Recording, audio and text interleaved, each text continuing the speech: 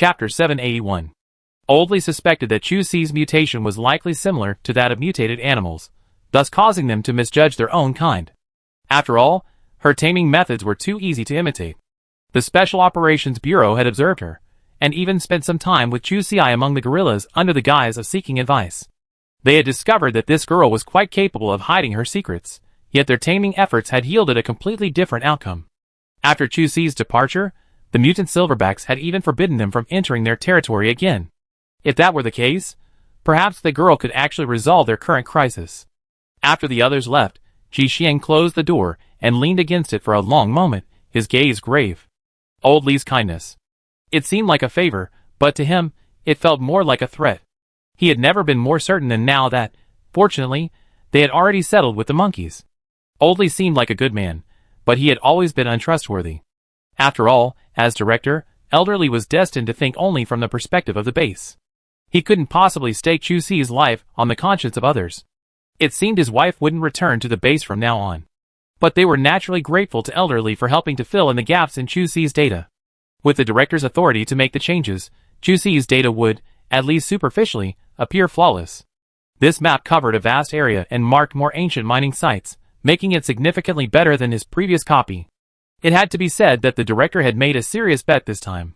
It looked like an emergency. Ji Xian sighed slightly. Chu Si had been training her friends recently, so he figured he might as well find a nearby uranium mining site. It was closer to home, so he could just go out and collect ore every day. After calming down, Brother Xian arranged for supplies from Oldley at the grocery store. This time, he didn't consider the points issue and instead ordered 10 sets of hydroelectric generators. I'm afraid that beneath the surface calmness of the base today, tensions are already building. This was essential for the monkey colony's territory, as it needed to handle the high-voltage electricity, requiring a sufficient supply. He had also specifically ordered additional batteries, and a large stockpile of water purification tablets. As for the hydroelectric generators, Ji Xian planned to share them with nearby high-radiation areas. Although they supplied high-voltage electricity, they were usually idle, using batteries to store the electricity.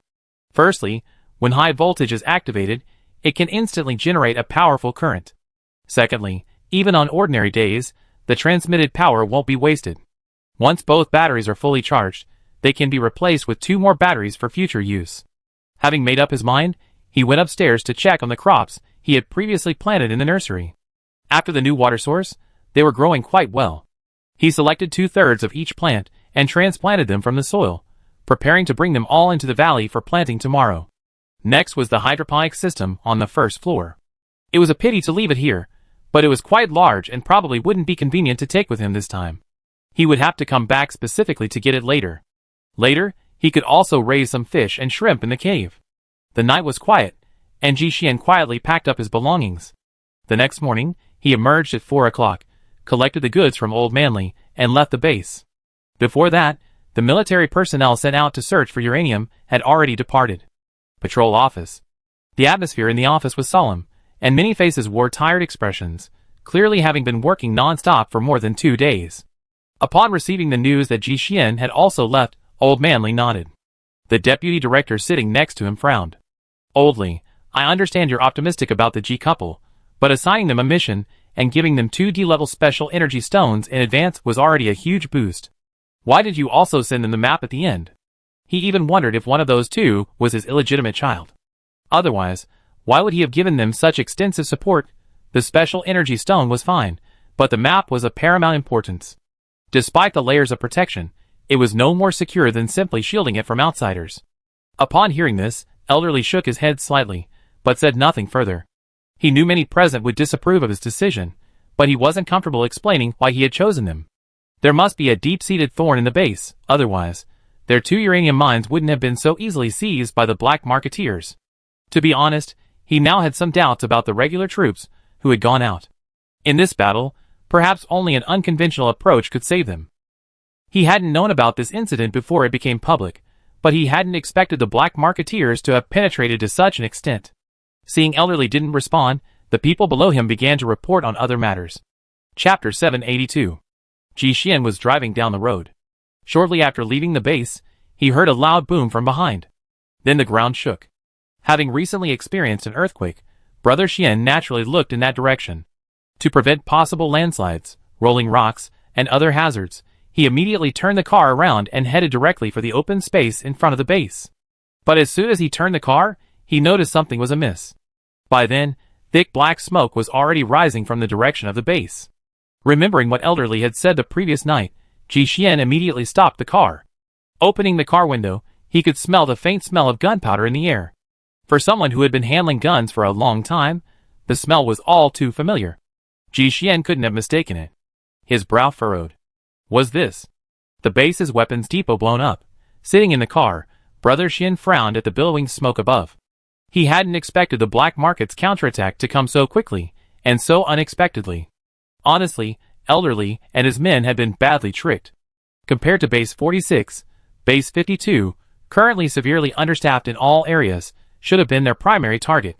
Even without considering military strength, Base 52's strategic importance was actually higher than Base 40SIXS. Some in the audience couldn't help but curse, wondering if these black marketeers were mentally ill. But the chaotic scene didn't give them much time to complain. By then, Base 46 had already been thrown into chaos. A shrill alarm suddenly shattered the base's tranquility.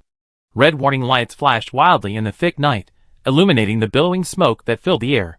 The base immediately entered its highest combat readiness. The shockwave from the explosion was immense, shattering the windows of the patrol office and sending glass flying. 2 guards immediately threw themselves in front of Elderly, but many were still injured. Thankfully, this wasn't the primary target. Simple flesh wounds wouldn't be considered serious in the Wasteland. But blowing up the ammunition depot was only the first step. Like a wolf, a black SUV, painted with dazzling symbols, radiated a sense of arrogance in the dim light. The front of the vehicle slammed into the gate, twisting and buckling under the immense force, creaking under the weight. Immediately afterwards, a rocket roared in, trailing a long flame, striking the base's watchtower with pinpoint accuracy. Instantly, the tower erupted in a blazing fireball, sending shards of brick and metal raining down. Inside the city, many were suddenly awakened, and the sounds of ghosts and wolves howled in unison. Soldiers hastily grabbed their weapons and rushed to their respective battle positions. The sound of gunfire and explosions mingled, deafening. Bullets streaked across the dim sky, streaking dangerous streaks of light and striking walls and vehicles, sending up showers of sparks. Black marketeers, armed with automatic rifles, fired recklessly, their figures appearing and disappearing in the smoke, their eyes shimmering with madness and determination. Military vehicles started up in the chaos, attempting to mount an effective defense. But the enemy seemed prepared. Rows of men quickly launched Molotov cocktails, the sound of shattering glass, and the roar of rising flames echoing simultaneously. As the military vehicles were engulfed in flames, the screams of the soldiers inside heartbreaking. The communications tower was also damaged in the attack. Countless wires drooped like dead snakes, emitting a pungent, burning smell. Communications within the base were paralyzed, and communication between units was ruthlessly severed. The medical area wasn't spared either. Black marketeers stormed the hospital, overturning medical equipment and scattering medicine everywhere. The injured lay in their beds, struggling to get up and hide, but their injuries were so severe that the lucky ones survived, while the unlucky were taken away instantly. A huge fire engulfed the warehouse, sending thick smoke billowing into the sky. The supplies stored within were gradually reduced to ash in the flames. Fueled by the wind, the fire quickly spread to the surrounding buildings, engulfing the entire base in flames. Amid the chaos, the streets were incredibly crowded. Many ordinary people desperately tried to escape. Those knocked down quickly got up, clutching their simple belongings, and dragging their loved ones along as they continued their journey. Ji Xian could already see cars pouring out of the base from a distance. Thinking of the map in his arms, he decisively turned the car around and continued towards the valley. They would not wade into the muddy waters of the power struggle. The couple were already weak, and their light and heat had already been released. In the current situation, it was already very good that they could preserve themselves. Chapter 783. Ji Xian's emotions were turbulent throughout the journey. When he returned, he saw Miss Chu, the woman with whom he had placed such high hopes, cracking pine nuts with a hammer. She finally understood the difficulties faced by the monkeys. No wonder, the ability to use tools was the fundamental difference between humans and animals. Without finding the right technique, she struggled to even eat a single pine nut. The pine nuts were too slippery and round, making it difficult to strike with the hammer. Several times, he lost control of his strength, and the hammer followed the slope of the pine nut and struck his hand. She cried out in pain. She couldn't understand how those roasted nuts sold today could be so perfectly cracked. Is this also a prize for humanity's greatest invention? After another blow, he saw her squeak as she finally cracked the pine nut, devouring it with a clenched fist. He suddenly became even more certain that he would follow his wife when she went mining in the high radiation zone. Now, everyone at each base is frantically rushing to the high radiation zone. His wife, with her naivete, could easily become a target and be unsafe. Chu Xi saw Brother Xian and waved happily. She trotted over, offering the remaining half of a pine nut to his lips, then ran to the back of the pickup truck to take a look. Wow, so much stuff, she pointed. How many sets of hydroelectric power generation equipment are these? Ji Xian put the pine nuts aside. His wife had worked so hard to drive them, he couldn't bear to eat them. He shook his head slightly at Chu Xi's words. This is part of it. The rest is in the barge's cabin. This time, I bought a total of 10 sets of power generation equipment, as well as a lot of batteries, to keep as replacements. I didn't expect Ji Xian to bring in so much goods this time.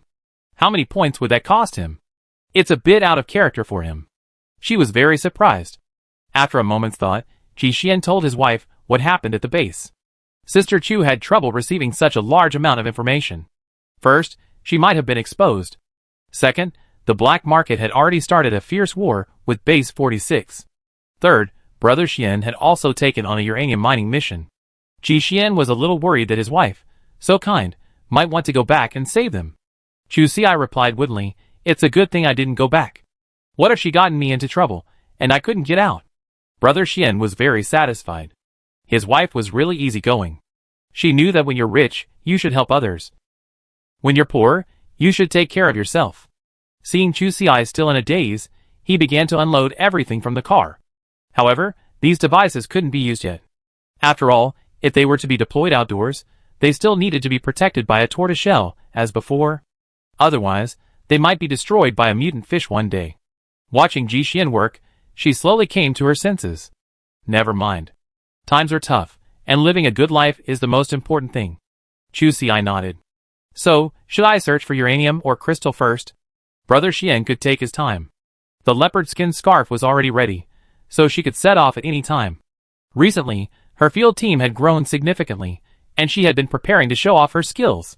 Unfortunately, Ji Xian had simply rejected the idea. Chu Xi preferred straightforwardness, and could easily trip up anyone with ulterior motives. He wasn't the only one with a map. He could search for both ores at once.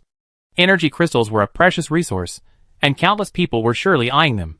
He had to find some less conspicuous enemies. Uranium deposits are relatively dense in high radiation areas, so there's no need to specifically consider them. Crystal veins, on the other hand, tend to be found near volcanoes, but unfortunately, there aren't any nearby volcanic clusters. Then, there are areas of active tectonic activity, where they could form within certain fault zones. This reminded Brother Xian of the area where the previous major earthquake occurred. The epicenter was in a high radiation area. Although trees in the mountains grow rapidly, after so much time, the overgrown weeds and trees should have largely covered the exposed soil. But by comparing the mountain ranges as shown on the ancient map, they could determine where the topography had changed in that area. This would allow them to pinpoint the exact location of the earthquake zone. While this approach was a bit more complex, it was definitely better than simply following the map to scout the old mining area. Not to mention the distance issue, the area was definitely surrounded by wolves, making it unsuitable for the two of them to intervene alone. Chapter 784. Chu Xi and Ji Xian had already made plans. Seeing the urgency of the war, they planned to head to the high radiation zone to search for minerals. But when they returned, they found the Monkey King still sprawled on the ground, sleeping soundly. Without a leader, the monkey group had completely let loose, doing whatever they wanted. Chu Xi was a little worried. Looking at the situation, if the Monkey King didn't wake up, there was no telling whose monkey his concubine would bear. Ji Xian didn't see the problem either. He wasn't worried about the monkey group's bloodline, but rather that these mutant monkeys had been having too much fun in recent days. They couldn't even muster patrols on weekdays. Without a leader, the monkey group's combat effectiveness had declined significantly. He worried that the previous situation would recur, and that even this group wouldn't be enough to fight. Without a choice, the two of them had to change their strategy. While waiting at home for the Monkey King to wake up and take charge, Ji Xian took advantage of the time to reinforce the monkey group's defenses. The two split up. Ji Xian went to hunt the mutant alligator snapping turtles, while Chu Si led her army of mutant beasts to search for uranium mines nearby. Their proximity meant they could quickly respond if any problems arose with the monkeys. In theory, the task on either side shouldn't be difficult. Even if there were, it would likely be Brother Xian's job to put in a bit more effort. After all, alligator snapping turtles are quite lazy and have a very high attack power, making it difficult for Ji Xian to single-handedly lure out a suitable-sized one. Chu Si, carrying the monkeys and several silverbacks, easily found the location. Uranium ore. She picked up a pitch-black stone and weighed it in her hand. It felt quite heavy. Sister Chu calmly sat down and pulled her small notebook from her bag. Crystalline uranium ore is black with brownish-black streaks. It has a semi-metallic luster, a dull luster on the weathered surface, and a conchoidal fracture. Its crystal structure is isometric, often with cubic or octahedral forms. After a careful comparison, she didn't think it looked like the real thing. She tossed it away, then walked a bit further before making another discovery. This one was bright, with a small drum ball on it. She remembered it was written in her notebook, so she quickly took it out and flipped through it. Pitchblende is black with a bituminous luster, black streaks, and a resinous or semi-metallic luster. Its appearance is gelatinous, kidney-shaped, stalactite-shaped, grape-shaped, or dense, massive. Chu Si observed it carefully. This time, she thought she had found the real thing. After a quick stroll around the area, she saw there was still quite a bit of this ore. Sister Chu was delighted and immediately took out her pickaxe to dig. The mutant monkeys and the few silverbacks that had accompanied them also took out their equipment and began to work. After a few days of hard work, she had finally trained these mutants to the point where they could wield a pickaxe. Of course, there were still many shortcomings that needed to be corrected, such as their focus. Mining was not hunting for food, and for mutants, these dull black stones really didn't pique their interest. Before she could even dig twice, she already deserted. The worst part was, these guys were so used to their daily activities that Chu Si was caught off guard. It had been years since she suffered such a loss. Having been in the Wasteland for so long, she's seen all sorts of formidable mutant beasts. Today, a teammate knocked her unconscious with a pickaxe. The pickaxe was sharp, and the damage came so quickly that she had no time to react.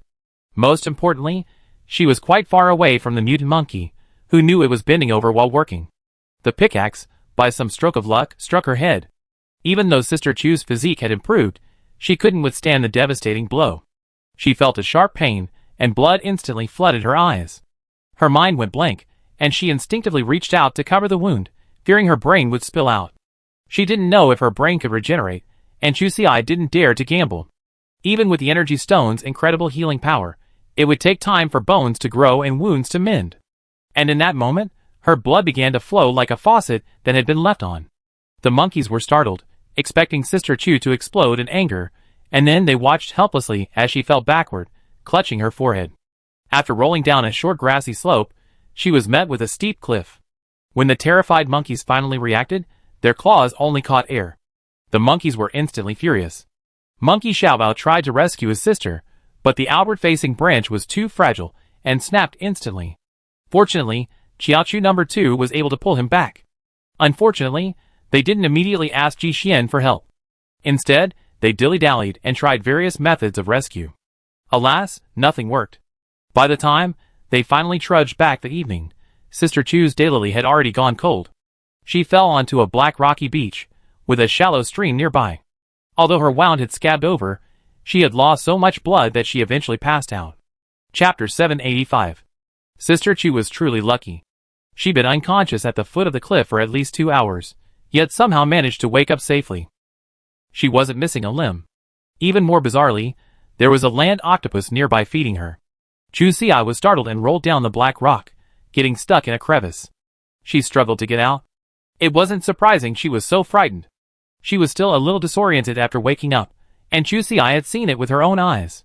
The thing it fed her was actually its own tentacle, ripped from the side, blood still oozing from the wound. The dripping sound, coupled with those innocent eyes, made her pretty sure this creature had a bit of a lunatic streak. It looked incredibly creepy. Furthermore, its appearance was quite distinctive. Chu Si couldn't help but grumble. What the hell is this thing? It doesn't look like a blue planet creature at all. Although the animals in the Wasteland have mutated, their original forms haven't changed much. They simply grown larger and died a bit. Chu Si had lived here for quite some time, and he'd never seen a mutated animal with 3 heads and 6 arms, all radiated by radiation. But this one was different. Although it didn't have 3 heads, it had many legs. At first glance, it had at least 8 tentacles. Its head was the shape of a green octopus, with 2 large, bewildered eyes occupying half its face. Below it was a wide mouth, which, when closed, tilted slightly at the corners, giving it a rather adorable, almost cloying look. There was a tail at the back of its body, and from the neck, its color gradually shifted from green to purple. Looking at that part alone, it looked like a fat lizard, its back covered in a row of triangular red spikes. Further down, there were the 8 thighs. Only the last one on the right was half gone, and the remaining half was now dangling from its mouth. Seeing the man emerge from the crevice again, it clattered towards him, clutching one of its own legs. It was very friendly. If it had held anything normal, Chusi would have classified it as dangerous, like a pet dog. After all, it was only half the length of an arm. Logically, it shouldn't be a threat to her at this point. But Chusi still decided to retreat quietly, mainly because it looked so strange, and she was afraid of a car accident. Judging from its bare teeth, it was definitely not a vegetarian. And Sister Chu always felt it had a certain psychic quality. She was afraid it would open its mouth, revealing a strange array of fangs. As if on cue, Xiaolu grinned at her, opening its mouth wide. This strange creature's teeth were actually a dense web of sharp teeth, its mouth like a spiral-cutting machine. Even though she prided herself on her courage, she always kept a distance from terrifying things. Now she could only run. Chusi now had every reason to suspect that this creature could eat meat without spitting out the bones. With that meat grinder-like mouth, there was no way it could spit anything out. Its lethality was definitely at its peak. But the Cebu Xiang clearly didn't want to let her go. With a few leaps, it swooshed down onto the rock in front of her, turning its head to stare at Chusi. Seeing her hesitate and pause, it tossed the dangling leg in its mouth towards her. The severed limb was dotted with purple streaks, and green blood still flowed from the broken end. Perhaps to urge Chusi to eat quickly, it roared twice more threateningly. The sound was sudden and sharp, like countless blades simultaneously slicing through metal. The high-pitched vibrations darted through the air, like ice chips drilling into one's ears, making one's scalp tingle. Ah! Sister Chu couldn't bear it, and quickly covered her ears. But even with her quick reaction, she couldn't help but feel dizzy, and the whole world was spinning. Ignoring everything else, Chusi kicked the monster in front of her, forcibly interrupting its spell. This time, she didn't hold back at all, and after a few tumbles, she got up again without a rip. Thinking she was just playing with it, she ran towards it with her mouth wide open. Chusi took a deep breath, clutched her head, and ran away. Are you kidding me? How many lives do you have left? How dare you play this death game with it? She couldn't help but wonder if her fall had meant she'd been on another set again. She thought she couldn't back down. After all, she had the energy stone as a backup, so the poison wouldn't kill her. Sister Chu tried to calm herself, reaching for the armor-piercing hammer at her waist, while cautiously bending down to carefully pick up the severed leg. Under the monster's hopeful gaze, she, sweat dripping from her forehead, pretended to bite the outer hide. Then she realized she didn't need to pretend, because even if she tried desperately, she couldn't bite it off. Thankfully, regardless of Chusi's efficiency, this action brightened the Cebu Xiang's mood. He even took the initiative to cut the piece of flesh into several more pieces, causing blood to accidentally splatter onto Sister Chu's testing table. She had never expected it to be radiation-free. Chapter 786. The black stone burned blazing. The squid legs, exposed to the heat, sizzled with moisture and fat. Sister Chu picked up another flat piece of black stone and pressed it down, sending oil splattering onto her face. Chusi wiped the smear with her hand, adding 2 new sticks to the fire. Seeing the bottoms of the meat begin to turn slightly brown, she used a dagger to flip the squid legs and continued frying. A rich aroma permeated the air, whetting the appetite. The iron plate stones were limited in size, and one leg weighed too much, so the meat was grilled in batches. Now, she held a piece in her mouth, chewing on it with a sizzling sound. Sister Chu had always been bold and uninhibited, as evidenced by the nickname she received. She was a free-spirited person, uncompetitive, yet she never particularly defied anyone. But now it has. She had a piece of meat in her mouth, but it was forced upon her, while the larger piece of meat went into the stomach of that strange creature. She couldn't understand why things had evolved to this point. She hadn't expected this creature to be so aggressive. Not only did it not care about self-harm, it even ate without hesitation. To be honest, this had left a certain psychological scar on her. How could a species that would even eat itself when it was happy be so kind? Sister Chu worked for a long time, and by the time the little creature had finished its meal, she was already feeling sleepy. It lay lazily on the side, and with a rollover, its soft belly was exposed. Chu Si sat to the side, his right hand silently touching the dagger at his waist. Then, thinking of the leather's toughness, he silently let go. But giving up was out of the question. She slapped her forehead and decided to lead the team into Gaofu community alone this time. Just in case. Like today's situation. Before leaving, Ji Xian had specially prepared a small tube of short-tail pit viper venom for her. The original intention was to preserve the venom's activity, so she could poison her crossbow bolts in time when she was alone. Now, it came in handy. While the crossbow bolt couldn't penetrate the body of the creature before her, it had a ready-made wound on its hind limb. Move quickly, this creature heals quickly. If she didn't hurry, the wound on its hind limb would scab over. She approached carefully. Good thing, the little creature wasn't wary of her. Even though Sister Chu had approached, it was still sleeping soundly, its neck tilted back, its mouth slightly open. She secretly thought that if she shot an arrow into its throat, there was a 70% chance that it would solve the problem. But she didn't dare gamble.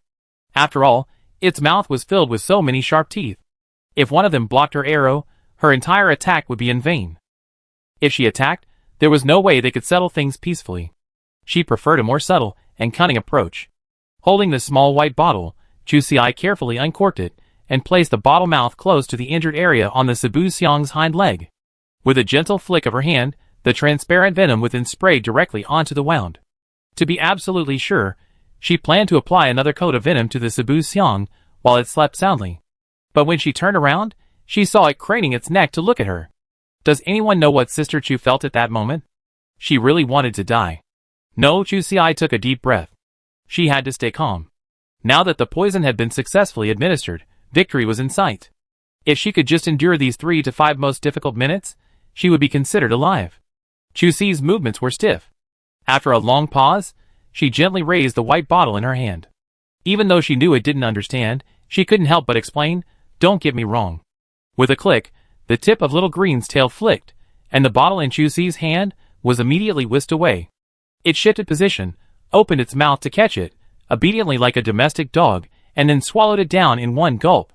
Though its mouth wasn't open, the sound of chewing could be heard. Perhaps the industrial product didn't taste right. After chewing twice, the Sabu Xiang spat out the test tube. But it had long since lost its original appearance, the metal shell shattered beyond repair. You have to remember, this is field equipment, the latest research from the Research Institute. The shell's hardness is no less than that of ordinary alloys. Chu Si looked at the pile of spitted out debris, and in fact, she had already given up all hope of resistance. Mainly, this blender was truly remarkable. The pile of metal slag it spewed out wasn't a single twisted hole. Instead, it was completely chopped into small pieces. The broken metal shards gleamed with a cold gleam. Chu Si couldn't help but gasp. What kind of mouth could have such lethality? She glanced down at her watch. More than 6 minutes had passed since she successfully poisoned the Sabu Xiang, and yet the Sabu Xiang was still alive and kicking. Another 5 minutes passed, and finally, some effect appeared. The Sabu Xiang shook its head as if dizzy, its steps a little unsteady. Sister Chu was so excited. Was she finally escaping its clutches? She waited and waited, and then, after Xiao Lu urinated, everything was metabolized. Chu Si's heart fell into a long silence. Looking at the creature that had crouched down at her feet again, she reached out and scratched its neck. Since she couldn't resist, she figured, she might as well go along with it. After all, she couldn't die. Chapter 787. Given its untouchable nature, Chu Si named this green, scraggly creature Uncle as a token of respect. After half a day, the two got along quite well. In the evening, Uncle took Chu Si to the nearby river and caught several large fish. As soon as the prey reached shore, it devoured one of them raw. Chu Si was puzzled. How had Uncle managed to show off a 1-meter-long mutant fish, only half the size of an arm? Seeing Sister Chu standing still, it even took the initiative to drag another one over. It was extremely affectionate, even nudging Chu Si's leg with its big round head. Well, it would have been even better if it hadn't opened its mouth. Chu Si squatted down and first cut open the fish's belly with a knife, extracting 2 B-grade energy stones from within. To be honest, this was a very impressive haul. But unfortunately, Sister Chu couldn't be happy. Chu Si had originally planned to escape alone while it was out hunting, But the old man was now extremely concerned about her new playmate, to the point of taking her with him wherever he went. She feigned ignorance and refused to leave, so the old man returned to pick her up. To make matters worse, he couldn't control the force of his jaws well, and with a single tug, Sister Chu's fur clothing was ruined.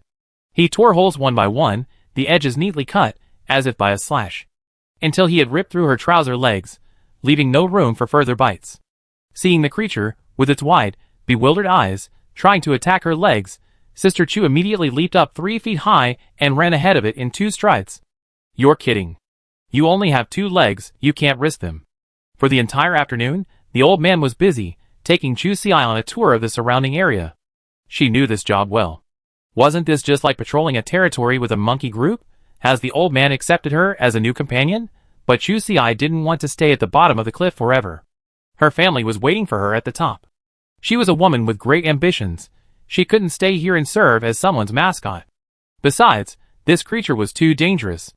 Every moment she felt like she was accompanying a king like a tiger. If anything went wrong, she would be in danger of being killed at any moment. Chu Si pondered this matter for a long time. It wasn't until dusk that she finally made up her mind. She thought of using a grilled fish to trick it into leaving with her. Sister Chu had always believed that she had the initiative in this matter. If she left, this creature would definitely stick with her. After all, the old man's IQ was there, and it was extremely clingy to Chu Si, like a piece of taffy, the kind that couldn't be shaken off. But she had miscalculated. Even with his belly bulging with food, the old man showed no sign of letting her go. In fact, she really didn't want to bring this powerful weapon with her unless it was absolutely necessary. After all, the killing power of this ancestor was there, and there was no telling how much trouble it would cause. She couldn't stand the occasional stun of a person or a monkey, let alone anything else. Now, Chu Si finally had some self-awareness about the mutant beasts kept by Wastelanders. She really didn't want to touch a pet that could kill her at any time. Furthermore, Sister Chu had always been very self-aware. Judging from the current situation, it was very likely that the old man was keeping her as a pet. The power of her life and death was in the hands of others, and correspondingly, she had almost no ability to control it. But all that thinking was in vain, because the old man had no intention of leaving. She had been trapped here for 2 days, and after observing him for that period, Chu Si discovered that the little creature seemed to be overly obsessed with this black rock beach. Even when it went hunting, it would never stray too far from here, and would always come running back within an hour. At night, when it slept, it would always lie down on the large rock in the middle. This was the largest black rock in the area, almost as tall as Chu Si, and shaped like a small tower. The old man had dug a small hole for himself in the center. Seeing Chu Si standing nearby, he generously dug another hole for her at the bottom of the tower. Judging by its size, Sister Chu would have to curl up inside it to fit in. Unable to refuse such a kind offer, she spent the entire night curled up inside. She felt like her arms and legs were broken. It had to be said that the old man might be her retribution. It seemed she hadn't done enough good things before, which had attracted such an old man. Having nothing to do in the cave that night, Chu Si was surprised to discover that there was actually low levels of radiation inside. Unfortunately, the signal was still very poor. After all, the surrounding area was a high radiation area, making it difficult for the signal to reach outside. But she stubbornly sent a message to Brother Xian to let him know she was safe. At that time, the two of them were only 3 miles apart. Unfortunately, the next day, they completely lost track of each other. Chapter 788. Sister Chu spent the night cramped within the black stone, expecting it to be suffocating. However, the next day, she felt refreshed. My dear. After dawn, the darkness slowly dissipated, and a faint light filtered through the branches, casting a golden light across their area. Amidst the dappled light and shadow, the boulder stood silently. Chu Si had never carefully examined the stone before her. At first glance, it was simply black. It seemed to absorb all light, with only a few broken edges revealing a hint of metallic glint. Now, a closer look revealed numerous shallow pits of burnt bubbles, some as large as fists and some as small as sesame seeds. Chu Si's brow furrowed slightly, and her fingers subconsciously stroked the smooth surface of the black stone. She pulled out a small armor-piercing hammer from her waist, ready to test the stone's hardness. But what seemed like shoddy work to the old man was a bone she couldn't even chew. The little creature watched for a moment, thinking Chu Si was trying to pry another stone off the top. It hesitated for a long time, but ultimately couldn't bear to do so. After all, this was its old nest. If it had been demolished, where would it live? After some thought, it casually picked up a black stone from the side and carried it over. It's all the same, just don't tear it down. Sister Chu paused. She glanced at the black stone scattered across the floor again. She couldn't imagine it. Wasn't she going to be rich? No, if that were true, she would have to hide it away and only use it for herself. Chu Xi adjusted his breathing and first checked the light on his watch. Ding! 0 radiation detected. Please keep it safe and protect the environment. Huh? Chu Xi couldn't help but breathe a sigh of relief. What a wonderful notification sound. 0 radiation. Sister Chu's eyes lit up as she looked at the rubble scattered across the ground. Oh my god, it seems they all share a common origin. And the area where Grandpa lives must be the parent body. It looks like a meteorite from outer space, and after landing, so many fragments have shattered from it. This also explains why Grandpa is so exceptional. It's possible, since he's not some mutant from Blue Planet. He came from outer space, so a little strange looking and a little stronger doesn't seem to be a problem. Sister Chu has now developed a strong interest in this rocky beach. She picked up a stone and weighed it in her hand. It was dense and heavier than high-quality iron ore, but it was well within her means. She could move it, but the cliff she fell from was so high that, looking up from below, she could only see a patch of clouds. Climbing up with all those stones wouldn't be a simple task. And the old man wouldn't let her go alone. After some thought, she found a stone slightly larger than a watermelon from the rocky beach. She let the little creature empty the inside. Chu Xi weaved 2 ropes from some grass, and tied the small stone jar to her back. The old man was quite clever. He immediately jumped in and lay down. He coiled himself inside, his little head poking out from the jar's mouth to observe the surroundings. Chu Xi led him outside. Sure enough, the black stone gave him a sense of security. Before, they'd been out for less than an hour before returning. Now, Chu Xi had been outside with him for over 2 hours, and the old man hadn't reacted at all. It seems we can get it out without having to carry the black tower back and forth. Since that's the case, Sister Chu got to work. Lacking suitable tools, she searched the surrounding area for strong, flexible grass, made sacks out of it, and carried the items down the cliff one by one. After arriving, Chu Xi couldn't help but smile. Next to the spot where she'd fallen and bled, there was a neatly stacked pile of rope. She figured Brother Xian had come down to look for her, and since he couldn't get in touch with her for a while, he left a message. The rope was also very practical. She could use it to climb up. After Ji Xian had taken the rope, he would have known his wife had climbed back up again. As for the possibility of someone else taking it, that was unlikely, given that this place was a remote place. With this discovery, Chu Xi worked even harder. She had no idea which direction Brother Xian had gone to look for her. But he'd probably come back to check on her at night. He'd pack up some more black stone, and then they can move it up together. I wonder if he's managed to mobilize a few mutant monkeys and gorillas to help him when he comes. If they all work together, efficiency will be much higher. At first, the old man was quite amused, and it was quite interesting to see him bouncing around in the stone jar behind Chu Xi all the way. But after Sister Chu had carried the black stone 5 or 6 times, he finally lost his composure. So this guy's going to tear down his house. When the little guy jumped out from behind to try to stop him, Chu Xi knew it was time to move him. The success or failure depends on this one move. If the old man doesn't allow her to touch her nest, then the black stone she can take away will only be the one she had before. Chapter 789. Moving the black tower took some effort, but thankfully, she managed to trick the little creature. After combining its nest with the previously removed black stones, the old man felt noticeably relieved. At this point, it finally decided to move. Chu Xi moved the remaining stones back and forth, and the old man didn't follow her, remaining in its small tower, guarding this area. Since it was still early, Sister Chu continued to work. The little creature got hungry, so she took the time to catch 2 fish. Chu Xi discovered that it might be an unusual amphibian. Although it usually lives on land, it is also quite adept at swimming. Chu Xi had watched it hunt before. Swishing into the water, it dragged a fish back from a great distance in less than 5 minutes. Seeing that scene, she instantly felt something. She actually saw a bit of herself in the old man. They were both incredibly strong, like Lolita girls. Compared to ordinary people, they seemed completely out of place. Otherwise, the base wouldn't be able to use this to target the couple. Thinking of this, Chu Xi actually began to accept it from the bottom of her heart. They were like twin flowers blooming on the same branch, just the wrong species. As she moved another sack of rocks over, she saw the old man dragging a large fish to its feet. Sister Chu pushed him away. I'm busy. I have to work first. I grill you fish when I get up there. She had to move all the rocks before Ji Xian and the others arrived, so she wouldn't have to work the night shift and miss her time home. As it turned out, the old man was so well behaved that he already eaten his meal by the stream. The fish he brought back was for his big baby. After several attempts of resistance, Chu Xi finally understood what he meant. She squatted down, looked into those confused eyes again, and suddenly felt a warm feeling in her heart. The old man was the only other alien around. He must be very lonely, which is why he's taking such pains to care for himself now.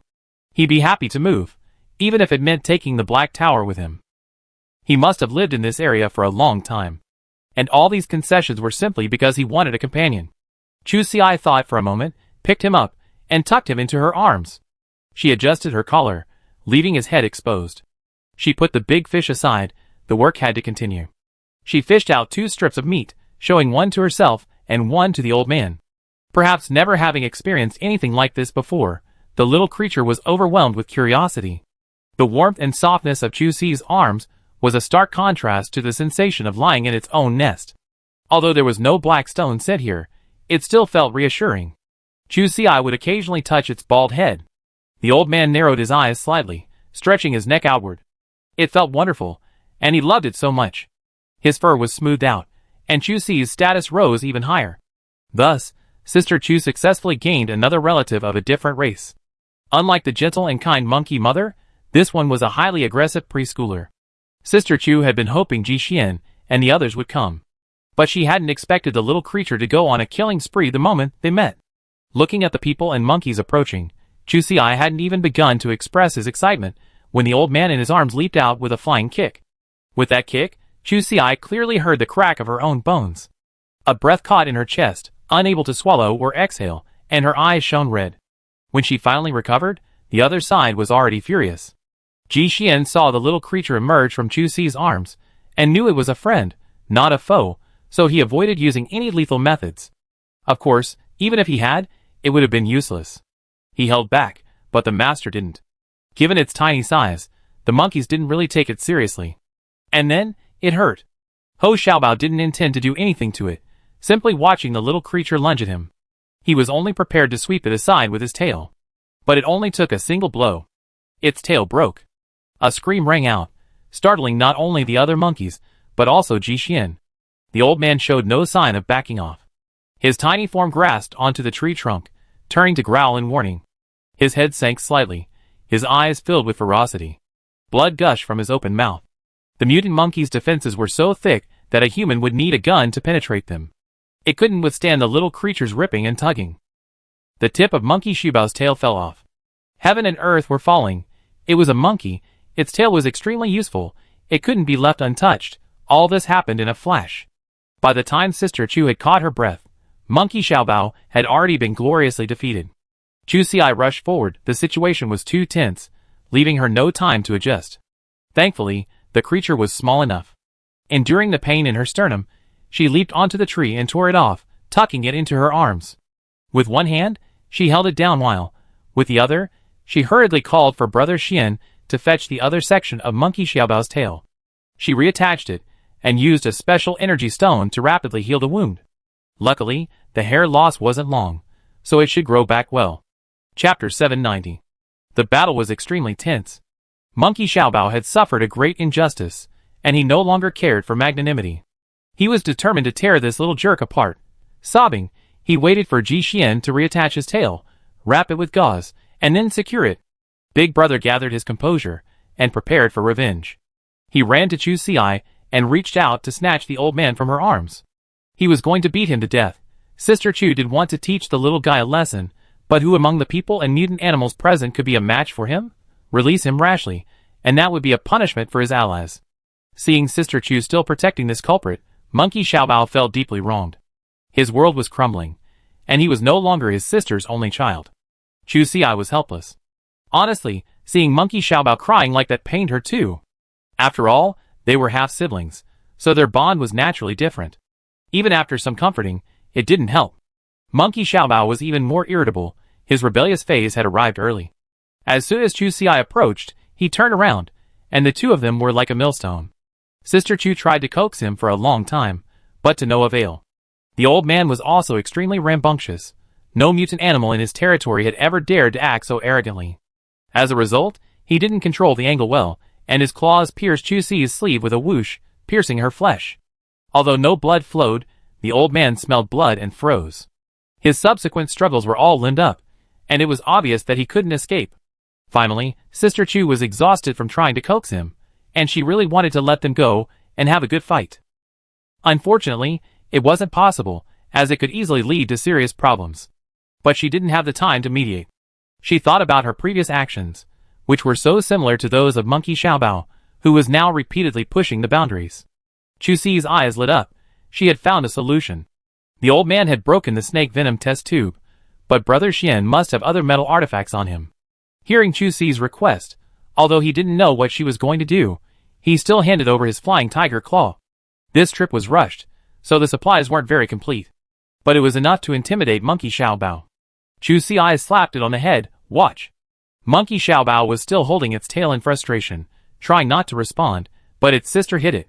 The little monkey didn't dare to wander off again. With a stern face, he didn't dare turn around. Then he saw his sister Chu bring the iron claw to the little creature's mouth. Just in time for my rage. Ouch! Ji Xian couldn't help but frown and cover his ears. He was so surprised by this little creature.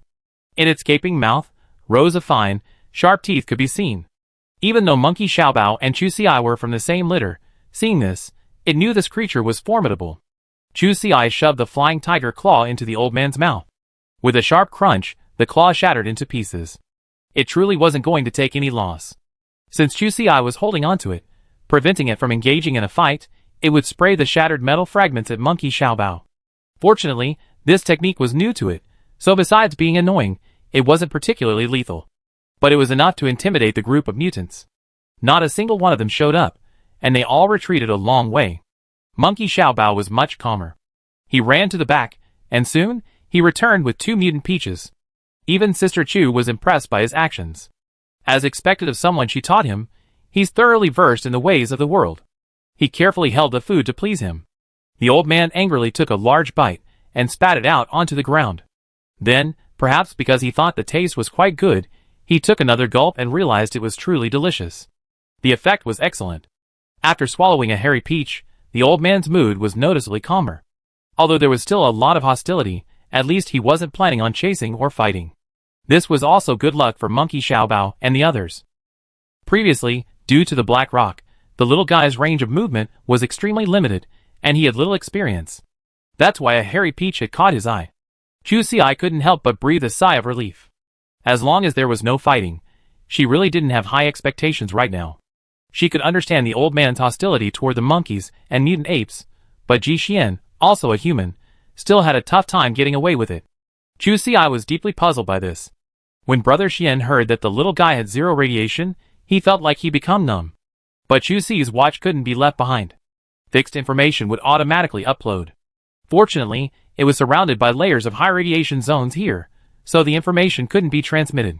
But that wasn't certain on the way back. He removed his wife's wristband, placed it on the ground, and shot it directly. As for the little guy's closeness, he had a rough idea in his mind. This guy probably had similar abilities to Chu-Si, probably generating a similar magnetic field, and it was this sense that allowed the little guy to recognize its own kind. However, Chu-Si used ordinary energy stones as a medium, while it probably relied on those black stones. Sister Chu nodded. For now, no matter what the reason, the priority was to take advantage of this rare period of peace and quickly get the team home. With the help of these mutant animals, bags of black stone were quickly transported to the cliff top. Sister Chu gritted her teeth and followed behind, carrying the largest of the group, Xiaoda, on her back. This was actually climbing a cliff, a far cry from ordinary trekking. But the old man trusted only her, and allowing the mutant monkeys and gorillas to carry the black stone was already his greatest concession. Chapter 791.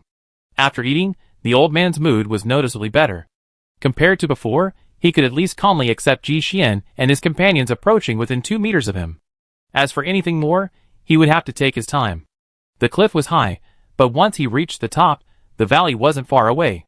After this busy trip, Chu-Si could finally return home. The little guy had been staying in the cave in the Black Tower, bobbing sideways with Sister Chu's steps. He was fascinated by this new environment, and the mutant animals he had never seen before. From time to time, he would climb a tree to take in the scenery, and then quickly chase Chusi after he had walked away. After all, he was still a little guy, and he had never suffered any loss in his own territory. After hatching, he only had a few minutes of weakness. Once his arms and legs had hardened, he became the overlord of that area. He always ate whatever he wanted. The sudden appearance of this little cutie caught the mutant beasts living nearby completely off guard. Just as the old man was happily watching, a large tongue suddenly swirled in. With lightning speed, he was swallowed by a mutant chameleon. Chusi, walking ahead, didn't see it. Monkey Xiaobao had been walking behind, wondering if he could find an opportunity to fight back. The change happened so quickly. Such a powerful little creature was defeated so easily.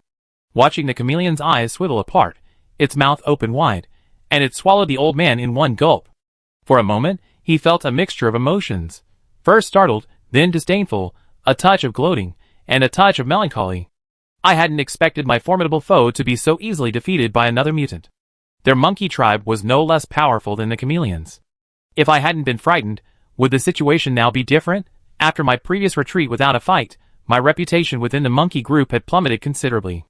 Especially now that it had been proven that the little creature had been bluffing and wasn't as formidable as I imagined. When the chameleon's tongue entangled it, it couldn't even struggle.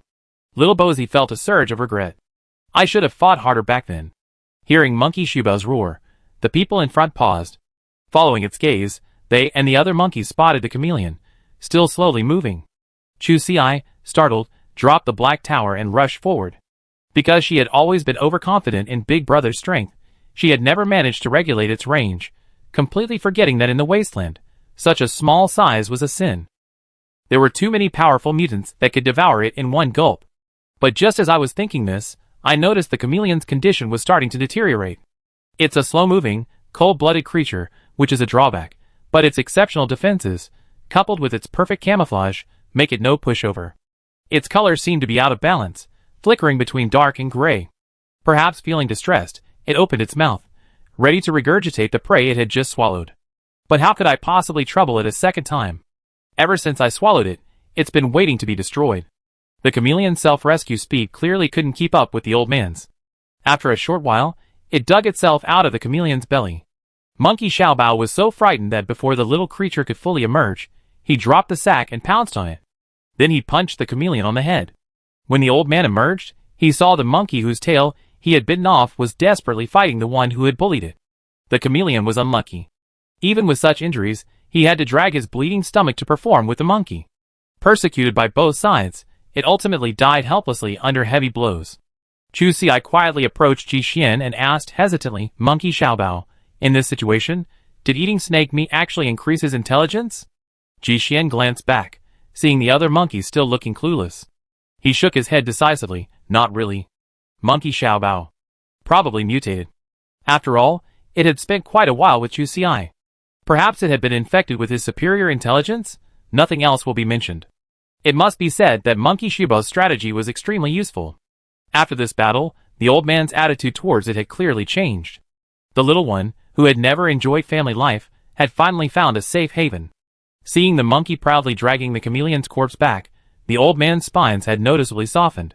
At this point, he finally realized that he shouldn't have been so reckless in hurting its friend.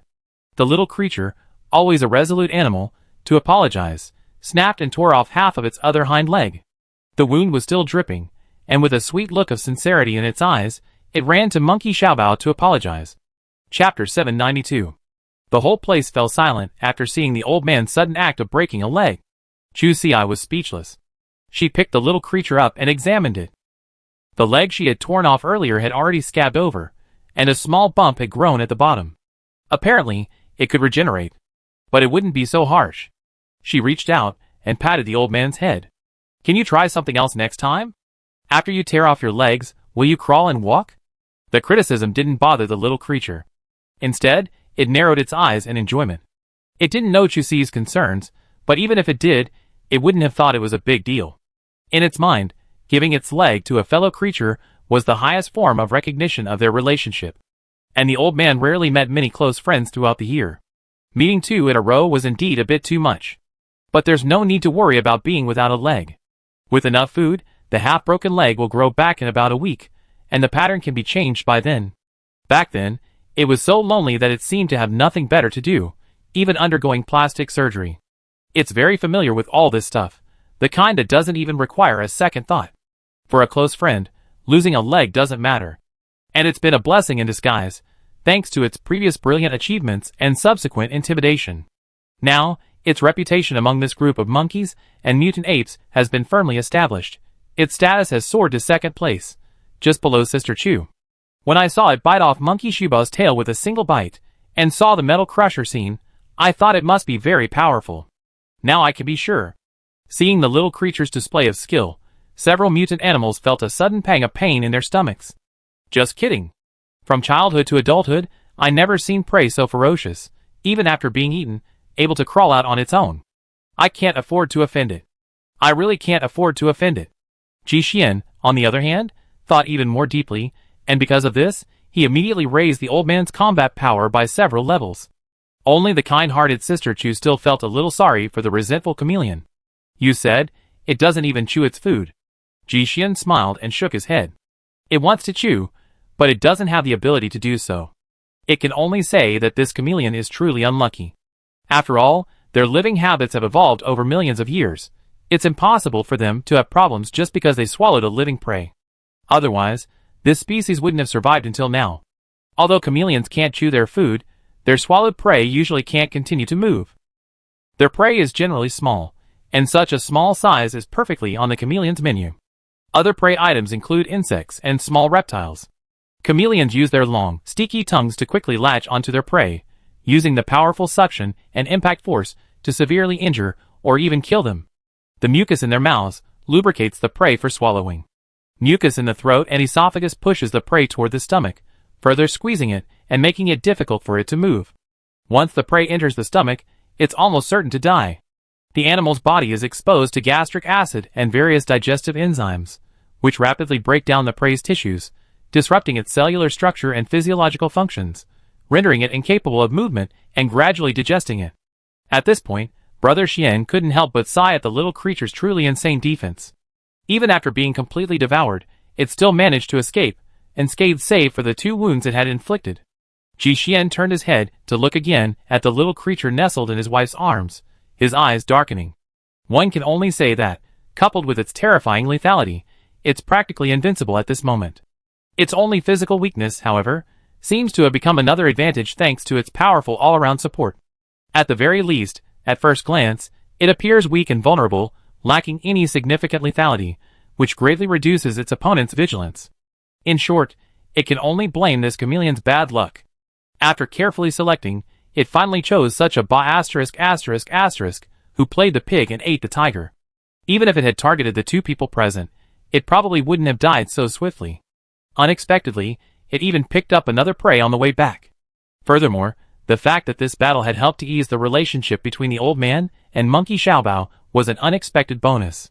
Chu Xi was still a little worried. The little guy was so withdrawn, how would he get along with the other mutants when he returned?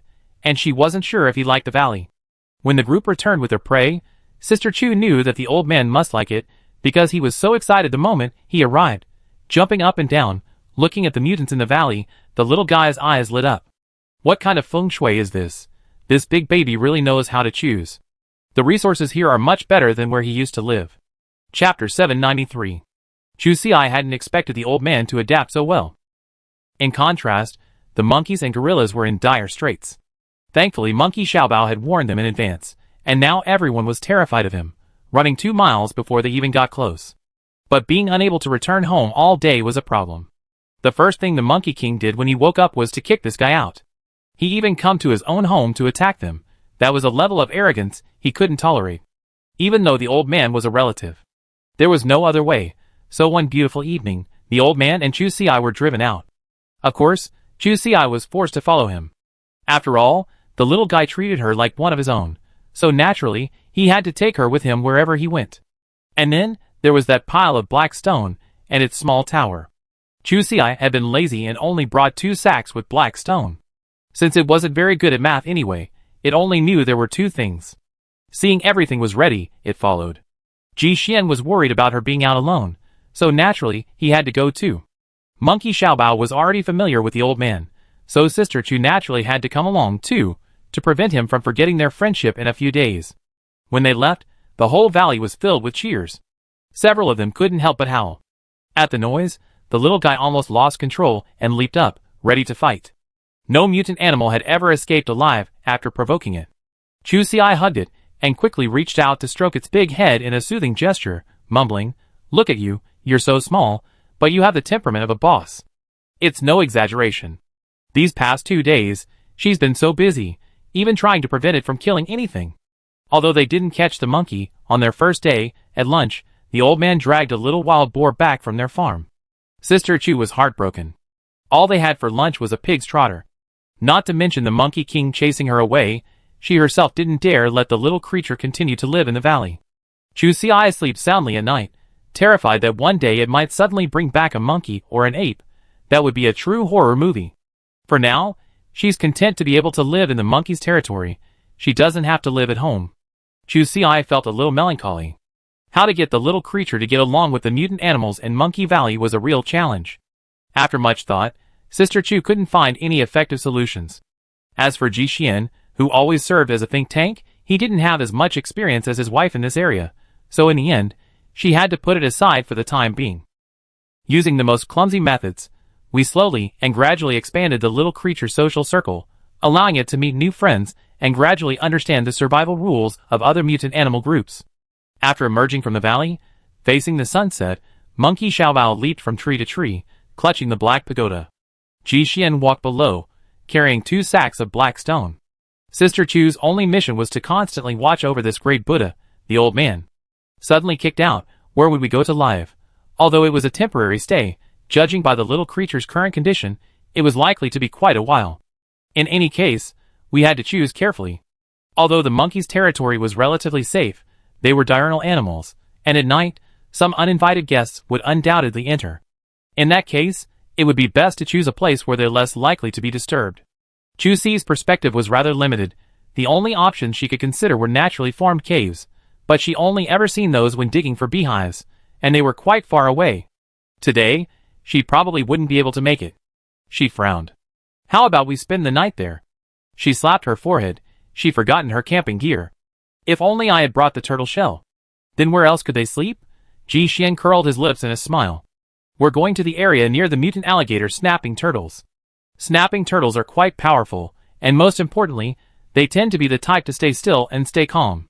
If they weren't truly out of food, they wouldn't leave their living area to wander off in search of food.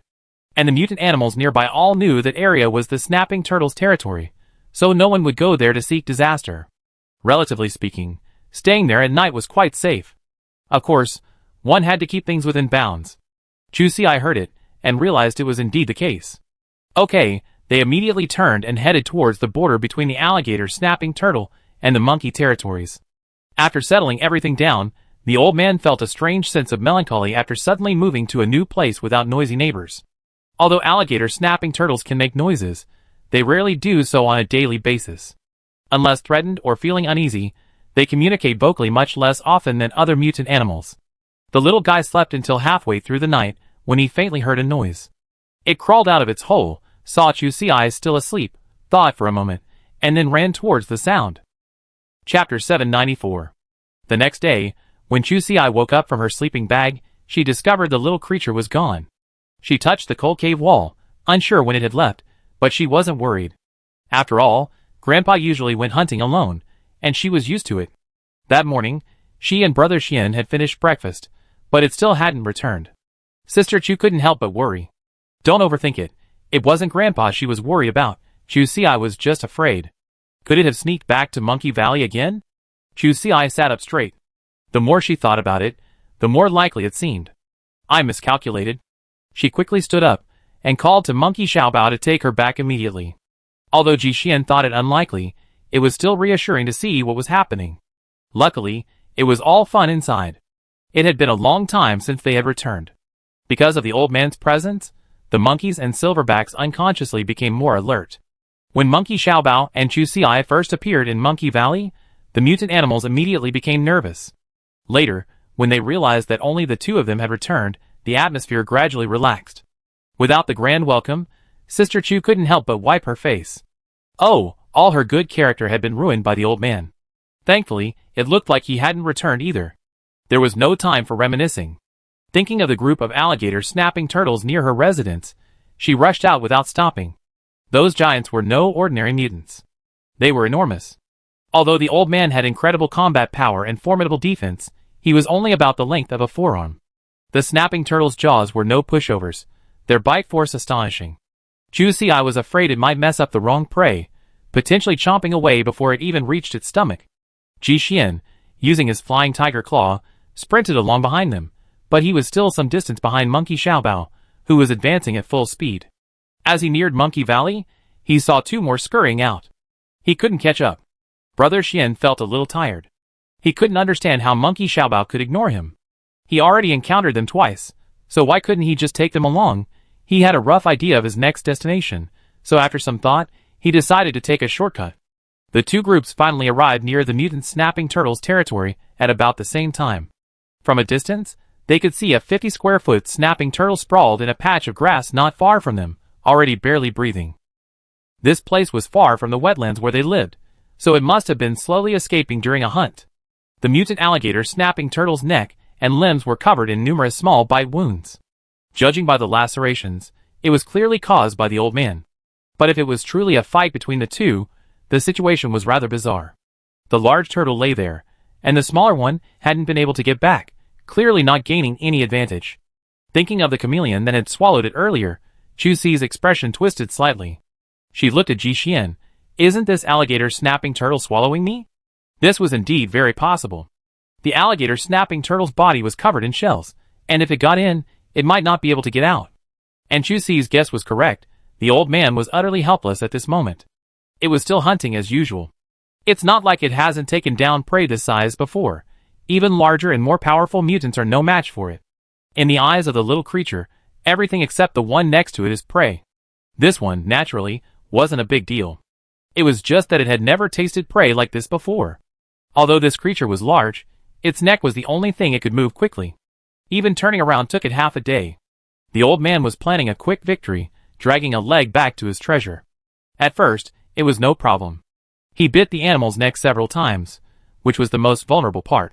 The mutant alligator snapping turtle was so scared that it wanted to flee back to the pond. But the little creature didn't give in. With nimble movements, he jumped all over it, causing damage. This animal was truly bizarre, its body encased in stone. Later, due to its carelessness, it was finally bitten by the alligator snapping turtle. After a few powerful chews, it swallowed the bite directly. From then on, a nightmare for both of them began. The alligator snapping turtle's powerful bite did inflict some damage on the old man, but it was far from fatal. Once inside, it dominated the old man's territory. The pain of its internal organs being ripped apart completely overwhelmed the alligator snapping turtle. The little creature inflicted considerable damage inside its stomach, but because it was small enough, even with multiple fist-sized penetrating wounds, the mutant alligator snapping turtle wouldn't die immediately, and could only endure the pain. The old man wasn't much better off. The alligator snapping turtle's shell was thick and hard, far superior to those of the previous mutants. It darted around inside, constantly digging holes, and trying to break through the shell, but the effect was too slow. It felt like it had been biting for a long time, but still couldn't penetrate. After numerous setbacks, the old man suffered his first severe beating, his world trapped in darkness. Oh baby, I'm so scared. I can't get out. Chapter 795. In that dark, gloomy place, the old man lay alone and helpless for a long time. It faintly heard a familiar call. Through the pile of flesh, even with its exceptional hearing, it couldn't quite make it out. Chu-Si and Ji-Xian worked together, finally chopping off the mutant alligator snapping turtle's head. Given the old man's small size, Sister Chu thought for a moment and decided to try and see if she could summon the little creature. To make the sound travel farther, she leaned over the lung tube and shouted. Thankfully, the effect was good. Not long after, the old man chirped and crawled out. The moment it saw the light again, the little guy felt his soul elevate. It was so happy that it didn't have to die. After such a helpless struggle, the old man was truly frightened to death. This time, it didn't flaunt its prey. Even before it had wiped off its blood, it leaped directly into Chu-Si's arms. It sobbed and whimpered for a long time. Sister Chu then realized that its tears still had a metallic sheen, a vibrant color under the sunlight. Each drop looked like a drop of water coated in an oily film. It was magical. Chu Si reached out to catch it. Wow, it didn't disperse. Like mercury, it could roll around in the palm of her hand. With a little pressure, several small teardrops could coalesce into a single large one. Pressing again would cause them to separate. Quite interesting. Thinking of mercury, she suddenly became concerned. She tested it with her watch and, fortunately, it wasn't poisonous. That put her mind at ease. It was a rare opportunity to come across such an interesting item. She found a small bottle and collected each of the old man's tears. Keep it for later fun. The bottle wasn't big. It was a small plastic bottle that had previously held royal jelly. After Jixian finished using it, she cleaned it and used it to hold water. It was originally the size of a mineral water bottle, but it had accidentally been burned by a flame. It had lost its shape significantly. Back then, their lives were still relatively tight, and Sister Chu couldn't bear to throw it away, so she simply boiled it in hot water and made a miniature version. The whole thing was barely the length of a palm, and the bottom couldn't even stand up, but it was round and thick and adorable, so Chu Si kept it until now. Now, it came in handy. She was happily catching the tears, while the old man over there was practically unable to stop crying. It wasn't emotionally responsive enough. Although the young man was sad, seeing his older brother so cheerfully catching his tears, the little guy felt a pang of frustration. It was small, but not stupid. The older brother's actions had deeply hurt its fragile heart. It leaped from Sister Chu's arms and ran towards its lair. Some sad things aren't meant to be shared with others. Watching the little creature run away, Sister Chu quickly tightened the cap of the bottle and chased after it. Ho Xiaobao and Ji Xian's next mission was to transport the alligator snapping turtle back to Monkey Valley. She knew her actions had been too obvious, so she rushed after it without stopping to make amends. She couldn't let the little creature down. What if it lost its temper and went on a killing spree? The alligator snapping turtle the old man had killed this time was enormous, and the meat would need to be frozen. Sister Chu clearly didn't have time to dissect the body, so Ji Xian had to do it himself. After some reflection, he realized he hadn't done any tomb raiding, but had instead removed all the meat from the shell. Only then did he realize the little creature's crying was entirely justified. The most severely damaged part of the shell was less than half a fist's distance away, but the old man clearly didn't persist, instead turning his attention in another direction. It was a shame that at least 1/6 of such a large shell had been destroyed by these small holes, both deep and shallow. But even if only these were left, it would be enough to modify the hydroelectric power generation equipment. Brother Xian was doing quite well, but Chu Si was struggling. The old man had suffered internal injuries, now devastated by the alligator snapping turtles, and he inherently resented the species. After relieving himself of his sadness, he crawled out of the cave and bounced back and forth between Chu Si and the Black Tower, worried that the big darling wouldn't understand his intentions. Living here was too cramped. He wanted to return to Monkey Valley, where it was better. Sister Chu understood his meaning immediately. But what good was that? If she went back, the Monkey Valley would almost renounce her. Under the current circumstances, this was clearly not the right choice. But seeing Chu Si's indifference, the old man was no pushover. After a moment's thought, he grabbed a black stone and rushed out. Sister Chu froze in her place, then resigned herself to her fate and rushed forward again. It was a headache. She had braced herself for another bloody battle. Sure enough, under the leadership of the Monkey King, they nearly came to blows this time. Chu Si, Ji Xian, and the old man stood outside the valley. Good thing, Brother Xian had just finished his work when he was immediately packed up and thrown out. Sister Chu felt a little sad. What are we going to do? We can't go home. Are we going to have to sleep on the floor with the old man from now on? The facts proved that there was no need to be so sad. Although Base 46 was at war, they still had a second property. Chapter 796. Before heading to Base 38, Ji Xian wanted to first check out the situation at Base 46. To avoid a wasted trip, the day before leaving, he led the monkey group to dig for a day in the uranium deposit his wife had discovered. Then they used a flatbed cart to transport the uranium back and forth to the barge. The next day, he set off with Chu Si, the old man, and his Black Tower. Because there had been signs of war, the people living in the shantytowns near Base 46 had already fled. Especially along the main road, where the repellent powder was spread extensively, those who hadn't fled to other bases survived by building straw huts near the roadside.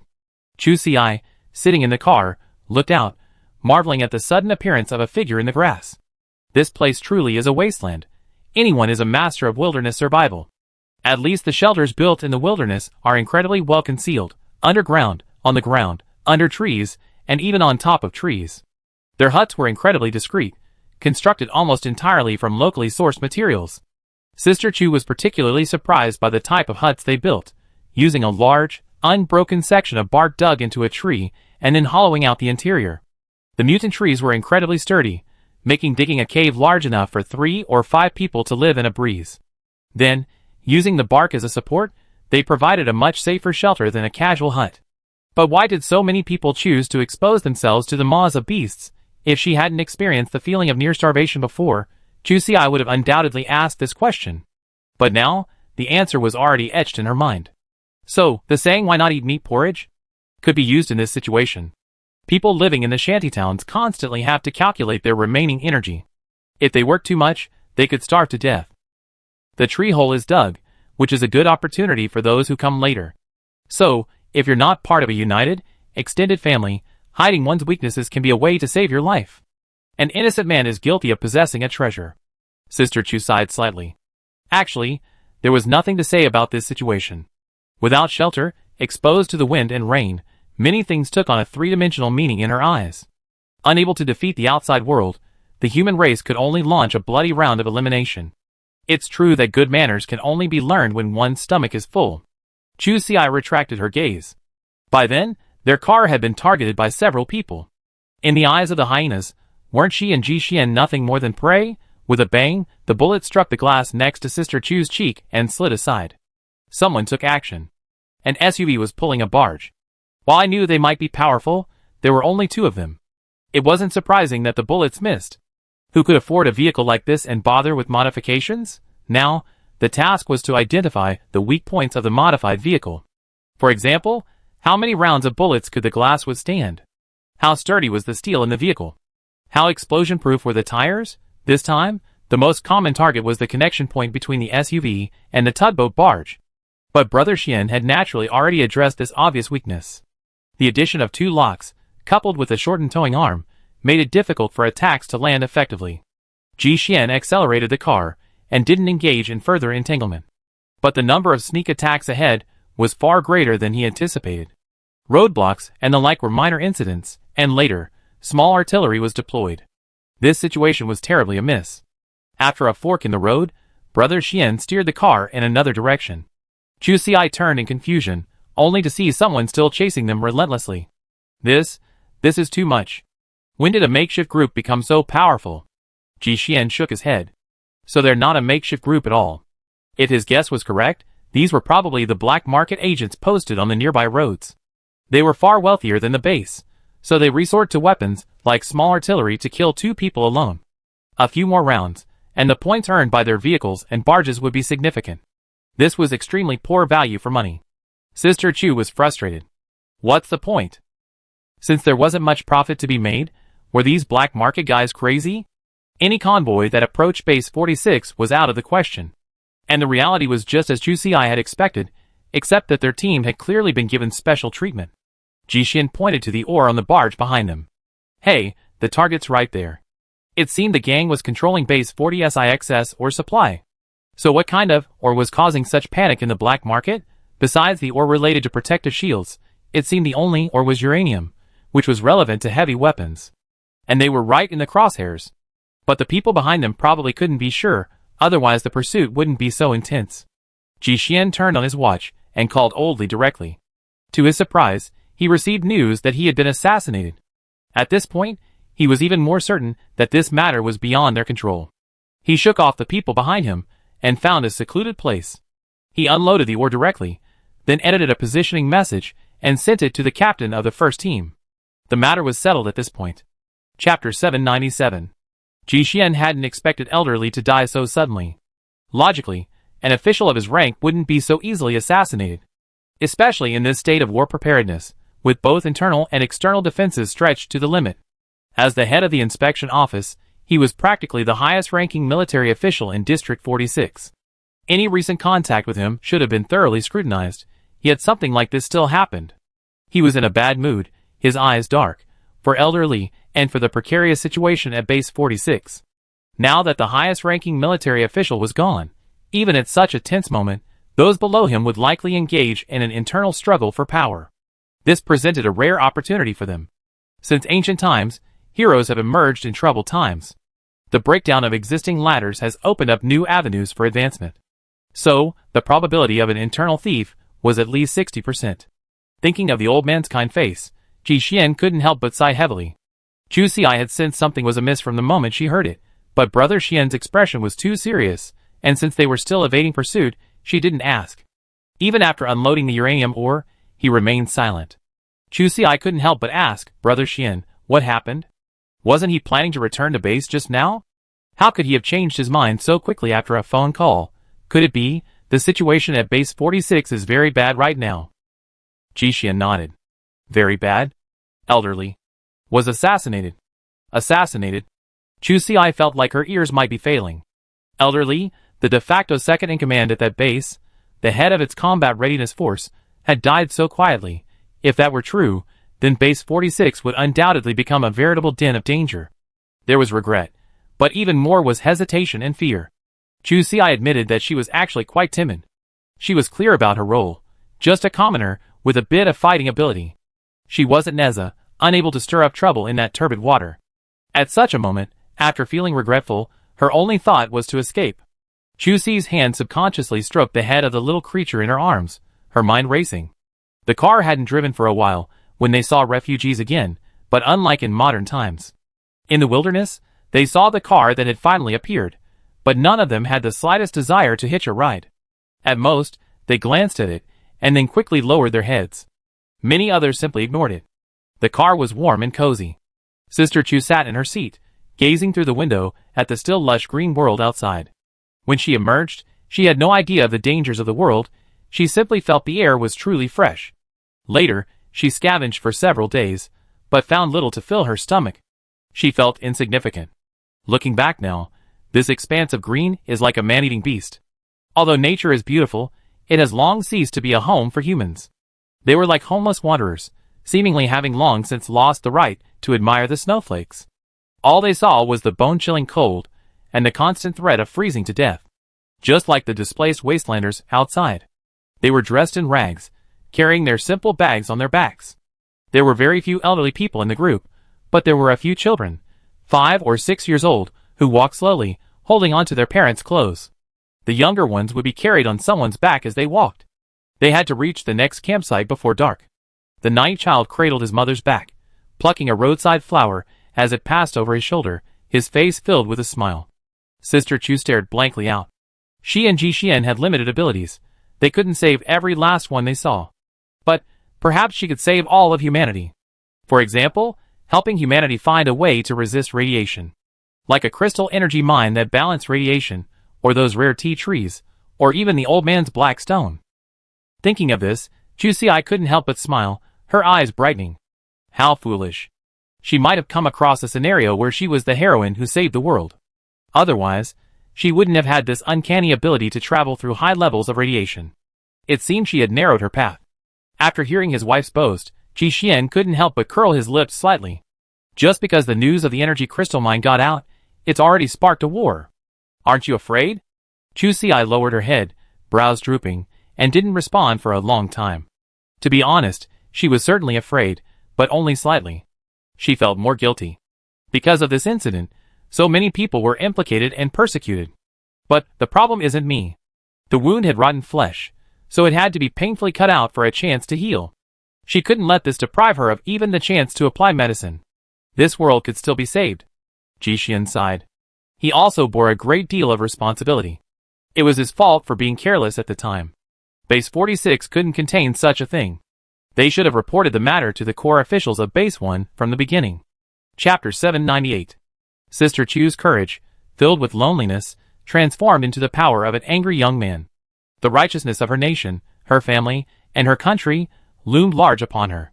But there were always people trying to hold her back. Certainly not kind-hearted people like Brother Xian. But it was the various pursuers circling behind them. Even Ji Xian hadn't anticipated how difficult their journey to Base 38 would be. His brow furrowed. This group doesn't look like they're after money. Hearing this, Sister Chu's face turned green. She bristled. Are these bandits? They're so brazen. Not only are they trying to rob you, they're trying to rob you too. Brother Xian paused, reflecting on his words. He didn't know how he had misled his wife. He really meant it literally. In fact, the first wave they encountered was truly deadly, even firing small rockets.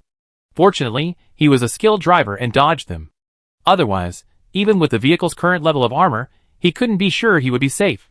Even if the tortoiseshell couldn't be shattered, the shockwave was terrifying enough. Even if they stayed inside the vehicle, they wouldn't have been able to escape. But things changed after the uranium delivery. The next wave of pursuers were much gentler. Not only did their numbers increase, but they also became more difficult to deal with. It was as if, as his wife had said, their true target wasn't the external objects, but the two people in the vehicle. Abruptly, he turned and looked at Chu Xiai. A very ominous suspicion formed in Ji Xian's mind. Brother Xian took a deep breath. These people were most likely coming for his wife. There's a high probability her secret has already been revealed. But didn't Elderly say he helped cover it up? Why was it exposed so quickly? You have to remember that Chu Xi's status within the base was quite insignificant. She wasn't part of the official system, nor did she belong to any particular faction. At best, she had a close relationship with the mutant monkeys. But that alone made her completely unnoticeable to the bosses, and they wouldn't bother investigating her. Except for one person. That was the deceased Elderly. Boom! Two cars rushed side by side from the intersection ahead. Their cars had been modified with Roadmaster styling, specially equipped with a set of anti-collision spikes on the exterior, and apparently, they were even powered. It was difficult to handle. Under attack from both sides, Ji Xian had to stop if he didn't want to risk his life. In fact, the enemy had already fully lured him to surrender. They said they would let him go if he got one person out of the car and transferred 3,000 points. This was a common occurrence in the Wasteland, especially when both sides were evenly matched. If the fighting continued, neither side would be able to sustain the depletion of their equipment, and they would simply have to sacrifice points to save their lives, rather than the weaker side. The trade was a one-on-one one. The stronger party entering the weaker party's territory served as a form of security. If the status quo had persisted, Brother Xian might have actually conceded. But when he saw the man in the car, a sharp buzzing sounded in his head. He saw the man from the black market, whom he had seen before at Base 6. The black market wanted to capture Chu Xiai. The black market had killed Oldly. Oldly knew Chu Xiai was special. Before delivering the uranium ore, he had contacted Oldly. After that, the pursuit turned into a capture. Ji Xian took a deep breath. It seemed likely that Oldly was not dead. He might be connected to the black market. Ji Xian suppressed his trembling hands and tried to calm himself. If that were true, what should he do? Oldly certainly didn't know the specifics of his wife's abnormality. Even before this, he only been using them as a backup plan. But now that they finally gotten their hands on the uranium, and seeing this method was working, the black market gang launched a relentless pursuit of them. So their goal was the uranium. So they wanted to capture them, so they could enslave Chu Xiai and continue mining? Just as he was about to hit the accelerator, he suddenly slammed on the brakes. Once the car finally stopped, Ji Xian's restless heart calmed down. He turned to look at his wife. Keep an eye on me. It's best not to be discovered. Now that a breach had appeared, besides repairing the dam, he planned to simply fill the river. Perhaps, he could present himself as a captive, and then dismantle the enemy from within. Just as he wanted to see what role Oldly was playing in this matter. Chapter 799. Chu Xiai didn't know why Brother Xian feigned surrender. Under his instructions, the two of them were ambushed while trading points. A smoke bomb was thrown directly into the car, and Sister Chu burst into tears. A hand reached out from outside, and the old man immediately tried to tear it apart, but it flew into the air before Sister Chu quickly caught it. But kindness was not rewarded. She saved the criminal's hand, but he gave Sister Chu a large anesthetic injection. It pierced her arm directly. How big was the needle? Let's just say it pierced the soft flesh on one side of Sister Chu's arm, and came out from the other side. Luckily, the needle didn't penetrate the clothes underneath, and the liquid was trapped inside. To be honest, Sister Chu felt really insulted. These people might be seriously ill. She turned her head, and saw that the man was still on high alert. After a moment's thought, she symbolically fell down. The syringe was yanked out, the car door was slammed open from the inside, and she was dragged directly out. As the former mercenary captain, Ji Xian's combat power was theoretically stronger than his wife's, so he naturally had to fight for a few rounds. In the end, with his wife being held hostage, he had no choice but to surrender. The two were handcuffed and tied up, and pushed into the back seat of their car. Naturally, someone came to take over Chu Xiai and Ji Xian's car. The man rubbed the car's hull with his hand, an uncontrollable smile on his face. He had been involved in the pursuit from the very beginning, and at that time, he had no reservations about weapons, but he had let them escape. Now they finally understood the reason. No wonder this off-road vehicle is modified with a tortoise shell. I was wondering why it was so hard to kill.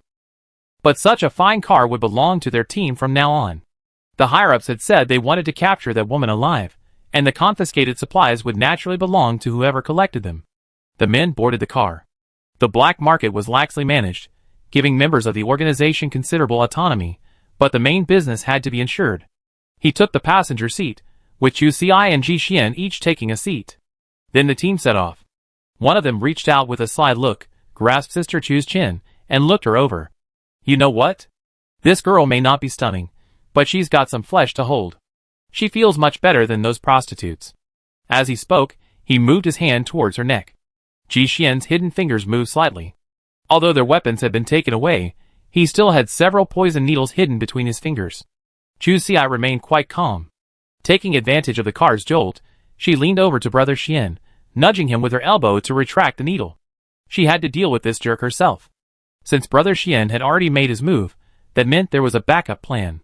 There was no way she was going to resort to using her innocence to pave the way. Besides, she stole a peek from the corner of her eye. He was average-looking, with a rather vulgar aura. Chu Ci's breath hitched. Somehow, she felt a tinge of familiarity in the description. For a moment, she thought of herself and Brother Xian as the comparison group. She forcibly suppressed the rage within her.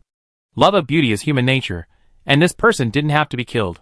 But just as she was thinking this, the man thrust his dirty talons at her again. He touched my face. Unexpectedly, Sister Chu opened her eyes. Their eyes met, and in an instant, she imagined countless ways for him to die. How could this guy compare to her? She was a licensed pervert, all right, so much better than him. Although she had many vicious thoughts in her mind, the moment she opened her eyes and saw the sesame-filled, pancake-like face facing her, she was filled with rage. She tore the ropes off her body. Forget about anything else, just beat her up first. Don't hold back on your anger. Why would she want to use it against herself and benefit others? With a loud bang, before the occupant could react, Sister Chu's fist sent the man's head flying through the window. It was bulletproof glass, after all. It was strong. She used all her strength.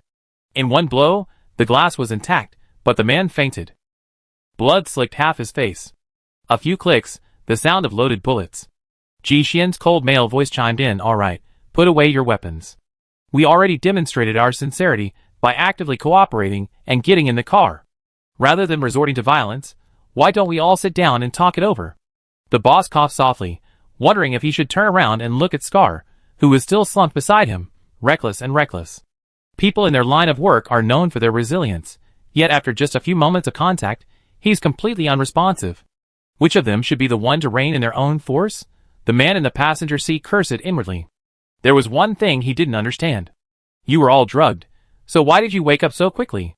At this point, Chu Ci was speechless. She raised her arm to show the person in front of her the needle marks. After showing them off, she flipped her arm over, revealing another one below. What a coincidence! He got pierced. The scene was deathly silent. Now the boss wanted Scar dead straight away, a man who was more trouble than good.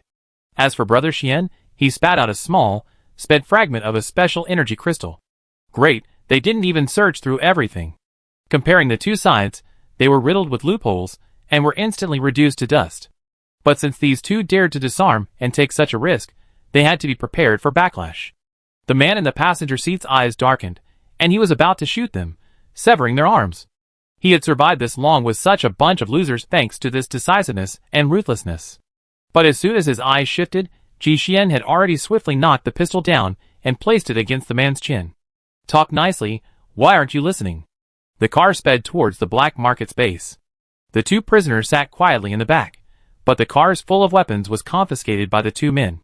Chapter 800. After the force was applied, all weapons were confiscated from the entire vehicle, and they sat down to discuss matters. Aside from Scar, who suffered a concussion and a broken hand, the others were strangely peaceful. Chu Ci was still furious, but it was unwise to let someone, after just one provocation, kill a member of their team. Of course, at night, when she slept, she deliberately struck a seductive pose. She was just thinking of stinging them, and even if she had the nerve, she would definitely kill them. Unfortunately, the shadow cast by the fist hitting his head was too great, and Scar didn't have precious things like special energy stones. He simply applied some medicine, and now he can't even walk straight. The ground felt tilted, and he felt dizzy whenever he looked up. Not to mention that he couldn't focus at all. Even if he saw Sister Chu's good intentions, he probably would have just hidden himself. Wait until he gets back, and get some good medicine. The man lay on his side, shifting slightly. His arms and head ached. He wanted to slap himself. He really didn't learn his lesson. It seemed he really needed to change his ways. If she caught him again, it would definitely be worse than this. Wouldn't it be better to just spend some points at a legitimate place? Why risk your life for nothing? Thinking of this, he instantly changed his mind. After all, there was less than a day left. When he returned to base tomorrow afternoon, he would definitely stay away from them. The cheerful Scar had no idea that he had been fitted with a miniature location tracking bug. This was a new gadget he found at Poison Fong. It must be said that their research institute was really working on it.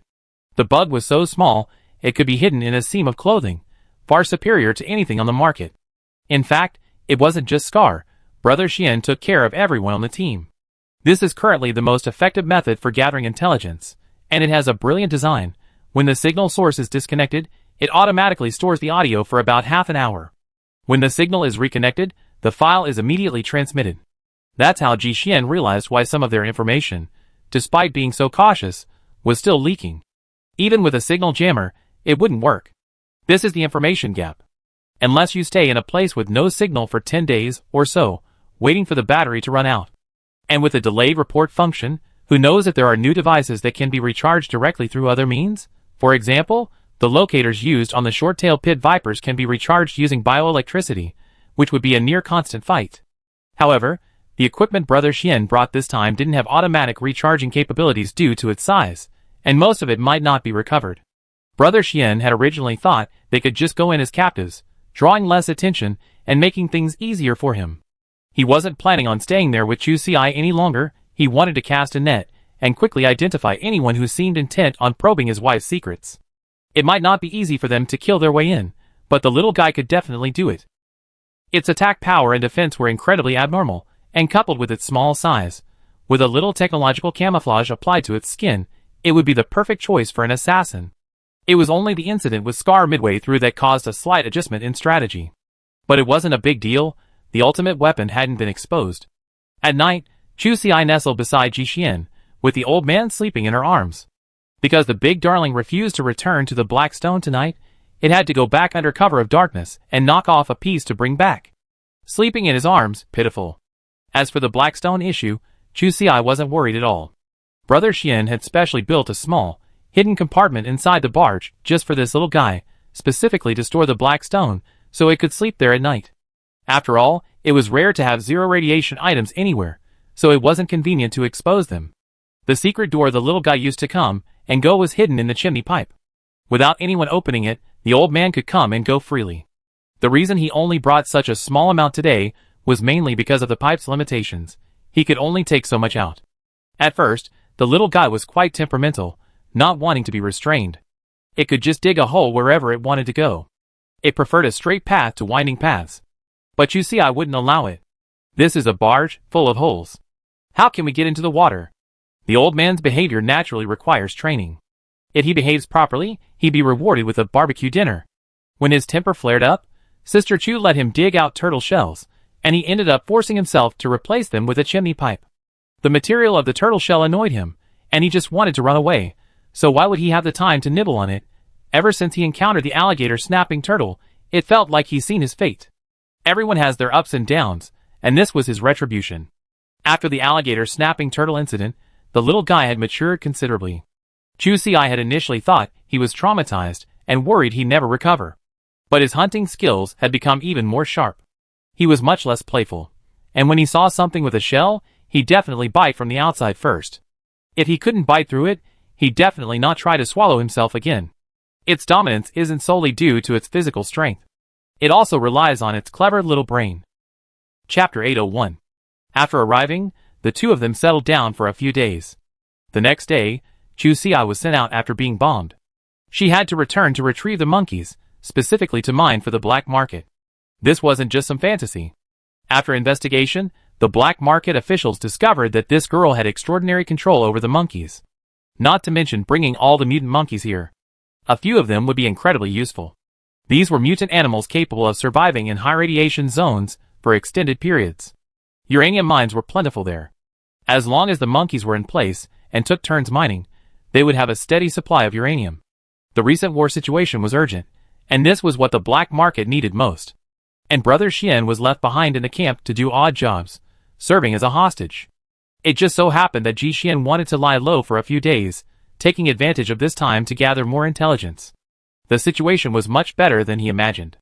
Not many people knew about Chu Xi's abnormalities, and those who did discuss the topic only knew that her physique was different from that of an average person, but they couldn't quite pinpoint the specific reason. Ji Xian silently memorized a name, Chu Gao. He mentally crossed it out.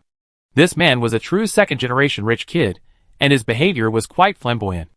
Out of curiosity, he planned to salvage the waste after Chu Xi finished mining, and send it to the Research Institute for a closer look. It was precisely because of this that several people were added to the blacklist.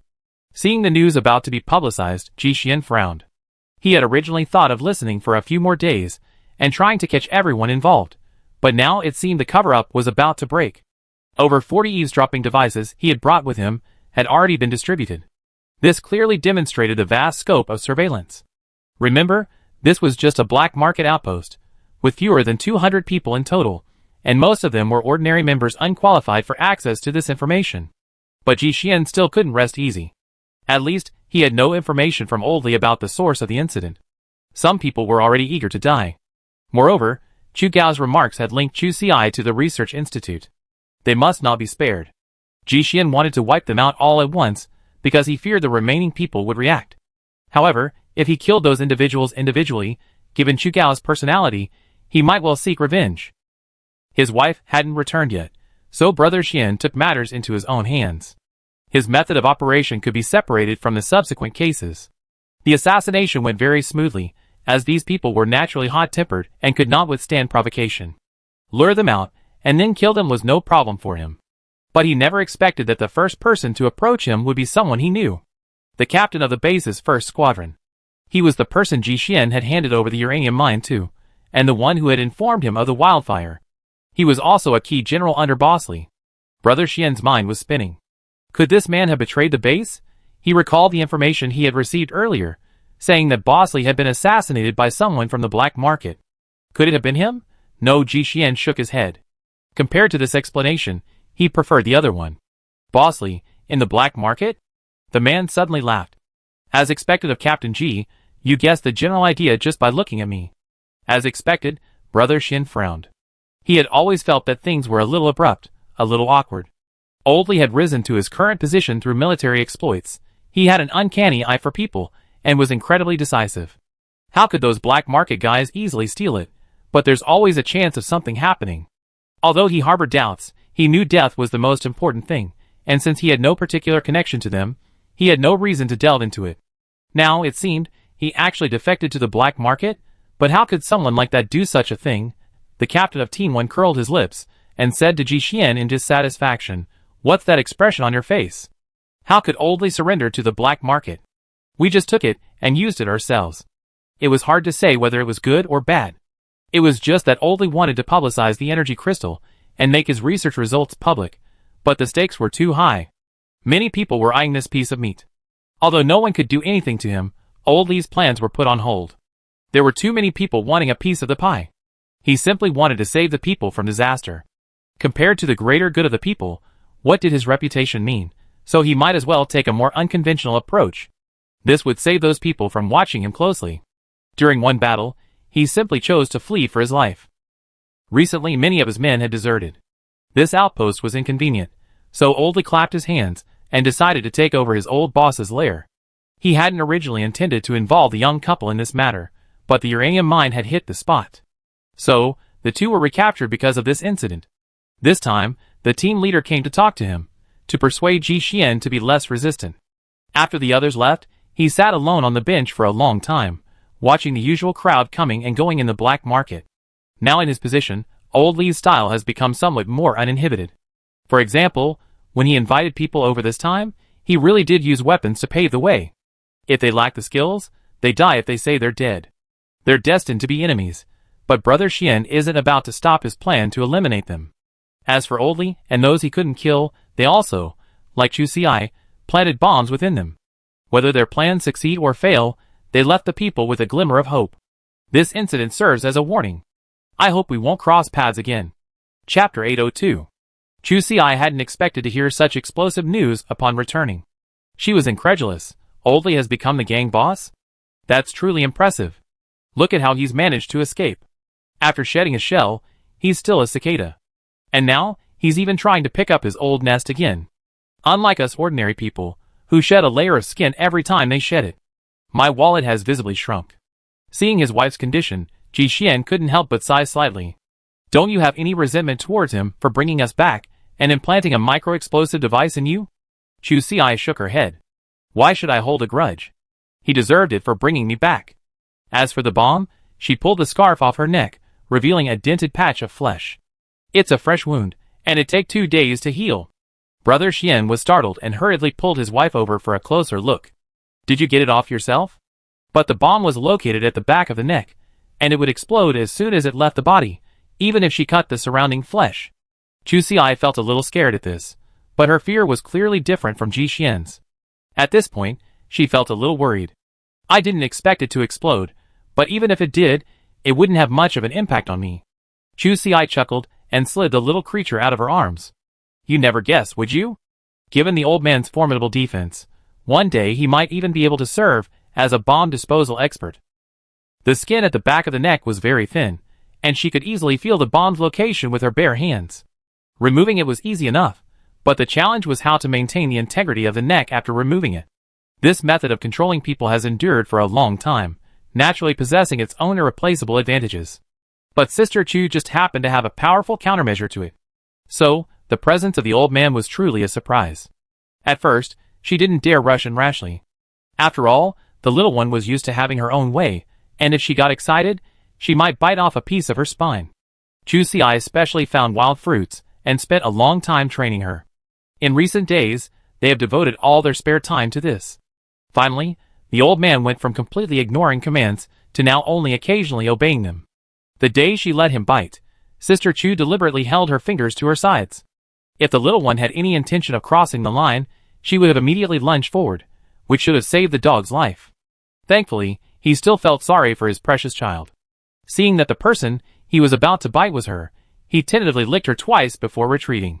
After realizing that he really needed to bite, the little one hesitated for a long time, and his bite slowed down considerably. That grinding effort is better than a quick bite. As soon as the bite of meat came down, Chu Xi rolled forward with all her might, only to hear a bang. She glanced back and saw the old man, completely stunned. Before its mouth closed, a thick black aura emanated from the edges. After a moment, 2 teeth were spat out. Something bad was happening. Chu Xi immediately ran over. She'd been too careless. A couple of broken teeth was fine, but she had to be careful not to damage his brain. She thought the young man was stunned by the explosion. But then, the old man's eyes suddenly lit up. It felt like a child eating exploding candy for the first time, completely fascinated. After confirming that the guy's mouth was fine, Sister Chu felt relieved. She now had time to tend to her own wounds, cleaning off the dust from rolling on the ground, and then applying an energy stone to the wound. The bleeding quickly stopped and formed a scab. She thought the incident was over, but that night, she was awakened by another sharp pain. Chu Xi wiped her neck, which was wet. The little creature stayed nearby, half a mouthful of meat still in its mouth. It seemed confused that it hadn't exploded. Sister Chu had exploded, and it still attacked by surprise.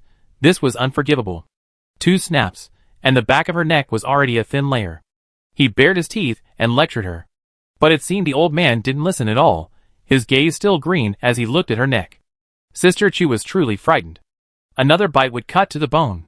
Thinking for a moment, she pulled a small bomb from her pocket and tossed it into its mouth. With a boom, its mouth opened, and 3 teeth fell out. The old man laughed. This was exactly the feeling she wanted. Sister Chu was overcome with depression. Although her neck was saved, her small fortunes were frantically flowing out. Those were bombs, each one cost a considerable amount of points. And with her limited resources, she couldn't afford to play with them all. Thinking of this, she quickly told Ji Xian about the situation. If they couldn't come up with a solution, bankruptcy was the next thing they faced. Brother Xian was silent for a long time. The next day, he bought a large box of firecrackers from the black market. These were a substitute for grenade-throwing practice, small firecrackers that exploded when dropped, and they cost much less than bombs. As expected, the old man liked the texture of exploding candy, but these weren't quite as strong. Sometimes, Chu Xi would throw 7 or 8 into his mouth at once. They both had a blast. What could Ji Xian say? As long as they were happy. Chapter 803. For the past few days, Ji Xian has been busy with his own affairs, while Chu Xi has been quietly leading the monkeys out digging for uranium. It's clear they've been reformed quite well. Even the original black market staff seems to be slowly accepting them. And that very night, something major happened. Mr. Li and his team were attacked during a secret meeting. This group was incredibly aggressive, and they had all been high-ranking officials, all of whom had been attacked by drugs sprayed into the ventilation system. When they were discovered by the guards outside, they all had miniature bombs buried in their chests. The wounds were simply sutured with a few stitches, and a little powder was sprinkled to stop the bleeding. Is this an attempt to control them? It's undeniable that the black market had suffered a major setback this time. Such a problem had occurred in their own territory, in their top-tier safe house. It was only after investigation that they discovered that the enemy had entered through the safe escape route. The suspects immediately zeroed in on several former black market executives, because only these people knew such a secret passage. But they couldn't find any flaws, or perhaps it was because everyone felt they were not entirely clear. Of course, no one would admit it. There was no evidence of slander either, because after Ji Xian entered, he had already removed all the trackers from these people. They had been out for several days, and now it was time to take them home and recharge them. As for the chest wounds on those people, Ji Xian deliberately left them untreated. As long as they weren't dead, it was fine. Originally, if they had all used the special energy stones, these microbombs wouldn't have been discovered so quickly. After all, the chest is not as deep as the neck. Ji Xian's position was very deep, and without taking specific photos, it would be difficult to detect any foreign objects. But he simply wanted to intimidate those people. Before doing anything, always consider whether there will be backlash. This incident had a significant impact, and the base was under strict scrutiny for many days. As for the two newcomers, and those who had been recaptured, they were naturally the focus of interrogation. Even Old Li had been particularly suspicious of Ji Xian. Because the old man admired his abilities and methods, he naturally understood his lethality. However, he had previously thought that he could recruit such a person into the team and use him for his own benefit. Tame a wild horse, but there is a price to pay, and Old Li was confident that he could handle it. After a thorough investigation, he naturally found nothing. For someone like him who deliberately committed a crime, he must have made arrangements for his escape route in advance. As for Chu Xi, the uranium mine was a crucial asset, and she'd been stationed away recently, accompanied by an entourage. She was sweating profusely outside when the incident occurred. Suspecting such an honest person, wouldn't the investigators' heart ache? After a thorough investigation, no suspects were found. The initial estimate was that the enemy had already fled the base. Things seemed to slowly calm down under a shadow. Then, something even more horrifying occurred. In just one night, 4 people died in their respective dormitories. Screams were heard, but opening the sealed environment would take time. When they entered, there was only a single victim lying in a pool of blood. And before anyone could recover from the shock on one side, the agonized screams from the other side began again. The crowd rushed over to investigate, but still found nothing. There were surveillance cameras all around, and the investigation team checked them again and again, examining every nearby surveillance point, frame by frame. There was simply no one capable of committing the crime simultaneously. The second night, 4 more people. Finally, someone discovered that the deaths over the past few days had been caused by 2 shared exhaust systems. But the pipes were so thick that an adult couldn't get through, and even a 7- or 8-year-old child would struggle. No one could believe that a child of 3 or 5 could have committed these crimes. Those were actual murders with weapons, not poisoning or anything like that. What's more, this exhaust pipe connected more than just those 4 people, yet the others were perfectly fine, without a single problem. The series of problems made those in the black market panic. They even checked a heat sensor monitor in a mid-level apartment, but found nothing unusual. However, as the object slashed across the neck, it made contact with the victim's body, revealing that the attacker was truly short, perhaps a child of 1 or 2. It sounded completely absurd. Fearing the perverted killer would continue to commit crimes, Some marginalized members of the black market had already begun to voluntarily leave the organization. Chu Xiai and Ji Xian also took the opportunity to bid farewell. Oldly was naturally reluctant to let them go. After all, Chu Xiai seemed like a truly rare treasure at the moment. The mere fact that he could be used to mine uranium was enough to attract the attention of the higher-ups. But despite all his flattering words, he still failed to convince the two. Glancing at Ji Xian's gaze, Oldly suddenly decided to let them go. He didn't know if it was an illusion, but he had a feeling that forcing the young couple to stay would not end well. Chapter 804.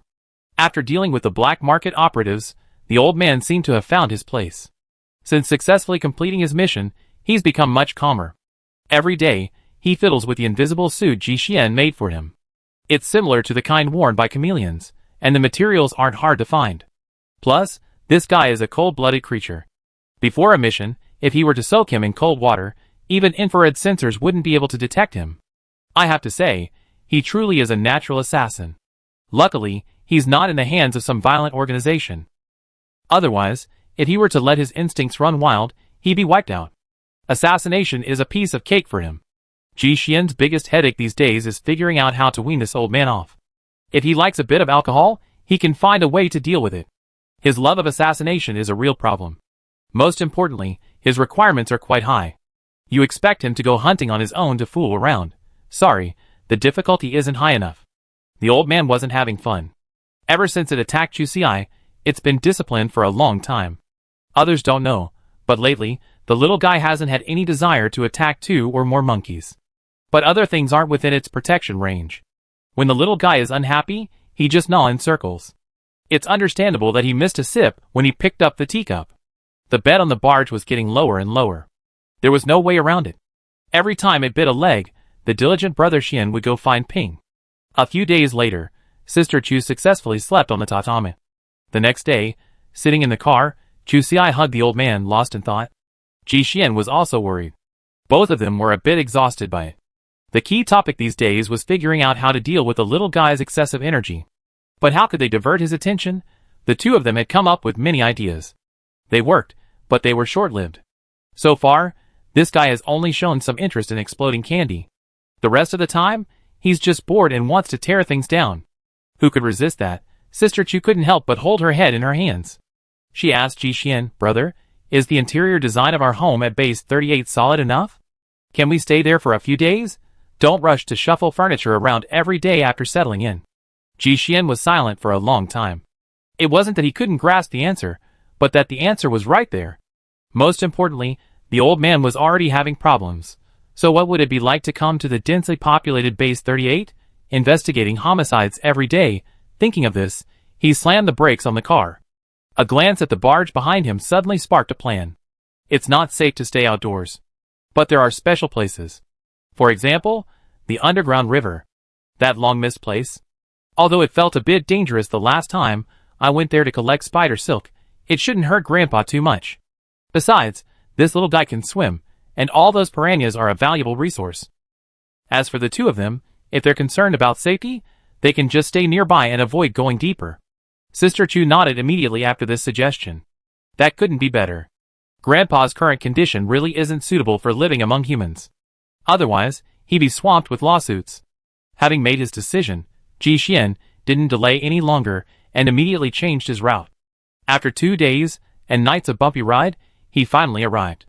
People still occasionally visited this lake. After all, the mutant giant salamander's fishing spot hadn't been evacuated, and many people had moved here to escape the war. Not only did people from the shantytowns move in, but even some ordinary people from the base chose to stay temporarily. While this place lacked the precious protective shields that protected it from radiation damage, it was still quite good in terms of safety. Besides a comprehensive animal repellent belt, there were also dedicated patrol officers to maintain law and order. It was much better than those places along the main road. What's more, there were rewards for completing missions. However, as more and more refugees arrived, the temporary camp couldn't accommodate them, so they gradually evolved a policy of submitting points for admission. Although it wasn't much, only 1 point every 2 days. But many people were still reluctant to leave. Moreover, with the chosen location close by, the difference between living inside and outside the camp wasn't significant. After all, this place couldn't block the radiation damage like a real base. So, many people began wandering around the area again, hoping to find a safer, more secluded place. The cave entrance was very hidden, and Ji Xian naturally didn't want to reveal it. Furthermore, the swarm of piranhas within was far too much for a simple wooden boat to withstand. As soon as the barge entered, the sound of fish tails slapping against the hull could be heard. But the weight of the barge, and the presence of a modified off-road vehicle on top, didn't affect them much. Suddenly entering such a cramped and dark environment, the little guy, though used to being lawless, was definitely not shy when he needed to be. For example, the current environment made him feel very insecure. Clinging to Sister Chu's arm, he peered down curiously. But it was pitch black, with no bottom visible, and the constant sound of unexpected splashes. The fear of the unknown made the old man wilted. Chu Xi had never imagined that it would be afraid to enter the water. Chapter 805. Chu Xi held the old man on the deck and discussed the situation for a long time, but he was still traumatized and couldn't get his head around. To ease his fear, Sister Chu used her headlamp to accompany the little guy and counted fish for a long time. Ji Xian also took his fishing gear and joined in. Finally, after catching a few fish, the old man calmed down a little and dared to wander the deck on his own. But he was still a little timid. His safety awareness was very poor. When he was on his own, he never came closer than a meter from the edge. Soon, the little guy had had enough of wandering and wanted to return to the cabin. But how could he go back? We were here to distract this big brother. If he let him do it for a few more days, he wouldn't even have a tatami to sleep on. Well, a loving mother often spoils her child. Sister Chu decided to use drastic measures. She might as well just throw him overboard. Once the old man realized there was no danger inside, the problem would surely be solved. Anyway, it's a good swimmer, so nothing's wrong. And it turns out, it wasn't the one that had the problem. Because of that throw, the old man didn't get in. It was thrown into the air, but the old man got nervous, turned around, pulled, and with a leap, the little guy landed safely on the deck. But the person he was using for leverage wasn't so lucky. In the darkness, all he could hear was the woman's repeated ah ah ah. With a bang, a huge splash erupted in the water. Okay, the coach went down. Chu Xi wasn't a great swimmer to begin with, and the piranhas here were enormous. A group of vicious creatures chased her underwater. Sister Chu was bitten multiple times and choked on the water. It couldn't be more tragic. The old man squeaked in fear, circling the shore, watching his treasure being devoured by the fish. He wanted to close his eyes and not watch. But he still had some conscience. He stiffened his body and plopped in. The octopus's legs darted through the water, leaving it no time to hunt. When the fish approached, the little guy simply scurried past, scrambling to reach Sister Chu. He opened his mouth and bit straight into them. How could these fragile piranhas be any match for him? Any injured piranhas would quickly become food for the other piranhas. The pressure on Chu Xi eased, but it didn't make things any easier. The constant flow of blood spurred the surrounding fish into a frenzy of killing. Increasing numbers of large piranhas gathered. By the time Brother Xian arrived with the repellent powder, the situation was almost out of control. The boat was rocking slightly from the push of the fish. Thankfully, it was somewhat effective. Just as Ji Xian was about to jump after spreading the powder, his wife had already surfaced. Although they were still some distance from the barge, the situation was no longer pressing. She quickly stopped him, saying, "Don't get down." She could easily get back home. There was no need to make Ji Xian suffer with her. After all, Chu Xi's own injuries could be dealt with using ordinary energy stones, while Ji Xian's recovery would be far more expensive. As for sailing over to meet them now, it was clearly a mistake. Otherwise, the propeller could easily suck them in, causing secondary damage. Why bother? This was when the master's bravery was on display. It was so small, yet it fought hard to clear the way ahead. Chu Xi swam behind, carrying 3 more, about a meter long. It wasn't that she was greedy at this moment. It was more that the fish wouldn't let go once they'd taken hold of her flesh. When the little one first came over, she cleared out a wave of them, but it still had to clear the way, and there was no way it could keep an eye on Sister Chu, its precious treasure. Being bitten again was perfectly normal. She also tried to be self-reliant. After being bitten, hitting the eyes was proven effective, and it was possible to fight back. It was just that the bites from these last few were too tricky for her to reach, forcing her to drag them forward. For someone who could pull a sea turtle forward, a few small fish wouldn't really be much of a hindrance. Since they hadn't escaped, there was no need to run. Sister Chu, enduring the pain, decided to pull them all ashore. Perfect, give it to Grandpa as a trophy. Everything had gone wrong today, and Ji Xian had thought the little guy would be completely defeated after this incident. After all, seeing his wife's miserable face, he didn't expect it to serve as a positive lesson. But it was obvious that neither his wife nor the little guy were normal. After the two came up, they dealt with a few on Sister Chu's body, then sharpened their knives and prepared for revenge. They didn't have any ready-made wire fishing nets, but they had some traps at home that Brother Xian could modify. The machine tools were all in the barge's workshop. After arranging work for Ji Xian, Chu Xiai and Grandpa were also busy. Simply fishing was too slow. The steel fishing rod was fixed to the hull, and Grandpa was tied to the other end. This was the most acceptable form of revenge for him. The little creature was suspended above the surface, its claws dangling into the water. As fish swarmed in to grab its food, it didn't hesitate, scooping up a single fish and throwing it back onto the boat. Sister Chu was in charge of the quick process. The two worked together seamlessly, and in no time, they had gathered over 20 fish. She retrieved the old man from the fishing rod and took a break to review her catch. The activity would continue later. Chapter 806. Sister Chu was delighted to see such a large harvest. Before opening the belly, she checked the radiation levels. Good, there were 2 edible fish. One was about 1.5 meters long, the other almost 2 meters. Seeing it was almost time for dinner, Chu Xiai immediately cut off a piece of the fish's tail and went down to the cabin to find Brother Xian. Piranhas have quite a few spines, but thankfully, they're large, so removing the flesh is easy. She sat there, eagerly saying to Ji Xian, "I'd like to have some fried fish patties and make some soup with the bones." She pulled a long spine out of the tail and gestured with it. It could be made into a knitting needle. When the time comes, grind off the sharp ends so the entire spine is smooth. It should be quite useful. Okay, Ji Xian smiled and nodded. It must be said that having this little guy as a powerful weapon actually cured his food urgency. A hidden river of piranhas, and catching them was no problem at all. The catch rate wasn't low. Even if they only ate fish for the rest of their lives, they probably wouldn't starve. After realizing this, Ji Xian relaxed for a rare moment. From then on, the eldest uncle's position, based on his strength, became second in the family. Of course, Chu Xiai was definitely first, and Brother Xian had voluntarily given up his position. Their meals were ready, and the fish patties were served first. They were incredibly delicious. The fish soup still needed to be seasoned and sprinkled with chopped green onions. Finally, she could have a proper fish bone soup. The taste was worlds apart with chopped green onions and bracken. Sister Chu was so happy that she drank 3 full bowls. Ji Xian sat to the side, his lips curled slightly. After dinner, he went to the deck and brought down a highly radioactively mutated piranha.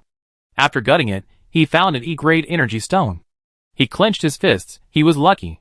Unfortunately, the pot at home wasn't big enough. After some thought, he took the bathtub his wife had insisted on bringing with her.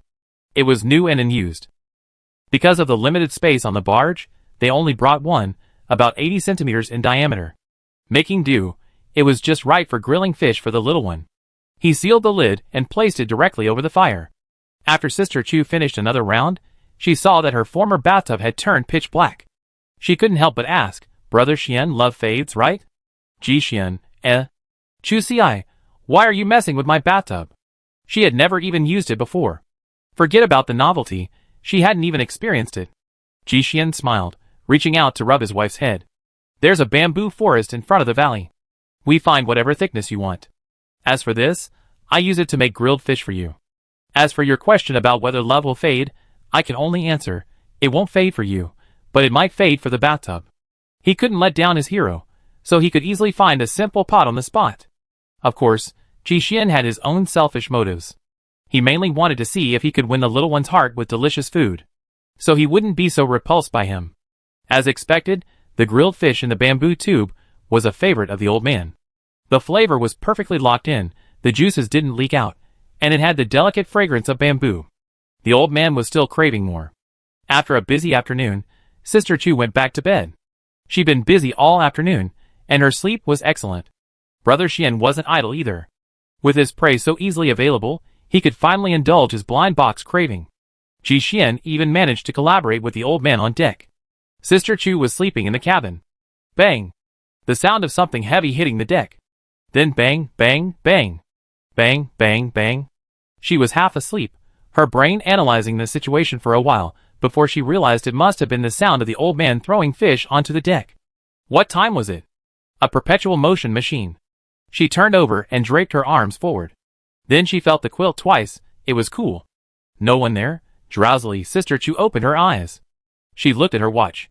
It was already 2 in the morning, and Brother Xian hadn't returned yet. She got up, put on her coat, yawned, and prepared to let the 2 radicals go back to sleep. Up on the deck, she saw Brother Xian operating the crane to pull up the net. There was already a large pile of fish carcasses lying nearby. The old man poked his head out of the water, and, upon seeing Chu Xi coming up, immediately leaped out. With a running start, he leaped into the girl's arms. The water was so cold. Sister Chu shivered with the cold, regaining a bit of her composure. One look at the catch in the net, and she immediately understood why Ji Xian couldn't control his focus. Even if it were her, she couldn't control her focus either. In one stroke, he caught at least 20 fish, a feat completely incomparable to fishing. The old man clearly enjoyed the process of reaping the rewards. The net hung suspended in the air, but he didn't rush to unfurl it. Instead, he placed the entire net on the deck. Then it was time for Ji Xian and the little guy to go out and kill. Brother Xian took a steel bar and inserted it specifically into the fish's gills, while the little guy went straight for their skulls. Both were very fast. After one wave, Ji Xian took the fishing net and said to Chu Xi, "Do you want to try?" Sister Chu's eyes lit up. "Give it a try then."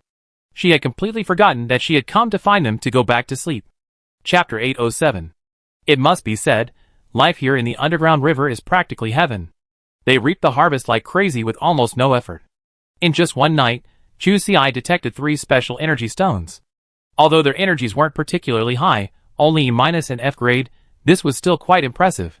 5 edible mutant fish were found, along with 31 ordinary energy stones. Pile upon pile of highly radioactive fish meat. This was Sister Chu's first experience of a heavenly life in the wasteland. They were like little mice that had fallen into a granary, their horizons broadened. Never imagined that one day, they would be forced to abandon their hunting activities due to insufficient storage. Unfortunately, they had already sent the mutant monkeys that had followed them home on the way here, otherwise, they would have been better off transporting supplies. Soon, Ji Xian came up with the idea of digging caves in the mountain wall to store food. The nearby rock was relatively hard, but with Old Man here, that wouldn't be a problem at all. Moreover, in such a hard place, the chances of encountering earthworms are much lower.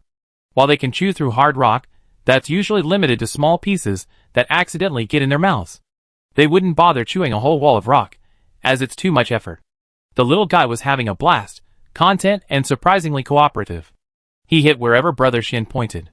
Very well behaved. Of course, the word well behaved clearly has a very short shelf life for the old man. Ji Xian considered whether the mutant earthworms would cause trouble, but he didn't consider whether the old man might overstep his bounds. Digging holes is the little creature's nature. Otherwise, it wouldn't sleep in the black rock at night. Chu Xi even wondered if its hometown was covered in black rock, as vast as a mountain, with a bunch of little creatures digging holes in it to live. Ji Xian's decision today had finally opened up its run and do meridians. At first, things went smoothly. But soon, Brother Xian's instructions were completely ineffective.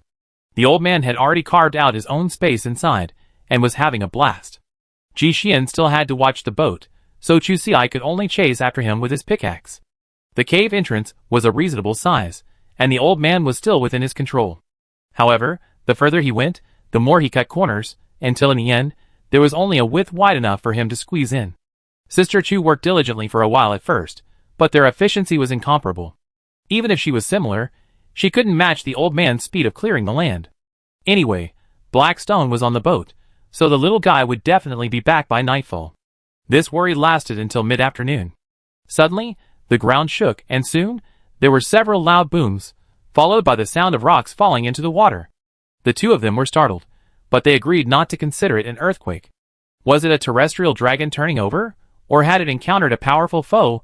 For example, the little guy, although he was reluctant to admit it, his destructive power was unquestionable, and his initial confidence in victory was quickly shattered.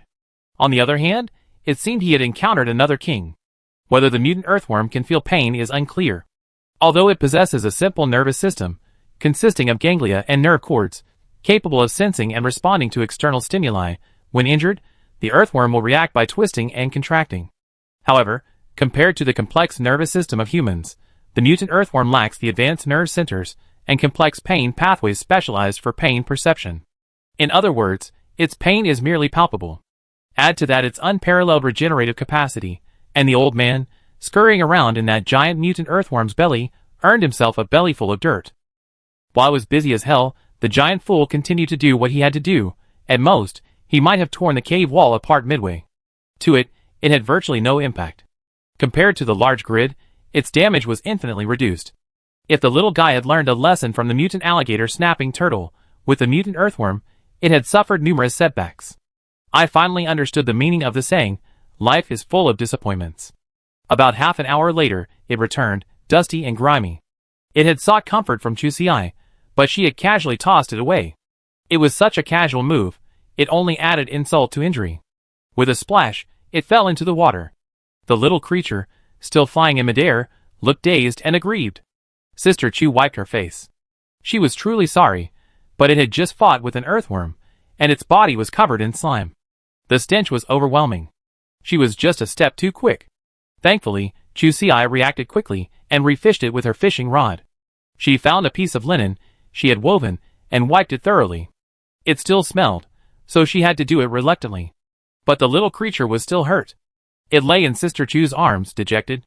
It seems like ever since leaving my territory, the world has become increasingly uncontrollable.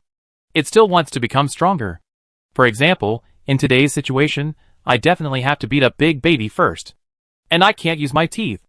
Chapter 808. Even in a cave, a piranha carcass can't be left for long. Since Ji Xian still needed to sail, Chusi prepared to go back alone to fetch some mutant monkeys. The little guy went with her, so they could relax. It was bizarre. Such an open-minded child could actually be depressed by a mutant earthworm. In recent days, he's lost his appetite. Most importantly, he's not as enthusiastic about fishing as before. This has seriously impacted productivity. This won't do. Sister Chu must break him down. How can he be so young without some fighting spirit? After the two of them rushed all the way, when they reached the monkey group, Sister Chu didn't rush back to fetch more people. Instead, she took him to the place where he suffered a loss last time. That familiar territory of the mutant alligator snapping turtles. The little guy withered. The mutant alligator snapping turtles withered too. They really wanted to ask if they had accidentally dug up Chusi's ancestral grave. How could this person be so wicked? Sister Chu hadn't done anything. She had secretly killed a baby turtle, only 5 square meters in size. She handed the prey to the little creature, letting it gnaw through its shell. At first, it was quite resistant. The old man felt its dignity had been challenged, and the little dignity it had left was almost gone today. Unable to avoid Chusi, it took a snap. And it had actually pierced through. Who could have known the little creature's feelings at that moment? Initially disbelief, then confusion and shock, and finally ecstasy. In short, the sky cleared and the rain stopped. It felt it was doing fine again. With this successful attempt, the rest of the process went much more smoothly. We're all attacking from the outside. Sister Chu led it around the territory, destroying everything from small to large. Mutated snapping turtles are a very indifferent species, rarely expressing strong emotions unless something happens to them. But this time, what they did was unacceptable. In the end, they couldn't even carry away all the prey they killed. They were simply chased away. They were the kind of people who were kicked wherever they went. The little guy was fine. A few kicks wouldn't kill him, but Chusi was unlucky. Perhaps her actions were truly wicked. A snapping turtle's foot nearly crushed her. Sister Chu fought hard, dislocating her arm, but was still pushed into the mud. There was no underground river here, as there had been in the swamp before. Thankfully, she always carried energy stones with her. 2 hours later, she finally emerged alive. It was so tragic, it's hard to describe. She stumbled to the shore, scratching her throat and retching for a long time, her eyes turning green. It felt like she hadn't completely vomited out all the muck in her stomach. This time, she really didn't have to stay any longer.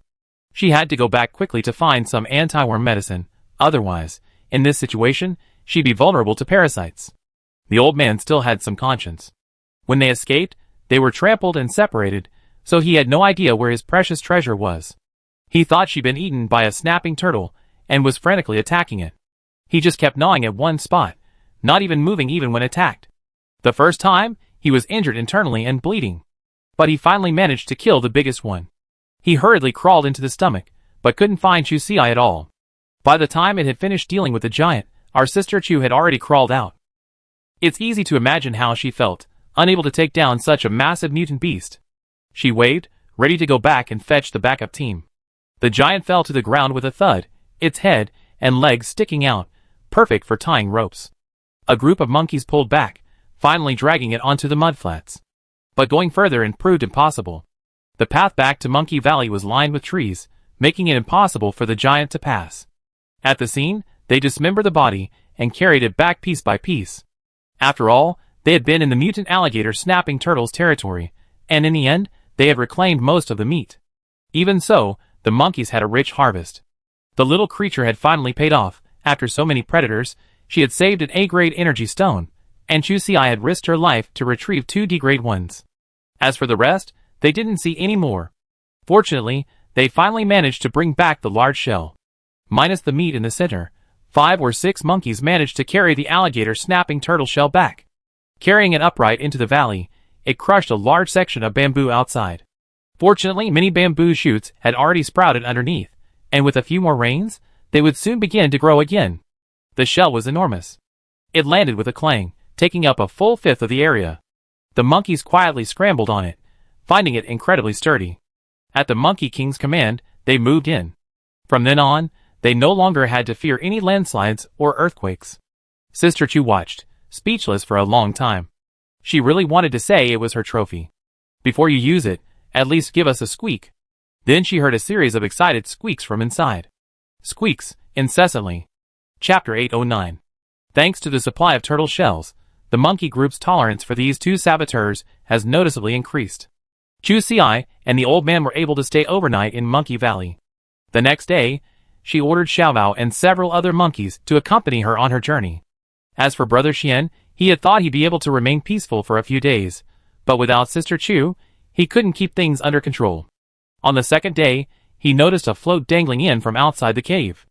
The current was volatile, and just as it entered, the float suddenly sank. The fishing line suddenly lifted, and a mutant piranha was pulled up. It briefly blocked the cave entrance before being successfully pulled out.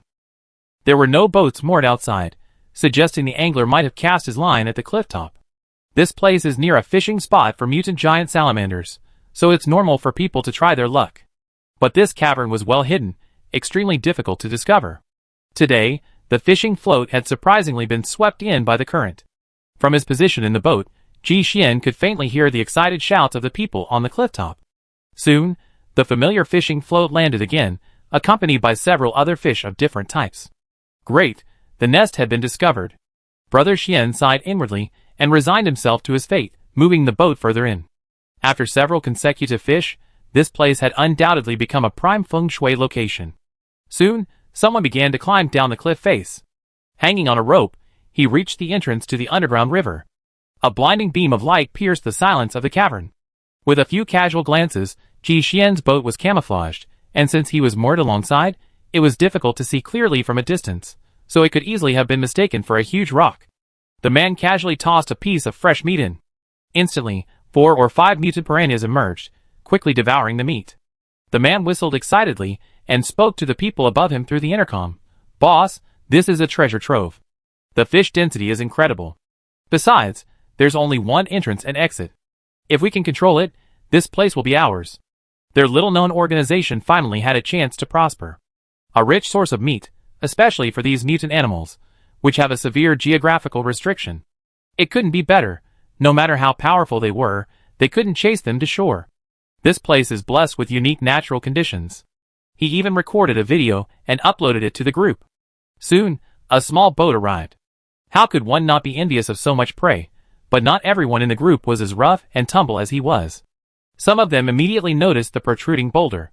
The best option would have been to drop a bomb and blow Brother Xian out. But this place was too close to the crowd, and they didn't want to reveal the location of this rare fish cave. So, 2 people were sent in to investigate. It was a flimsy little boat, lurching in.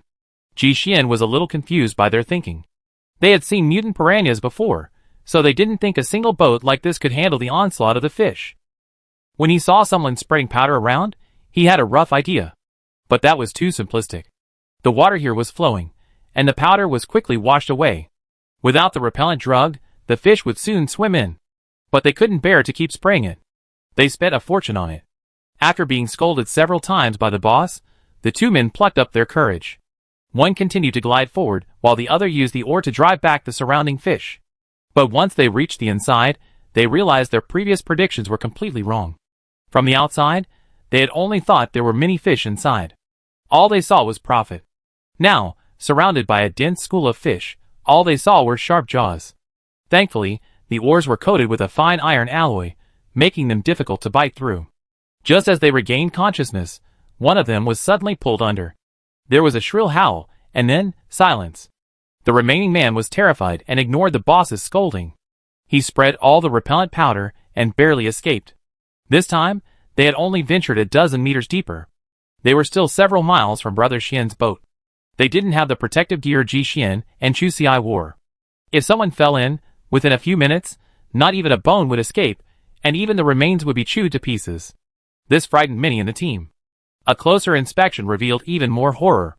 The little mechanical spider had barely crawled in before it was snapped and shattered into pieces by a giant spider that had been lurking in the cave. This place was far more terrifying than they had anticipated. Ji Xian thought for a moment and decided not to waste time with him. After nightfall, while they were temporarily away, Ji Xian loaded all the mutant fish from the cave onto the boat. He drove further in alone. After turning several corners, he sent a continuous positioning signal to Chu Xi. Now that the only entrance and exit had been discovered, they could dig another one. With the old man around, even the most challenging sections of the road wouldn't be a problem. It was better than being constantly on the receiving end. Chapter 810. The bad thing about the Wasteland is that in the wild, signal transmission is incredibly slow.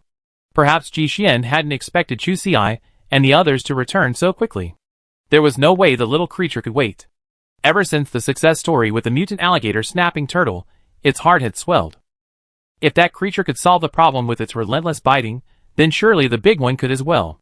The entire way, it ran without stopping, incredibly fast, even faster than the mutant monkey. It had short legs. Its leaping ability was evident.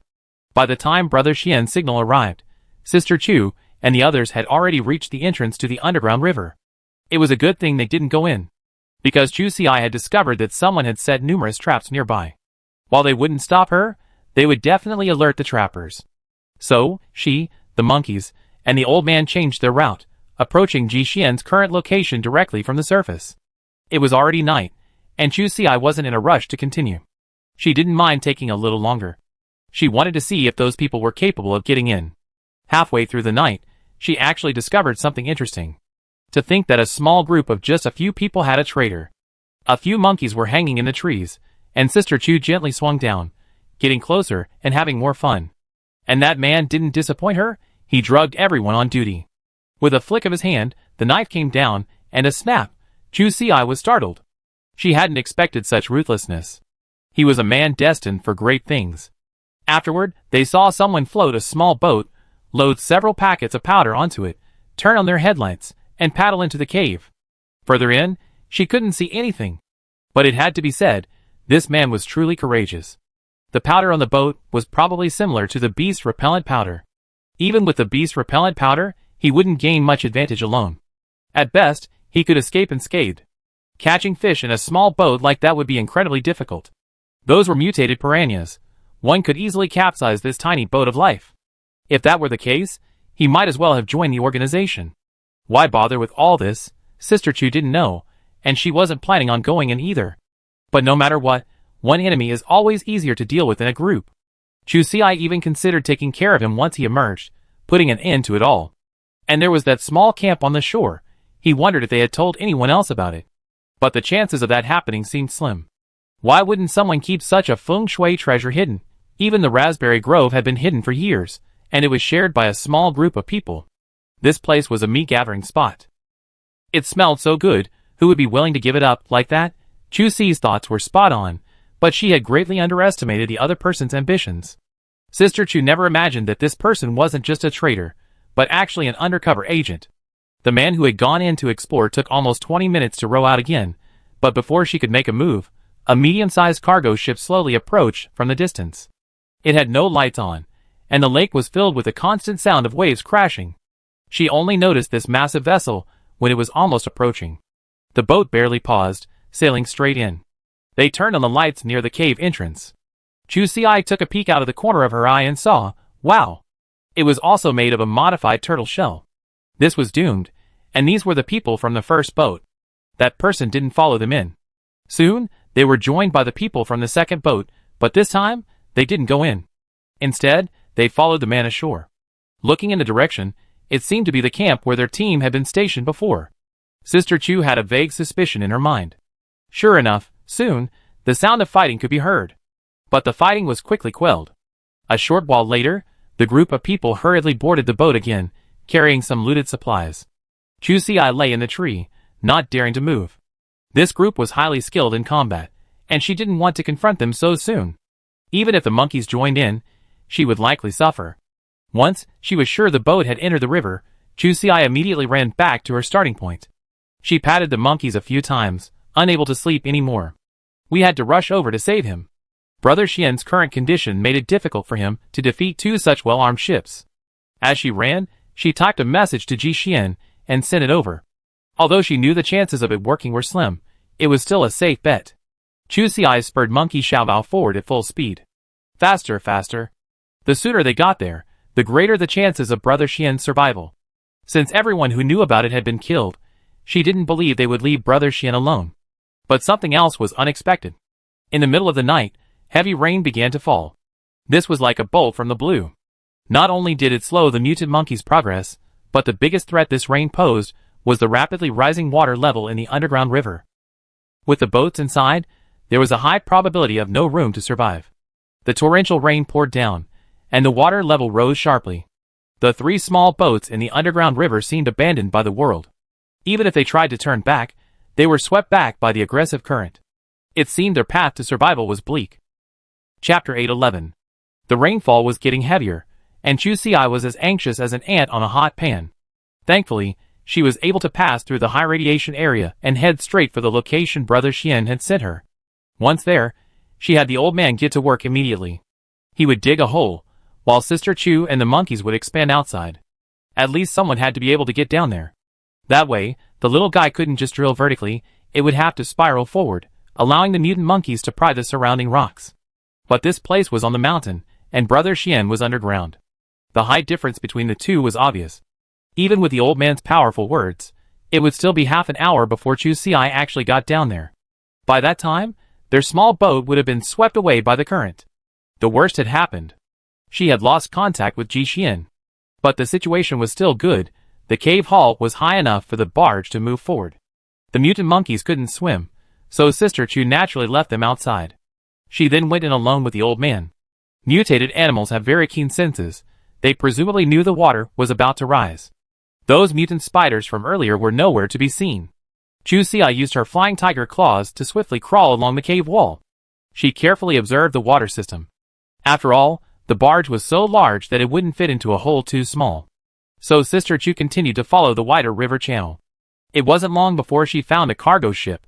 It was one of the two ships that had entered later. The group was also extremely anxious. Now they couldn't get out, and it was easy to get lost inside. Furthermore, as the water continued to rise, they were likely to drown. The water pushed the boat ever deeper, and I couldn't even remember which mine cave I reached. The most challenging situation was that one of the turbines had been damaged by a rock protruding from the underground river. If this continued, we might never get out. Unexpectedly, in this situation, I could still see someone flying. A shipload of supplies is indeed a painful thing to lose, but in times of crisis, survival always takes over. Once the flood recedes, the cargo ship will always be found. Their tortoiseshell design meant they wouldn't be torn apart by the waves. Seeing Chu Si like this, two people immediately emerged from inside, pointing guns at her, ready to snatch her flying tiger claws. By then, Sister Chu had already thrown both of her flying tiger claws, and she was suspended in midair, her position fixed and easy to aim. Chu Si had never experienced a headshot, and she didn't want to. With someone aiming at her head, she could only obediently submit. The lights focused on her head. When the old man fell into the water, they only felt something slip into the water. But they couldn't see what it was. In the current situation, they couldn't pay much attention. Moreover, with piranhas swarming underwater, they really didn't think there could be any hidden tricks hiding in the river. With that thought, the matter was over. They just wanted Chu Si to come quickly. Escaping was the real priority. Sister Chu was so hesitant, and because of that, she was shot. Of course, because they were afraid she'd make a mistake and dropped the flying tiger claw into the river again. They shot her in the thigh. With a bang, the flesh exploded. Instantly, blood splattered everywhere, dripping down her trouser legs into the river. The fish jumped up. That fighting power was truly remarkable, using Chu Si as a jumping target. Several times, he tucked her in at her feet. Even with the excruciating pain in her legs, she struggled to pull herself up. Just kidding, now wasn't the time to be so stubborn. If she fell into the water now, not only would she have to face these vicious creatures, but the current was swift and the rocks were sharp. A fall like that would be horrible. Chu Si was like a monkey performing a trick, and the others were quite amused. If they hadn't been desperate for the climbing tools in her hand, they wouldn't have thought she'd stay hanging for a whole day. But even that little time was enough. Enough to chew through his hull. When the hull began to tilt, the others realized it belatedly. Their boat was leaking. But how could that be possible? One person couldn't dodge, and was thrown directly off the deck. In an instant, they were engulfed by the school of fish. And this was just the beginning. The tilt of the ship gave the fish an opportunity. Then, they began to shove the cargo ship frantically. Even if someone reacted and wanted to abandon ship, they wouldn't be able to snipe Chu Si.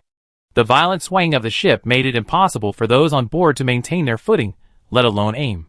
Soon, the ship sank into the water, and with a few splashes, the men were gone. Chu Si observed for a moment, confirming no one had emerged, and then, despite the pain, he pulled the bullet out of his leg. Seeing the old man approaching the cliff face in the distance, they took up his position and continued on their way. Time was running out, and there was no time to lose. However, the mine ahead had multiple forks, and the water flow was evenly distributed. Brother Xian, which river channel will he be in? Chapter 812. The underground tunnels were incredibly complex.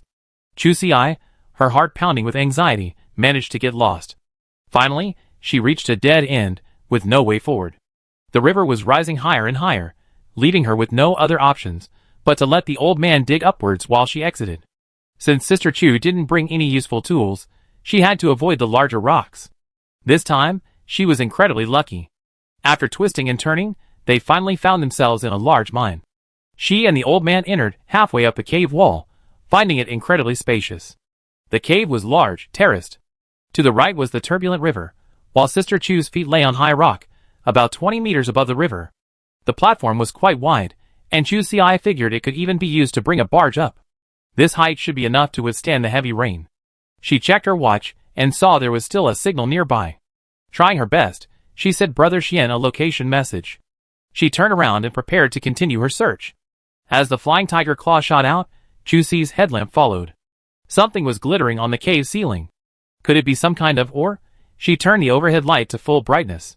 At first, Sister Chu couldn't really make it out, until some small spiders flexed their legs. For a moment, her hair stood on end. This was indeed a good place, and it could easily avoid ordinary floods.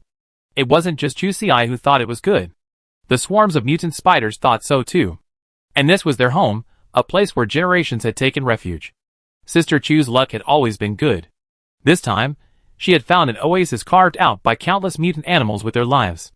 Countless mutant spiders from the tunnels had been driven here by the rising river. They were packed densely together, with many smaller ones even lying directly on the bodies of larger spiders.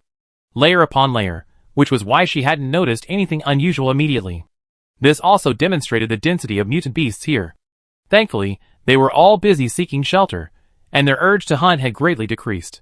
Even the two species of spiders that had previously been fighting each other, upon closer inspection, were now mingling together. Of course, most were still within their own colony's territory, but the few that had ventured beyond it had not been attacked. This was probably why Sister Chu had managed to survive so safely until now, even after Sister Chu's provocation with the light. Thinking for a moment, she sent Brother Xian another message to withdraw. She took the old man with her and carefully retreated. Who knows if these spiders will want to feast again once the environment stabilizes. She shouldn't have stayed here for long. Ji Xian was lucky. He already been in the area, and after receiving his wife's message, he immediately headed here. Although Sister Chu had escaped, the message she sent to Brother Xian had been like a beacon, pointing him in the right direction. Who's to say this guy is a loser? Even so close, his wife's messages were received and discarded. Experienced people usually send important messages several times in succession.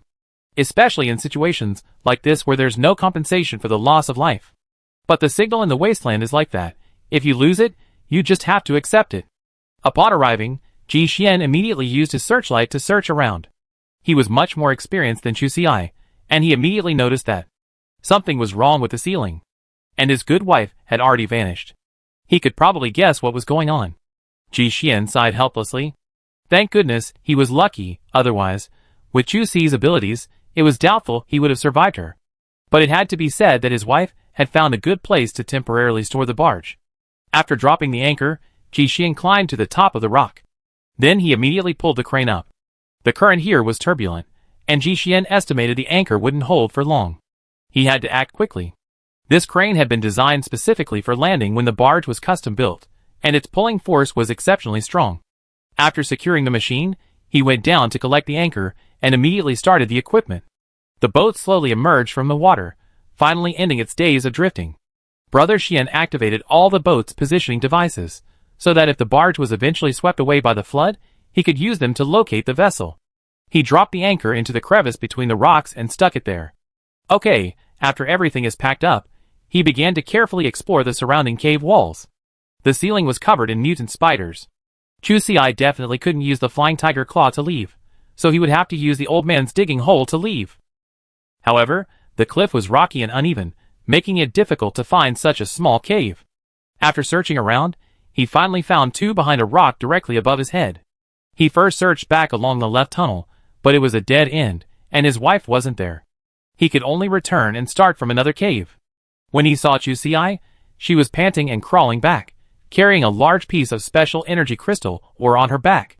Sister Chu's first reaction was one of immense joy, and her second was to quietly hide the crystal ore behind her. Her smile was slightly awkward. How could he convince Ji Xian that this crystal had truly been dug up on the way to find him? Chu Xiai said with conviction, Brother Xian, you will always be my number one. Ji Xian nodded. I see. Chapter 813. Finally, the two of them reunited. Seeing Chu Xi's guilty expression, Ji Xian didn't pursue the matter further. The man curled his lips into a smile and took the stone from her back.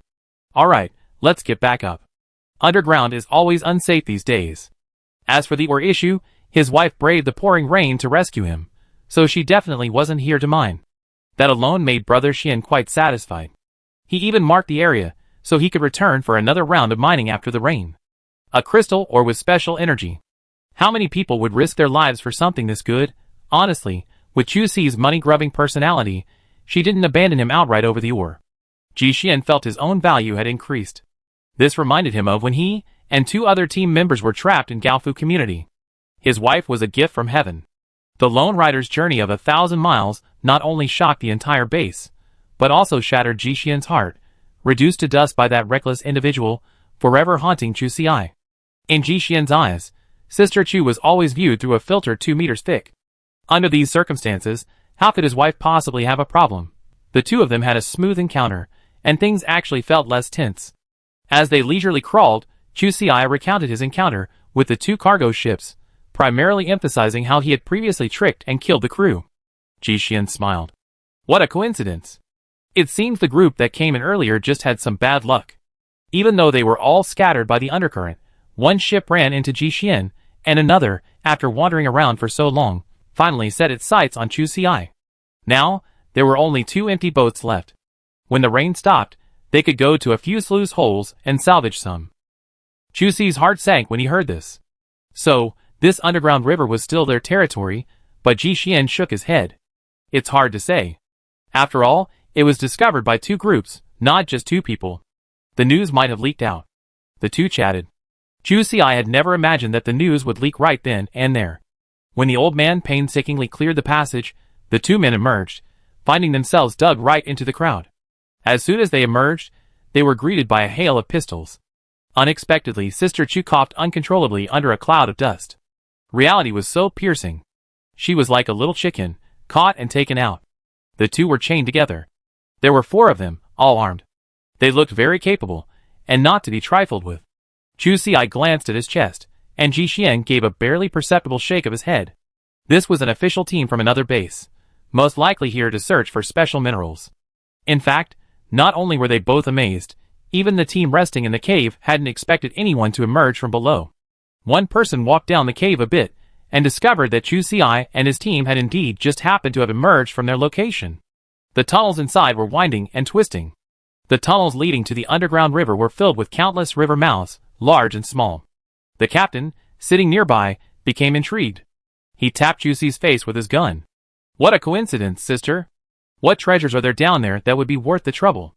Juicy remained silent, her gaze sweeping over the gun in the man's hand. This wasn't the first time someone had stabbed her in the face with a gun. She silently glanced at Brother Xian, and saw the team's only female member, with a frivolous gesture, pull Ji Xian aside and drag him out of the cave. The others smiled knowingly, and even whistled a few times. Prisoners have always been a kind of trophy. Juicy clenched her hands, but the ropes around her wrists tightened. Although she knew Brother Xian was more than capable of handling her, she couldn't suppress the rage within. Bang! A muffled sound echoed through the rain. The people inside the cave had obviously heard it, and the captain frowned, nodding Scarface to go out and take a look. Sister Chu also received the signal immediately. Hand-tied, she just threw her head back. Recklessly, he knocked the man down. A 5 feet 85 inches tall man, a true martial artist, was knocked to the ground by a small child's head. Even though he reacted quickly, Sister Chu was still one step ahead of him. Next to him was the armor-piercing hammer she had confiscated. She hooked it with her foot and threw it upwards. She tilted her body to the side, and the blade slipped perfectly between her hands, landing on the ground along with the rope. As the man stood up, Chu Xi immediately swung her fist at him. With a bang, Sister Chu's arm was hit, but she couldn't stop her powerful swing. A punch landed hard on the man's forehead. The man stumbled, then fell heavily to the ground. The captain arrived, and Ji Xian dealt with the two outside. There were still two in the cave, but they were clearly no match for them. Soon, the 5 men were tied up in a row and taken to the place where they had been tied up. Next, it was Sister Chu's time for robbery and Ji Xian's interrogation. Chapter 814. Ji Xian had originally intended to interrogate them about the specific location of their prospecting. But when the first watch self-destructed without the operator's intervention, he knew today's plan was likely doomed. He tried several more, but still no luck. Brother Xian had a general idea in mind. After careful questioning, he discovered that they were indeed an official team. They attached great importance to the confidentiality of their missions, often setting up multiple micro-expression self-destruct modes on their watches, making it virtually impossible to defend against them. Ji Xian paused. Which base? The people there didn't go out of their way to hide. Base 52. Now everyone knew their place was a mess, and there was nothing to gain. So, he decided to throw the whole thing under the bus. Ji Xian searched the men's bodies, and the car outside carefully, and soon returned with a silver-white box. The expressions of the men, who had been lying on the ground, suddenly changed. The leader's brow furrowed. This was their main gain from this mission, crucial material for repairing the radiation shield. Extremely rare. They'd been stationed here for 3 weeks, and they only found this little bit. There were concealed boxes in the vehicle, and they even added signal shielding. Unexpectedly, this person still found it. Brother Xian was quite easy to talk to. They weren't affiliated with any faction anymore, so this thing was a hot potato in their hands. While valuable, it wasn't easy to sell. Because the contact person was usually an official, there was really no need to force their way in. Base 52 had been out of service for a long time, so if it could be restored to normal, it wouldn't necessarily be a bad thing. He sat down in front of the leader. Let's discuss a deal. The man's eyes suddenly lit up at this, and he took a deep breath. Sure. The answer was resolute. Now, they had seen Chu Xi and Ji Xian's expressions, and they knew this wasn't going to end well. I just hope the metal can make it back to base 52, so their deaths won't be in vain. Brother Xian's lips curled up. This box of stuff, plus the car outside, and your 5 lives, buy them with points. Since they can't use them, they might as well just sell them. Besides, with the 2 of them in their current situation, they really don't need these things. There are only 2 SUVs left in Monkey Valley. More wouldn't be enough to drive them all, so it would be a waste. Convert them all into points, and use them anywhere. The others sat up straight. Their lives? So these 2 wouldn't kill them? Of course, Ji Xian wasn't stupid. He wouldn't leave any hidden dangers. Although he felt a flicker of sympathy, he didn't want to be put on the wanted list again upon his return. What was the point? So, each person was fitted with a listening device and a remote-controlled miniature bomb. This put them on par with the treatment offered to Elderly and the others. But naturally, these things came with a premium.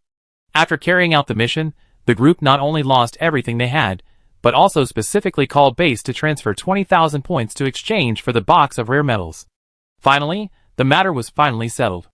Of course, all earnings were deposited into a black card. While the interest rate on transactions was high, it could be spent anywhere, and their identities could not be traced. After the two men left, they suddenly realized that they had truly escaped death. A few men broke free from the ropes and immediately beat up the guy who'd been looking for the cave. This guy was truly unlucky. If he hadn't hidden here today, how could he have suffered this? It's true that when you sit in a cave, disaster strikes from beneath your feet. This is truly bizarre. One of them flexed his wrist, glanced outside, and gestured with his hand. Boss, are we really just going to let these two go like this? That's their savings of many years. How could they possibly just give it away like that? Pa! He was slapped. Shut up, pack your things, and get out of here. Not long after they left, Chu Xiai and Ji Xian returned. Because of the previous hostage situation, the special energy crystal ore was still hidden in the tunnel. Later, they let the old man down as well to protect the ore. Now, it's just the right time to take it out. After Sister Chu happily descended, she soon climbed back up with a sullen face. She held the little creature in her hand, and only half of her ore remained. It was covered in dense bite marks, and the other half had already been swiped away by it. This thing was so bad, it even ate rocks. Chu Xiai couldn't help herself and attacked it with a crack, but the old man was fast asleep and didn't react at all. Couldn't it pick something cheaper? This was a special energy crystal ore. She herself was reluctant to destroy it. Ji Xian frowned. He took the little creature from Chu Xi's arms. It was so soft, it felt like it had no bones. This wasn't normal. He checked his watch. The energy readings continued to climb. The old man's physique seemed to be improving. Could this thing still evolve? Chapter 8:15. Having created such an energy crystal, Chu Xiai had assumed that the old man would need to sleep for at least 10 days, or half a month, otherwise it would be a waste of its value. In the end, it only slept for half a day, waking up at dinner time when it smelled something. Sister Chu was a little disappointed. The head hadn't grown, and the spines on its back hadn't gotten any harder. As for the defense upgrade, Chu Xiai sighed slightly. She couldn't tell if it hadn't been upgraded. The old man's skin was already very tough. So far, she had never seen any mutant animal able to break through its defenses. If the ability was also in its skin, it would at most be icing on the cake. Ji Xian, however, had reservations. From the little guy's appearance, there was almost no change. And if the thickness or hardness of its skin had changed, it would certainly have affected its complexion to some extent.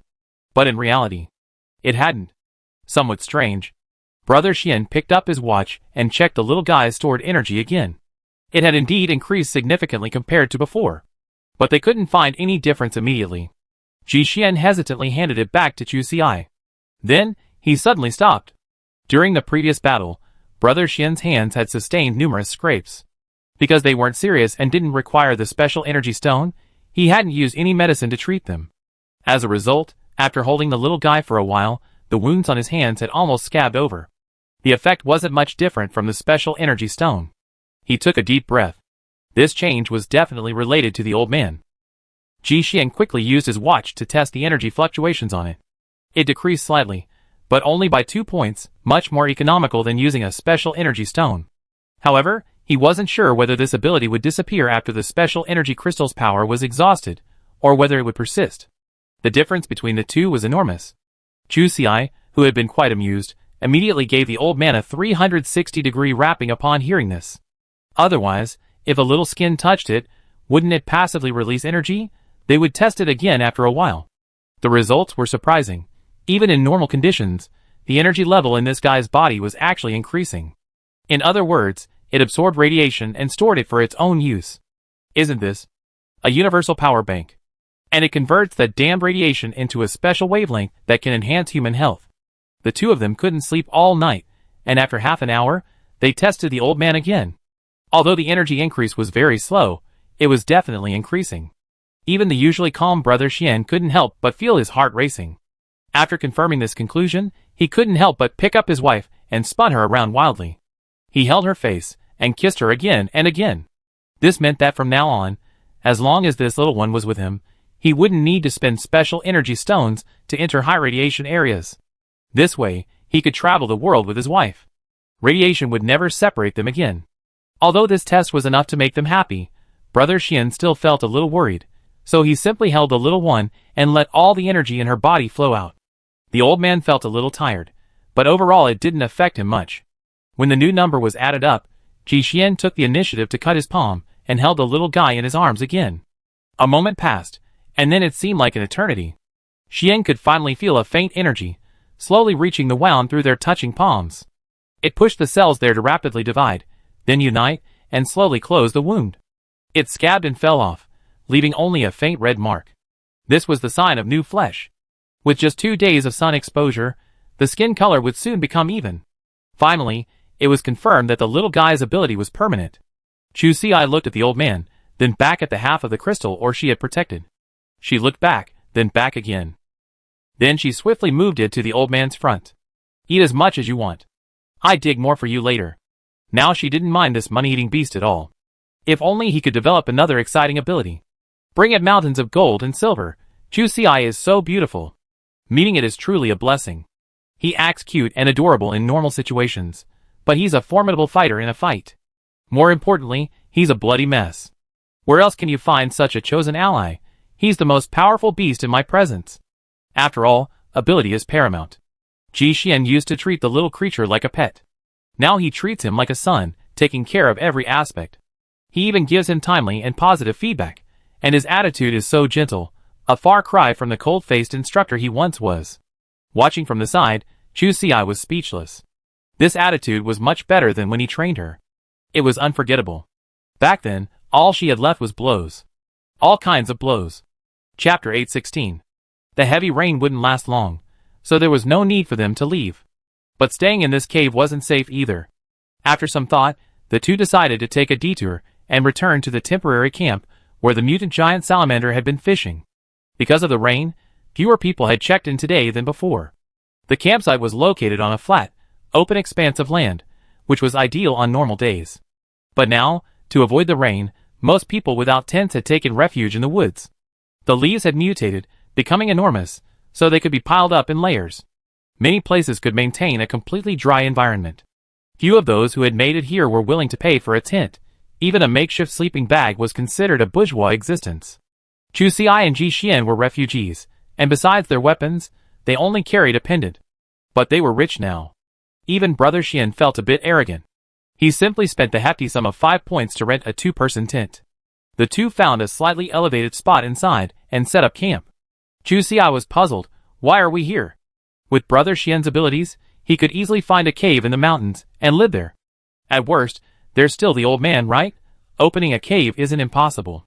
Ji Xian, however, curled his lips into a smile. Of course, we didn't come back just to stay overnight. With that, he led his wife into the tent. Their tents were covered in leather, which dried with a simple wipe. Then, Ji Xian pulled out a handful of small spiders from his pocket. This thing was even smaller than the surveillance cameras Chu Si and the others had used, not even half the size. Upon closer inspection, it turned out they had no cameras, only simple mechanical positioning and monitoring capabilities. Furthermore, they didn't even have invisible skin. Each one resembled a tiny, pitch-black bean. Taking advantage of the darkness, they were incredibly concealed. Brother Xian opened the tent a little, and the black beans were simply scattered out. Their mission execution wasn't very high. Even a small current outside could push them off their intended route. Ji Xian simply let them roam freely, and whenever he came across someone walking outside, he'd directly climb onto one. Most of them would stealthily crawl onto the patrol officers on night watch. They had many friends from all walks of life, and they were a bit of a local boss here. Placing surveillance cameras on these people was undoubtedly the best option for maximizing profits. He lowered the volume to a minimum and set a few keywords for capture, such as underground river and piranha. Brother Xian wanted to know if the news of the underground river had spread among these people. If not, they could still fight for it. But once the news spread among them, this matter would be almost impossible to recover. This group would quickly establish a system to divide the land, and the others would be lucky to get a piece of the pie. Sadly, the news still leaked out. And Ji Xian had a surprising gain. Hadn't the Wild Dog mercenary group's leader fallen before, their entire force ripped away from them. Most of them had been killed. But some, like the Venom Fang, still survived. There was no way. After so many years of accumulation, their size had grown far beyond the reach of ordinary people. Originally, they had all been prepared to lie low. But who could have imagined such a major disturbance would occur at Base 46? Even someone like Elderly had escaped with his life. Clearly, There were those among them who were extremely well informed. And this place was secretly controlled by the wild dogs. But now, this group knew to keep a low profile, and was much more discreet than before. And that underground river had been designated as a key food supply point. They even wanted to send people to explore further. This mountain had minerals. Who knew? There might even be unexpected gains. Chu Xiai, listening nearby, had a grim expression. These bastards are still targeting our boat. The barge, transformed from a tortoiseshell, was definitely a vital strategic asset for them. Everyone liked it because it was easy to get things. The rain outside gradually subsided. Chu Xiai crossed her legs as she heard the men over there say they were sending a boat in. Well, it seems they're quite daring. They'd lost 2 cargo ships before, and now they're still daring to send more. But since they weren't afraid, she and Ji Xian were even less afraid. Heard the boat was heading in. Sister Chu picked up the old man by the legs and lifted him up. She patted his still dazed little head. Why are you sleeping? Get up and have some fun. It was the latter half of the night, and the camp was almost silent. The wild dogs men began to move out, and Chu Xiai and Ji Xian quietly followed. They followed them all the way to the entrance of the underground river. At this point, their last glimmer of hope was completely gone. Chu Xiai immediately wanted to let the old man out, but Ji Xian held her back. Don't worry. Wait until the boat enters the cave. Once you're in, don't come out. Chapter 817. Death Before Victory. The wild dogs men had thrown another boat into the water, and now they were completely hesitant to act rashly. Besides the mutated piranhas, there must be something else in the underground river. They used their finest fishing nets to salvage it. The piranhas were so powerful that a single net could only hold out for 2 attempts at best. This thing was worth a fortune. To catch the old man, the wild dogs men went all out, using up 6 nets, but alas, they didn't even catch a trace of it. But every time the boat went through, it had to bring back a bite. This was truly bizarre. The wild dog's captain gritted his teeth. This thing had to be caught. This was the entire underground river's worth of resources. Even if they spent a lot, they would eventually earn it back. The man waved his hand. Try again. He didn't believe this creature could really be that clever. After all, it always attacked the boats. This time, he simply cast his nets around the boat, using 4 at once. It actually worked. Something had clearly gnawed through the center of one of the nets, leaving a fist-sized hole in the alloy mesh. Fist-sized? The man stepped forward and carefully felt it. The broken edge was incredibly sharp, without even a burr. This indicated that this creature had a very high attack power, but it probably wasn't very large. And there was a good chance there was only one. With that, he had a general idea of what was going on. As long as they weren't in a group, no matter how powerful a single one was, it wouldn't be able to escape the encirclement. What's more, this little creature had a strong sense of territory. As long as they didn't hide, it wouldn't be a problem. At worst, they could use poison. The underground river's current pushed outward. As long as they took precautions in the lake, they wouldn't have to worry about the poisonous water leaking out. After taking precautions to prevent hunting highly poisonous mutant animals, the repaired boat lurched back into the water. The surrounding headlights shone brightly, illuminating the surrounding water. But the underground river was covered in dark rocks, making it difficult to see clearly even with the beams of light. The boat tilted slightly, and everyone gathered their tools and began to spread the medicine. The medicine, produced in their own research institute, was quite potent. It wasn't long before a mutant fish flipped out of the water, its body frozen, and was slowly pushed out by the current. The medicine was undoubtedly effective, but they rarely used it on a daily basis. For one thing, the production cost was too high, and it would be a shame to waste it. Secondly, the poison was so potent that even the energy stones inside would be contaminated. Who would want to do something with no benefit at all, unless, as today, there's a huge profit on the line, and the danger is foreseeable. But with only one creature at stake, this medicine is undoubtedly the most cost-effective. And the facts prove that this medicine is indeed excellent. As for the old man, the snake venom only lasted for a while. After applying the medicine, it lost control of its body and slowly floated away in just a few breaths. It was even weaker than the larger fish nearby. There was no way around it. It was too small to withstand such a struggle. And precisely because of those few seconds of delay, the weak Sabu Xiang was swallowed whole. So, the wild dogs and others guarding outside. They waited and waited, only to see fish carcasses floating out of the cave. There was no one to suspect. By the time the men had time to dissect the carcasses, the little creature had already recovered, ripped open the fish's belly, and fled. This time, it had tasted the sweetness. The sensation was like being drunk, its entire being euphoric. It had never tasted anything like this since its infancy. In a few moments, it climbed aboard the boat. It sniffed carefully, overcoming obstacles along the way, and soon emerged with a bag of powder in its mouth. This time, it didn't make a scene. It threw the contents onto its back and swam swiftly across the river. This good stuff, it had to take home for its beloved. Juicy Eye had no idea what was happening down there. After all, the group was well trained, and if they got too close, they'd easily be discovered. Then the gains would be worth the losses. I thought, given the little creature's personality, it would be making a fuss until at least the middle of the night, but I didn't expect it to wander back so quickly. Look at the transparent scraps of material in its mouth. They're filled with white powder. With a hop, the little creature flew into Chu-Si's arms. It held the object in its mouth and nuzzled into his arms. Its eyes sparkled. She picked it up, somewhat puzzled. It was all described in English. Sorry, I don't understand. But she knew the language of animals. It seemed the old man wanted to share it with her. She opened the bag and sniffed it closely. No odor. She reached out with a finger, wanting to scoop out a little to taste. She was also afraid it might be poisonous. But the experts said that if you're unsure, just lick a little on the tip of your tongue to see if it numbs. Numb, right? Just as she thought this, she threw her head back and collapsed. Seeing the effect, the little creature wagged its tail with excitement. Look, it knew Big Baby would love it too. Sharing happiness is worse than sharing it alone. Immediately, it opened the plastic bag and ate a few more bites. Soon, it collapsed straight down beside Chu-Si. Beautiful. Brother Xian had only been gone for a moment. In the blink of an eye, he almost had to collect his wife's body. Seeing the label on the plastic bag, the man almost gasped. Chapter 818. Thank goodness Brother Xian returned just in time. Chu-Si refilled her energy stone, and soon after, she woke up. Actually, she only smelled a little bit of the odor, and the toxins that entered her body weren't much. It wasn't very harmful, but it was extremely insulting. She must have been extremely angry. But seeing the little creature still unconscious beside her, she couldn't help but worry.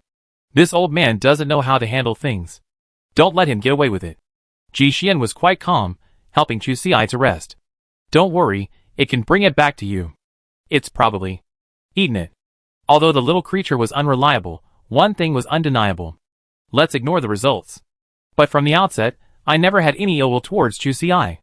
Sure enough, not long after, I saw it lazily turning over, its legs twirling leisurely. Sister Chu looked irritated, wanting to throw a few punches, but afraid of making a noise that would reveal their target. Ji Xian patted her shoulder gently. Don't be angry. Just be more careful with anything it sends you from now on. To be honest, he also wanted to excuse his wife. But then he thought about how she'd been playing dirty with the old man's mouth just a few days ago. Compared to that, the whole what goes around comes around thing made sense. Despite a minor incident tonight, the surveillance work still needed to be continued. The two men didn't find anything all night, and the wild dogs felt their efforts had been in vain. For the rest of the night, they didn't dare go back in. Around 3 in the morning, they hurriedly sailed away. Things here needed to be discussed further. After the guards left, Ji Xian couldn't help but feel a little sleepy. He was about to call his wife back. They would follow up tonight, and absolutely had to stop these people from entering the cave. Chu-Si, holding the little one in her arms, took a moment to react to Ji Xian's words before she drowsily stood up. But she felt so dizzy, as if her brain had short-circuited. Even Ji Xian's words seemed to come from far away. Something was wrong. She held her head, stretched out a hand, and said to Ji Xian with difficulty, "Something's not right. Help me check. Is the energy in the stone depleted?" Brother Xian was also startled and quickly supported her. Chu-Si had been lying quietly there, making no unusual sounds. And since they were monitoring someone else, he hadn't noticed anything unusual. When he checked the energy stones in her hand, he found they were indeed all depleted. He quickly pulled a few more from his pocket, and Chu-Si felt noticeably better. If not, she didn't understand. She clearly recovered before, so how could she still have such a strong aftereffect? She couldn't help but feel a little apprehensive. Is this poison really that potent? Does it have a phased activation? And can't even the energy stone be completely removed? Ji Xian's brow furrowed. He had never heard of this type of poison before. Even if there was one, it should have been encased in some kind of material to prevent decomposition. It didn't make sense that the same packet of poison powder would activate at different times. But if this matter wasn't resolved, he was deeply worried. He was afraid that something bad might happen to Chu Si in the future. Even though they usually spent time together, there was always a chance of something happening. This thing was so silent, Chu Si hadn't even noticed before. This was incredibly dangerous. But after much thought, he couldn't figure out what the problem was. It felt like the wild dog's medicine shouldn't be this advanced. So far, he never heard of a poison that couldn't be cured by the special energy stone. After all, that thing was a powerful weapon that could even repair genetic damage. Unexpectedly, Brother Xian's gaze met the old man in Chu Si's arms. A thought flashed through his mind. He remembered the old man's charging function. It could transmit the energy from the radiation to humans who were touching skin. So what about the poison? With this thought in mind, Ji Xian immediately took the little creature out of his wife's arms. What's more, he didn't even dare to touch it himself, instead wrapping it with leaves. Truly enough, as soon as the old man left her hands, Sister Chu's mind cleared up a bit. She fearlessly tested it a few more times, and the result was indeed.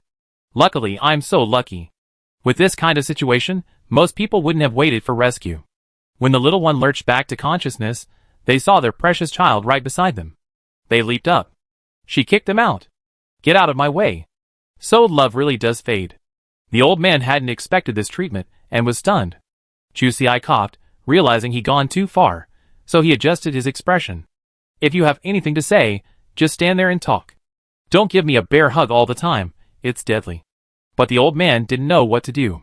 He just wanted to cuddle, rub her, and lift her up. He was a bit nervous, and after failing to land his first strike, he trudged back. This time, he didn't jump directly into Chu Si's arms, but instead walked around Sister Chu's calf twice. It's still a baby. Chu Si turned away. Don't act like a spoiled child. That won't work on me. At the very least, out of mutual respect, at least finish poisoning it first. My dear, why are you so anxious to hurt me? Chapter 819. The little creature was a shameless and invincible presence. It had set its sights on Chu Si and wouldn't let go until it clung to her arms. Unable to shoo it away, Sister Chu finally gave in. Let her have fun. At worst, she could just put on gloves and a hood. While some of the toxins would still penetrate, the effect would be much slower than direct contact. It didn't matter if Chu Si just endured it, because the old man not only dissipated the toxins, but also replenished her energy. The goal was balance.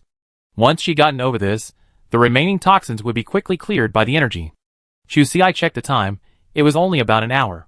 After this time, she felt noticeably better. It had already entered the recovery period. The old man's mental state had also fully recovered, and his spirits were invincible. Seeing Sister Chu so fully armed, it tugged at the hood with some curiosity. Chu Si ignored it. She spent a fortune today. How much wealth did she have to spend like that? When she recovered, she had to have a proper discussion with the old man. Don't do this again. After the little guy was treated coldly, it finally realized that it might have gotten into trouble. But it really didn't know where it had gone wrong. After all, it usually brought back prey quite a few times. In the old man's eyes, this bag of medicine powder was also his trophy. He went over and nudged Sister Chu several times, but she ignored him. This worried the old man to death. Why couldn't he coax her? Remembering Chu Si's fondness for those shiny white stones, it flipped over and leaped off, disappearing in a flash. Ji Xian was still a little puzzled. The little guy has a specific eating pattern, and it's not even time for him to eat yet. What's he going out for? Sister Chu shook her head. Why worry about that? My uncle's defense and attack are both very high, so he'd be fine. Brother Xian nodded. But there was one thing he didn't say explicitly. Since he confirmed my uncle's special physique, his concern was no longer about his safety, but about his eating habits. Don't bring back any more poisons. Nature is full of poisonous plants and animals, and my uncle's diet has always been a mix of meat and vegetables. Chu Si's body was now as rugged as a tough guy, and ordinary poisons wouldn't be able to defeat her.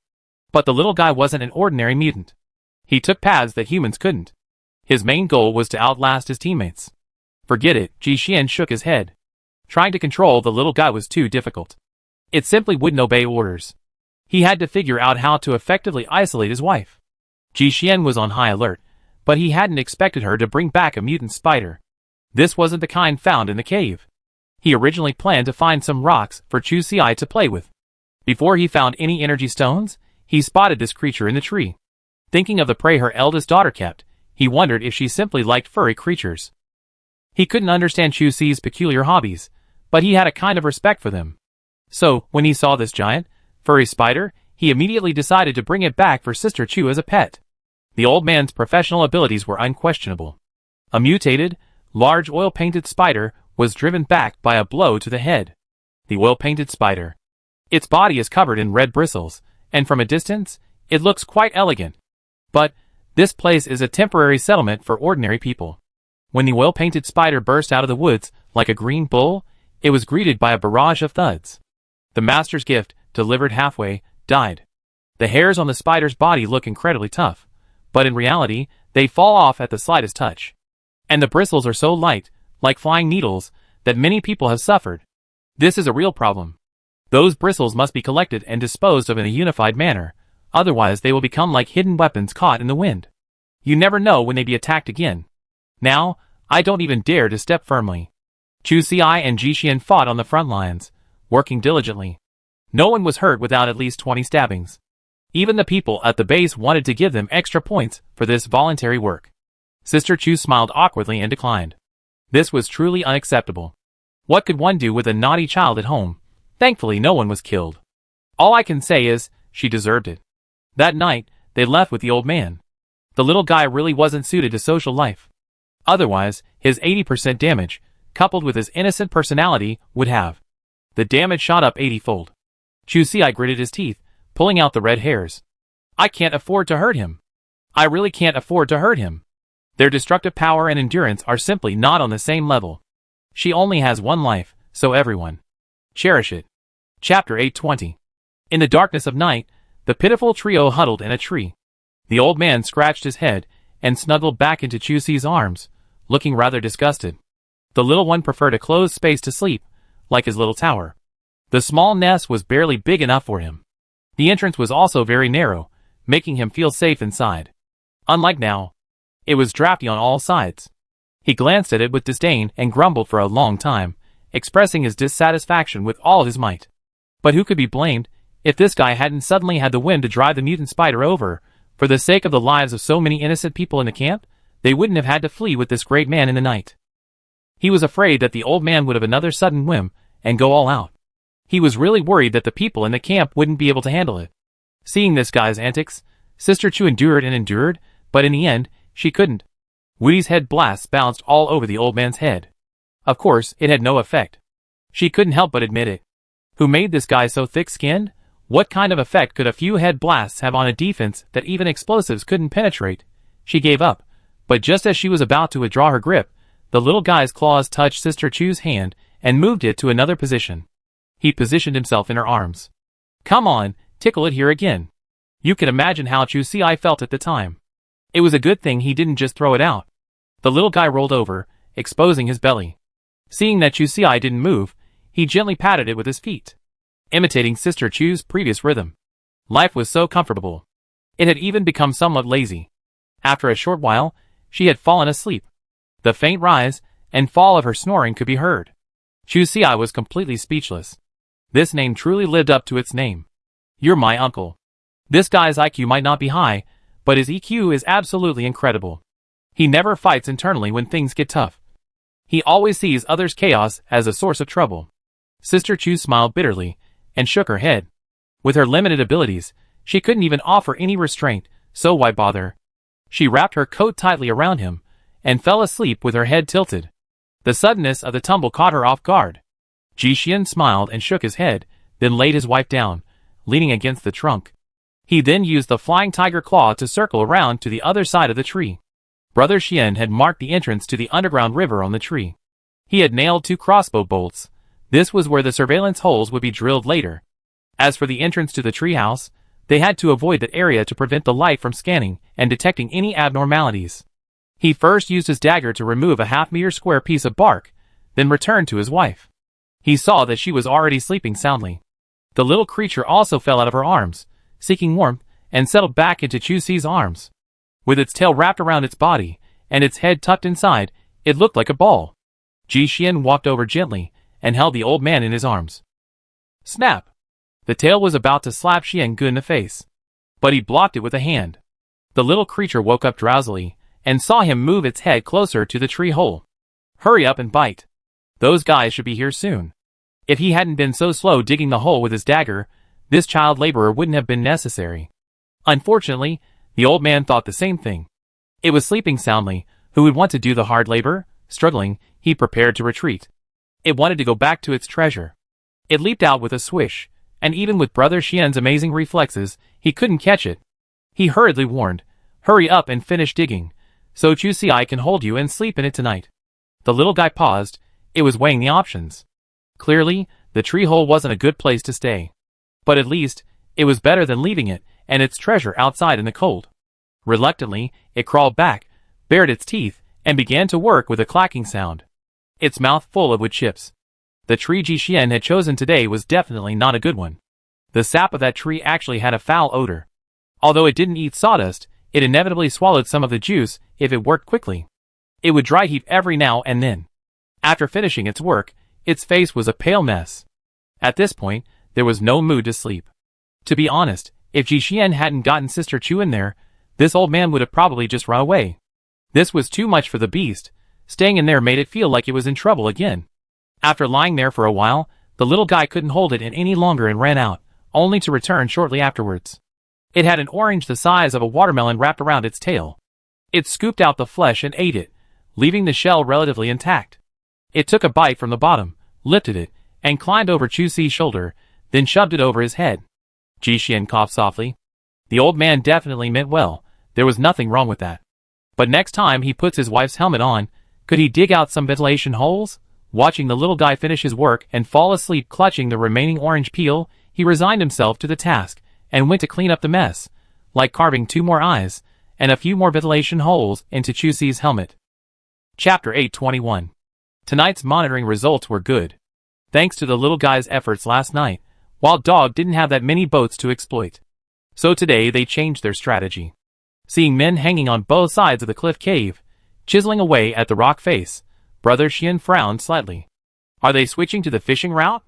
On second thought, since the river channel is blocked, why not open a new route?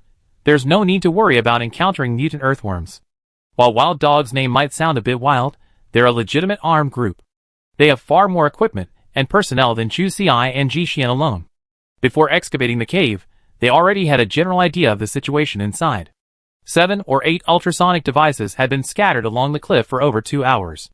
Within the monitoring range, they would detect the movements of almost all mutant animals. The receiver would also dynamically generate a simple map.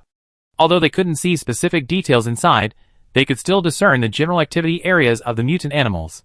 The structure of some river channels also provided some information. So, the route they planned wouldn't encounter mutant earthworms or the like. Aboard the cargo ship, several people stood on the deck and watched as those on the cliff began to work. One person, unwilling to give up, said, "Brother, are we really going to announce this place?" Although they couldn't enter the river, they could still reap a good harvest by guarding this fishing spot. According to the map, this underground river was very vast. And the mutant piranhas were so numerous in the river that they could even be caught with hooks, without even baiting. The resources within were countless, undoubtedly a vast treasure trove. He truly couldn't bear to give up just like that. With so many mutant fish, even if most of them were highly radioactive and their meat was inedible, their skins were useful. Most importantly, this was an absolutely perfect place to farm energy stones. It was much safer here than the isolation zones between highly radioactive areas. The man felt a little depressed. He couldn't understand. Why didn't they keep such a prime location to themselves? Instead, they brazenly advertised its location for a few petty profits. Other factions would inevitably become interested. Isn't that just a bit of a nut in their brains? Though he thought so, he didn't dare express it. In fact, besides him, several of his brothers also didn't understand. If they could manage this well, guarding this place would allow them to retire in peace. The man standing in the middle said nothing. He flicked the ash from his cigarette with his fingers, took a deep puff, and tossed it directly into the water. After a while, the sound of fish leaping out of the water was heard. The man curled his lips and smiled. "Why, you're optimistic about this place?" The previous man nodded. There was no need to hesitate. The leader standing in the middle also nodded. "I'm optimistic too. If it wasn't a good place, how could he possibly win over the bigwigs?" Although the Wild Dogs only had a few men left, he knew full well that many of them were spies of other factions. Given their current situation, this underground river certainly didn't belong to the Wild Dogs. All he could do was use this information to find a powerful backer. serve as dogs. That way, their wild dog mercenary group would have a chance of continuing to exist. Otherwise, what difference would this make between them and a child carrying gold in a busy city? The upper echelons of the Wasteland were far more brutal than they imagined. Even if they were dissatisfied with the distribution ratio, they would most likely be eliminated and killed immediately. They were no longer the wild dogs they once were. Instead, they were more like stray dogs. The next day, the cave had been dug in, and the people inside resumed their work. The cargo ship guarding the cave had already left early. Before leaving, they had set up numerous surveillance points nearby. Sister Chu slept until 4:30, the fresh scent of oranges helping her sleep soundly. When she woke, the surveillance had already ended. Chu Xi woke up groggily, only then realizing the covering on his head. Taking it off, he saw a very cute orange helmet. She took a deep breath. They taste good. Where did you pick them? Brother Xian shook his head. Grandpa picked them. There's no rush about the oranges. She have the little guy take them when she's free. Now that they're sure the wild dogs won't enter the underground river, they can temporarily end their surveillance. The real business is returning to the cave to search for the mutated energy crystal. The water level is still high, and the mutant spider's activity area is extremely limited. This is the perfect time for them to act. Chu Xi nodded. She still wanted to give Grandpa some more tonic. She really wanted to see what this creature's ultimate evolutionary form would look like. Will there be any unexpected surprises for them? Chapter 822. Regardless of what was happening with the wild dog mercenaries, Chu Xi and Ji Xian seemed to be back on track. After all, that group hadn't entered the underground river. Securing the small area at the entrance was barely a concern for the two of them. If they wanted to fish, they had the barges, so they could choose any section of the river. There was no need to confront the wild dogs head-on. Most importantly, they could freely explore the river for mineral resources. As originally planned, Chu Xi and Ji Xian first descended to the mining site of the special energy crystal mine. Coincidentally, the mining site was relatively close to the barge, so even if they couldn't get out for the time being, they could still go over and take a look. Ji Xian figured it shouldn't be a big deal. After all, the rain had mostly stopped since they returned. While the water level hadn't dropped much, it hadn't risen any further either. Following the tunnel the old man had dug earlier, the two of them continued their journey, following their original location. But as soon as they entered the river, they noticed something amiss. Logically, the flood showed no signs of abating, so why were the spiders migrating outward? Could it be that they knew the rain had stopped? Ji Xian shook his head and said to Chu Xi, "Let's go up first." He feels something's not right. There are plenty of opportunities. There's no need to risk entering now. Although this underground river has undoubtedly existed for countless years, the probability of a river collapse is unlikely. But mutant animals have a much stronger instinct for detecting danger than humans. Furthermore, these spiders have been thriving here for generations, and following them is a sure thing. The two men emerged from the original cave, and Brother Xian even felt that the entire mountain was no longer safe. After a moment's thought, they returned to the makeshift camp and passed the danger message to the patrolling guards by writing on leaves. But it was too late. Ji Xian had never expected the mutant spiders to find him so soon. This was a swarm of mutant spiders. Not just one or two, not even 10 or 20, but a dense mass, with numerous smaller ones stacked on top of the larger ones. The mutant spider larvae were the size of watermelons, with their long legs and tiny teeth. Even a single larva would be too much for an ordinary person to handle. And they were so densely packed together. Seeing this situation, the people in the makeshift camp didn't even think about resisting. Luckily, they already had part-time jobs as human traffickers, and there were several large trucks outside. With the order to retreat, the ordinary people piled up, at least getting out of this area, greatly increasing their chances of survival. Bullets weren't very lethal to these spiders, so they simply launched a barrage of incendiary bombs. Mutated animals are still animals, and their genetic fear of fire remains. But these mutant spiders, contrary to their usual behavior, weren't initially focused on hunting. The fire started, and small spiders crawled through it in droves. Some even deliberately burned themselves inside for a while. This was very strange. Why was it so unusual? Brother Xian frowned. They were too far away to see clearly. And humans certainly wouldn't dare approach a cluster of spiders. While they couldn't, the old man had no such concerns. Ji Xian had a vague suspicion, and shared it with Chu Xi. Sister Chu immediately threw the old man out and gestured, "Drag a small spider back." I didn't know what the big darling had said, but there was only one prey item ahead. The little creature darted away. Thinking Chu Xi was craving hairy crabs, it soon dragged one back. It was putting in a lot of effort. Killing one was easy, but bringing back all the prey was incredibly difficult. Those spiders were all vegetarian, and even devoured the carcasses of their own kind. The old man often ran out of prey halfway through. Finally, it learned its lesson and dragged a spider from the outermost edge of the group before running away, only killing it once it was out of danger. After much effort, it finally returned and handed it over. "I'm so tired." Ji Xian squatted down and took a closer look. The grooves of the spider's joints were filled with numerous thumb-sized mites. White and tender. The situation was quite serious. Brother Xian's action startled many of the insects. They crawled out in all directions. They were densely packed, and more. Chu Xi, She silently stepped back. She seemed to have been dealt a severe blow. It turned out she also had trypophobia. Ji Xian felt relieved. He pulled Chu Xi away. "Let's go, it's not a big deal."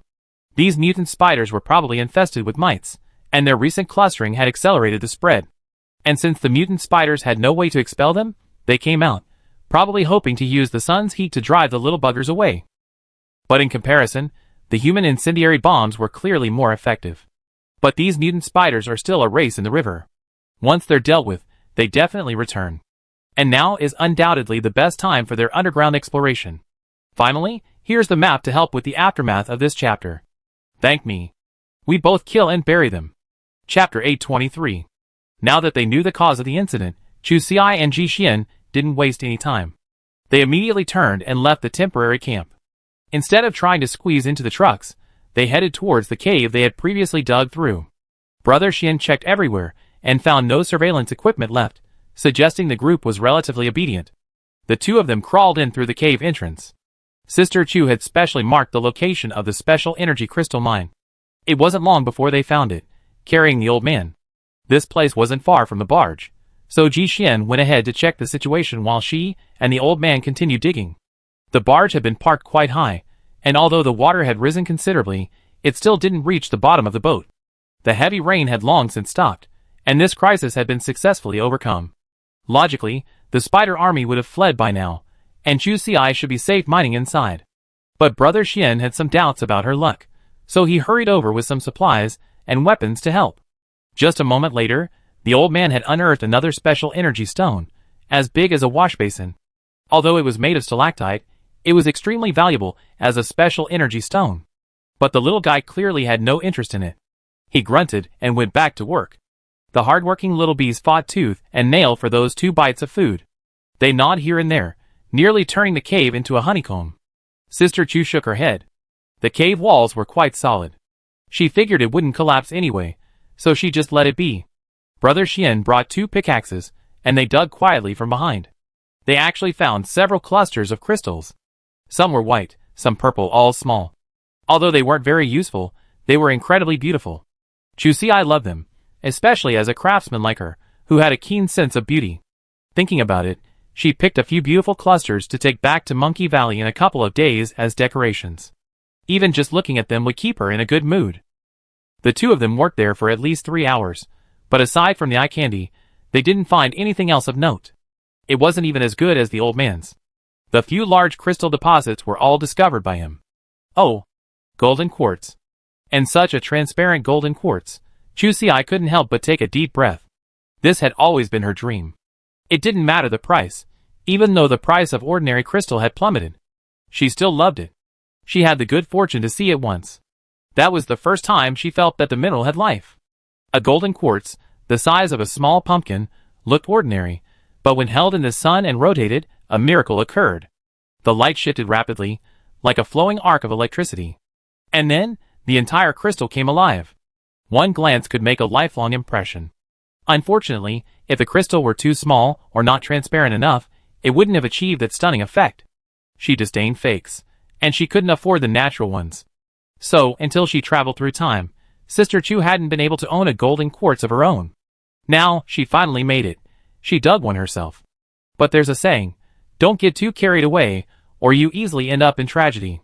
Chu Xi considered herself quite serious. After all, she was a mature adult. If there was one mistake, it was probably not keeping a close eye on the old man.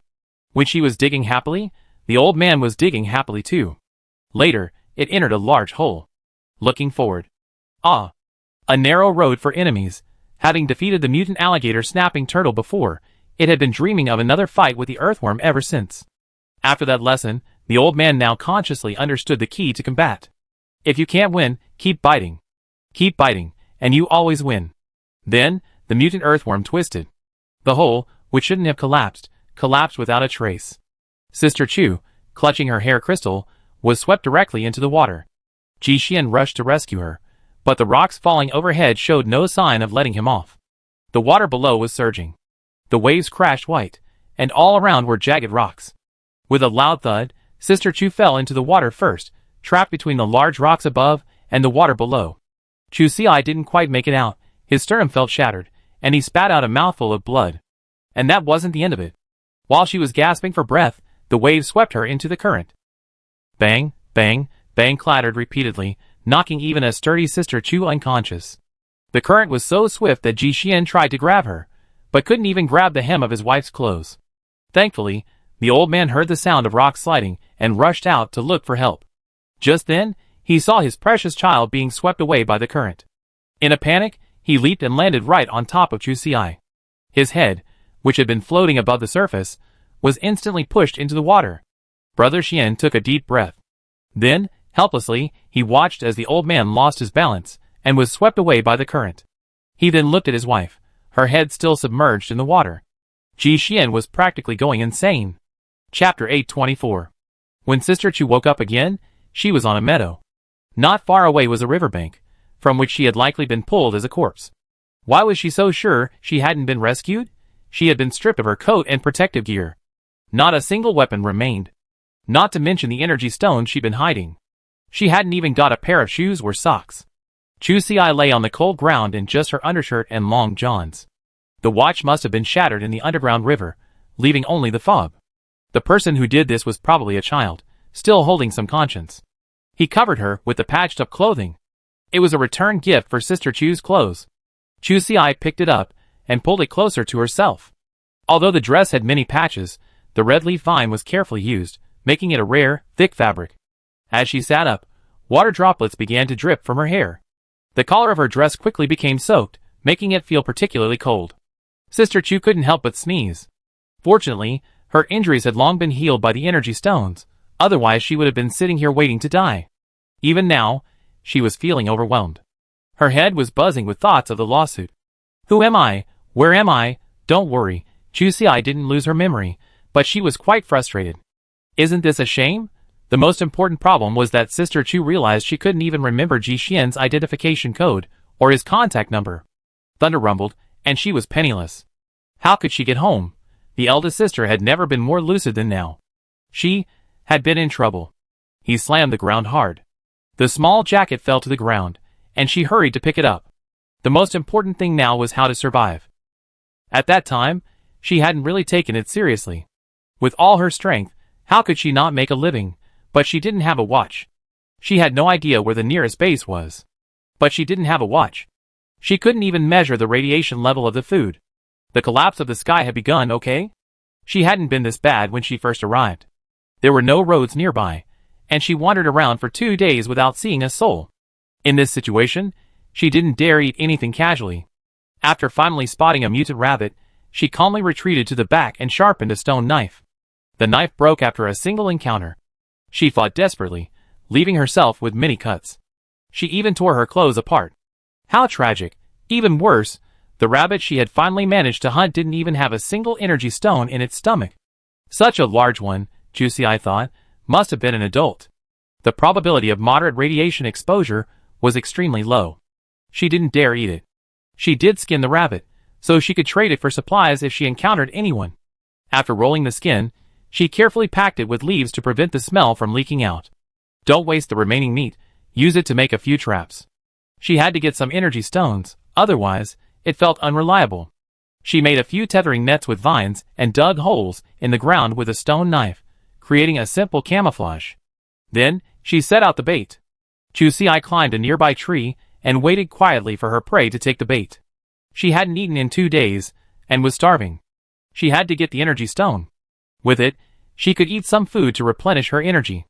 She took a deep breath and concentrated her mind. After working for half the night, Sister Chu finally found her target on a rat.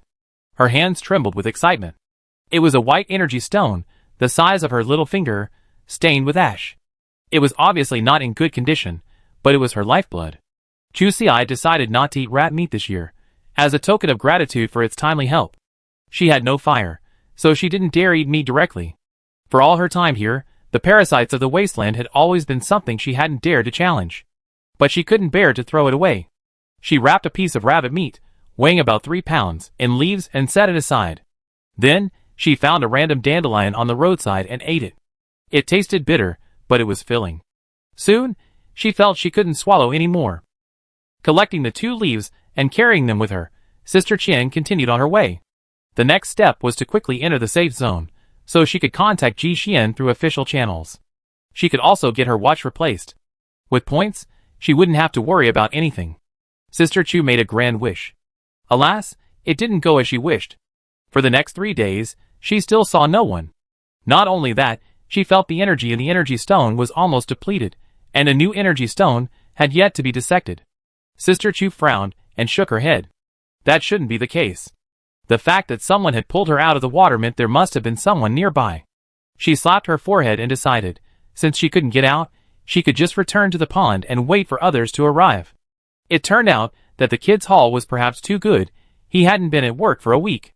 When that little figure appeared again, Chu Si had already been living in this difficult situation for half a month. Chapter 825. Chu Si knew at a glance that the real person had arrived. Although he was still covered in a layer of linen, a hint of his soft leather armor was still visible. This was definitely her savior, no doubt about it.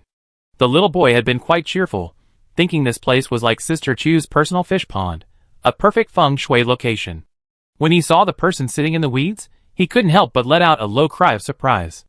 The child, who was about 8 or 9 years old, took a step back in fear. Not only did Chu Si know his identity, but he also knew the man's appearance. After all, he had fished the man out of this deep pool. He seemed dead at the time. He was cold, but he seemed to be beating a little. But it was clear he was going to die. He had been so kind as to give her a coat, firstly to thank her for her generosity, and secondly to show respect for the deceased. The result? She's now a dead person. The continuous food shortages had rapidly consumed the fat Chu Si had painstakingly gained. She was emaciated, her cheeks deeply sunken. Her body was emaciated, her eyes dull. When their eyes met, Lian took a deep breath. He felt that this person's eyes were terrifying. She looked at him like prey. He knew how much this woman had on her. So many weapons and 6 energy stones. Add to that all the clothes she was wearing. How could someone like her be a good person? He forced a smile, pulled out a bag of nutrient solution from behind, and threw it over. Sister, I just happened to come here by accident. Here's this bag of nutrient solution. I leave immediately. If they could just leave, that would naturally be the best thing. Until this point, Lian hadn't realized his identity had been exposed, so he pretended to be a scavenger who had suddenly stumbled upon the place. A quick retreat would naturally minimize the losses. His intentions were good, but Chu Si had waited so long for someone to arrive. How could he let him go so easily? Besides, all the gear couldn't be given away for free. At least they had to get her back to base. No matter where, she had to find an official agency first. Bending over, she opened the bag of nutritional supplements. A quick glance revealed that it was also nearing its expiration date. It seemed they were all in the same boat. She casually tore open the package and gulped down the drink. The strong smell of plastic filled her stomach, and soon, the fatigue she felt eased considerably. There was still half a bag left, and she couldn't bear to finish it all, so she tied the bag in a knot and shoved it back into her arms. The little brother had already run away. That bag of nutrients was exactly the time he bought himself to escape. Sister Chu had been trained, after all. Her tracks were difficult to follow after a long time, but she could still generally discern the area she just passed. After a while, she was far behind Lian. She didn't try to follow him, but simply gave chase. Chu Si didn't like to beat around the bush, especially since the child looked only about 8 years old. She felt that some things were easier to talk about openly. After all, there was no fundamental conflict of interest between them. Sister Chu felt that her life was far more valuable than the equipment, so even if Lian had taken all her things, it wasn't a serious matter in her eyes. Unexpectedly, the revelation of his savior's identity presented Lian with an ultimatum. His hands and feet went cold. There were so many things, 6 energy stones alone. Few people in the shantytown, let alone even the civilians of Safe Zone 17, could come up with that. Add to that the weapons and her belongings. This was definitely a mortal feud. He knew that if anyone dared to steal the half potato he hidden in the haystack where he slept, they would be killed. And how many potatoes could all that stuff buy? He forced a smile to greet the woman before him. He heard Chusiai say that if he brought her back to base, their feud would be over. He nodded awkwardly, his mind racing with thoughts of how to respond. Sister Chu hadn't expected the little brat to be so defensive. That afternoon, he'd taken the initiative to offer his attention, giving her a fist-sized baked potato. In reality, it had been poisoned. She wasn't sure what kind of toxin was in it, but a slight odor immediately pointed her to the problem. The child stared at her eagerly. "Sister, why aren't you eating it?" "I just roasted it. It smells so good." His eyes were filled with hope. Chusiai nodded secretly. He had to admit, his acting was pretty good. Unfortunately, he was a child, and he was a little impatient. Details determined success. Practice is needed. Seeing Sister Chu bring the potato to her mouth, his eyes lit up. Sister Chu blew on it, then set it aside. "Lian, eh?" The child's expression was a little stiff. Chusiai broke the potato in half, and handed half to his brother. "Come, let's eat together." He quickly shook his head. "Chusiai, eat. Little brat, you had enough of your good life, haven't you?" Chapter 826. Looking at the potato so close to his mouth, the kid's face turned pale. He trembled as he stepped back. The atmosphere was so tense that a war was imminent. But the two men didn't come to blows. Because the real enemy had arrived. Two men emerged from the haystack, grinning. One of them greased his hair, beaming. "Oh, buy one get one free." Chusiai straightened his face. These two had been lying there for so long, and now, were they tempted by the potato? Sister Chu took a step back, her expression serious. "No free, no bother. Quick! This brat needs a beating. Let's give him a beating first." The two men exchanged glances, then silently moved forward. Liam was still a child, after all, and his ability to conceal his true abilities wasn't up to par. His wealth was exposed, and he became a target. But it was difficult to strike when he was near the base, so they followed him all the way here. "I never imagined I even found a lost, silly woman." She was so skinny she looked unrecognizable, but her skin was still quite delicate. There were brothels in the shantytown. That was a good place to go. At least I wouldn't have to scavenge all day. Of course, whether I could survive depended on my ability. With that thought, the man narrowed his eyes and scanned Sister Chu up and down. Chusiai considered it, feeling that this man was being impolite. Wanted to slap her. It was obvious that one person was going after her, while the other went after the kid. The kid was truly considerate. Even at this moment, he didn't forget to play up his persona. He threw himself on the skinny man's legs, turned around, and shouted at Chusiai, "Sister, take the crystal core and run. Don't worry about me." The girl almost couldn't contain herself. How daring. Sweet words, but a double dealer. "You scoundrel." As expected, the two men's attention immediately shifted to Sister Chu. After all, leaving money with adults is much safer than with children. While they were surrounding Chusiai, Lian quietly hid in the bushes and quickly escaped. Sister Chu had never intended to let these two go. She hadn't really wanted to hurt the little brat before, so she had to think of other ways to accumulate wealth. The fastest way to make money was to stand up for justice. With a bang, a man flew up and landed on the ground, two screams echoing. Before Lian could react, he was slammed down hard. The wrong force had dislocated his arm, and his ribs felt broken. The pain was unbearable, and he couldn't get out. Only then did he realize he truly messed with the wrong person. Big mistake. Over there, Chusiai had already finished off the other guy, and a 5 feet 6 inches tall man shuffled over. She kicked the person off Lian. She crouched down with a smile. "My savior, you also like to play catch?" "Like feeding potatoes." The child was terrified.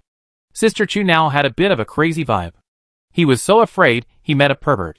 The young man was completely honest now, confessing everything he had to. He only hoped he could survive this woman's clutches. Unfortunately, he sold everything Sister Chu had, leaving only this dress. He couldn't bear to sell it to save his life. "Oh, and there's another energy stone I want to save for future emergencies."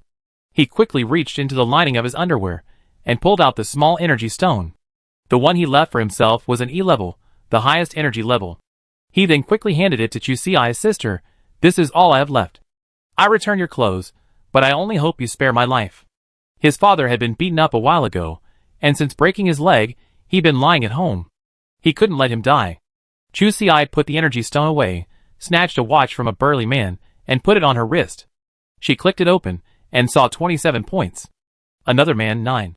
Fuck. No wonder these two are robbing people. They're so poor. After completing the transfer, she reached out and tapped Leanne's watch. Transfer money. Just kidding, don't think she's easy to fool. This guy sells his things, so he definitely get points. There's no point in complaining about poverty. Then the guy awkwardly opened his watch and showed it to Chu Si. There were only 12 points on it. After asking him more closely, she realized he was quite thrifty. With all that money, he immediately bought a house. Of course, with that little money, there was no way he could dream of a house in Base 17. But this place was different from Base 46. Beyond the base and the shantytown, there was a protected area controlled by various gangs. The living environment here is stable, with dedicated personnel maintaining law and order. Compared to the base, there's less protective shielding. But compared to the shantytowns, it's infinitely safer. Those who can't survive in either area are naturally relegated to the shantytowns. There, the filth and corruption are even worse. Good people don't live long. Who wouldn't want to move up a level when they're capable? He sees this opportunity. So, the young man is truly a pauper now. On the bright side, Chu Si, having just arrived, has a relatively stable place to stay. Chapter 827. After being taken home abducted, Liam was already in a bad mood. But things were about to get even worse. He'd just been out for a day, and his father, who had a broken leg, had found him a stepmother. Or rather, that woman had come all on her own. This woman was their former neighbor. A few years ago, she became a widow, and since then, her house has been frequented by many. Before his mother died, she had warned little Liam not to visit her. Later, when his mother fell ill, this woman suddenly became very proactive. She came to help him every day.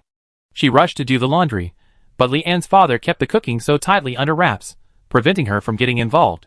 She thought they stopped interacting after the move. But she come back again. The house looked brand new, inside and out, and it felt a bit like her own home. Leanne's face was grim. He looked at the person sitting beside his father's bed and called out, "Aunt Xiangxue." The person's cheerful expression suddenly changed upon seeing Chu Si, who had just entered. Literally, not just anyone can be brought home. If someone doesn't know your background, they might run off with your things and you won't even know. Sister Chu had been a little out of sorts. Ji Xian was a man of high moral character, and rarely needed her to personally handle things. She glanced at the person lying on the bed. She had a square face and a kind demeanor. Her eyes were gentle, with a rare hint of scholarly warmth. She seemed to have a good temper. But she was far from her brother Xian.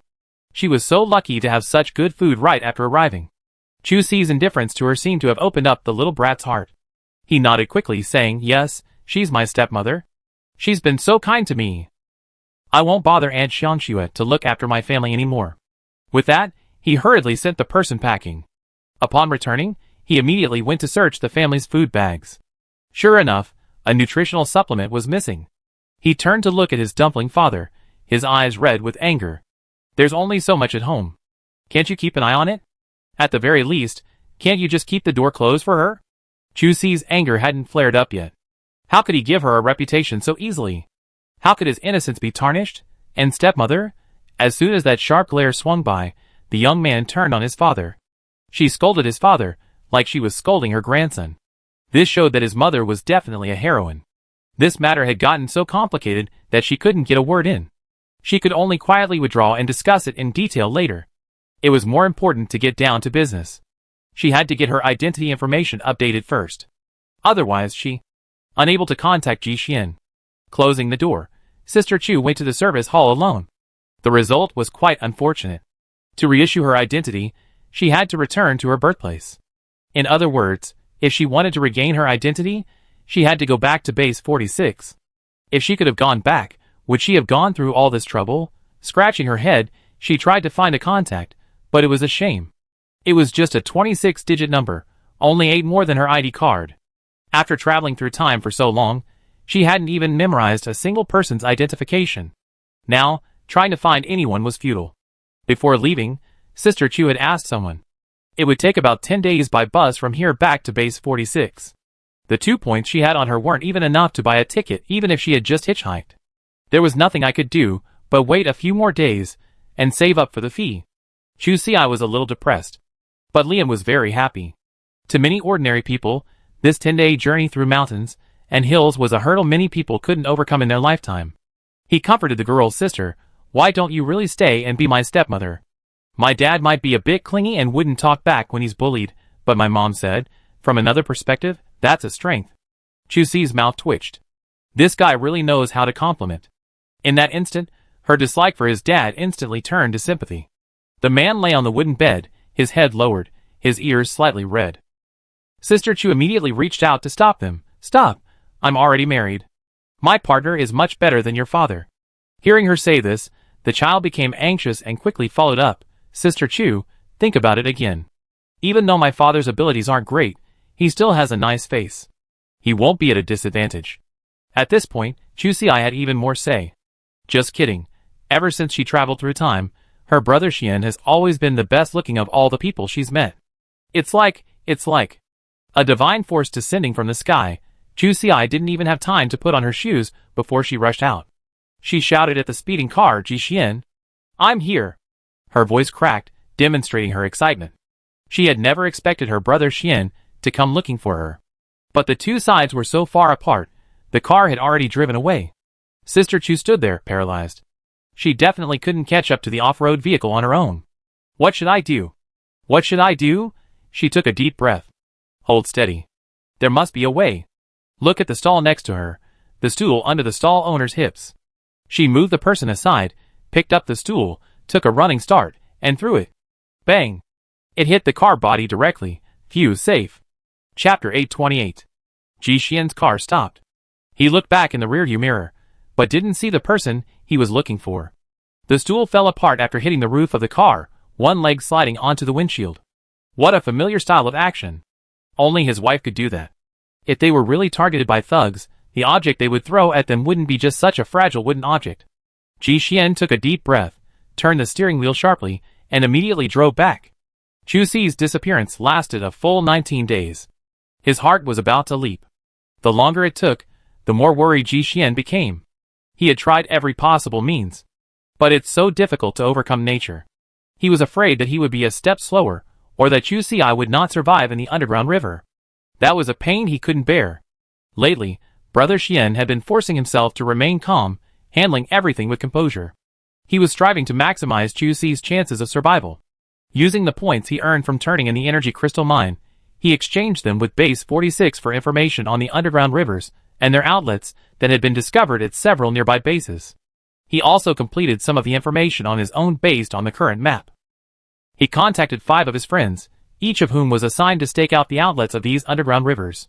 After a preliminary exploration of the riverbed, Ji Xian himself chose the most likely location and personally guarded it. He knew that if Chu Xi escaped and encountered any unexpected circumstances and couldn't contact him, he would definitely find a way to enter the base and temporarily station there. Chu Xi's so-called divine troops descending from the sky was entirely due to Brother Xian's planning.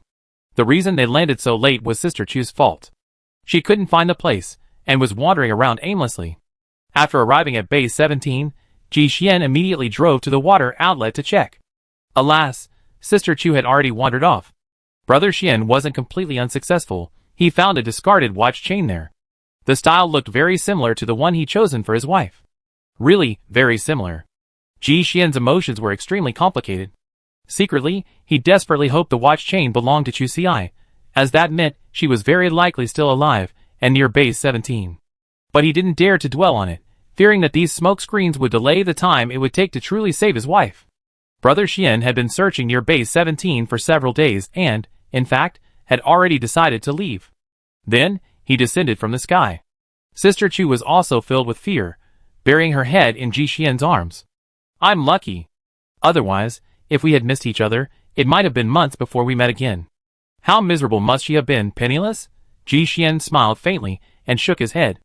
"No, before I left, I used my points to hire someone to keep an eye on you in the lobby." As he spoke, a message rang on his watch. Chu Xi tilted her head to look, and saw a candid photo of her profile. Ji Xian smiled and raised his watch. "See, I'm destined not to leave today." Brother Xian had someone with business connections to the staff in the lobby, so getting the information to him would definitely take some time. This is what caused the current delay. But it must be said that this strategy of casting a wide net is quite effective in critical moments. Sister Chu was delighted. She hugged Ji Xian and kissed him passionately, praising him generously. "Brother Xian, you're amazing.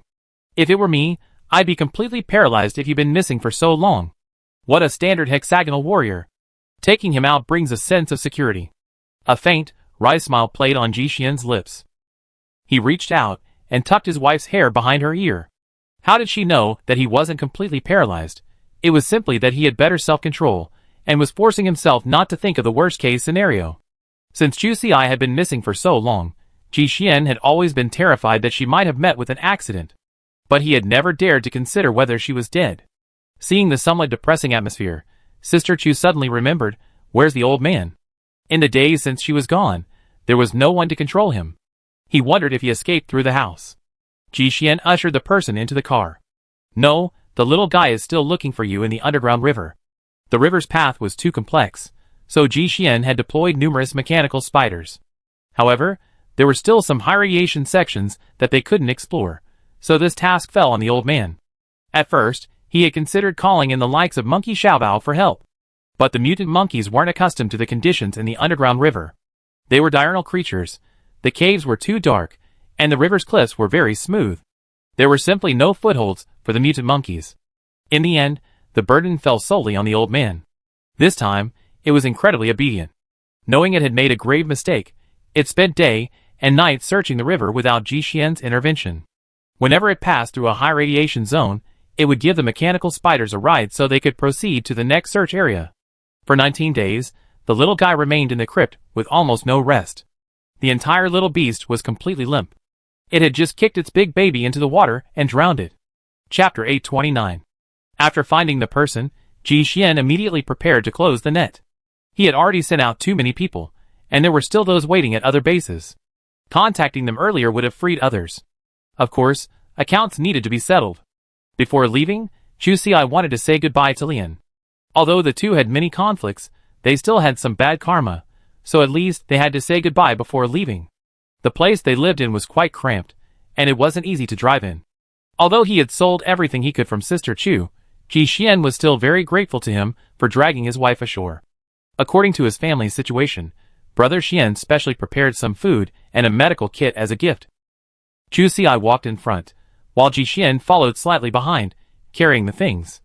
The two of them walked back to Li An's little home together. As soon as Sister Chu opened the door, she was stopped by the little brother. He came up with a brilliant plan. "Sister, if you think my dad's too old, I can still marry you when I grow up." That thought instantly made him feel more confident. This was a powerful alliance between the present and the future. Sister Chu belonged to the present, and he belonged to the future. In reality, all Lian wanted was a stable and strong family structure, a place where they could shelter each other from adversity. But his father, who was so docile, and even a little cowardly, clearly couldn't meet his needs. In this cannibalistic age, people like his father were destined to be eaten. Lian, at such a young age, had to support this family. It was impossible not to feel exhausted. So, after witnessing Chu Xi's martial prowess and her approach to handling things, he was eager to form a life partner with her. Living with someone like that would be so relaxing. Most importantly, even though Sister Chu constantly tried to undermine him, Lian could sense that she didn't harbor much ill towards him. And he had a house in the transition zone, where the living environment was far superior to the shantytowns. That's why, at first, he tried so hard to bring Sister Chu and his father together. In the end, his father was truly disappointing. Seeing Chu Xi still dwelling on leaving, he generously offered himself as well. He had been confident of victory until he saw the man who followed him in. The brat, who had been chattering about his own advantages, faltered. He was a little incredulous. Faced with Brother Xian's pressure, there were questions he wanted to ask but didn't dare. This man had the aura of a boss who managed their transition zone. He couldn't help but feel a little timid. Chu Xi didn't take it seriously. She ran over to her brother Xian and clasped his fingers together. She held it up to Lian and showed it off. "See? We officially got married. Don't push anyone else on me anymore. I already have the best." To be clear, it wasn't that she disdained Lian's father's looks. To be honest, his features were above average. It was just that after having Brother Xian, she ignored everyone equally. Her Ji Xian was already excellent. Thinking about it now, Sister Chu couldn't help but feel a little relieved. God had been kind to her. When she first crossed over, He reserved the best for her. It still lingered in her memory. Lian curled her lips into an awkward smile and shrank back, feeling the pressure from the man across from her drop. No, you really can't blame him. Anyone who listened to Sister Chu's description would be filled with boundless fantasies. In short, who can't brag? And yet, unexpectedly, the dream actually came true. He and his father were completely defeated. Look at this guy. His defeat was truly well-deserved. Brother Xian was still holding such a generous gift. Now he didn't want to give it, and Lian and the others didn't dare to accept it. He turned to look at his wife, and raised an eyebrow slightly. She didn't say she'd been living with her blind date for the past few days? So far, it seems the family of three is getting along quite well. He glanced at the man lying in bed, his face pale with fear, and then at the child who had immediately gone into protective mode. After a moment's thought, Xian put his things down, gave a slight signal, and left with his wife. After returning, he would thoroughly train Chu Xi on how to quickly find his husband in various situations, to prevent her from actually giving up and running off with someone else. It was obvious that Sister Chu had great confidence in herself. But Xian didn't. Ah! Chu Xi said anxiously, we haven't even added a communication yet. This little brat's taunt sometimes suited her taste. Maybe they could keep in touch later, which would be like having a connection at base 17. But Brother Xian turned a deaf ear to her. What communication? That kid's got a lot of bad intentions. Don't let him lead his wife astray. Hurry up. We still have to go to the underground river to get the old man out. He must be worried sick if you can't find him. After hearing this, Chu Xi's attitude immediately changed. Let's go, let's go. Hurry up. She was actually quite practical. She had a very clear distinction between family and friends. With the old man's interruption, she was ready to leave without a second thought. She made a very quick choice. Chapter 830. Xian had previously installed a GPS tracker on the old man, but there had been no data for several days. It's possible he entered a high radiation area, or perhaps, like his wife's watch, the tracking device had failed. This guy, like Sister Chu, is a real worry. But one advantage of having a killer is that you don't have to worry about his life. The old man's defense is top-notch, making him a natural all-around counter. In other words, he's the only one who can counter everyone else. No one can hurt him in the slightest. Pride always requires capital. Back then, he was unrivaled, his arrogance unbounded. But now, that's no longer the case. His only weakness is his big treasure. And this time, the damage was caused by a single claw. The small one lay on the stone platform, chewing the fish with a dull slur. Without Chu Xi, his appetite had waned considerably. He'd barely eaten the tail of a fish before it flipped it back into the river with a single claw. The piranhas below swarmed in, quickly devouring the entire mess. Xian parked the car at the spot where the old man's signal had disappeared. Looking at the depth indicated, the two decided to enter the underground river from there. The thinnest point was still 86 meters. This mountain was mostly rock. Without the old man to lead the way, they could only dig bit by bit with their pickaxes. The difficulty of mining was evident. Without any other options, the two men could only bang bang bang and work away. They hadn't had high hopes. Such a long distance, even for Chu Xi and Xian, who were both in good physical condition, would definitely be enough to take a beating. Unexpectedly, as they were digging, the little creature emerged on its own. It had indeed left the area. But the sound and vibration of the pickaxe hitting the rock could be heard. Grandpa hadn't caught anything for a while, so even if the chances were slim, it had to come and see. Unexpectedly, heaven gifted it with such a big surprise. As soon as it emerged, it could see its treasure. It was like a dream. Similarly, its progress as it gnawed upwards naturally caused subtle vibrations in the ground. If Brother Xian hadn't noticed it beforehand, Sister Chu might have swung her pickaxe at it. The extent of the damage was uncertain, but there certainly wouldn't have been such a touching encounter. As soon as the little creature jumped out of the pit, it clung tightly to Chu Xi's arms with its 8 paws. It had been quite calm, but tears began to flow as soon as it had secured its nest. That expression was far more genuine than even Sister Chu, the victim. It was as if it was the one who had been pushed into the water and left homeless for days. Its heart was filled with grievance. Chu Xi felt helpless. At least she could give it a beating first. She hadn't even begun to develop her power yet, and the plot had already entered the second stage of the story of loving mother and filial son. It was almost as if she wanted to suffocate her. Tears and snot covered a large area of her chest. Forget it, Chu Xi helplessly patted the old man's head. All right, stop. This was her new battle uniform, bought with points at base 17. It was precious. Sister Chu was always so careful when she was working. And now it was all for nothing. But the old man's grief was far from over. For the past half-month, he had been terrified. After searching so stubbornly for so long, practically dominating the underground river, it still hadn't found its precious treasure. The feeling of being slowly overwhelmed by despair was simply too much for a baby like it to endure. Like a child, once it's overwhelmed, it cries its heart out. And then, once it lets go, it can't stop. This was the first time Chusi had ever heard that a mutant beast could cry so hard it hiccuped, nearly passing out. It was truly killing her. Sister Chu couldn't bear to show any emotion now, and shed her victim persona. She had to coax this old man out of his sadness. The name wasn't bad at all. Chusi felt she had foresight. She had seen through the surface with a single glance. It had to use fruit to coax it back. The little creature gradually calmed down, turning itself around in Sister Chu's arms. She had cried so hard earlier, and the sticky mess had made it look a bit disgusted. Holding the dried raspberries, he ate them sporadically. After a while, he fell asleep. During the 10 days in the underground river, he had long since lost the black stone he had carried with him. Without the scent he had been so familiar with since childhood, and without Chusi's comfort, this was undoubtedly the most brutal weaning process for him. Due to a combination of factors, he was lucky to get an hour or so of sleep a day. Now, finally nestled in Chusi's arms again, after crying for a while, he relaxed and naturally fell asleep. Listening to the little snores, Sister Chu couldn't help but smile helplessly. It's like raising a child. I can't afford to hurt you.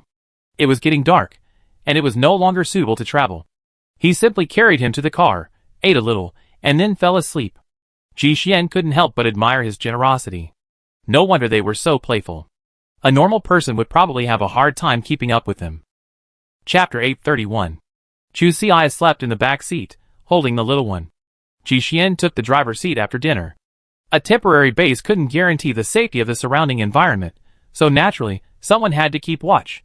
He moved the seat back slightly, and began his routine weapon check. Soon, Sister Chu in the back seat began to snore softly. She had been living quite tight these days. She had few points, and staying at Lian's house, she didn't even have a bed. Of course, there was nothing much to say. The only wooden bed in that house was used by the little kid's father. Being a patient was understandable. The child, like her, was nestling in the haystack. There was one awkward thing. Because it was the wrong season, there was no readily available hay. She had even taken her own hay from Lian's little nest. This resulted in both of them having very weak foundations. In the middle of the night, when it was cold, they would burrow into the grass, only to hit the bottom after a few tries, leaving it icy cold below. Drowsily, she would crawl back up the grass, her arms and legs easily flailing out again. Their sleep quality was terrible. She had originally decided that if she couldn't contact Brother Xian for a few more days, she would simply spend some of her points on some hay. There were so many ways to spend money. Being away from home was a struggle. Watches, weapons, and food all required points. She couldn't bear to part with them. The weather was getting warmer, and the nights would surely be much warmer. But just as these hard times had begun, Brother Xian rescued her. Now, she was sitting on a comfortable chair, covered by a thin blanket. In her arms. Chusi woke up drowsily. Her palms were cold and angular. Sister Chu yawned and looked down. For a moment, she thought she hadn't woken up yet. Why was there a pile of rocks in her arms? No, in the moonlight outside the car, she could vaguely see this raw crystal ore. Ji Xian curled his lips and smiled. This is what the little one brought back for you. Maybe it's an apology gift. A few hours ago, the old man woke up and pushed out of Chusi's arms. It was scratching at the car window. Ji Xian initially thought it was just going to relieve itself, so he opened a crack in the passenger seat. But it was so persuasive, it turned around and went to prepare a gift for Sister Chu. They had entered the cave to dig for this kind of rock. The old man remembered it clearly. It figured Chusi would like it. It wanted to make its big baby happy, so it secretly prepared a surprise. Ji Xian had also secretly examined the crystals, but unfortunately, they were all ordinary crystal ore. And because of the width of the tunnel, the crystal ore the little guy brought back was only the size of a fist or an apple, and had little economic value. As the two were chatting, the old man jumped high and slipped back through the crack in the glass. Seeing Chusi awake, he hurried over to offer his treasures. This time, he brought back 3 more pieces. Sister Chu took them with a smile, feeling warm inside. The red mist appeared before her eyes again. She glanced down and pushed the 3 stones at Ji Xian, There's energy crystal ore in here. She didn't try it herself. Every time she touched something, she never came back empty-handed.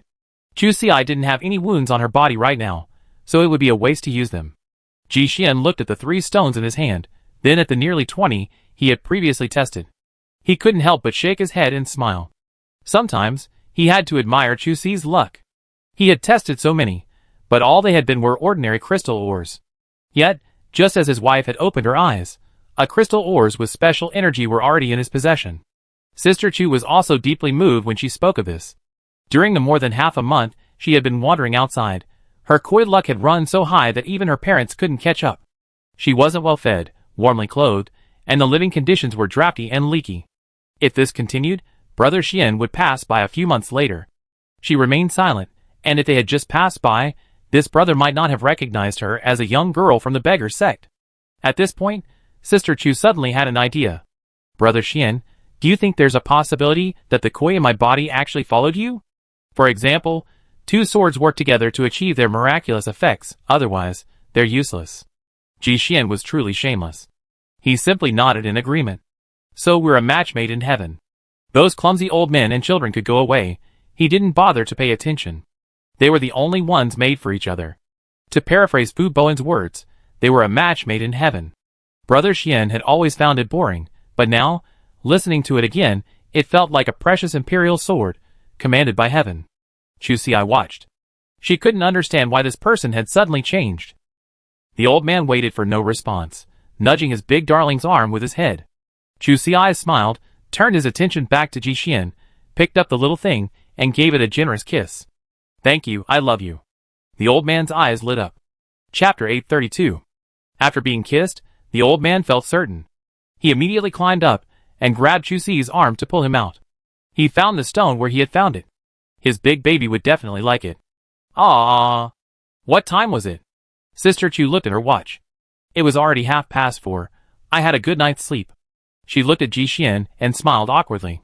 Usually, when the 2 of them were camping, even if she couldn't split her rest time in half, she would at least give Brother Xian 3 or 4 hours to rest. Yesterday, she had gone a bit too far. Ji Xian tossed her a nutrient supplement. Let's go and take a look. After all, it was a place where a special energy crystal ore was found. And judging by the end of the ore, it was clearly bitten off by the old man. There must be more left there. Such a precious thing, they naturally had to dig it up if they could. The 2 men, armed with their digging tools, continued to expand the tunnel dug by the old man. Fortunately, the tooth didn't need to take detours, choosing the shortest route. Even so, it wasn't until nearly noon that they officially entered the broad river below. Just as Chu Xi was about to emerge, Brother Xian pulled him back. Without a word, he held the watch out to his wife. Wow, the rock face is crawling with spiders. It seems they solved the mite problem in the half-month or so since his wife disappeared. The 2 looked at each other, and the scene was a bit silent. Sister Chu's face turned green. Has the old man become so unkind now? These are all mutant spiders, each as big as a millstone. Picking out just one would be enough to cause trouble, let alone this whole swarm. She wiped her face, realizing she'd been careless. Last night, seeing how affectionate the little creature was towards her, she thought she'd have a couple of days of good times. But his idea of good times might be sending you to hell. Now, in this situation, there's no way around it. Better to retreat quickly, or there's no way back. This trip had been so miserable for her for so long. I hadn't cherished my life enough, now I treasure it. Ji Xian didn't hesitate and immediately prepared to retreat. He had already scurried over 20 meters, when suddenly, there was no movement behind him. He turned around and saw that he'd lost his big treasure. After the previous lesson, the little creature would never allow this to happen again. He scurried back in a hurry, squeaking all the way, incredibly anxious. Chu Xi now wished he could go out and cover its mouth. Although spiders can't hear, they can sense sound and vibrations through the hairs on their legs. The trot along the way was like a beacon with a siren, pointing the way for them. Ji Xian's scalp was tingling. You know, there were quite a few spiderlings among these spiders, exactly what they feared most. Although the cave they had dug wasn't large, it was definitely large enough for these little ones to pass through. If the pupae caught up, they would be in great trouble. He quickly sent his wife ahead. However, the subsequent developments seemed to deviate from the intended direction. There were indeed little spiders climbing up the tunnel. Then the old man stepped on them, and slapped them with a few claws. The battle ended just like that. without a fight. It was a bit unbelievable. Is this a defeat? The old man growled menacingly, baring his teeth and leaning forward. The surrounding spiders actually retreated a bit. It wasn't just these little ones. Ji Xian learned from the feedback from the mechanical spiders that even the larger ones outside had vacated the cave entrance, about 3 or 4 meters in radius. This was already incredibly rare. The space inside was already very crowded, and with this retreat, some of the larger spiders even climbed onto other larger ones. You're kidding. Did the old man think he spent the past 10 days in vain? At first, these spiders couldn't tell the difference between the king and the queen, and it happened to coincide with the little one's mood being off. Before, it would just kill its prey and leave. Those few days, when it got angry, it would rush in and rampage. The mutant spiders were almost suffocating. Not only was they unable to eat, but they were constantly being beaten. Their lives were bleak. And then, just as Ji Xian had expected, the spiders were exhausted. If he couldn't resist, couldn't he just give up? From then on, he was automatically ignored wherever he went. Even when he was hit twice, he wouldn't fight back. He was afraid of giving it a hard time. Being ignored and treated coldly was indeed annoying, but the little guy was truly safe here. Sleeping among the spiders, no one would dare to sneak up on him. He had been living like this for over a week, completely safe. So naturally, he forgot about Chu Xi and Ji Xian's safety. It wasn't too late to remember now. Walking proudly ahead, he led the two of them through. When they reached another cave, the spider colony was left behind, and Chu Xi was a little stunned. Gosh, I can't believe that one of my days was this glorious. What a king who hated everyone. Chapter 833. Chu Xi had thought they reached their destination soon. Instead, the old man led them through many twists and turns in the tunnel, ultimately entering a high radiation zone. Ji Xian touched the special energy stone on his chest. He had the illusion that he'd been tricked into coming here and being killed. Now, even turning back was difficult. The multitude of mutant spiders outside was like a dragnet to him, impossible to escape. But rushing forward would surely be unwise. The special energy stone on his neck had long faded to a pale pink. They didn't know how long they have to stay in the high radiation zone, and Brother Xian was worried they wouldn't be able to get through. So Chu Xi had to go ahead and explore the way. Ji Xian stayed put. Sister Chu wiped her face. Let's go! At least there's a special energy stone crystal ore inside. If we find another one, it won't be a loss. She encouraged herself. It's already so miserable, it won't get any worse. The tunnel ahead narrowed, and Chu Xi struggled to crawl forward, constantly encouraging herself. When you're at your lowest point, no matter where you go, you're still heading upward. Later, she unfortunately got stuck in a crevice, realizing that besides climbing, she also had the option of digging a tunnel. In fact, Sister Chu didn't have to end up like this.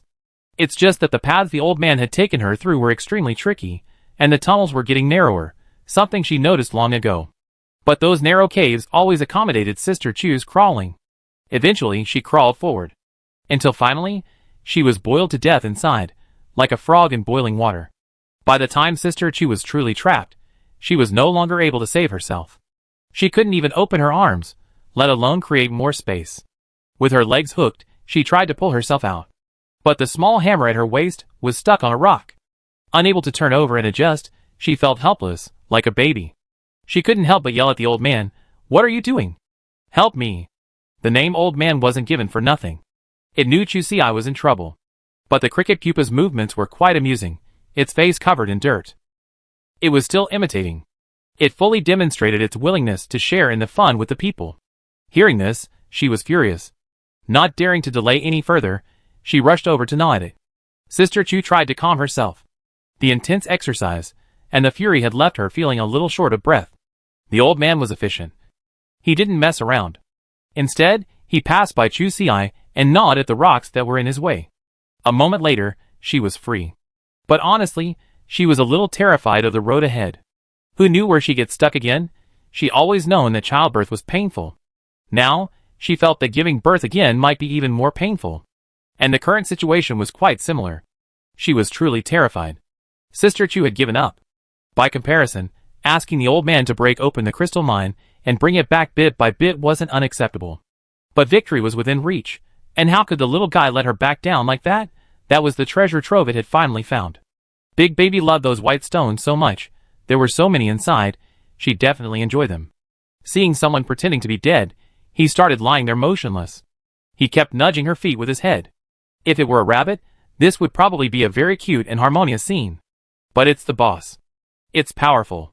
Chu Si let it push him forward like a dead fish. Not to mention the constant grinding of clothes, it's also difficult to control the direction. If it hits an obstacle, it's easy to crash into it. The weight is all in the head. It's either face or forehead that needs to be sacrificed. Stop, stop, stop! Can't I do it myself? How big of a face is that? How can it be ruined like this? She's still a young girl, can't you show her some respect? He continued to move forward miserably. The little guy came from behind and rubbed Chu Si's head affectionately. It stung with a sharp pain. The boss is a ruthless person, for a beast that likes to tear off legs as a gift and break its teeth for fun. It's hard for it to empathize with Sister Chu's current bruised face.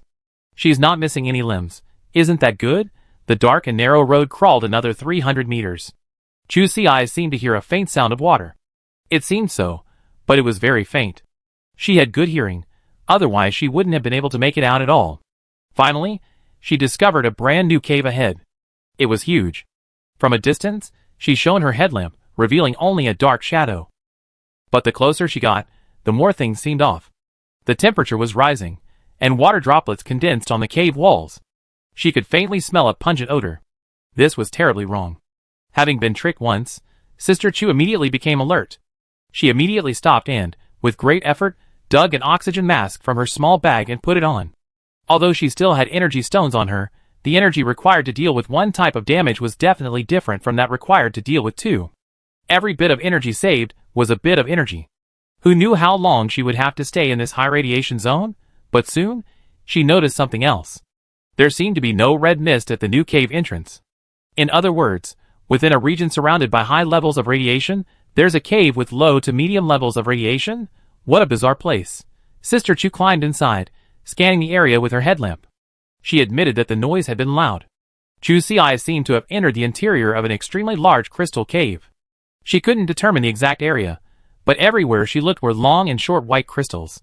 It was like entering a fairy tale palace, untouched by dust and otherworldly. Chapter 834. Chu Si stood atop a massive crystal pillar and casually touched it. Wow! A special energy crystal. Looking at the head, she immediately turned and crawled out. Even just this one piece of special energy crystal, or would be a huge profit. This place is also a low to medium radiation zone suitable for human survival. We must get Brother Xian here first. They need to discuss how to get this giant up there. My sense of direction in the cave isn't great, so I have to rely on Ji Xian to find the shortest way. She grabbed the old man and pulled him over. The whole path was narrow, and many sections were too difficult for even her to crawl through. She had to get the little guy through first. There were high radiation areas along the way. What if Brother Xian got stuck? The energy burned there was special energy stone, far more valuable than hers. Before leaving, Sister Chu, fearing Ji Xian's own supplies might be insufficient, took the trouble to scrape a piece off the crystal pillar. It was fine, but the aesthetic appeal was greatly diminished. Not far away, there was a small pit the size of a bowl. It was undoubtedly the work of the old man. After tucking the items into the cloth bag on the side, the girl began her return journey. This trip was much smoother than the previous one. The old man walked ahead, while Chu Si primarily oversaw the work. After all, he was her husband, so she had a general understanding of Brother Xian's size. The key sections of the road had been repaired.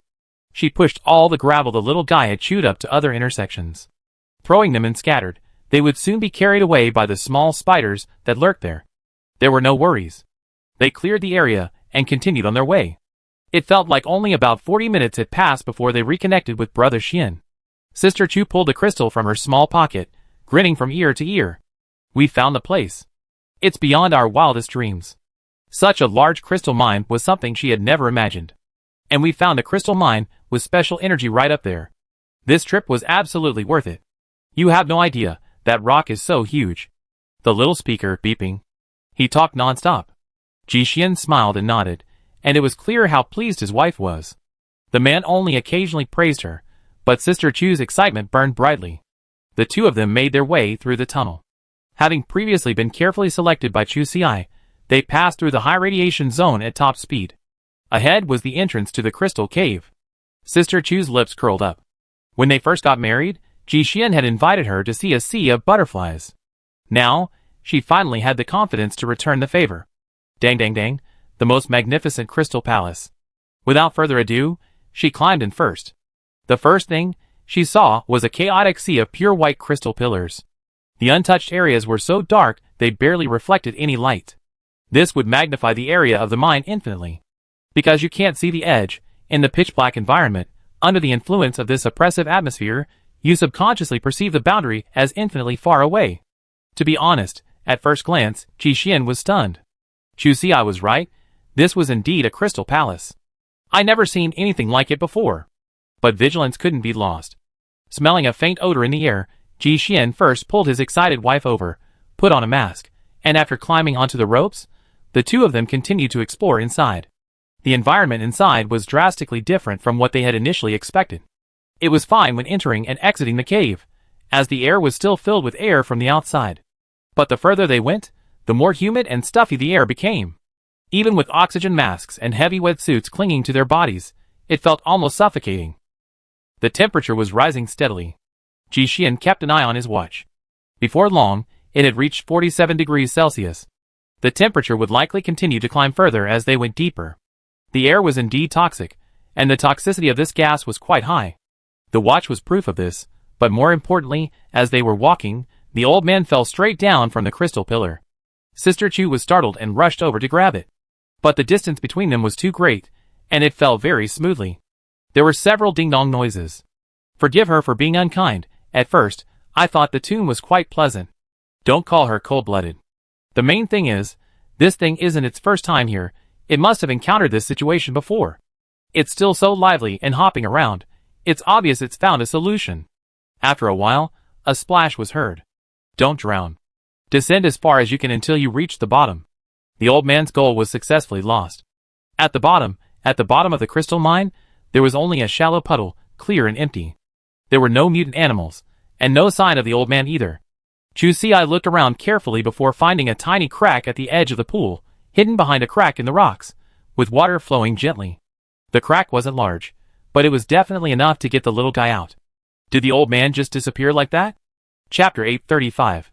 The two of them stood guard at the water outlet, and Ji Xian wiped the sweat dripping from his forehead with his arm.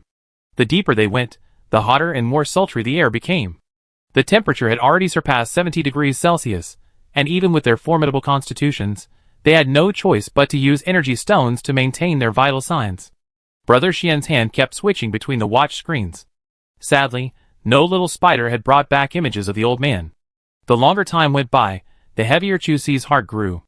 I had been in a playful mood. I hadn't expected it to get out of hand. Even as tough as the old man was, there were still many threats in nature. Sister Chu couldn't help but blame herself. It was her fault for not restraining the little creature properly. The tears were about to well up in her eyes. She was truly heartbroken. There was a loud thump. The little creature wasn't big, but it had jumped high. It hit the puddle below like a small cannonball. Water splattered, carrying a powerful force and scorching heat as it slammed into the two squatting at the water's edge. This time, it had jumped down on its own initiative, not yet in the state of poisoning shock. It poked its head out and swung its body. It bounded onto the shore and happily ran to Chu Si's side. It kept rubbing against it. It had found such a good feng shui spot, and the big darling hadn't even praised it yet. Sister Chu froze there for a moment before turning to Ji Xian. I thought it was going to be a hellish start. To my surprise, the old man bounced back so easily. It can only be said that the worlds of the two species are worlds apart. Looking back now, seeing how calmly it fell, Sister Chu had every reason to be suspicious. It had been repeating this pattern before mining. When it was alert, it mined. When it fell into the pool. After floating out and the poison was detoxified, it would return. Truly a chosen worker. No matter how hard it tried, it could still survive. Seeing his elder brother's eyes grow fixed again, Chu Si quickly picked it up and put her oxygen mask on it. She herself began using energy stones to detoxify it, muttering, I'm impressed with this little idiot. It didn't even fall into the pit, so it was just waiting to be poisoned to death. Her concerns were not unfounded. The crystal pillars on the top were enormous, stretching across the air like a small bridge. With its size, it wasn't sure it would be able to roll down if it fell. Ji Xian shook his head. No, I have strong detoxification abilities. Stay here until its body fully adapts to the poison, and then it'd be fine. He was even more afraid of the previous situation. As the water flowed away, The underground river system was extremely complex. Given the distance, it was doubtful they could find this creature. Sister Chu couldn't help but ponder this question: should we also install a positioning device on it? That way, even if they couldn't find it for a while, as soon as it entered the moderately radioactive mutation zone, it would send out a signal. They would then be able to roughly determine its location. Speaking of this, Ji Xian became worried. When his wife went missing, Ji Xian had a beast of his grandfather wandering underground. At that time, he had thought of installing a biomass-powered positioning device on it. But the creature refused to cooperate. Since implanting it outside the skin was impossible, Brother Xian thought of trying to insert it into its mouth, but anything he put in was bitten to pieces. There was no way back there. That involved a matter of dignity. So he could only tie one to each of its legs. At the time, the young man was so furious that, upon entering the cave, he bit off everything and threw it into the water. Luckily, he didn't attack the mechanical spiders that were traveling with him. Otherwise, it would have been lost. Chu Xi calmly waved her hand, leaving it to her. They were pretty easy to communicate with. That was the end of the matter. Sister Chu was about to discuss the cave's crystals with Brother Xian. She had just done a rough measurement. Unexpectedly, the proportion of special energy crystal ore was quite high. After a brief stroll, she found 7 pieces. Some were large, some small, but the total volume was definitely considerable. The probability of finding something was even higher than when she dug into the waste mine. It was truly incredible. Even Ji Xian suspected he traveled to a sub-dimension. It was truly outrageous. If it were just the test results from his watch, Brother Xian would definitely not believe it, but his wife's special ability was there, so there was no way it could be wrong. If such a discovery were to spread, it would surely shock the world. Sister Chu was so excited. Take them home, take them all home. But it didn't take long for her to stop laughing. The energy in the small stones was depleting so quickly that she soon showed signs of poisoning. She opened her palm and saw that, as expected, they had turned into ordinary stones. This was something she had just equipped herself with today, so no kidding. As soon as the man noticed something was wrong, he quickly pulled a few energy stones from his pocket and placed them in her palm. It only lasted 3 or 4 minutes. Their current supply wasn't even enough to last her until she reached the cave entrance. At the same time, Chu Xi felt incredibly hungry, as if her body was completely depleted. Her eyes were turning green. She could swallow a whole cow straight now. Chapter 836. Chu Xi's symptoms came on so suddenly that Ji Xian couldn't get her out. Feeling her scalding temperature, Brother Xian's face darkened. She had lost the ability to regulate her body temperature, and was in dire straits. Glancing at the previously marked special energy crystal column, he simply placed her on it. Unbuttoning Sister Chu's heavy clothing, sweat streamed down her clothes like water. Thinking for a moment, Brother Xian stripped his wife of all her outer clothes, leaving her in a sleeveless tank top and shorts. His skin rested directly on the crystal. He touched her forehead. Thankfully, the temperature had finally dropped. What was going on now? Brother Xian was completely bewildered. His wife had always carried energy stones with her.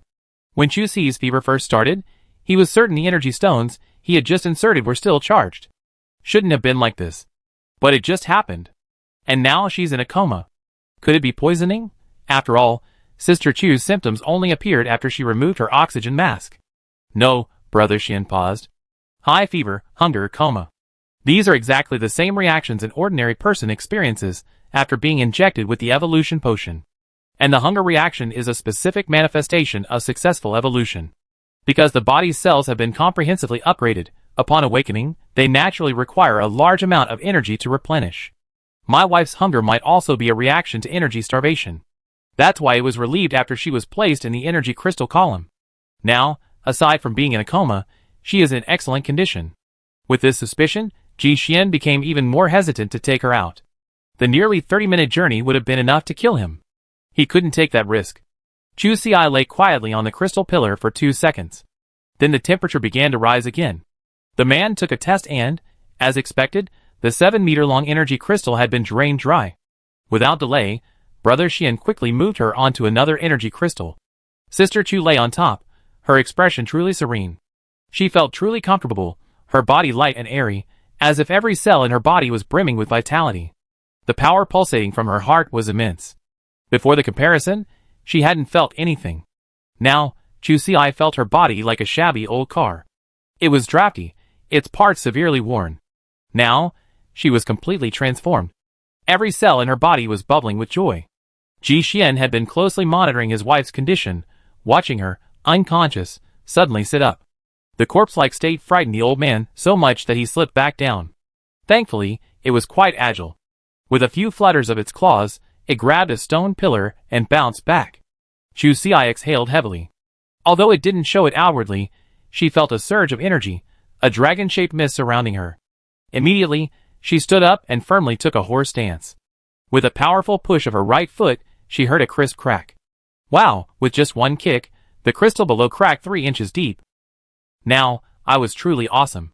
Seeing their precious baby awake, the little one couldn't contain her excitement and rushed forward like a cannonball.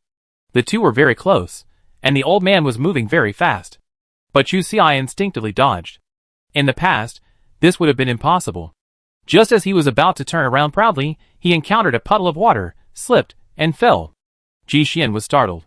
He had been observing his wife's condition since the moment, and it was clear that Chu Xi's physical functions had improved significantly. Carelessness can't be reversed by external forces. He hurriedly reached out to help. And he did manage to grab him. But he never expected that Brother Xian would be dragged down directly by Chu Xi. Not only was Chu Xi stunned, Ji Xian was also astonished. He knew very well that the moment he and his wife's hands met, Chu Xi reflexively borrowed strength. And it was this action that led to their simultaneous fall. Without time to think, he rolled over and scooped Chu Xi into his arms. The flying tiger claw shot out rapidly, but it couldn't even grasp the smooth stone surface. She plummeted downwards. It was over. Ji Xian took a deep breath. Then, they were already far from the bottom of the pool. He adjusted the landing angle for the best possible landing. Unavoidably, she would have to go home and recuperate for a while. He hugged her tightly, cradling her head against his chest. He waited for the impact of landing. Suddenly, his body froze. Gravity dislocated Sister Chu's arm. She cried out in genuine pain. This was not what she had expected. With a dislocated arm, her fingers naturally had no strength. Just watching, the old man came to help. He grabbed the crystal pillar and opened his mouth to bite her palm. It's no exaggeration to say that at that moment, Sister Chu's heart sank. Thankfully, Brother Xian turned around. With a loud thud, Chu Xi was pinned face down. Sister Chu's heart was broken. I could never have imagined it. This is how everyone protected her. She was lucky to have survived. Chapter 837. Chu Xi was knocked to the ground, and Ji Xian immediately rolled off. But the damage was already done. Even hitting the water provided little cushioning. The deepest part of the beach was barely waist deep. With the two men slamming down, an entire pool of water was blasted out. Chu Xi and Ji Xian hit the bottom. When the water returned, it was less than half its original volume. The rest was blocked by various crystal clusters. Sister Chu climbed to her feet, her nose bleeding. She reached out and touched her teeth. Fortunately, her teeth were still there. Otherwise, it would have been too ugly. Ji Xian wasn't much better, shaking his head slightly. His neck and sternum were severely bruised, and his eyes were bloodshot from the fall. He used a small powder stone to replenish his energy before he had the strength to get up and check on his wife. She was already standing up, alive and kicking. He lowered his head, leaning on the lamp, and carefully examined his reflection. There's no need to be too careful. Who is this big pancake? Her nose felt flatter, and her eyes were filled with tears. Her lips were also scratched, and soon, they were swollen and faintly purple. Her cheekbones were the worst affected, painful and unsightly. She looked up, and saw the old man's mask lying on the ground not far away. Chu Xi picked it up, and put it on himself. A little poison, so be it. It's not as important as her face. After covering it up tightly, she looked up at Brother Xian. Tears welled in her eyes. How pitiful. Ji Xian had been feeling distressed, but upon hearing this, he couldn't help but laugh. You can see it. But her first reaction, after being hurt, was to reach into her backpack to get the energy stone for Chu Xi. As she touched the backpack, her half-extended hand froze. All the previous stock had been used to upgrade her, so how could there be any left? Sister Chu understood. She pondered, how many energy stones did I use this time? To be honest, she already had a bad feeling. Although she had fallen into a coma during the high fever, she still had some vague memories. For example, Brother Xian stuffed her with energy stones several times. She vaguely remembered a lot of them. These were energy stones. Finding even one on her own would be a struggle. She clenched her fist, feeling only a little stronger. But with that last grab, her arm dislocated. It proved that this upgrade wasn't very cost-effective. So, if she used too many energy stones, she really feel bad. Ji Xian thought for a moment and began to count the stock he used today. You used up the 7 you had. Chu Xi nodded. She knew all about it. 1 D grade, 3 E grade, and 3 F grade. That was barely acceptable. Then the man continued, later, I gave you 5 more E grade.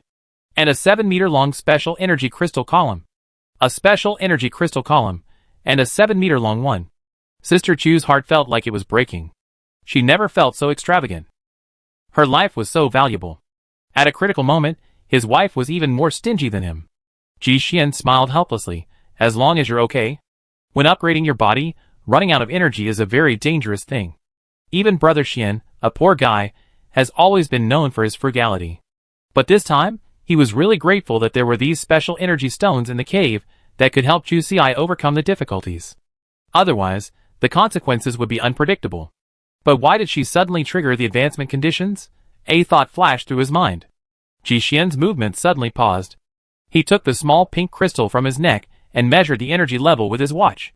378. Brother Xian took a deep breath. Was it depleting so quickly? It seemed his prediction was correct. The last time he checked, he still had 432 energy points. It had only been a short while, and over 50 were gone. This was more than 3 times faster than his usual absorption rate. Had the body's channels widened? No, he didn't notice anything unusual. Sister Chu felt a chill in her heart, and her body felt the same way.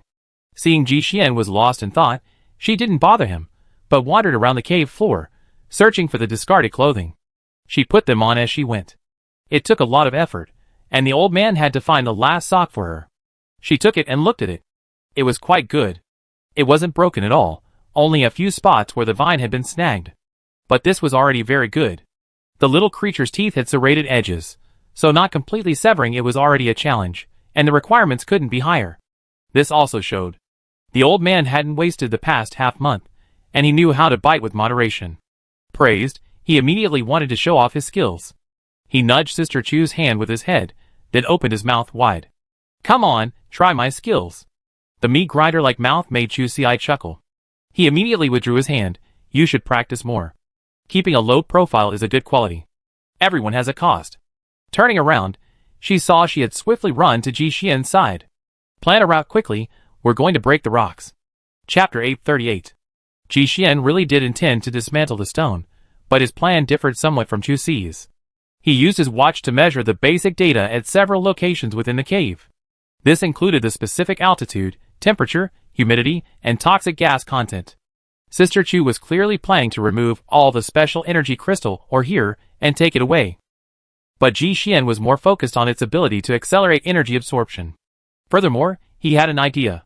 Because of the large crystal cave here, the internal energy balance was extremely stable. This would both accelerate absorption and balance the energy within the body. If his predictions were correct, there was a high probability that it could avoid the possibility of explosion caused by high-intensity energy shocks. This would be quite remarkable. In theory, genetic enhancement drugs or similar items could be purchased as long as you had the money. But having the time to buy them didn't guarantee you would have the time to use them. The main reason was that this risk was unavoidable. If Ji Xian's predictions were true, then this place would be a truly rare treasure. He was afraid that if he dismantled it carelessly, it would lose its effectiveness. But if he could move it back home, that would be the best.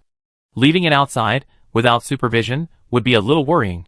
Not to mention, it would be inconvenient to come back. If this were truly possible, digesting the snake meat inside would undoubtedly be much more efficient.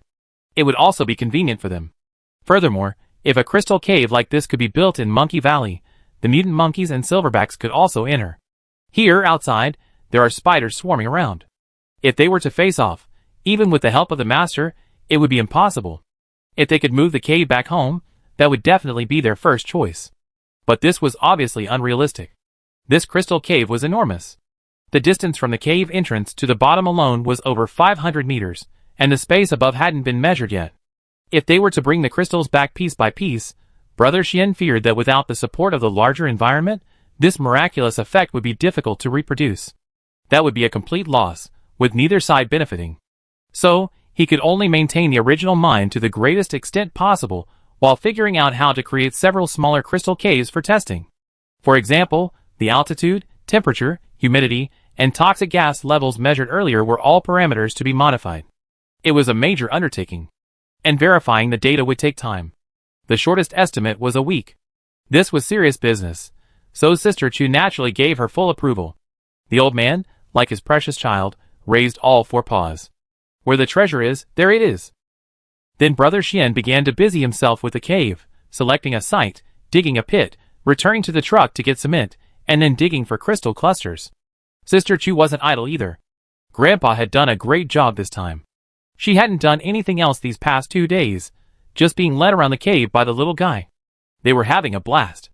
A little further away, there was a sparkling glowworm cave. In the pitch darkness, the cave ceiling was ablaze with a brilliant blue light, a truly spectacular sight. The individual bright spots, large and small, nestled within clumps of transparent moss, were dazzlingly beautiful. They were only the size of a thumb and didn't bite, making them perfect for sightseeing. It was a pity that these creatures lived in a high radiation area. Chu Xi wanted to take a picture to bring back to Brother Xian, but couldn't. It was precisely because of this that she made a remarkable discovery. Sister Chu discovered that she seemed to have gained some resistance to low-level, high-altitude radiation. The warning was clearly on her watch, but her body didn't feel anything unusual. But going any deeper wasn't working. But the girl was already extremely satisfied. This was the greatest reward of her upgrade. So, after she reached full evolution, would she no longer be afraid of high levels of radiation? She still remembered that Tea Leaf Grove. The opportunity for a challenge had arrived.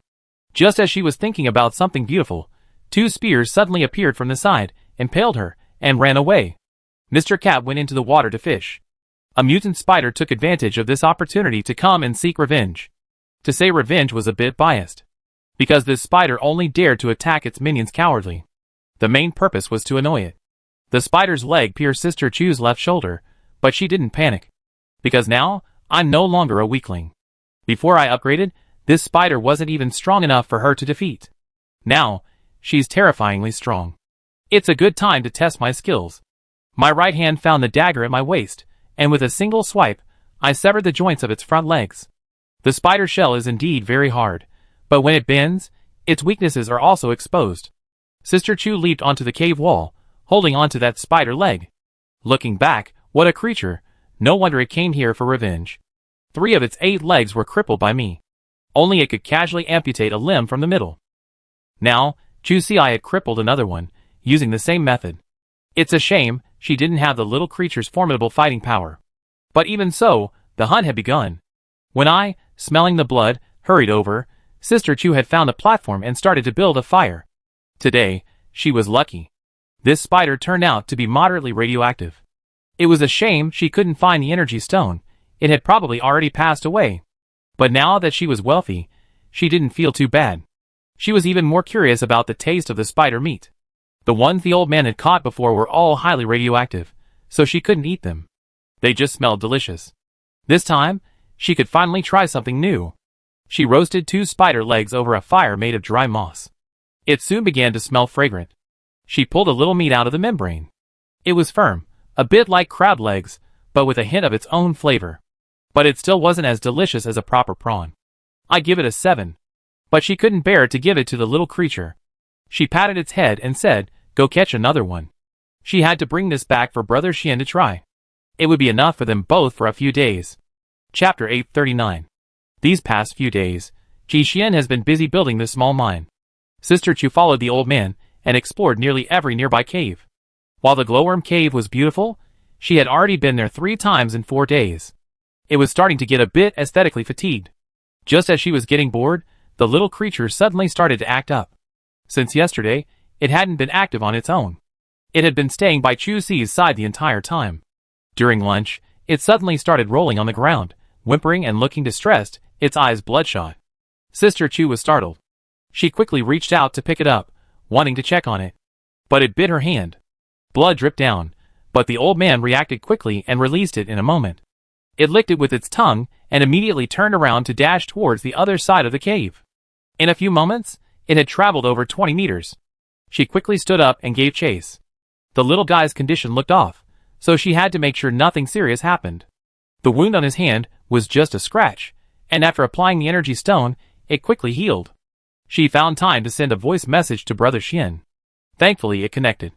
After explaining the general situation, she chased after him. They agreed that if they didn't find anything, they would return at night to meet up and work together to find a solution. The little guy ran very fast, and his small size made it difficult to track him with a headlamp.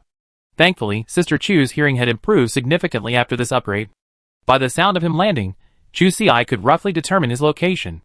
The old man was running very fast today, and she almost lost him. After nearly 5 hours of continuous high-speed driving, even Sister Chu, in her current physical condition, was exhausted. No, really. She's almost reaching her limit. I didn't know it could run so fast before. It usually only lasted 3 hours before coming back to rest. It seems we're still far from reaching our physical limits. 3 hours might just be its habit. When the time comes, I want to come back and interact with Chu Si. Now it's better. The difference is obvious. Sister Chu's arms are shaking, and the force of her flying tiger claws is fading. She's running slower and slower. Soon, the old man's figure is gone. It's over. Chu Si wiped the sweat from his forehead and slapped his head. I've been so stupid. She does get tired. But not after applying the energy stone. I immediately pulled one out of my pocket. It was like a fast charger. In less than 2 minutes, my energy was fully replenished. She took a deep breath and continued chasing. Thanks to 2 days of hunting, it was a shame she only managed to collect 4. But it should be more than enough to catch up with it. After all, using the flying tiger claw, Sister Chu could easily outpace the little creature at full speed. While she had constant energy replenishment, it didn't. In fact, it was only half an hour later that the girl spotted the old man again. At this point, his energy must have been nearly depleted, and his speed had dropped significantly. But he still stubbornly ran forward. Sister Chu approached, refusing to let her hold him, until he collapsed and fell off the cliff, only to be rescued by her. It was obvious that he was searching for something. The old man was anxious, but only slowly calmed down when he realized Chu Si was still heading in the same direction. It only gets irritated when Sister Chu gets lost. Once you truly find a way, communication isn't difficult. Seeing it so distressed, she thought of giving it an energy stone to eat. But the little creature refused to open its mouth. Without a solution, she tried to speed up a bit, hoping to spare it some pain. They raced like this for half the night, and when they reached this tiny tunnel, the old man finally reacted. It broke free from Chu Si's body. It wandered around the area several times before finding a stone the size of a wash basin, which it rolled down with a single push. Then, it pulled out its precious black stone. Crack! It bit right into its mouth. Chu Si exclaimed, "Wow! No wonder the little creature treasured those black stones so much." It turns out, besides being nostalgic, they actually have a lot of uses. After just 2 bites, its mood calmed down considerably. Crying while eating. It looked so pitiful. Sister Chu was speechless. The stone wasn't big to begin with. She planned to carry it with her while sleeping. But since it was inconvenient for the old man to find someone to carry it with him, he hidden it somewhere. Now, it was gone in a few bites. She handed the remaining piece to Chu Si. It squeaked anxiously. Sister Chu immediately understood this was clearly not enough. She scooped the little creature into her arms and hurried back. There was no black stone in the jeep, but there was on the barge. Their priority now was to reunite with Ji Xian and get back to the barge. All the while, she'd been trying to contact Brother Xian, but the back and forth was taking too long. Fortunately, God was kind to her. She only run a little further back when she reconnected with Brother Xian and sent him her location, asking him to come over. He patted the little guy. "Hold on a bit, we need to go up from here." No one could dig faster than him. The old man wasn't slow either. With a snap, 2 teeth fell out. Sister Chu initially thought she had seen correctly. 2 more snaps, and she clearly saw that the front teeth were gone. Chu Si's mouth twitched. Damn it. Chapter 840. Things didn't seem as dire as Sister Chu had imagined. Grandpa's lost teeth didn't hinder his work. Firstly, he had a lot of them. Secondly, Chu Si discovered that his teeth weren't completely gone after they fell out. Instead, a small, off-white tip emerged. It wasn't very visible, but it was very sharp and strong. The little guy even took the initiative to find hard stones to knock out his old teeth. Despite a slight lack of energy, his efficiency was surprisingly high. They arrived even earlier than Brother Xian. Sister Chu held him, anxiously waiting.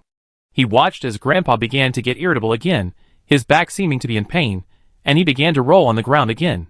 Chu Si was also extremely anxious, and stroking his fur didn't help.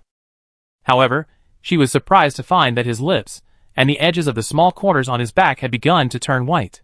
Through the translucent shell, she could vaguely see a new layer of skin growing inside, and the small horn was squeezed, twisted, and engorged with blood. She suddenly realized. It's trying to shed its skin. Sister Chu had never imagined that the old man actually needed to shed his skin to grow, but it was obvious that he had encountered an obstacle. He couldn't pry open his skin. She was so anxious. You're so good at it. Before, when she liked that cow's leg, she'd just rip it off and give it away. Why can't she do it now? If that doesn't work, she can use her knife skills to help. In the old man's prime, she probably couldn't break his skin. Now it's aged and translucent, so it's definitely not as tough as it once was. As she spoke, she took out the bone knife that Brother Xian had specially made for her. The sharpness and hardness were unmatched. Taken from a giant snake, it must be enough. As soon as he took it out and took a look, before he could even move, the old man leaped up and instantly chomped it to pieces. Sister Chu was silent for 2 seconds. Great, its salvation is gone. It even dared to bare its teeth at her. If he got close to her again, he'd bite it. The girl wasn't one to be unreasonable, and she raised her hand to slap it on the head. When it really needed a beating, it lost all its strength, its 2 big eyes tearing tears. It cried miserably. Sister Chu looked at her raised hand. She confirmed that the slap hadn't even landed yet. Even when he was sick, he still didn't forget to make a false move. You won't let me move? Chu Si was puzzled. Cuddle it in her arms, and it became much quieter. And once her hand touched its back, she could clearly feel the little creature's body tense up. It seemed like it was genuinely afraid Sister Chu would launch a surprise attack and accidentally peel off its hide. Chu Si thought for a moment, then obediently held onto it. After all, it was an unknown species, and she wasn't sure if human intervention would have any negative effects on it. Since the old man wouldn't let her move, she'd follow its advice. After that, it might have exhausted itself. It slumped in Sister Chu's arms and fell into a drowsy sleep. But this state wasn't good. It was close to semi-conscious. Chu Si shook its arms and legs, but it didn't respond. Its breathing was even showing signs of weakening. What should she do? Chu Si was anxious. After finally waiting for Jixian's car, they headed towards the barge. After boarding, they immediately headed back toward the barge. This time, they didn't bother avoiding high-radiation areas. They took shortcuts all the way. They didn't engage with any of the mutant animals. If they were in hot pursuit, Chu Si would simply fire a snake venom arrow at them. For a whole day and night, Jixian didn't sleep a wink. They simply ignored their prey. Finally, on the evening of the second day, they successfully reached the entrance they had dug into the cave. Brother Xian walked ahead, scouting the path with a mechanical spider, while Sister Chu followed behind, holding the little one. The situation wasn't looking good. The mutant spiders had all returned. Now without the old man's deterrent, the fastest way was to charge straight ahead. As long as they were on the boat, they would be safe. A single mutant spider wouldn't be a problem for the 2 of them, but this was a swarm. They kept coming one after another, each one a skilled finisher. They were badly beaten. But at least, they had finally made it to the boat. The 2 quickly descended from the cabin, followed by several large spiders. Though they failed to break through the defenses, they still pounced on the boat from the platform. The boat rolled with a tumble. Entering the underground river, it was a state of complete upheaval. Sister Chu was completely out of control, and, not caring about anything else, she quickly put the old man into his little nest. Perhaps he truly had some sense. Even though he was practically in a coma, he managed to daze himself and crawl to his feet. With his eyes closed, he began to eat. At first, he was quite lethargic, but the more he ate, the more he felt more energetic. After swallowing a small millstone, he finally felt better. He even had time to stretch. As he did so, several of the small horns on his back jingled and fell off. Sister Chu's expression lit up. The skin had finally come off. After this thing came out, the old man's condition was noticeably better. The newly grown horn was indeed much larger than before. No wonder it felt so uncomfortable. Chu Si reached out and touched it. Now it was time to move. Unexpectedly, the newly emerged horn, while appearing a tender pink-orange, was actually quite hard. Shedding its skin wasn't a quick process. After finishing this task, it stopped eating and fell asleep, cuddling with its heap. Judging by its unrestrained sleeping posture, the old man seemed completely relaxed. She and Jixian breathed a sigh of relief. It seemed like everything was all right. Chapter 841. With Master's situation finally settled, the 2 of them had time to address the boat's capsizing. After a night of living in a cramped quarters, When most of the mutant spiders outside had left, Brother Xian quietly emerged from the cabin and secured one end of his 4 flying tiger claws to the deck. Then, using the small mechanical spiders to press simultaneously, with a sudden force, the boat was finally pulled ashore. Sister Chu had been prepared. She hadn't found a sturdy spot to lie down. Her mission was to ensure Master's safety. Under the current circumstances, they didn't dare rashly carry it out of the black stone. It had also made the nest even larger, so Chu Xi could fit in even if she curled up. So, she sacrificed herself. The large stone had been secured to the bed with ropes, but a tremendous force still managed to free it. When Ji Xian entered, he saw his wife struggling to turn over, holding onto the tortoise shell. She hurried over to help, but Sister Chu shouted at her. She stretched out a leg and, with a loud bang, kicked hard. A perfect escape. What could a tiny piece of black stone do to her? What just happened was just an accident.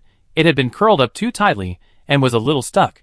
She finally stretched out her arm, but it wasn't long enough. With great effort, she finally pulled her leg free. The crisis had been perfectly resolved. Sister Chu now felt incredibly tough. She was extremely satisfied. The little creature in her arms began to groan uncomfortably again, so she quickly put it back into the cave. The matter was finally over. Watching it fall into a deep sleep, she took a couple more bites, smelling the scent. Chu Xi, too, felt a little worried. She looked up at Brother Xian standing nearby. What should I do? It seems it needs the black stone to shed its skin. But we only have so many. This stone is the largest, and yet, in just one go, it's already shown a fifth of its size. Looking at this situation, it's not over yet. Ji Xian remained silent. This was indeed a big problem. He didn't know the old man's molting cycle. But snakes, which also shed their skin, can molt 4 or 5 times a year when they're young, and 2 or 3 times a year as adults. If that's true, then the stock at home wouldn't last even a year. But there's a strong chance that this little creature is an alien. So far, no similar species have been found. Of course, it's also possible that similar species existed, but died during the molting process due to a shortage of black stone. Ji Xian pondered for a moment, but he had no good idea. He could only look around. He put his hand on his wife's shoulder. Let's go to the bottom of the cliff where we found it. If a meteorite truly struck Earth, there's a good chance there are still some fish in the vicinity. However, given how much treasures this old man possesses, anything visible on the surface would have likely been carried back by him long ago. Perhaps this is the source of the black debris. Furthermore, we need to find as much or as possible for him. See if we can find a replacement. This may be his ultimate survival strategy. Now, there's no point in rushing. Ji Xian piloted the barge to the base of the tunnel they had entered. Using poison needles and repellent powder, he temporarily dispersed the nearby spider swarm. Chu Xi stayed downstairs while he went upstairs to check on the car. In his earlier haste, he left the car carelessly parked outside. Although this is a wilderness, there's always someone coming. Luckily, I was lucky. No one took advantage of me. Brother Xian drove it to a high radiation area and hid it. Then he returned to the barge. After some thought, he simply steered the boat towards the crystal cave. Slowly sailing back, the data collection was almost complete. As for the old man, things really lived up to Sister Chu's expectations. The next day, the little guy woke up again and ate a lot of black stone. The molting process had also accelerated significantly. The shells of all the spikes on his back had fallen off. The man tested it. It was very thin and extremely hard. He wanted to save it. He might need it later. Now, the skin at the corners of the old man's mouth had risen. It was curled up in a funny way. But he still wouldn't let me touch it. If I don't want to touch it, then I won't touch it. After about a week of intermittent work, a brand new handsome guy finally emerged. Ji Xian picked up the skin it had shed. It was thin and soft, and had plenty of defensive power, perfect for making a new headgear for his wife. Unfortunately, it was still a little short, and couldn't protect the neck. Now, it was as long as an arm, twice as long as before. What amazed Chu Xi even more was the little guy's appearance. No longer a big, bald head, it now had a row of pointed horns, a beautiful, tender pink. Most importantly, it had a longer nose. The whole face immediately took on a three-dimensional look. The cute big eyes were rimmed with purple eyeshadow, and the corners of his mouth had a natural upturned curve. He looked so cute. Very lovable. Congratulations. It's finally no longer ugly and cute, and even has a touch of elegance. Upgraded Grandpa. Sister Chu picked her up, her body limp. The little one was also extremely comfortable, gurgling, and even the little thorns fell back. Sister Chu tossed it around. Everything was fine. Just that, it didn't look very powerful. This race's values seem a bit skewed. Chapter 842. Chu Xiai played with the old man for a while. Looking at his current size and current state, he looked more and more like a puppy. How could this be? We're very powerful. Sister Chu patted its head and bared her fangs. Come on, show me some toughness. Unexpectedly, the old man really took it. His eyes became even more fierce, and his throat rumbled as he let out a threatening growl. The girl's eyes widened in surprise. Wow, it can actually transform. So, it even has a combat form. She quickly called Jixian over. The old man's combat form. The bright purple spots on its body were instantly replaced by a steely gray-black. The thorns faded from their pinkish color, and its eyes turned a uniform shade. Even some of its feet had grown hard claws. It looked like it was a real threat. A gentle scratch on the floor left several scratch marks. Sister Chu was heartbroken. This is a tortoiseshell, and I plan to use it for many years, so I have to be careful. Chu Xiai patted the little head to calm it down, and tried to touch its spines, but it dodged. Jixian took a closer look and saw that each corner had a sharp, hard spine. After thinking for a moment, he returned to the cabin and soon brought up a mutant piranha. This one was already highly radioactive, so it wouldn't hurt to waste it. Brother Xian used the fish's tail to strike the spines, instantly breaking the solid defense. Watching the flesh quickly turn black where it touched, it was clearly poisoned or corroded. He removed the tail from the old man's back and tested it with his watch. The toxin was surprisingly the same as the one in the crystal cave. However, its toxicity level here is significantly higher than inside the cave. It's as if it's been purified. The old man opened his mouth and roared fiercely. The little head shook, and he became the innocent little cutie again, shamelessly grinning at you, rubbing her hand with its soft neck. I haven't enjoyed the tickling enough yet, so let's end the show here. Sister Chu's mouth twitched slightly. Look at now, then think about what happened just now. I can only say, appearances can't be judged by appearances. She reached out and touched the little guy's head, thinking it was just a matter of having a new strongman. But the next day, she noticed something visibly different. The old man was a big hunter, and he spent the entire day dragging all kinds of prey onto the boat. The spiders and mutant piranhas were normal, and it was clear that he hadn't used his stinger when catching them. He dragged them all in front of the big baby one by one. Then it immediately went out again. Sister Chu couldn't be stopped. At most, it would come back and rub against her legs, or even bow, which was considered interaction. Jixian's brows furrowed. It's storing food for you. I think I want to leave. After a busy day, as expected, it didn't come back that night. Brother Xian said it might have gone out on its own to look for the black stone.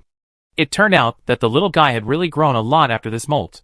At least, it had a sense of purpose and knew where to go in the future. But Chu Xiai was still a little sad, but that was the way it had to be.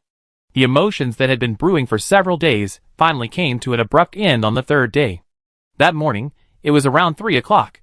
The two were still sleeping in the cabin when they heard a loud bang overhead. Jixian quickly sat up and immediately retrieved the video footage of the little spider at the edge of the deck.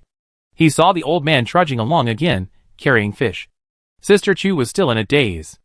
Jixian couldn't help but rub his forehead, a bit amused and confused. It's afraid I starve you to death. Someone was raising a wife with him. Brother Xian's heart was quite complicated for a moment. Another day of reluctance to leave, and that night, the creature had indeed escaped again. The boat had just arrived near the crystal cave. They decided to stay there for a few more days. They met again 7 days later. She didn't know if it was an illusion, but she felt the old man had matured a lot. This time, he had even brought Sister Chu a dozen or so energy stones. Seeing she was still alive, he nudged her hand with his head and withdrew. If her predictions were correct, it might be a long time before they met again. As for why she was so sure they would meet again, it was mainly because she still had a pile of black stone at home. She couldn't just throw it away, could she? It had to be said that this clever move by the old man had effectively eased Sister Chu's feelings of separation. The subtle sadness she felt inside had been smoothly overcome. Coincidentally, Jixian's experiment had also yielded results. It proved that the effects of the crystal cave could indeed be replicated. However, the best one only achieved half the effect of the large crystal cave. But for the two of them, it was more than enough. These past few days, after Chu Xiai had pulled himself out of his feelings, he began to busy himself with mining. According to the optimal ratio Jixian had given him, he mined the appropriate crystals from the crystal cave and took them away. He tried not to disrupt the natural conditions of the large cave. They would be of great use in the future. Looking at the boat full of crystals, Sister Chu couldn't help but smile. It was time to return to Monkey Valley. Look at Monkey Mom, she's an older pregnant woman, and I don't know how many months she's been pregnant yet. Chapter 843. Actually, it's been less than 2 months since we got out. Chu Si was a little excited about the sudden return. The couple had already agreed that upon their return, they would encourage everyone to help the old man search for the black stone while he was out. After all the prey he had caught previously was highly radioactive. If the two of them couldn't eat it all, they'd take it all as reward. Everything was arranged well, except for how to get the barge out. Now that the old man was gone, the two of them wanted to carve a hole in the mountain large enough to accommodate the barge on their own. It would take quite a bit of effort. Furthermore, Brother Xian was worried that if they rashly opened such a large cave, the mutant animals on the surface would interact with the mutant species underground. In that case, the risk level on both sides would increase significantly. Ji Xian didn't recommend it. He didn't know what the entrance looked like. Fortunately, the cave they had come down from earlier was not far from the entrance. He left Chu Si on the barge to guard it while he drove back to take a look. The actual situation was somewhat beyond Brother Xian's expectations. It was incredibly lively. 5 corridors had been dug around the edge of the cave, all circling the river's curve. No one could be seen entering or exiting the cave entrance, but numerous ropes could be seen dangling above the river. One pulled tight, and someone else quickly pulled. Judging by the sounds, it was a team of several people. Soon, a large piranha was hooked. Such catches happened all the time. Brother Xian naturally knew how dense the fish schools were here. But for ordinary people, such a spectacle was truly unheard of. So even if renting a fishing spot for 5 minutes only earns 4 points, many people are happy to do it. The main reason is that they can earn back their money. Wait 10 minutes, and you're guaranteed to catch a fish. 1 fish will pay off, and even if the meat isn't edible, the skin can be sold for money. What if there's still some energy stone left? That's a huge profit. The first group to go there naturally made a killing. As the saying goes, you can't catch a wolf without sacrificing a child. The wild dog mercenaries want both the children and the wolves. They also want the fish in this river. So before work every day, they catch a few themselves. And before the real clients arrive, they sprinkle the area with repellent powder. That way, the chances of others catching fish are much lower. Naturally, they wanted to keep such a valuable spot a secret. Alas, with the massive influx of mutant spiders from the cave last time, this place is no longer a secret. With no other options, they settled for the next best thing and transformed it into a rental fishing spot. It turned out to be a lucky break.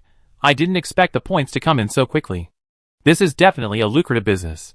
However, with such a large piece of cake sitting there, it's inevitable that there will be some profit sharing among various parties. Even so, control is still a very attractive commodity. Everyone can see how lucrative this is. Ji Xian paid 8 points for the entrance fee, and another point to rent a set of sturdy fishing gear before entering. The gatekeeper wasn't surprised. There had been quite a few strangers lately. There weren't many people who lavished themselves on it. Most people, like the young man before them, were frugal enough to rent a spot for 10 minutes.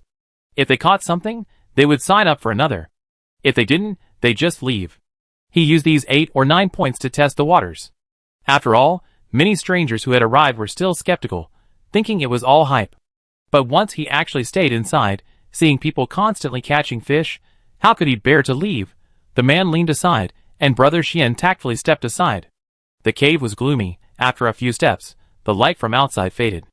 There were quite a few people inside, their headlights radiating outward for a long time. Ji Xian launched the mechanical spider. This was his main purpose for coming in.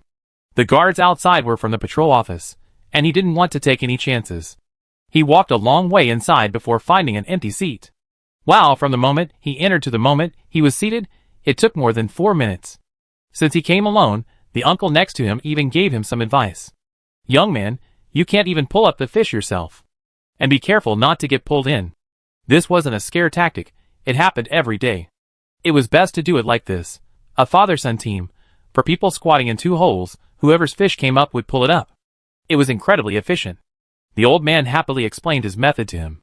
Seeing that Brother Xian had no bait, he kindly offered him a small piece.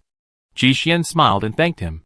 Looking at the pile of fish behind the old man, he understood why he was so upset. But honestly, the group didn't really think he could catch anything. After just a few words, one line went taut. There was no time to chat with him anymore. One person quickly left to watch the line, while the other two immediately went over to help. 3 people catching 1 fish, but it still got dangerous. Such a large mutant fish, they managed to control the head but not the tail. One young man was standing in a bad spot, and a swipe of the mutant fish's tail smacked him right out of the hole.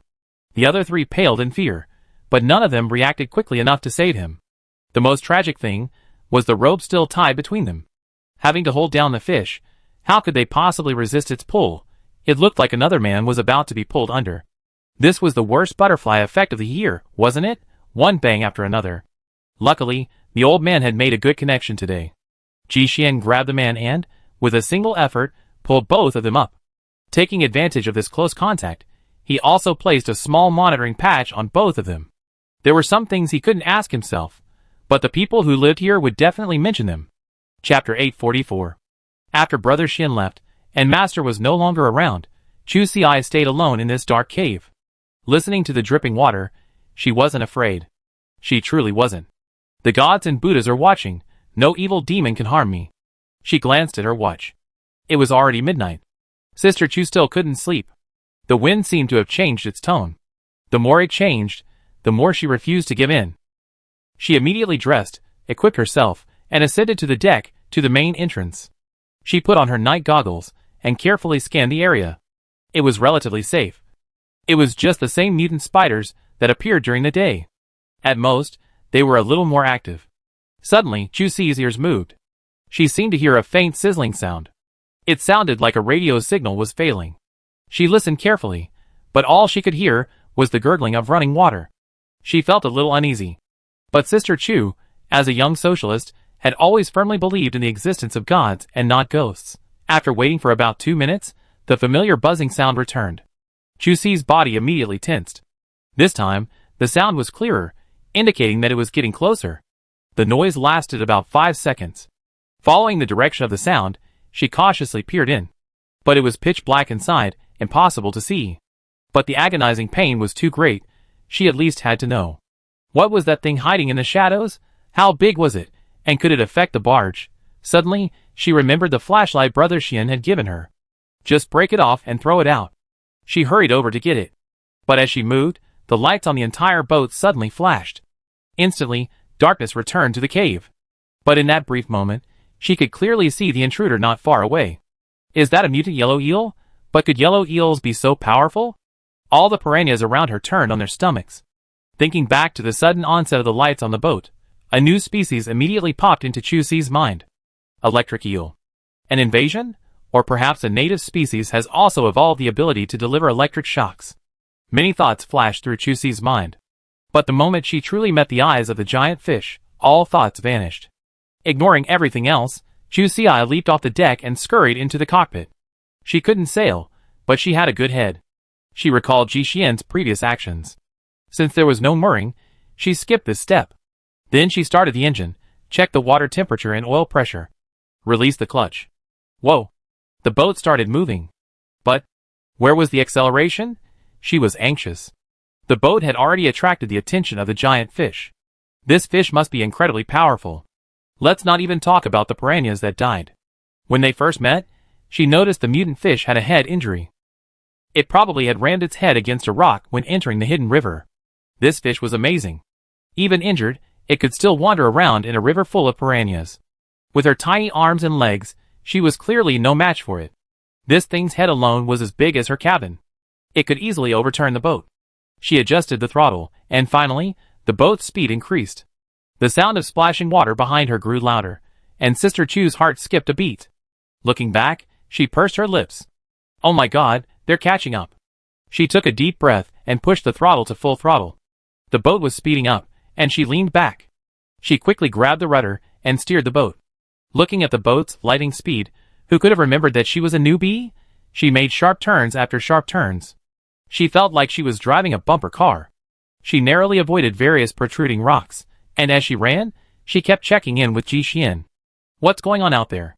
If it wasn't any worse, she would have rushed out. Bang! There was a loud bang, and the boat swayed from side to side. She could see the big guy behind her slapping his tail and chasing them. She didn't care about feeling dizzy and quickly turned. Slippery foot. But even with her quick reaction, she was still being chased from behind. Using the momentum, she managed to escape even further. The boat escaped, but the electricity didn't. The light bulb might have been blinded last time, though Sister Chu felt it more clearly this time. The boat was still dark. She was dangling from the rudder, frozen stiff by the shock. She couldn't pull it free. It took a while for her to recover. The entire boat smelt of burning. Chu Xi flexed her arms. She had reason to suspect she had contributed to it. What the hell? No escape. The only option was to fight to the death. The more things got like this, the more she forced herself to calm down. The crossbow arrows were poisonous, but they couldn't penetrate the defenses. She throwed down a spider carcass first to see if she could divert the target. As luck would have it, the road ahead was straight. The girl, with her swift speed, dragged the corpse of a mutant spider from beneath the deck. 1, 2, 3, throw! She focused her attention on the target. The ugly creature wasn't impressed, but there was a pleasant surprise. At just the right angle, one of the spider's legs pierced its flesh. Chu Xi's eyes lit up, and he found a gap to fire 2 arrows, but both were dodged by the writhing body. But Sister Chu seemed to have her Ren and Du meridians opened. Some of the spider's legs had been dismembered under my orders earlier, and now they were perfect for use as javelins. 2 large piles were carried into the cab. While steering, she watched for opportunities to strike it twice. Even the ever closer distance between them suggested the 2 sides were evenly matched. Chapter 845. Hearing Chu Xi already busy themselves with the battle, Ji Xian had no time to worry about his plans. Originally, it would only take 2 or 3 days to understand the situation here. They could also avoid those outside as much as possible. But now, that was no longer possible. Who knew such a powerful weapon would emerge from the cave? Brother Xian was stationed inside the tree hole they had dug earlier. Even in the middle of the night, the entrance to the underground river was still guarded. No one was wandering outside, they were stationed inside the cave. 7 or 8 mechanical spiders patrolled outside. Clearly, this was just a public display to deter thugs. If they really wanted to hide, they could only manipulate the signal. How could Brother Xian detect them so easily? He took a deep breath, put on his thermal suit, and strapped his crossbows to both wrists. One side was equipped with a highly effective tranquilizer bolt. The other side was tempered with viper venom. Ji Xian quietly descended the tree, using nearby leaves as camouflage. He carefully avoided the mechanical spider's surveillance range. As expected, along the way, he spotted several more mechanical spiders that hadn't picked up the signal. Despite his extreme caution, the spider's overlapping surveillance ranges were too great, and one had eluded him. Another one had already slithered up to his feet. The man remained motionless. The small red eyes scanned him, seeing no temperature sensing.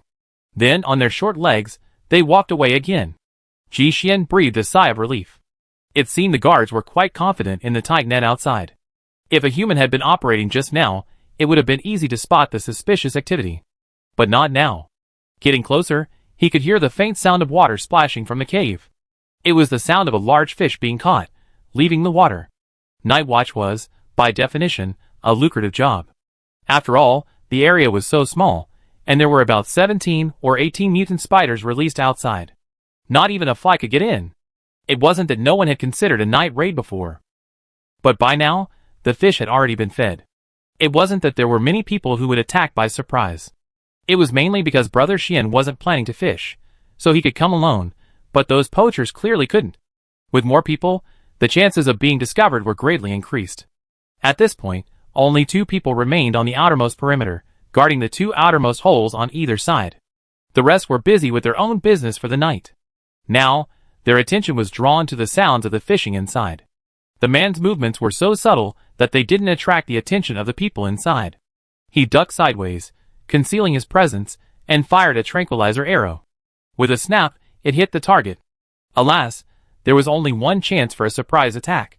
Even with a high-performance anesthetic, it still gave him time to warn. The people inside immediately went into combat mode, and the gatekeeper on the other side was no longer able to fire. Brother Xian rushed forward. The men were scattered in different tunnels, and although they were connected, this still gave Brother Xian some time to react. He only needed to secure a blind spot. First, he had to try to disable the surveillance cameras inside the cave. The little spider he released during the day was still inside, so throwing the object stuck to the wall into the water was still possible. Secondly, he had to try to contain the group inside the cave. This would prevent them from tripping Chu Xi up when he rushed out. The barge had great momentum, but if it got caught on one side by a hook or something and then tied firmly to the mountain, the faster it went, the more likely it would capsize. He needed to coordinate. Ji Xian estimated that with his wife's speed, she would be out soon. But things can change. The tunnel leading out wasn't narrow. But for a novice like Sister Chu, it was still a bit too tight. At this critical moment, there was another ship coming their way. It was a large cargo ship. Sister Chu was being chased, and the other side was still moving slowly. She was able to spot it because of Chu Si's good eyesight. But her side was also pitch black, and the other side was completely blind. She wanted to flash her lights to warn them. The lights were burned out by the giant fish behind them. With no other options, they could only yell, "Get out of the way." But even as her boat nearly passed, the freighter still didn't react. Instead, they threw a searchlight over to check the situation. At that moment, the fish was just below the surface. After 2 consecutive throws without finding anything, they stopped trying to escape. They simply assumed it was a ruse, hoping to bypass the freighter and escape. After contacting the people outside, they found that there was indeed support at the cave entrance. This further solidified their previous suspicions. They turned the boat sideways, intending to stop Sister Chu. Previously, no boat dared to enter. So when did this small boat get in? They had never given up on exploring the cave. After reinforcing the 2 layers of the tortoise shell, they went in again, and didn't encounter the unknown, terrifying creature. They thought it might have left the underground river, and entered the lake. It was only during these 2 days, that the merchant ship dared to sail a distance further in. But they were still somewhat timid, and their exploration progress was very slow. If they could stop this small boat, they would surely find a lot of discoveries inside, perhaps even another, safer entrance to the underground river. The 2 sides were getting closer and closer. Just then, the large creature behind them revealed its head. Its head surfaced. A strong electric current struck both ships directly. At this critical moment, it was too late for the people on the cargo ship to escape. Thankfully, the tortoiseshell was not very conductive, so once the shock wore off, they could still climb back up. They swiftly turned. They were still trying to catch Sister Chu's boat behind them. Despite all their calculations, they hadn't anticipated the boat's exceptional quality. Although their boat was also made of tortoiseshell, it was made from multiple pieces, and couldn't compare to Sister Chu's. Using thermal molding, the outer shell was a single piece, maximizing its defensive power. At a time like this, there was no point in reasoning. With a bang, the small boat wobbled, but the larger boat took a dent. Thankfully, there were no leaks, but the hull was unstable. Sister Chu was known for her avenging grievances. When they needed a rear guard, she acted as if she didn't need one. Once she found a dent, she just kept pounding away. The big fish, trapped behind them, couldn't get through, so they just stood guard over the 2 boats, emitting a series of electric shocks. Everyone on both sides was stunned. In the end, Sister Chu proved more resilient and finally carved her own path. Leaving the electric shock range, she quickly prepared to flee. She hadn't expected that, in the blink of an eye, the person on the other side, already fuming from the electric shock, could still throw a few flying claws at her. I have to say, their character is truly high. The few people guarding the deck were also risking their lives. "Get us out!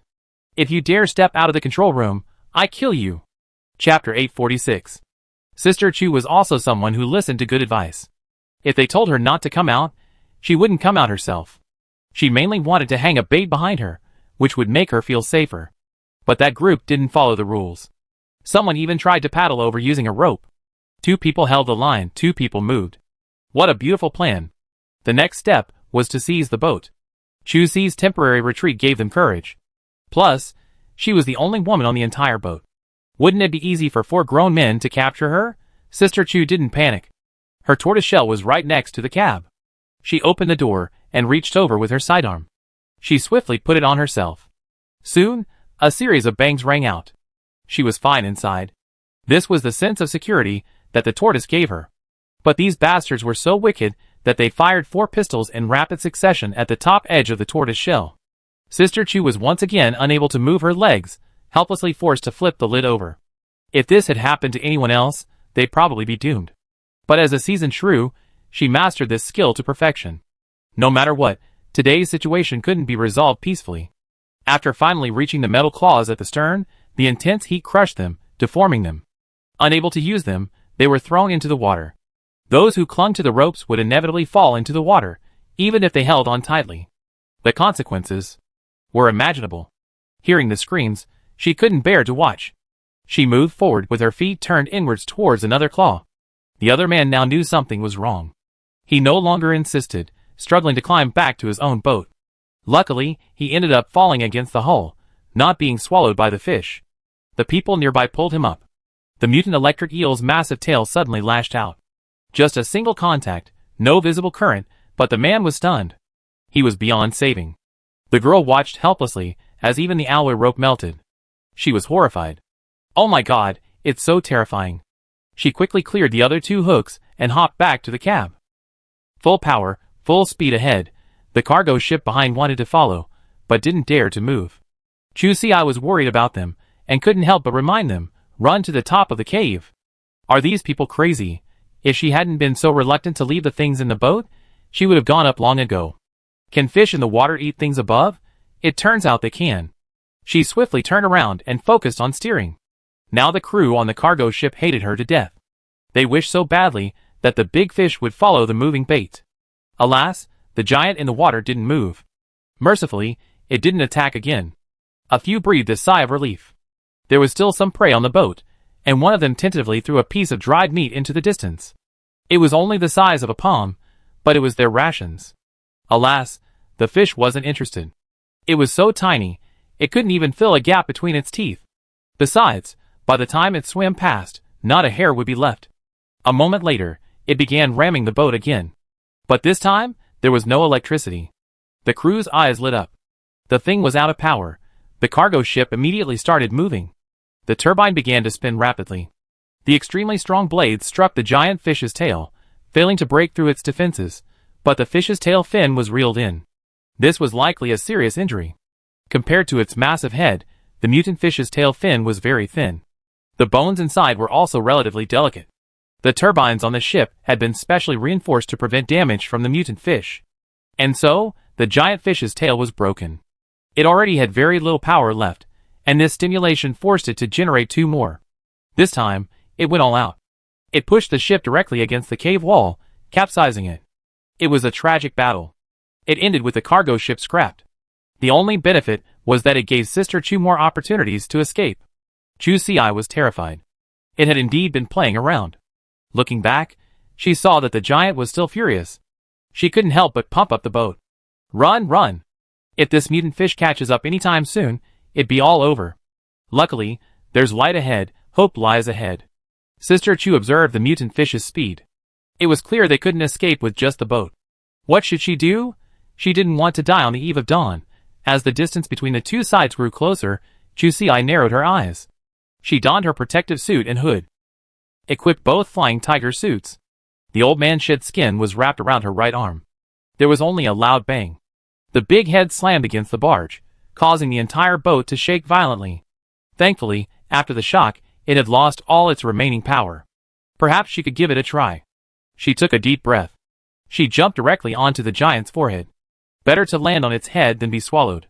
If I can hold up, it'd be my mount forever, but it's slipping, which is when the flying tiger claw comes in handy. Pick it in its nostrils, and aside from being a little close to its mouth, there's no problem. But it's clear that even a big one isn't so easy to tame. Sister Chu's head shook wildly, but she remained remarkably steady. Ji Xian never imagined his wife would emerge in such a striking pose. Chapter 847. Watching the empty ship emerge, Ji Xian had a vague suspicion. However, the truth was still too shocking. Seizing the perfect moment, he dodged onto the deck, then clutched his head and quickly moved. But there were too many people watching him, and even with Brother Xian's quick reaction, he was inevitably hit by several bullets.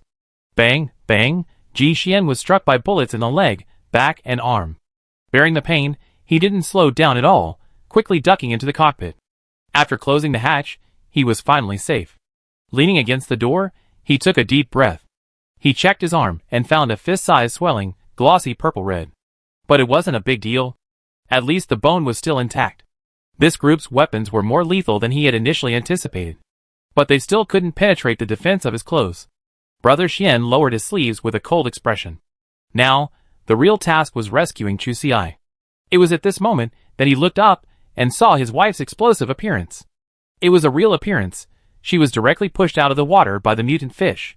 This moment stunned everyone on the cave ceiling for a moment. This scene couldn't help but make one doubt themselves. Is it really that wild? At this moment, Sister Chu's left hand firmly grasped the ropes of the two flying tiger claws, her right arm firmly blocking her head. It looked quite intimidating. Of course, the reality was definitely not so impressive. Sister Chu was now in a state of extreme distress. She was completely soaked in water. Not only was it incredibly heavy, but the hood was also a true hellish experience. Not only was her hearing severely affected, but water was constantly dripping from her eyelids, making it impossible to open her eyes. Her nostrils were also covered in water stains, and with every sharp breath, she risked choking. But even with this difficulty, she had to maintain this pose. She dared not move either hand, using them both for her own safety. Vainly catching a glimpse of the starlight outside, Chusi knew she was about to escape. But now was still the most dangerous moment. As expected, after her dashing appearance, she was met with a hail of bullets. Thankfully, the mutant fish swam quickly, and few bullets actually struck her. She immediately swung to the side, but there were also shooters on the other side of the cave. Sister Chu had misjudged the situation. Getting down was easy, getting up was difficult. But that person acted too much like one of our comrades, shooting her no less than 5 times. One shot landed a friendly point, and the remaining 4 bullets all pierced the mutant fish's eyes. Chusi watched helplessly as the fluid gurgled out of the giant fish's eyes. This injury was worse than a broken tail. The mutant fish's rage reached its peak. They had reached its limit. With a violent shake of its head, the girl was thrown into the air. Just as she was about to instinctively grab the cable, she heard Brother Xian's voice. "Let go." The good girl immediately retracted her claws. The flying tiger claw caught her just in time, then pulled back with all her might. "Hold your legs." Sister Chu obeyed, and like a small cannonball, Ji Xian pulled her through the rear window of the cab. She heard the window close. She immediately took off her hood. "Huh? I'm almost suffocating." After picking up the people, Ji Xian immediately sailed away. But Sister Chu was anxious. Wait a minute. Brother Xian kept moving, a little too understanding of his wife. "You want to go back and kill that mutant fish?" Chu Xi was about to nod, but then immediately shook her head. Who is she looking down on? How could such a good young woman not know the importance of sustainable development? Wishing herself wet, she asked Ji Xian, "Do we have any insulated nets on our boat? I want to tow them back to our river. Then we won't have to worry about running out of electricity." Ji Xian, Brother Xian admitted that he might not have fully understood Chu Xi. He couldn't help but gently touch his forehead. He was relieved that his wife was always thinking about the family. But it was a pity that she didn't have the ability to put it into action yet. Ji Xian had already ordered many sets of hydroelectric power generation equipment. So, they don't lack electricity. Besides, even if you drag the fish back, they can't just generate electricity whenever they want. The most likely outcome is that the generator will fail. Ji Xian looked back at the man who was venting his anger by demolishing the hole. He explained to his wife, "Saving this fish will be more beneficial to us. At least, with it, almost no one would dare to row in." This incident didn't affect the two of them much. Because they had a new hole to enter, it was just a little more troublesome, and the fish would have to be transported up multiple times. So that's the point. But Sister Chu still felt a little regretful. "What a pity! We finally used up the fish's electricity." Ji Xian smiled and turned his head. "You're just overthinking it. There's a big lake outside. Even if the electricity ran out, there's no way we could catch it. The most important thing they should do now was to find a safe place to get ashore as soon as possible. Barge, it's no longer safe here." Chapter 848. Finally escaped, Sister Chu successfully saved a boatload of crystals. After sailing for a while, the barge docked. Ji Xian disembarked and drove over as quickly as possible.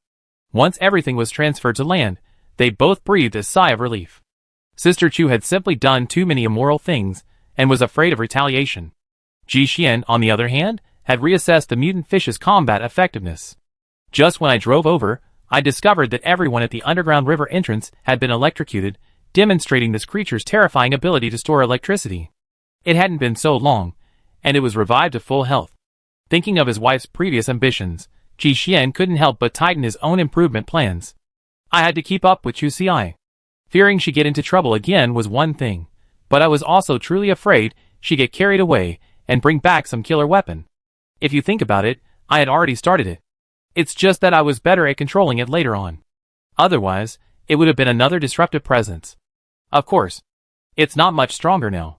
Just as I was thinking this, a mutant monkey suddenly leaped in front of the car. thanks to Brother Xian's excellent driving skills.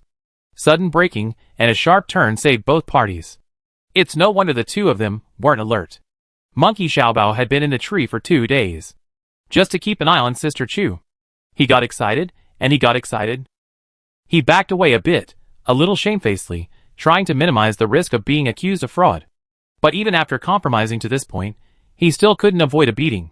Now, it wasn't just a tickle. After the upgrade, Sister Chu's beating really hurt. The girl had initially been trying to relieve her anger, but she hadn't intended to actually hurt it. After all, she was used to it. Hearing its cries sound strange, she quickly stopped. She saw small bumps forming beneath its thick fur, like a pimple. Little Bozy looked miserable, but Chusi couldn't help but laugh. I'm so awesome! I finally dared to fight them in a group again. Before, because the mutant monkeys grew so quickly, she wasn't sure she could defeat them in a real fight. She was afraid that if something went wrong, her status as the big sister would be in jeopardy. Now, she had to show off her prowess again, to avoid ending up with only the title of cook. Monkey Xiaobao felt so wronged. Despite its plump and strong appearance, it was still a child at heart. It's here to complain. Chu Xi touched Xiaobao's big hand and soothed him softly. Baby, don't cry. I know you miss me. Monkey Xiaobao, that guy's back, and he's even taken over my nest. It lives in a cave Sister Chu dug for it. Naturally, it needs to be taken care of as its own monkey. Sister Chu even made it a large cotton mat. However, the weather has warmed up, and with the mutant monkey's physique, it probably won't need it anymore. But Xiaobaozi didn't think so. It was a favor from his sister. A few tears fell from the monkey's eyes, and he looked aggrieved. That guy even pushed the mat down. Go back and beat him up. Chu Xi nodded. Okay. I stay a long time this time. The two of them reached an agreement. No matter how far the content of the argument distorted, the outcome was clearly a welcome one. Brother Xian drove behind.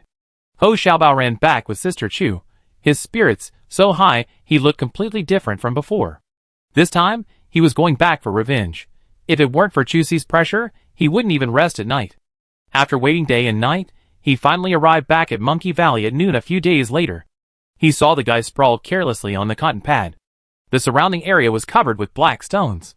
Judging by the appearance, there were even more than the ones left. Sister Chu couldn't help but twitch her lips. So, just because he got home a little early, did he really need a whole bunch of people to see him off? How many times had he gone back to look for her? On the first day, she could actually still vaguely sense the old man peeping in the dark. Later, perhaps halfway through, he turned back. Really? At such a young age, he looked even more like an old woman than she did. At the sight of Sister Chu, the little guy's complexion brightened.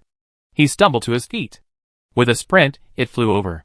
Of course, the girl dodged, or her ribs would have been cracked again. With a thud, it slammed heavily against the rock wall. The wheel slid to the bottom, much to the amusement of Monkey Xiaobao. Had he gotten his comeuppance for stealing someone else's nest? Of course, he got his comeuppance for not holding back his laughter. I was reluctant to hit Big Baby, but I had no problem beating up a monkey. But the little one was quite savvy, and didn't enter a fighting state. Even so, Monkey Xiaobao took a beating. Chu Xi hurried to intervene. After taking 2 hits himself, the situation was finally settled. Clearly, the feud started in this cave. This isn't going to be easy, let's dig another one. Given my motherly nature, this one is smaller, but more refined. It has everything you need. It took considerable effort to satisfy both sides. After finishing the mat, Chu Xi looked at the 2 men, who were now tangling together. She suddenly felt something was off. It seemed like she was the only one being screwed this time. Chapter 849. Sister Chu, being treated like a fool, was somewhat depressed. While Brother Xian was busy building the underground crystal cave, she wandered the valley on her own. She took a leisurely stroll to enjoy the beautiful scenery and relieve some of her emotions. Then, she walked to the pigpen. It was empty. After such a short time away, one important asset was missing. She had entrusted this thing to Monkey Xiaobao. Go catch the monkey immediately. Little Bozy was completely unaware of the approaching danger. He even thought he was quite clever. Before setting out to find Chu Xi, he was afraid the piglets he had cared for 2 months would starve to death. So, he killed them before leaving. He led Chu Xi to the cold storage. Monkey Xiaobao was proud. He even knew how to freeze food. Having seen the 2 of them put food in there several times before, he knew everything. Clearly, he wasn't the only one who knew. The cold storage was tall and huge, making it incredibly convenient for these guys. When Chu Si arrived, she saw a monkey dragging something out of the bag. It leaked as it dragged. Upon closer inspection, it was the roasted chili she'd been preparing. She quickly ran over. My goodness, the door handle had already broken. It was a good thing these bastards had the guts to close the door. When the girl actually walked in, she felt like the sky had truly fallen. She had no idea what was missing, but the empty space was clear. Her empire had collapsed in half. Holding her chest, she immediately checked on the giant snake's corpse. Thankfully, these bastards still had some sense. The last time we ate snake meat, we all fell asleep, and she was still a little scared. Regarding this, she was finally a bit more honest. But the other stored food wasn't so lucky. She took a closer look. The last bag of basil had just perished, and the piranha meat was also quite low. The raw pork might have a problem with its texture, as more than half of it was left. All in all, it was a real bummer. I'd been thinking of bringing back some food, but after encountering the mutated fish, she used it as bait and hidden weapons. Now it seemed like fate had its way. These bastards, they don't deserve it. With a sullen face, she closed the rickety door. Regardless, the cold storage needed repairs. There were frozen snakes inside, so nothing could go wrong. She went down to the mine and talked to Brother Xian about it. Men are hard to describe. Seeing his wife so dejected, he could only soothe her. It's okay. It's for them anyway. Just build a reinforced door, and they'd be fine. He had indeed been inconsiderate before. He should have thought of this issue after the monkey's overall upgrade. Thankfully, it didn't cause any major problems. Finding it now is better than waiting until the cold storage completely shuts down. But if that's the case, we still need to buy some materials. After lunch, the two drove out. We need to find a place with good signal to contact them. Ji Xian had originally thought of inquiring about the situation at Base 46. If the situation stabilized, he could go back himself. Sister Chu also wanted to go back. She hadn't seen her 3-story house in a long time. In her heart, it was her second most important property, so naturally she cared about it very much. Brother Xian thought for a moment, then nodded thoughtfully. These days, he found time to look through the keyword index for elderly and the others. There wasn't any information about Chu Si. Both sides had probably reached a consensus. Taking his wife back shouldn't be a big problem. But after contacting Fu Bowen, he realized the problem was serious. Taking advantage of the chaos of the battle, someone stole some core components of Base 40 SIX's protective shield. This was a mortal feud. It's no exaggeration to say that Base 40 SIX's counterattack was far less playful than before.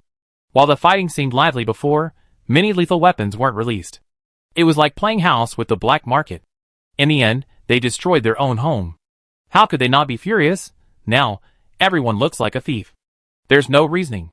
The several bases whose cores were down were highly suspected, but there was also the possibility that some organizations might be planning to build their own protective shields again. In reality, each base had always been researching this, but the conditions were far less developed. But now, due to the incident with the special energy crystal, the high-level springboard had been established, and many were eager to make their move. This stirred up a completely muddied situation. The chaos at Base 46 was now even more severe than at Base 52. Even the headquarters of the Tomorrow Mercenary Group had relocated, and the small footprint their lay team had built was nearly targeted. Fortunately, those so-called direct subordinates didn't know the exact size of Branch 52. Otherwise, they would have fought tooth and nail for it. Meanwhile, Lei Ming was urgently planning how to escape from the Tomorrow Mercenary Group. During such a chaotic time, it was naturally inconvenient for them to return.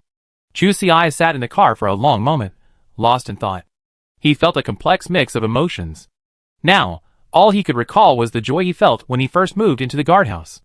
As he thought about it, his eyes misted over. All my thoughts can only turn into a helpless sigh. Chapter 850. Ji Xian and Fu Bowen chatted for a while, and learned that Base 46 was now under extremely strict scrutiny. For those of them who hadn't been back for so long, it was best not to get involved in this mess. After placing the order, they both prepared to return. Sister Chu fiddled with her new watch, which Brother Xian had plucked from a dead body.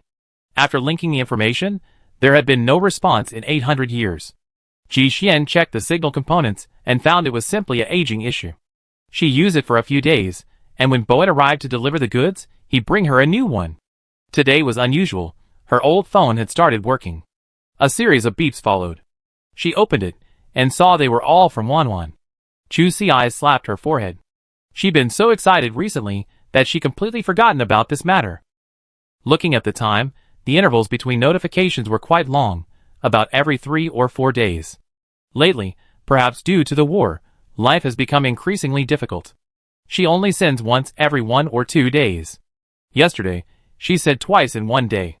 Feeling that things weren't looking good, she glanced back at the supplies in the car. She called Chin Wanwan directly. She didn't expect a reply. She was practically in tears. Life in the wasteland is hard for adults, and even harder for children. Especially for a child as young as her son. Logically, he should be drinking milk. But where was her milk, now, let alone milk? This shattered family couldn't even provide a bowl of moderately radioactive vegetable soup. She really didn't want to feed him food with high levels of radiation. He was still too young, and his resistance to radiation was too low. He might have died instantly, so for the past few days, he'd been fed only water. The last resort was to feed him a little blood to keep him alive. How could a family not blessed by heaven be described simply as difficult? At this moment, Chin Wanwan was willing to abandon all her dignity, just to keep me alive. Even if it meant being despised. Thankfully, she seemed to have seen a glimmer of hope. Then, a hoarse voice cautiously asked, Sister Chu, we picked 2 more sacks of fruit. Do you want more? Chu Si nodded yes. Chin Wanwan's tears instantly fell, and she hurriedly said, I send it to you. Things aren't peaceful here right now, so you better not come. They had dug their own secret tunnel, which was much safer than Chu Si and the others coming here. The weak cries of a baby could convey a lot of information. To prevent anyone from detecting them, their tunnel now extended another 100 meters. After understanding the specifics, Sister Chu gave up her insistence. So, they arranged to meet at a location relatively close to the oil tea forest. It wasn't too far from Chin Wanwan's current residence, making it convenient for both parties. This time, when they went out, the old man lay on Big Baby's lap. She figured it would be a good time to take him to see what was going on there. The little guy was already at the stage of learning 100 kinds of stones. What if he came across another, or they could help him level up? Besides, the oil tea forest was so unique, it would be hard to give up without a look. They drove over and waited for just half an hour before they saw Chin Wanwan and her family of 3 emerging from the nearby woods. Both men were carrying sacks, though the man's was noticeably heavier. Wanwan was cradling the cub in her arms. Without waiting to discuss the deal, Chu Si quickly unwrapped a nutritional supplement and poured some into the child's mouth. To avoid choking, she cut the opening very small. The little one was limp with hunger, but the more he ate, the more energetic he became. He looked easy to feed. Chin Wanwan wanted to kneel down without a word. Tears and snot covered her face. My life is yours. Mother arrived, and Chu Si held her back, wiping her face with her sleeve. Why would she want her life? Sister Chu wasn't good at handling such matters. She waved her hand, weigh the goods. Chin Wanwan, we already weighed them. Oh! The deal was awkwardly concluded. Finally, Chin Wanwan hugged Chu Si. The situation at base 46 was deteriorating, and they wanted to settle in a more distant base. If that happened, they might never see each other again. Sister Chu wasn't particularly sad about this separation, as she'd been traveling around all year. Who knows, we might see each other again someday. Ji Xian noticed that both of them had wounds on the pads of their fingers. His wife didn't know the cause, but he did. So, when returning the bag, he stuffed the 3 remaining nutritional supplements from the car into it. Mixed with water, it would last the child for a long time. At least, it would last him until the next base. Brother Xian sighed slightly. He admitted that he'd never been a good person. He's seen worse situations before, but he rarely offered a helping hand. Being alone, he wasn't afraid of what would happen afterward. But now, he unconsciously wanted to do good deeds. He also hoped that good deeds would be rewarded.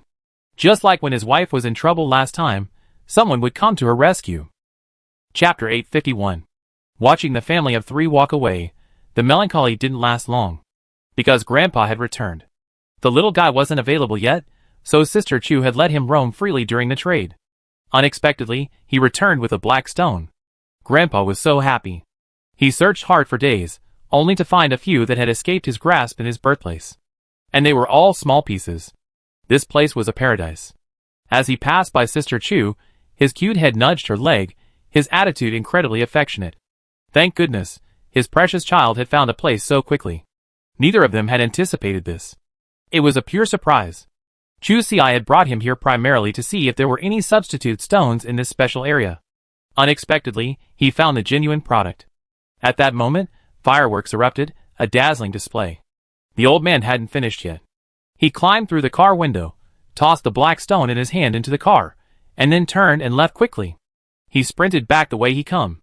His steps were bouncing, and his steps were filled with joy. The two of them didn't waste any time, grabbing their equipment and preparing to catch up.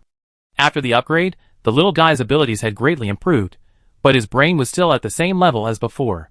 When it came to moving things, he only used his claws, and only 2 pieces at a time at most. Otherwise, he lose things and lose track of what was in the bag. His efficiency wasn't very high. At this point, they naturally had to quickly fill in. But in a few minutes it took to pack up its tools. A scream of agony was heard, followed by another, even louder roar. The two of them immediately paused.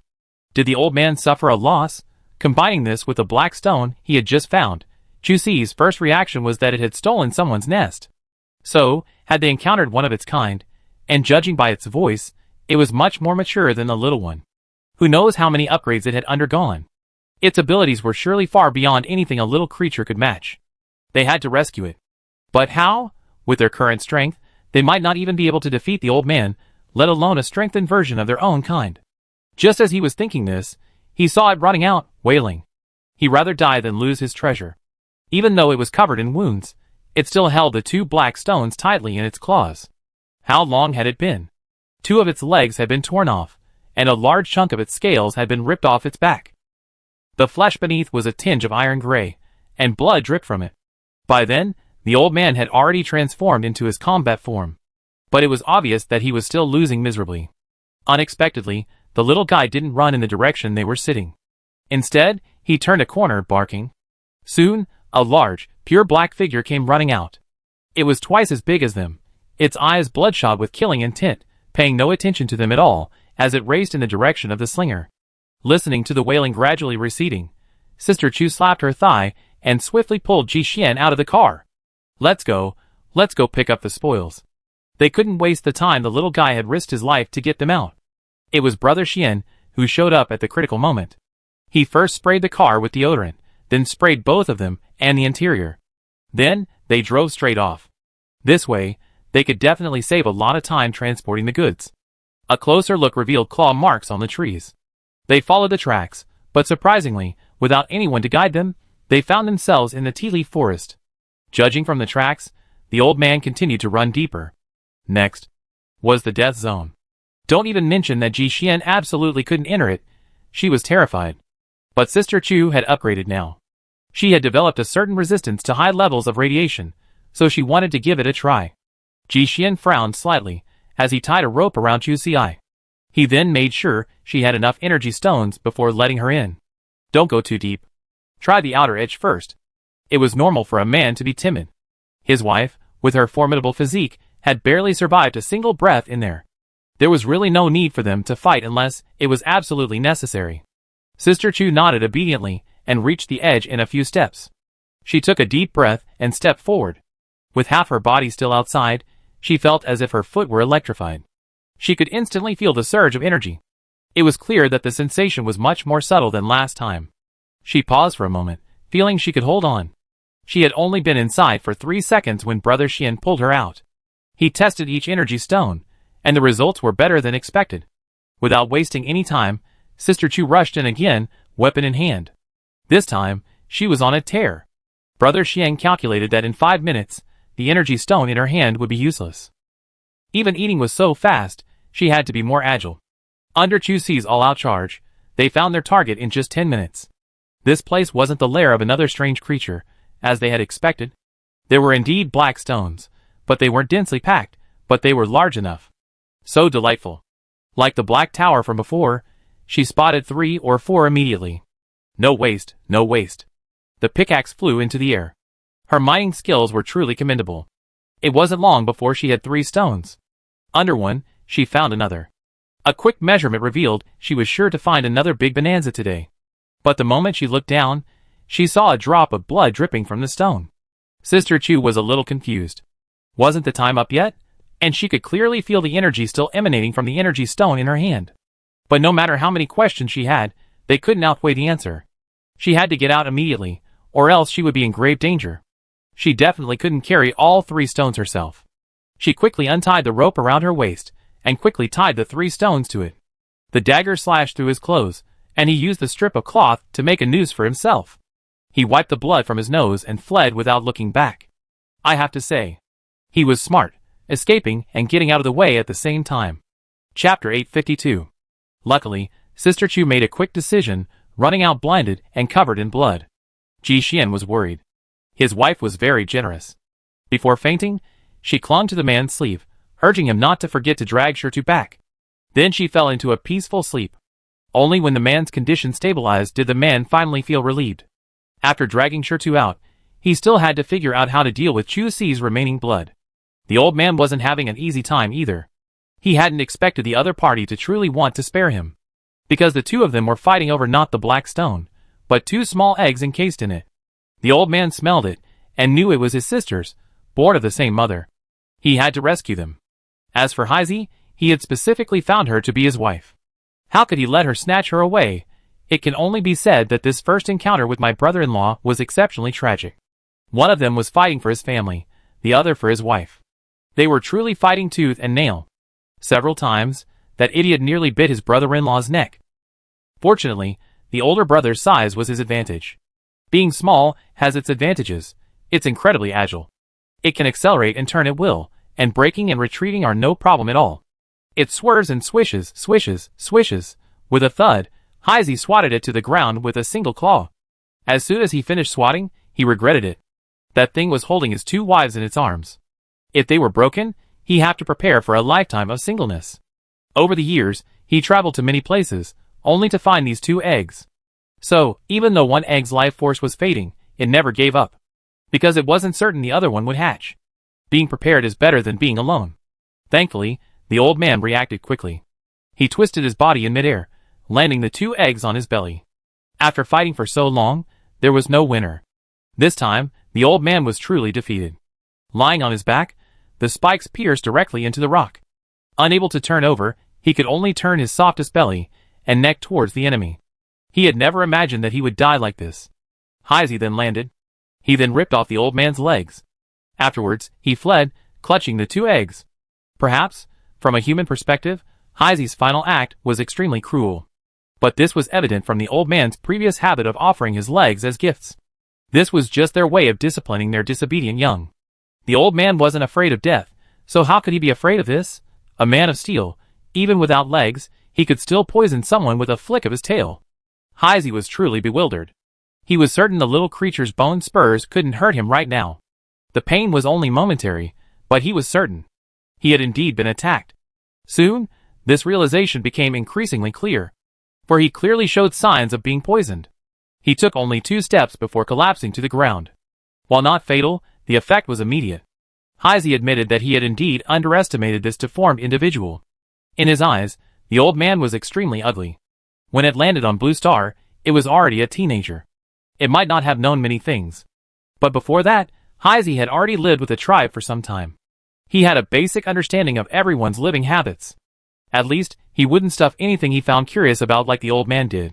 For example, he had never tried energy stones. Never had he entered a place as exotic as the Crystal Cave. And in his mind, the old man's size was far from ready for evolution. Heisi simply thought it was malnourished. But he didn't realize the little guy was simply being fueled by the various energy stones. The energy stored in his body was rapidly increasing, but his own strength wasn't enough to shed his shell.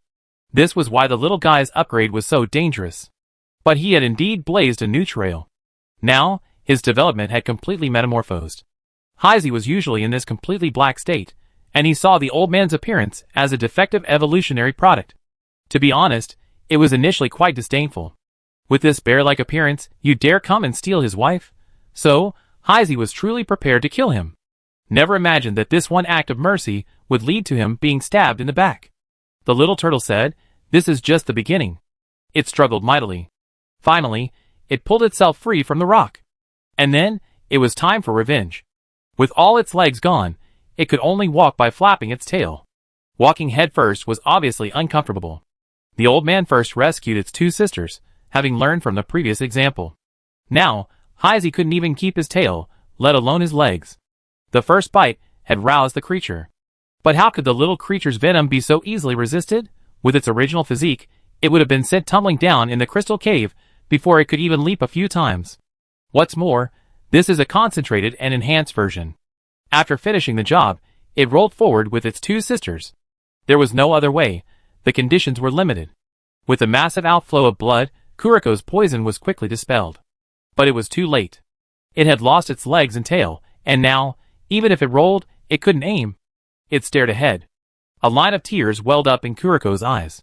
Those were the loved ones he had protected for so many years. Chapter 853. Given Chu Si's situation, Ji Xian had no choice but to use a highly effective chemical deodorizer. Because her bleeding was erratic, and he couldn't get in, he could only mask it with an extremely pungent chemical odor. The odor lasted about 3 days, and after that, the scent of his wife's blood would have long since dissipated.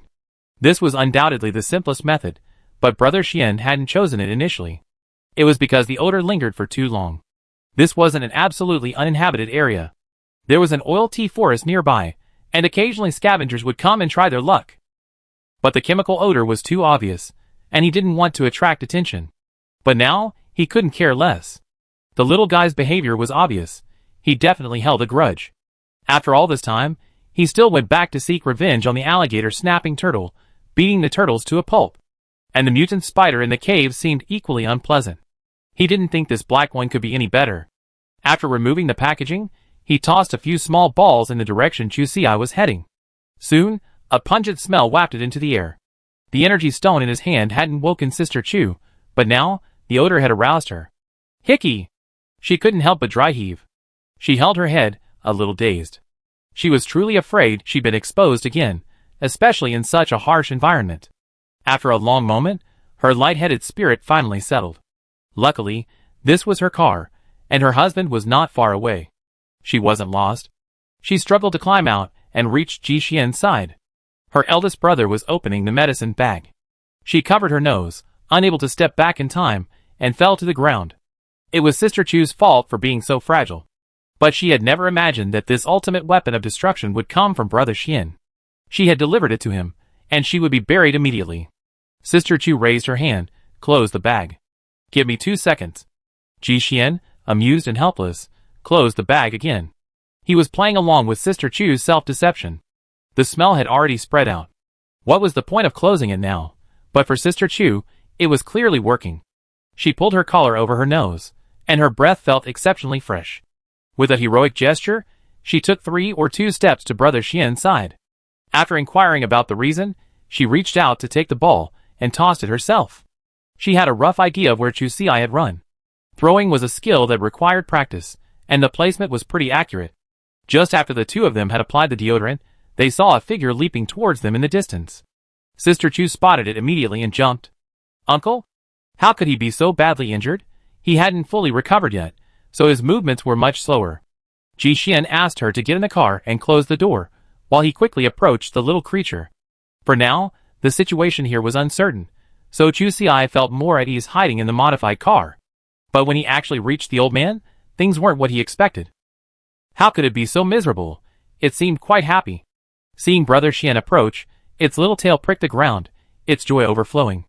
How could it not be happy? From a distance, he could see the kingdom that Big Baby had conquered.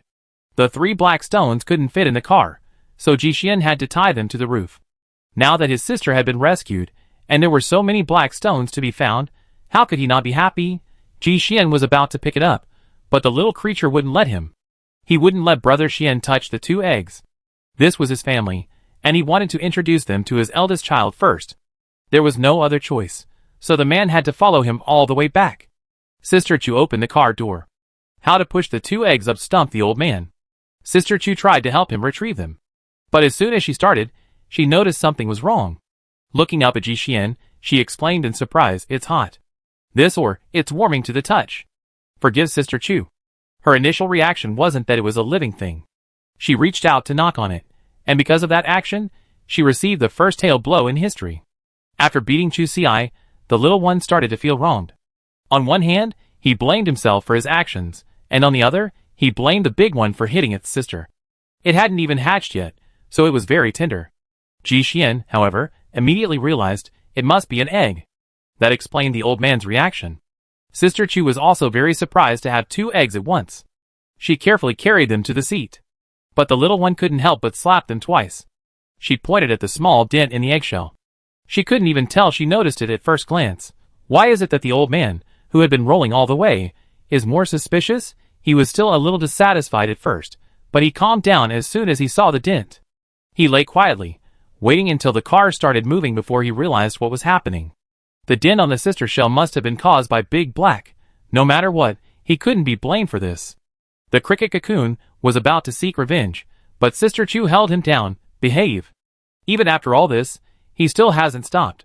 At this point, she couldn't help but feel heartbroken. That black creature had been so ruthless. How could a child's vengeance be so great as to rip off someone's legs? Chapter 854. Ji Xian drove the two patients all the way back to Monkey Valley. He had originally intended to get some modification materials, but ended up bringing back 2 sacks full of fruit for the mutant monkeys and mutant silverbacks. Brother Xian was still busy with the crystal cave, and lately, the old man had been following him around with the 2 eggs. It wasn't that the two were particularly close, it simply wanted to keep the eggs to itself for energy. It hadn't been hatched in so long, it was almost digested. Sister Chu was bored to death, with no one to play with. She was sick. The monkeys and gorillas came in groups to see them, and on their way, they took away some of the fruit she couldn't eat. Chu Xi removed all the fruit cores and set them aside, asking Brother Xian to germinate them so she could plant them on the mountain. She also took a look at the seedlings she had transplanted earlier. It's worth mentioning that not a single one was planted in vain. The mutant plant's vitality is truly vigorous. It only needed one watering when it took root, and now it's grown stronger and stronger. Little Monkey Bao followed Sister Chu eagerly. Lately, her image in his heart has become even more prominent. Last time, ever since the refrigerator was stolen, the girl had been looking for an opportunity to beat up the gang again. After recovering from her illness, she immediately arranged this matter. Originally, it was just a simple rights protection, because she had initially positioned the monkey as the leader of the monkey gang. But this time, she took it to a new level. When Chu Xi went to visit Monkey Mother with fish, she was slapped by One Eye. The word slap was actually a bit serious, because the queen flower was now older, and One Eye was paranoid. The main thing is, it's usually fine pushing the second child. The result was that the mother monkey raised her claws. Their eldest child, along with his flesh, was struck down by the idiot's claws. Thanks to our Sister Chu's agility, she was able to stabilize herself on the second branch. The atmosphere was a little cold. One Eye was stunned. He glanced at his wife, and knew something was wrong. He lowered his head to look at his hands, and then at the mother monkey across from him. The queen flower looked at Chu Xi, and then at the idiot. She immediately raised her arms, and started beating him. The mother monkey rushed forward, her bulging belly swaying. One Eye and Sister Chu were both startled. One Eye didn't dare to hide, and he had to constantly watch his wife for any back problems. When the fight broke out, the entire monkey group rushed over to watch the show. Every branch, high and low, was occupied. It had been ages since I seen such a family quarrel. Every monkey was fascinated, even the younger ones came to learn from them. The silverbacks were more circumspect. They stood in their own territory and peeked in. The chirping and chattering were quite lively. And some, after enjoying themselves enough, even threw fruit. Chu Xi naturally couldn't let things escalate.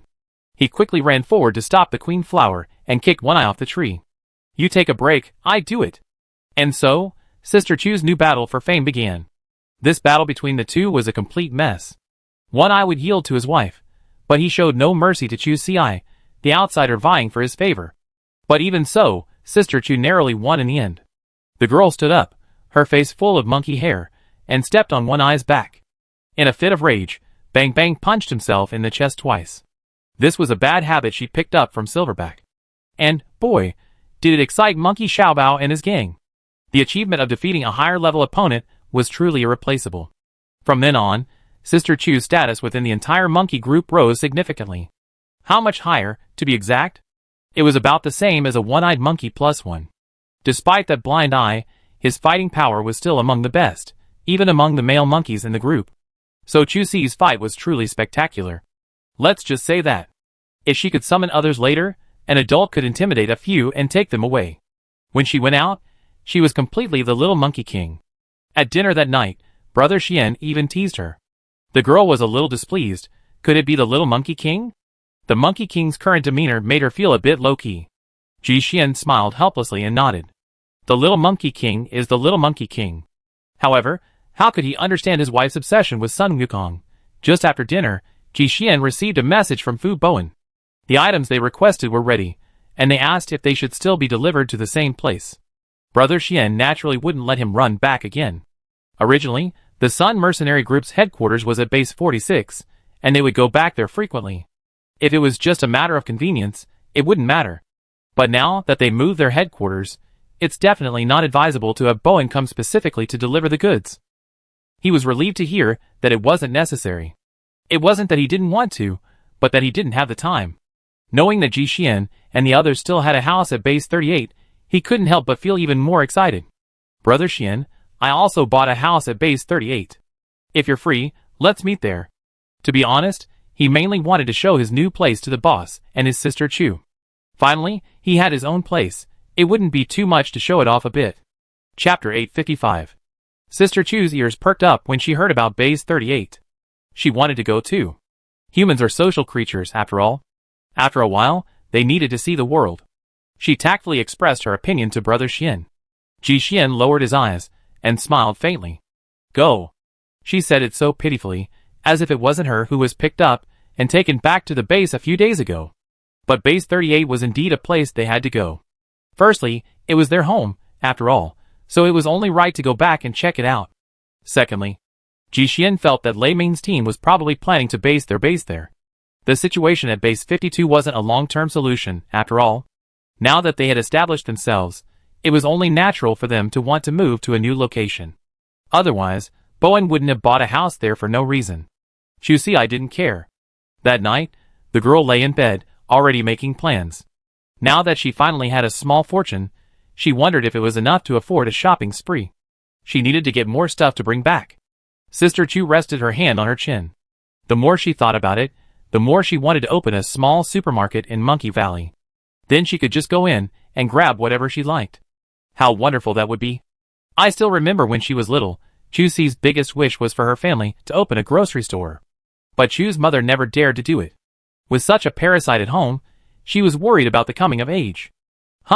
She breathed a sigh of relief. Chu Xi turned over, hugged the quilt, and closed her eyes to sleep. She would wait for Ji Xian to finish his work at the Crystal Cave and come up. After washing up, he went to bed and pulled his wife into his arms. He noticed her pillow was a little damp. The man paused, looking down at her sleeping expression. She drooled in comfort. Turns out I was overthinking it. She cuddled him and fell asleep peacefully. The next day, Sister Chu woke up early again, a rare occurrence. Ever since the upgrade, Brother Xian's expectations of her had become increasingly relaxed. Because even without training, Ji Xian was no match for her now. From now on, in Chu Xi's eyes, the term domestic violence would no longer exist. She was safe. Brother Xian's work wasn't finished yet. As usual, he went down the cave after dinner. Sister Chu also had plans for today. This trip to Base 38 was, after all, to congratulate someone on their new home. She definitely had to bring something thoughtful. After much thought, she settled on harvesting honey. She had asked Ji Xian this morning, after all this time, the first batch of bees should have successfully hatched. If she went to harvest some honey now, the whole family wouldn't starve to death. The bee-proof clothing was readily available, they could just wear it. The highly radioactive honey could be brought back for the monkey mother's nourishment. Right now, it needed energy the most. Afraid of being discovered by other monkeys, she had dug a storage cave for it outside the Monkey Valley. She had already piled a lot of food that the queen flower liked inside. It was imperative to ensure the pregnant woman's nutritional supply. As soon as she left, Big Tail followed. Lately, Little Tail had been clinging to the 2 eggs, and Monkey Little Bao had finally caught the opportunity. Follow Chu Xi, and you find delicious food. It had proven this many times. Monkey Brother followed eagerly behind. A few others had wanted to follow, but they were all scared away by it.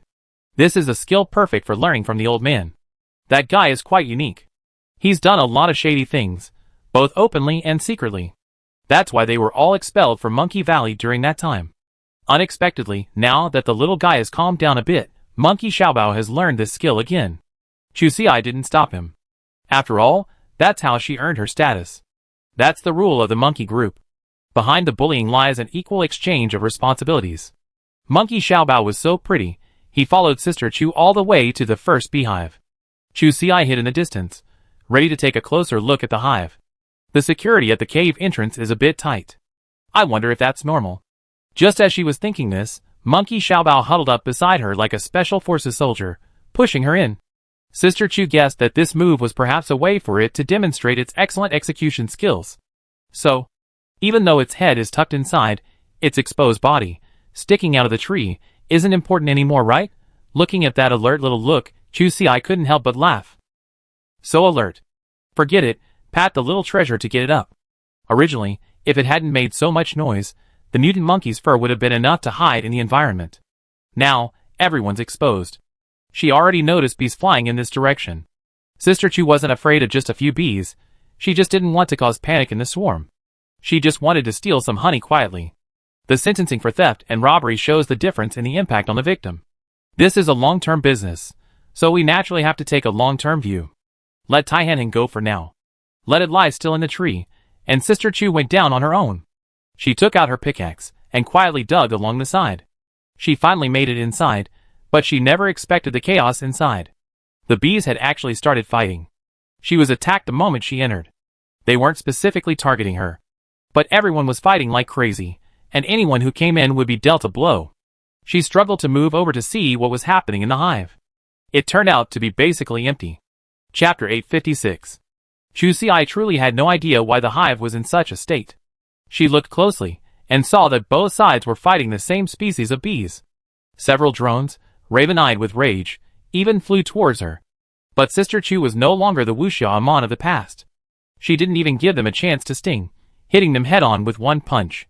She was much more efficient than before. Of course, it was just bragging to others. She had a pretty good idea. 6 or 7 might be no problem, and 20 or less wouldn't be a problem. But now it was a dense mass inside, conservatively estimated at over 150. She was foolish to stay there. Originally, Chu Xi had just wanted to see if there was any honey left inside. The hives here were stacked several layers high. Just because the outermost ones were empty, didn't mean there was nothing inside. God had truly helped her today. This swarm of bees was incredibly ferocious. Although the girl was also attacked, the intensity wasn't high. She counted 3 layers further in. Finally, she saw a sealed hive. She looked back and saw the queen bee on the board behind. This hive was to be kept for long-term development, so she naturally wouldn't target the queen. She pulled out a knife and prepared to collect the honey. But that's where things went wrong. Her attempt to steal the honey incurred public outrage. Public outrage from both sides. Sister Chu was trapped in the hive, and the whole group attacked her. She couldn't help but speed up her movements. Now that she was here, there was no reason to leave empty-handed. Carrying a board of hive in both hands, Chu Xi had no hands free to defend herself. She risked her body to be bitten. Fortunately, her equipment had been improved, with a safer distance around her neck and face, so the stings didn't hurt her. But she couldn't stay there for long. Those bumblebees' fangs weren't vegetarians either. Once they pierced her defenses, she was finished. But Sister Chu still had a few powerful tranquilizer grenades, similar to smoke bombs. Dealing with the swarm in this narrow cave was definitely no problem. But she never used them because of their potent properties and potential safety concerns. Not to mention the potential for contamination of existing food. Chu Xi's biggest fear was that they would damage the queen bee's body and cause infertility. Wouldn't that mean their efforts were over? Hurry up, it shouldn't be a problem. Suddenly, she felt a pain in her back and slapped herself back. Sister Chu couldn't help but hiss. The drone was indeed dead, but its massive fangs had clenched the tiny bit of flesh just a little tighter. While she was lifting the hive, she inevitably got bitten several more times. She gritted her teeth and endured it. She couldn't wait any longer, so she had to retreat first. She had originally wanted to pick up some leftovers. Instead, she was picked off by 2 swarms of bees. As soon as she emerged, she threw the honey in Monkey Xiaobao's direction. The word run clenched in her chest. She turned around and saw that the bee had already sat down. He started eating right there. The spoils she had won so much money were just gone to this little bastard. Even worse, the honey wasn't even with her. Why were there so many mutant bees clinging to her? Little Bowsy was having a blast eating there. Sister Chu was really good to him. She used to just dilute it with water, but this time, she gave it a whole slab. Of course, the bees wouldn't let him go. But Monkey Xiaobao was thick-skinned, and his hairy face was buried directly inside the hive. This time, his butt was well protected, and he sat firmly on the ground. but his hand still suffered quite a bit. Just when he was feeling beautiful, he was slapped on the forehead. The wire mesh helmet was bitten through, and Sister Chu calmly put it back together. Everything was fine, except that the space was a little small. She said speechlessly, "Send him home?" Originally, she wanted to hide herself and see what happened later. But with Monkey Xiaobao's carefree attitude, how could she dare entrust the food to such a useless teammate? Looking at his current state, it was a credit to this little BS that he had managed to save half of it. She thought about stealing more, but the hive had obviously been moved to the queen bee's place. She couldn't let it starve to death, could she? Just as she was thinking, she saw several bees with bulging bellies emerge from the exit and fly off in the same direction. A few more bees flew in from that direction. They were noticeably thinner, their bellies less round. Suddenly, an idea struck her. She pulled out her dagger, cut 2 chambers of honey from the honeycomb, and handed them to Monkey Xiaobao, making a cross-shaped gesture with the other side. He must have understood the message. If he eats more, I cut him back. Sure enough, a few more fat bees soon flew out of the hive. Chu Xiai jumped down from the tree and quickly followed them with her flying tiger claw. The honey had definitely been stolen by them. After only about half a mile, Sister Chu, who had followed closely, discovered their nest. It was a wild hive. The entrance had been scratched, suggesting it might have been visited by an animal like a mutant bear. Chu Xiai suddenly understood. It turned out that their own nest had been robbed, and these worker bees were stealing someone else's honey to survive. Taking what one needs is the fastest way to get what one needs. Even with this, Sister Chu was starting to lose hope. She originally thought she could rob the rich and help the poor. But who knew they might be even poorer than she was. But now she was there. This time, she wasn't planning on stealing the honey, so there was no need to go in herself. She pulled out a mechanical spider and tossed it directly into the cave. After starting it up, it slowly moved inside. The hive was severely damaged. But she was surprised to discover that the colony had lost its queen, and instead, 6 more queen cells were located on the hive. Clearly, the colony was cultivating a new queen. This was the first time Chu Xiai had encountered something like this. It turned out that queen bees don't cultivate just one queen. Chapter 857. Looking at the queen cells on the screen, Sister Chu frowned. Leading like that was really not her style. Mainly, she had come up with a brilliant plan. If they could successfully raise a few queen bees, and then manage them in a fully enclosed environment, and feed the worker bees some sugar water, wouldn't the queen bees produce more babies? The monkey colony's protein supply would also be guaranteed. The more she thought about it, the more feasible it seemed. Honey was hard to find, but plants like beets and sugarcane were definitely available. Thinking of this, Chu Xiai wanted to slap herself. Such an important economic crop. Why hadn't she thought of looking for it before? This was also Brother Xian's fault. But if anyone was to blame, it was only because of his low standards. Not to mention the common people. Even the middle class in the Wasteland couldn't afford natural brown and white sugar products. Mainly, it was still an era where people ate leaves, and it was difficult to grow a whole sugarcane stalk that met radiation standards. The same goes for beets. Sugar needs to accumulate, and accumulation also accumulates radiation. Meeting edible standards is naturally extremely difficult. But for mutant animals, this isn't a problem at all. They're not good at eating meat or vegetables, so they don't care about radiation at all, only about taste. Chu Xiai immediately made a note of this. She leaped from the tree and scurried into the hive. This time, she intended a blitzkrieg. A mechanical spider had scouted the way ahead. So, the deceptive tunnel had no effect on her. Swooshing forward, she soon reached the depths of the cave. By the time, the bees that should have reacted had also reacted. But Sister Chu was all about speed. Bearing several bites, Chu Xiai took out her dagger and quickly cut off 4 queen cells. They were all built together, making it easier for her to move. She grabbed everyone's belongings and rushed out. You can imagine the hospitality she received. The situation on her side was extremely urgent. But just as she left the cave, she saw Monkey Xiaobao running in with a large swarm of bees. How could there be more mutant bees than the ones that had attacked him before? Chu Xiai took a closer look and saw that this was not the honey bar she had left behind. The main thing was that after Sister Chu left, Monkey Xiaobao couldn't resist his appetite. He eventually devoured the honey bar, his mouth full of pollen, and naturally, the bee pupae weren't wasted. Every last one went into his stomach. But after he finished eating, he realized with a shudder that Chu Xiai was really good at beating him. Then Xiaobao realized that this was not the right thing to do. Turning around, It dug open the hole Sister Chu had entered earlier and stole a board out. Was it honey? The only remaining board with honey was the queen bee's nest. The seedlings, united in purpose, plundered the treasures of both bee colonies. The two sides met, but there was no suppression at all. Instead, they merged into one, unleashing relentless force on the two of them. Chu Si was terrified. Seeing the queen bee still clinging tightly to the nest, she quickly reached out and pried it free. She flung it back with all her might. Although the queen bee had grown considerably larger after giving birth, making it less convenient for flight, it still had some flying ability. So Sister Chu's attack didn't cause it much damage. Seeing their leader was out of danger, as expected, many bees followed her and stopped. Using the same method, she had to discard one of the queen's cells in her hand, and the other group of bees finally stopped a bit. They had to find a way to send their reserve queen back.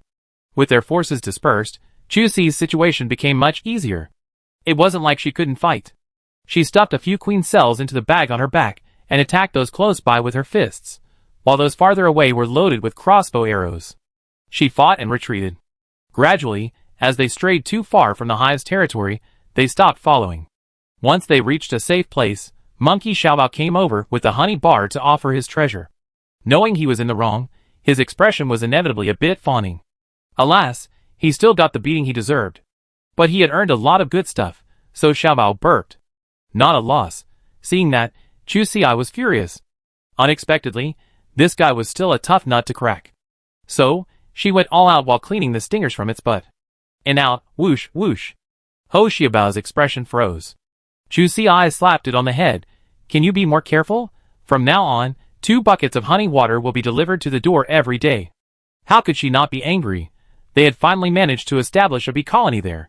Not only had the queen bee been nearly lost, but now all the honey had been stolen. Would they be left alone to starve in the cold? They couldn't just let the colony disperse like that. After all, it was the hive closest to Monkey Valley. It would be a shame to lose it. So Sister Chu decided to have Ho Xiaobao bring some honey water every day for the next few days. Place it near the cave entrance to help them through this difficult time. Once they rebuilt the hive, the colony's life will gradually return to normal. As for the problem of Ho Xiaobao stealing food, they could just install a surveillance camera on him. Let's show off our fists.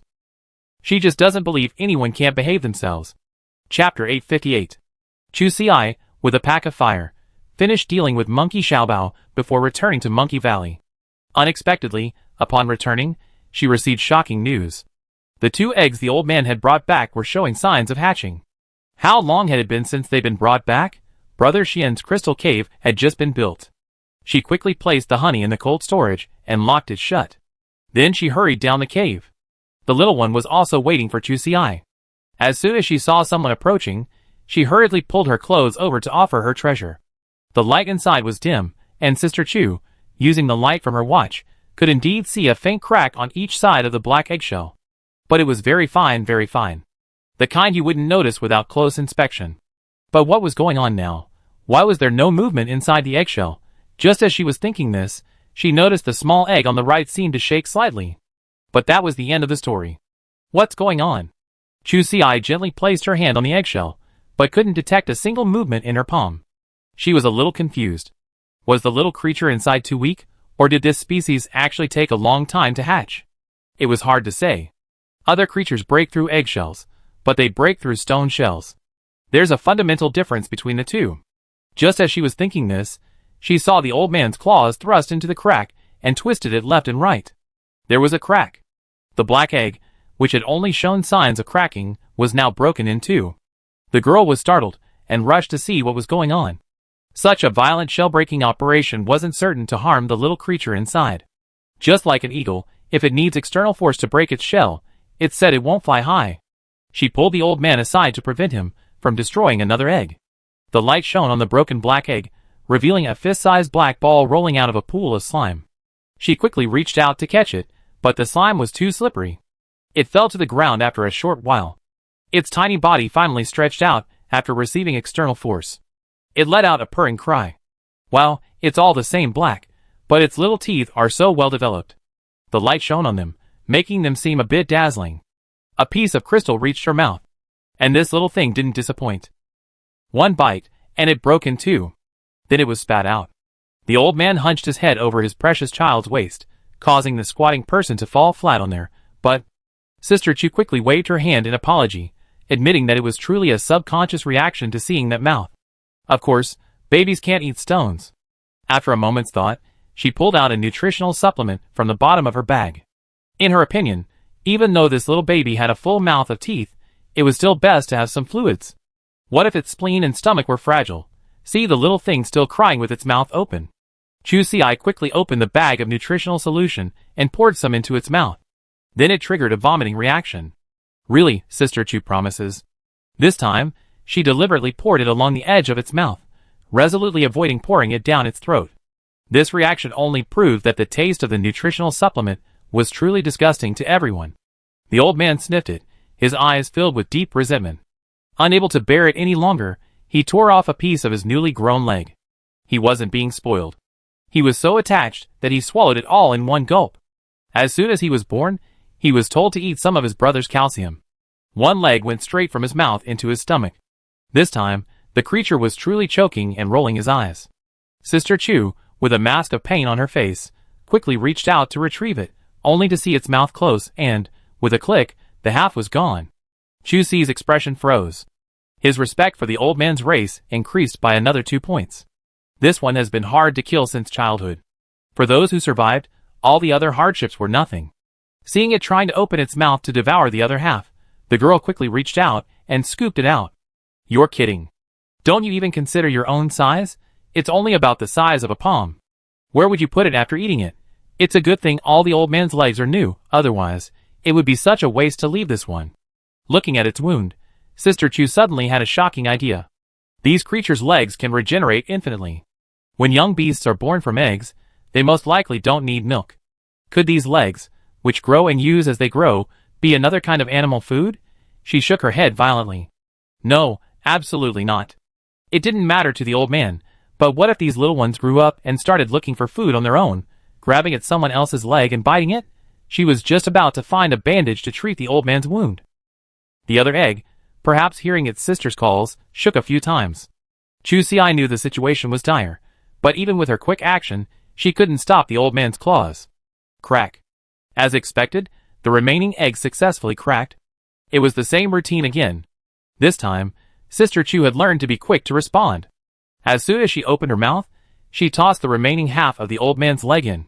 Good. Now Anwen was anxious. The two little creatures instinctively cuddled together. Following the scent, they moved toward the old man. The old man probably wanted to introduce his two new companions to Chu Si. He pushed them toward Sister Chu. But Chu Si was timid and didn't dare take them. Despite their small size, they were no less lethal.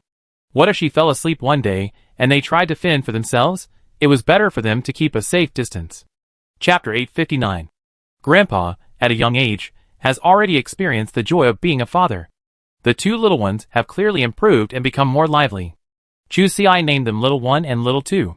Succinct and easy to remember. But after just 2 days of this loving father-son relationship, Grandpa gave up. He probably couldn't handle such happiness. Caring for the two little ones day and night, this strong man finally broke down. Little 1 and Little May's second not eat much, but they get hungry quickly. They eat at least 8 meals a day, and when they're hungry, they be hungry all day and night. Sister Chu's earlier considerations proved correct. When food is scarce, it does go looking for its legs. Giving out of love, and being woken by the pain of having its legs pulled are two completely different things.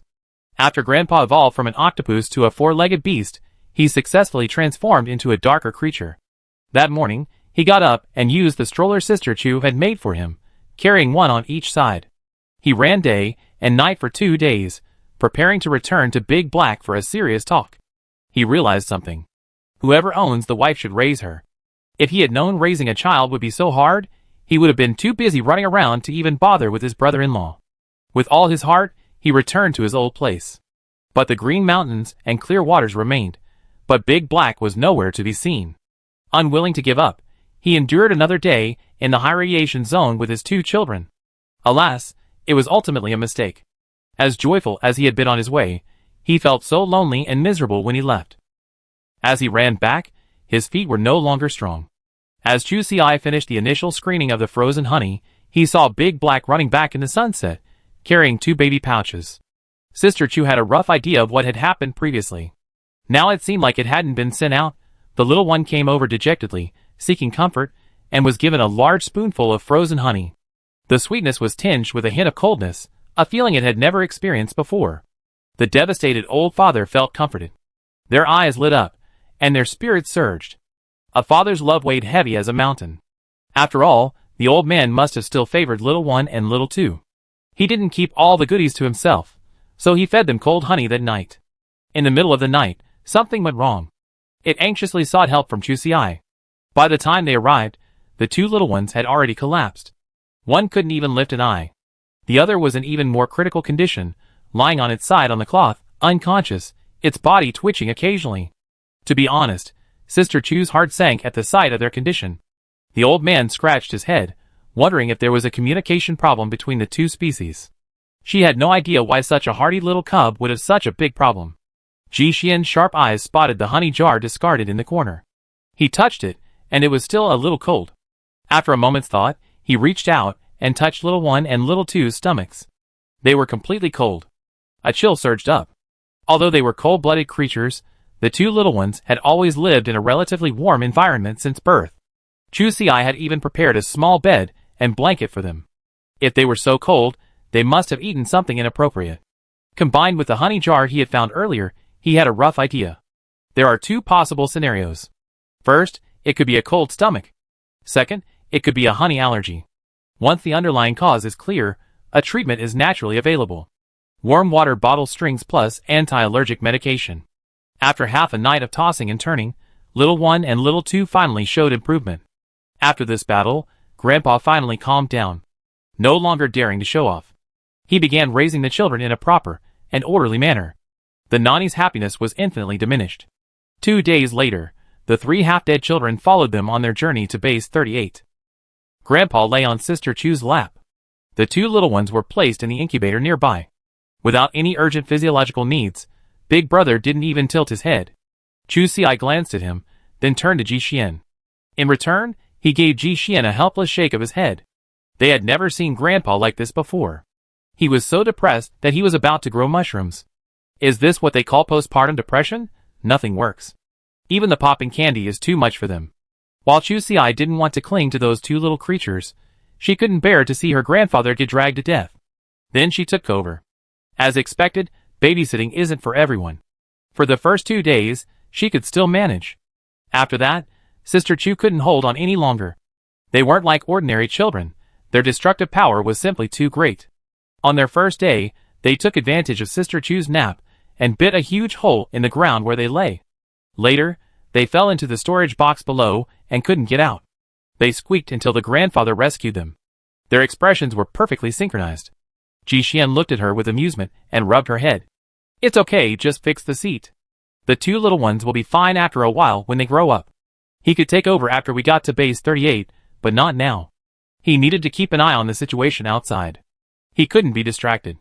There was no choice but to make his wife suffer for a few days. It's no exaggeration to say that Sister Chu's eyes turned green with worry these past few days. Entering Base 38, she felt completely lighthearted. That night, after meeting up with Fu Bowen, he took them to the black market auction house. Recently, a strange beast had appeared here. He wanted to take them to see the excitement. Chapter 860. Taking 3 little ones out is naturally inconvenient. Grandpa is no longer old enough to hold them in his arms. Little one and little two are even worse off. They lack even the most basic behavioral control. The only good thing is that after becoming a father, Grandpa's executive function has improved significantly. It's no problem for him to stay alone with the kids in the new house for a few hours. Sister Chu had long dreamed of this house, but she never had the chance to see it. She opened the door with great anticipation and was greeted by a very simple, bare-bones house. The smell of damp, rotten towels hit her. She held her breath silently. The ceilings here were quite high, and the few windows were all at the top. On our own property, it wasn't convenient to use a weapon like the flying tiger claw. Ji Xian grabbed a branch from the corner behind the door, finding it just high enough to prop open the window. With the air circulating, the room felt a bit fresher. The walls were covered with some insulation. But Brother Xian was already broke at the time, and the insulation materials he bought were all inferior. Of course, given the situation back then, good stuff wasn't available either. It was just enough to make do, but after being unoccupied for so long, Some of the pieces had become damp and warped, and they crumbled at the slightest touch, clearly unusable. Now it looked incredibly desolate. Sister Chu glanced around the room. There wasn't even a bed. Where the bed would be, there was just a straw mat. It was obvious that after so much time, it must have gotten moldy. It was a nice house, but the infrastructure wasn't even up to par with what they had in the shantytown. She blinked and suggested sincerely, "How about we sleep in the car tonight?" Ji Xian coughed dryly, a little embarrassed. He hadn't expected the place to be so desolate. At the time, Brother Xian was only thinking about how to survive the cold snap, so naturally, he couldn't think about anything else. It didn't matter that this house hadn't been used before. But now that Base 46 was in crisis, and they couldn't return for the foreseeable future, it naturally needed to be renovated. The two of them began to tear off all the insulation. They took it away, and threw it away. The security at Base 38 was even worse than that of Base 46. He simply parked the car in the parking lot. The price was reasonable. 1 point was good for 3 days. They would only be here for 6 days at most, so 2 points wouldn't be a problem. The most important thing was that those who did this business had some connections. Few roads would come here to cause trouble. It wasn't that the two of them were afraid of trouble, but rather that there was no need. After exiting the parking lot, they clutched their gifts and had originally intended to head straight for Fu Bowen's new home. But he insisted that the entrance to the black market was nearby, and that he wanted to take them to see something new first. Unable to refuse such a generous offer, the two of them agreed. Thankfully, the people of the Wasteland were simple and honest, and gift-giving was very particular about the scale. The housewarming gift for Fu Bowen was just a small jar of honey and 3 sheets of fish fillet. Sister Chu's small bag would fit perfectly. No matter where they went, they wouldn't be delayed. Bowen was waiting at the entrance to the black market. Spotting the two from a distance, he trotted over. I don't know if it was because I hadn't seen Sister Chu in so long. She seemed a little fairer. It used to be plain, but now it seems to have become more impressive. I want to praise it. Then he thought of the time when the donkey patted the horse's hoof. He decisively quit. Maintaining his base is his greatest responsibility. The last 2 days, the strange beast in the black market at Base 38 has been a hot topic. As the three of them walked among the crowd, they could hear a lot of gossip. At the auctions these days, the little black beast always makes the final appearance, but it doesn't participate in the auction. Instead, it showcases its powerful attack, defense, and extraordinary healing abilities. From the descriptions, it's been praised as something truly amazing. It just looks a bit strange, with small bony horns on its back and head. The leather is incredibly tough, and those teeth are incredible. It could bite through such hard iron in one bite. Chu Si's brow furrowed deeper as he listened. She turned to look at Ji Xian. He said nothing, his expression barely changing. He simply held her hand in his. Sister Chu lowered her head, composed herself, and finally put on a smile. I heard it's owned by a large pharmaceutical research and development company called Yuanma Biotech. Their main research area is gene enhancement drugs. Currently, most gene enhancement drugs on the market aim to stimulate human potential. Gene fusion has long been researched, but the technology is not yet mature. Of the gene enhancement drugs currently on the market, losing 2 or 3 out of 10 is considered normal loss. Gene fusion drugs are even more unstable, with so many potential mutations that even 1 or 2 out of 10 survive is considered a blessing. Therefore, all bases have strictly prohibited the sale of these drugs. The only data they can use for research are the volunteers they recruit themselves. Everyone knows the high risk involved, so publicity is essential whenever they recruit volunteers. And the current black market activity is simply building momentum for this. As soon as I got off the elevator, a series of videos began to play on the opposite wall. The first large image showed Big Black's miserable state. Sister Chu's face nearly faltered. A mouthful of saliva choked her, causing her to cough several times. Then a carousel began. Not only did they demonstrate the creature's strength, they also showcased several successful transformation cases through videos. Chapter 861. Seeing Big Black in such a miserable state, Chu Si's first reaction was shock. Then he raised his watch and calmly recorded a video. Thankfully, this action wasn't unusual, and many people did the same, so Brother Xian didn't stop him. Sister Chu didn't consider herself a good person. Thinking of her grandfather's previous plight, all she could say was, "Evil will be punished." It was him who had treated the little fellow so harshly. She was furious at the thought. But truth be told, it was a bit too miserable now. Although its limbs had grown back, tubes had long been implanted in the wounds. This allowed it to bypass the black-skinned beast's absolute skin defenses, ensuring the drugs could be administered to its flesh at any time. While their species was highly adaptable, it couldn't withstand the constant high concentrations of anesthetics. Big Black spent the entire day in a daze. Only a few days ago, for the video recording, did it regain consciousness for a moment. But in that brief moment, it nearly escaped. With all the tubes in its body ripped apart, its extreme speed was truly incredible. But unfortunately, even though the tubes were removed, the wounds remained. In the end, it collapsed under a hail of bullets. From then on, its good days were over. After this lesson, the UNMA biotech team implanted several new explosive devices under its skin. They didn't really intend to kill H. The explosive points were all located near his spine. They simply wanted to completely control the little guy's mobility as soon as possible. After all, for a drug development company, the only thing they needed was to ensure the survival of the experimental subjects. After being thrashed around like that, Big Black's outlook on life was completely overturned. Since birth, he'd been the boss. No mutant beast he ever encountered could defeat him. Except for that jerk he encountered before. Unexpectedly, a single rollover would spell doom. After being completely unloaded by the old man, he lay on the side of the road, dejected. Until he encountered a hunting party, and then, hell mode officially began. He hadn't expected to be bound by this incredibly weak species. They lacked sharp claws or tough skin, and despite their size, they couldn't even run fast. But Big Black had lost completely. Several tubes of blood were drawn every day. At first, he still struggled in anger, but as the drugs increased, his emotions were suppressed, and even his mind couldn't function. Every day, he could only lie quietly in the bulletproof tank, watching people come and go. A few people slowly moved forward with a flow of people. All she heard were questions about Big Black. Chusia was a little confused. There should be many new species in the Wasteland, so why was it causing such a stir? Most of the people flocking to the black market now came to see it. At the end of the corridor, she finally understood the reason. The experiment required materials, and a single small beast was definitely not enough. This UNMA biology was indeed a master in genetic drug research and development. They really had plenty of money. At the end of the corridor, there was a large notice, clearly stating the details. The purchase price for a live female was 500,000 points, and a male was 300,000 points. A dead one was 50,000 points. Oh my goodness! Sister Chu subconsciously clutched the small bag at her side. The saying a broken home is worth a fortune has truly come true. Their small house was indeed shabby, but within it lay a staggering 1.3 million points. How wealthy could one be to afford such a sum? Real estate is also property, isn't it? Whether they spend it or not, they already pawn the huge sum. Seeing this, Ji Xian's eyes shifted. He lowered his head and, pulling his wife into the inner court, walked directly inside. I hadn't expected Yuan Code Bio to make such a lavish investment. It seemed they truly believed in this race. How could they not? The first perfect human warrior could very well emerge from this place.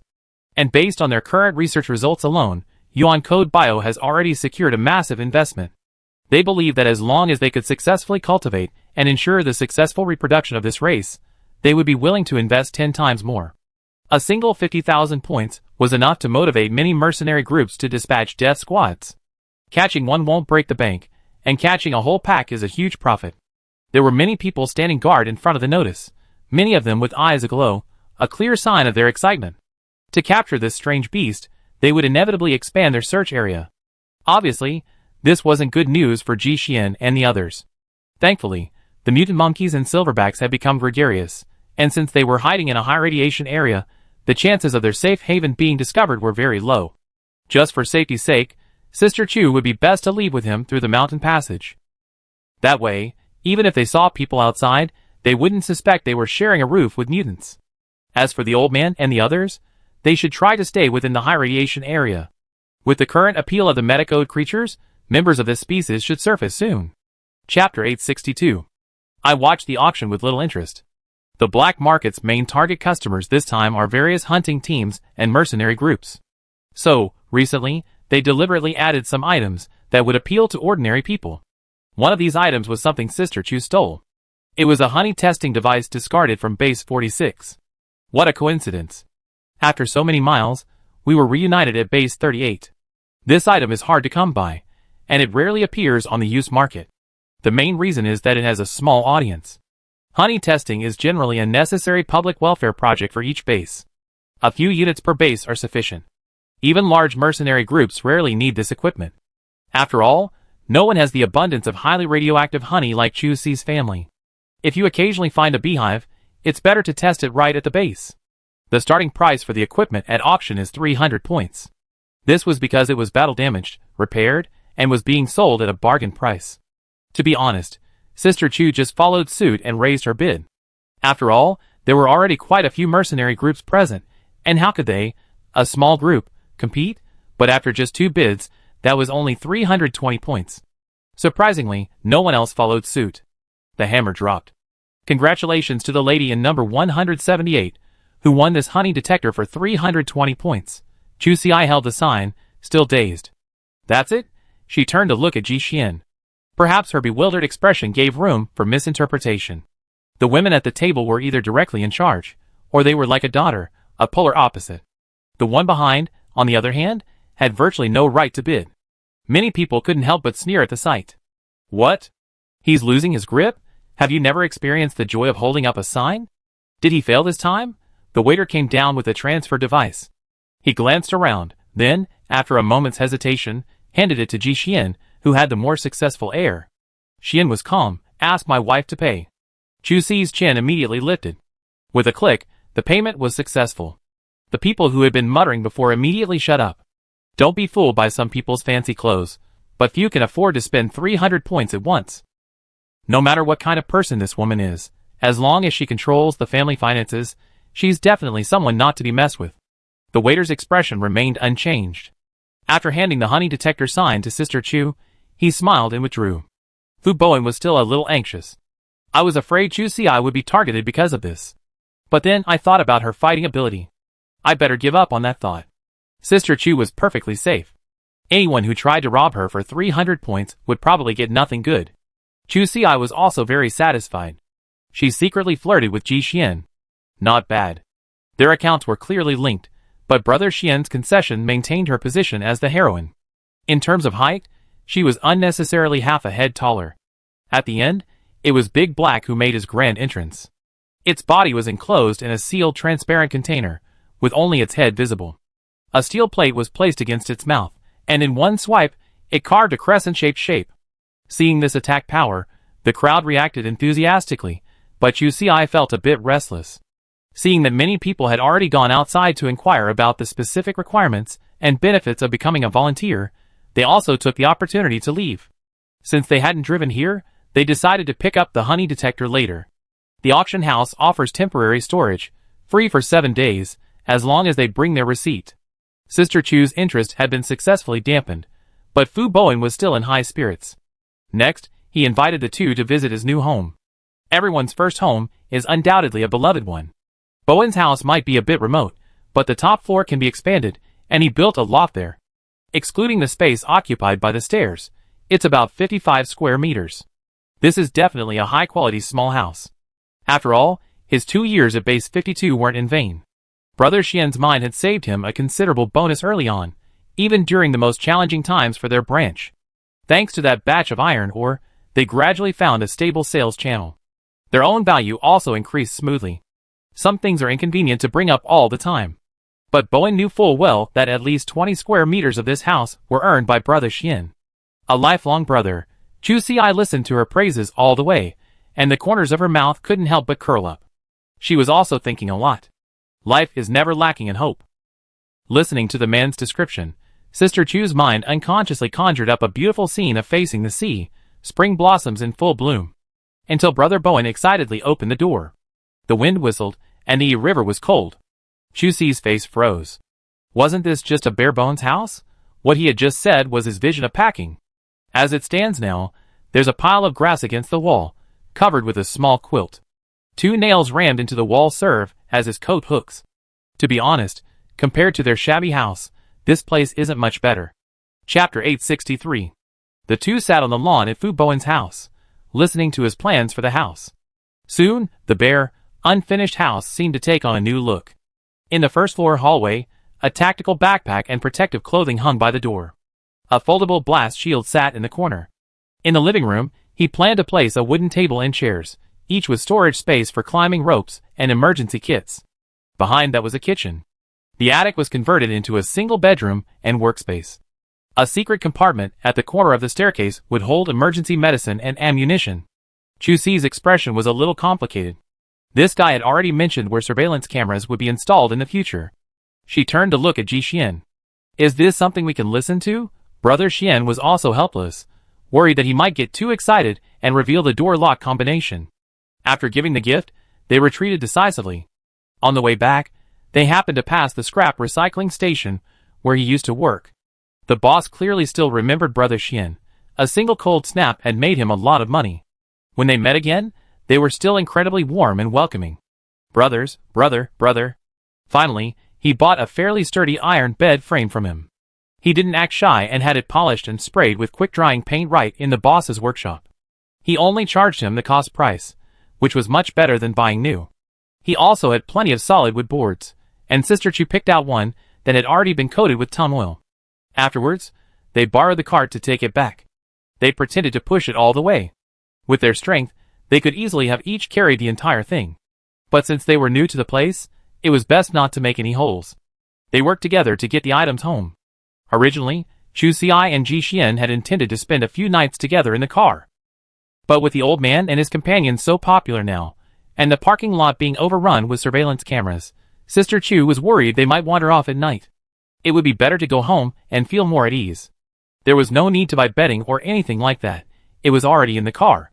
Brother Xian could just go get it later. After everyone left, Sister Chu put the bed together by herself and slammed the bedboards onto the car.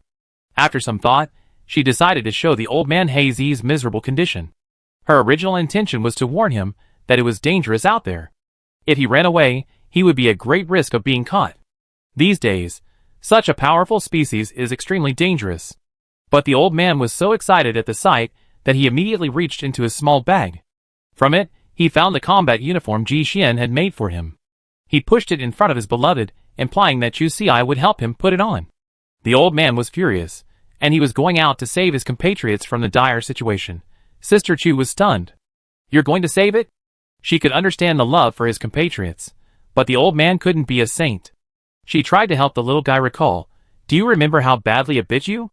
It had lost a leg, and could only walk on its belly.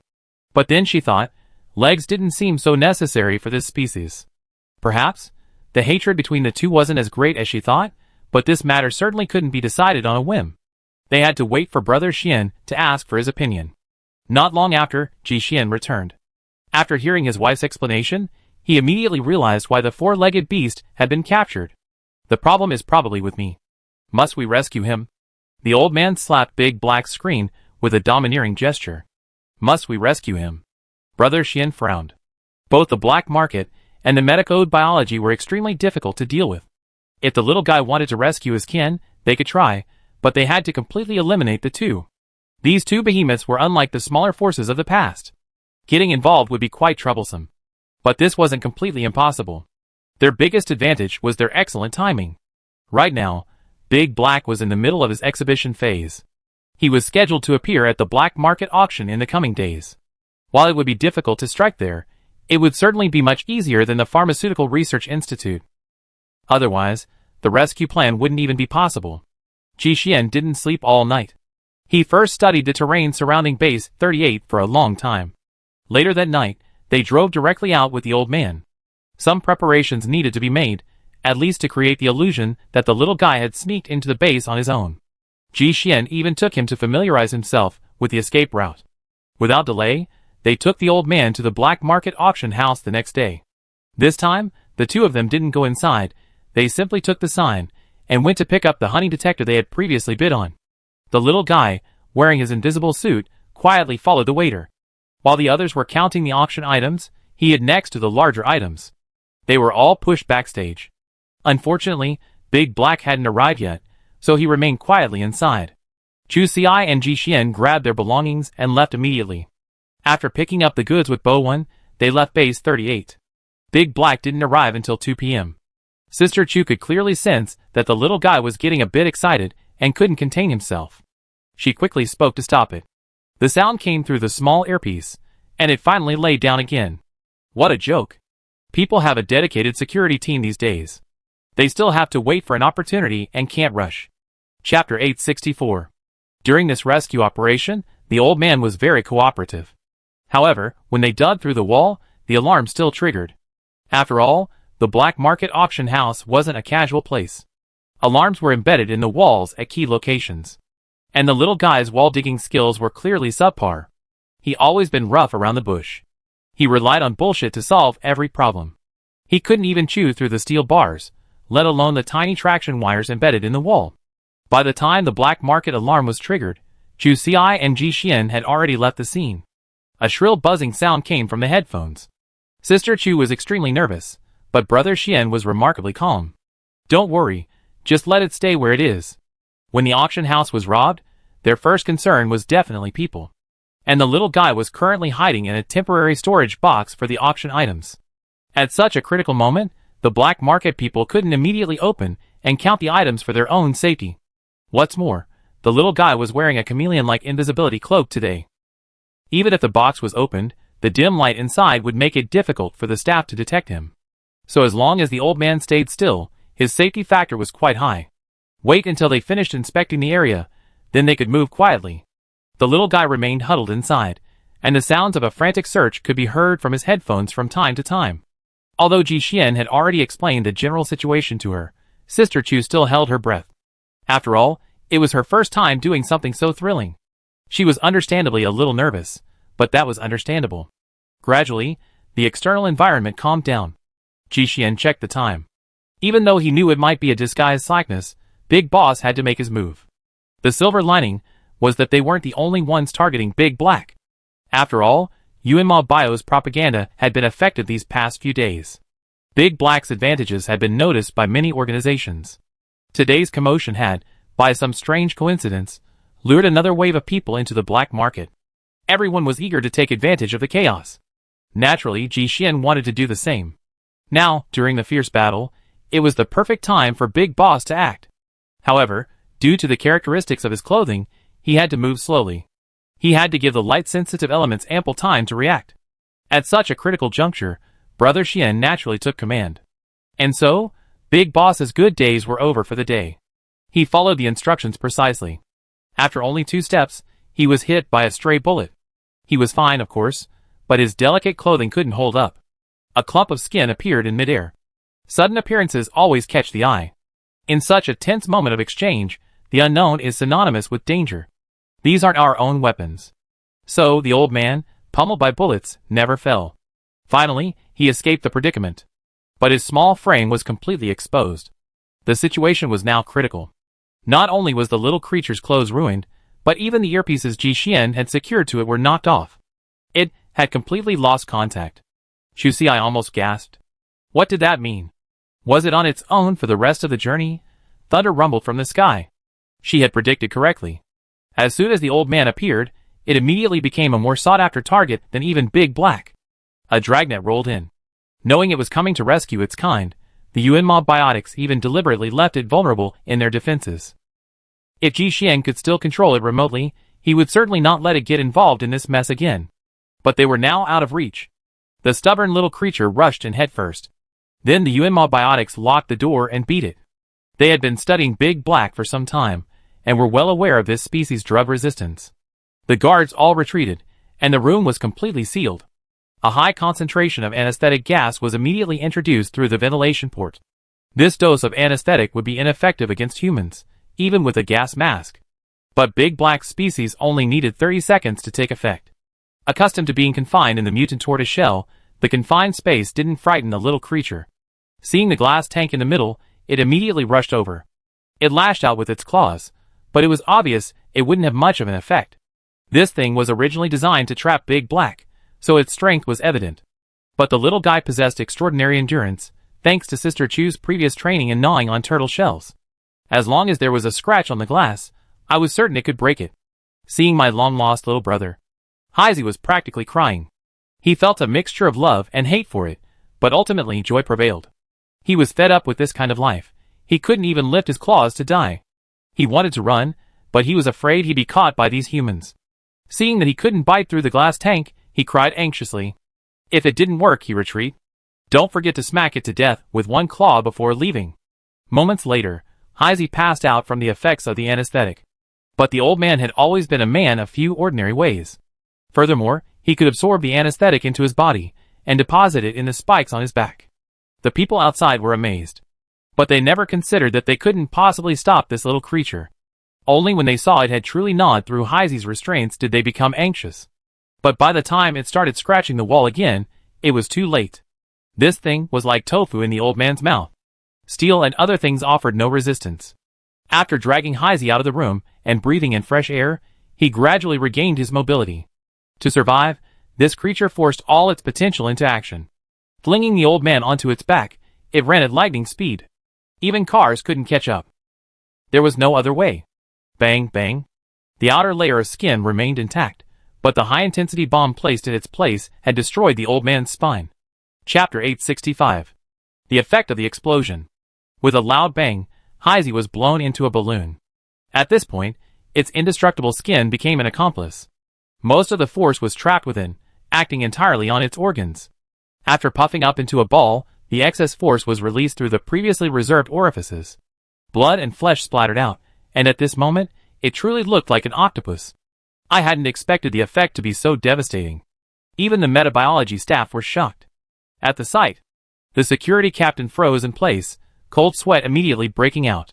He had only pressed a single detonation button, but they hadn't considered the extent to which this species' skin defenses had become so abnormal.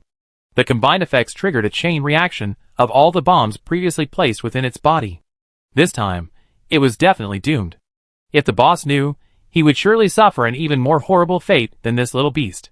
The man took a deep breath. His gaze was fixed on the old man. This was his only chance of survival. At any cost, this newcomer must not escape. The voice boomed through the intercom. Everyone responded immediately. To be honest, their hearts sank after seeing that scene. They knew full well how highly the Research Institute valued this little guy. They had signed a military order to undertake this mission. Now, they could only hope to remedy the situation. Among all the participants, the old man was probably the only one who still believed that Heisey could be saved. Even after watching his target transform into a balloon and fly away, he didn't give up. With a death paw, he swatted it to the ground. Entering through the circular hole, a long gash immediately appeared on Big Black's body. This claw strike didn't even get any flesh. You can imagine how badly injured the creature must be. After the air inside was released, Blackie completely lost his ability to move. Seeing that his head could still move, the old man felt relieved. But dragging him away was a problem. Blackie was much larger than the little guy, and he couldn't run even with it on his back. Simply dragging him was certainly not an issue, but the current situation, with the pursuit from all sides, wouldn't allow him to move slowly. Watching a large net drop from overhead, he nimbly dodged it, carrying Blackie. But this was far from enough. The people chasing them were too frantic. The old man was terrified just watching. The danger alarm was blaring frantically. No, we had to get out as soon as possible.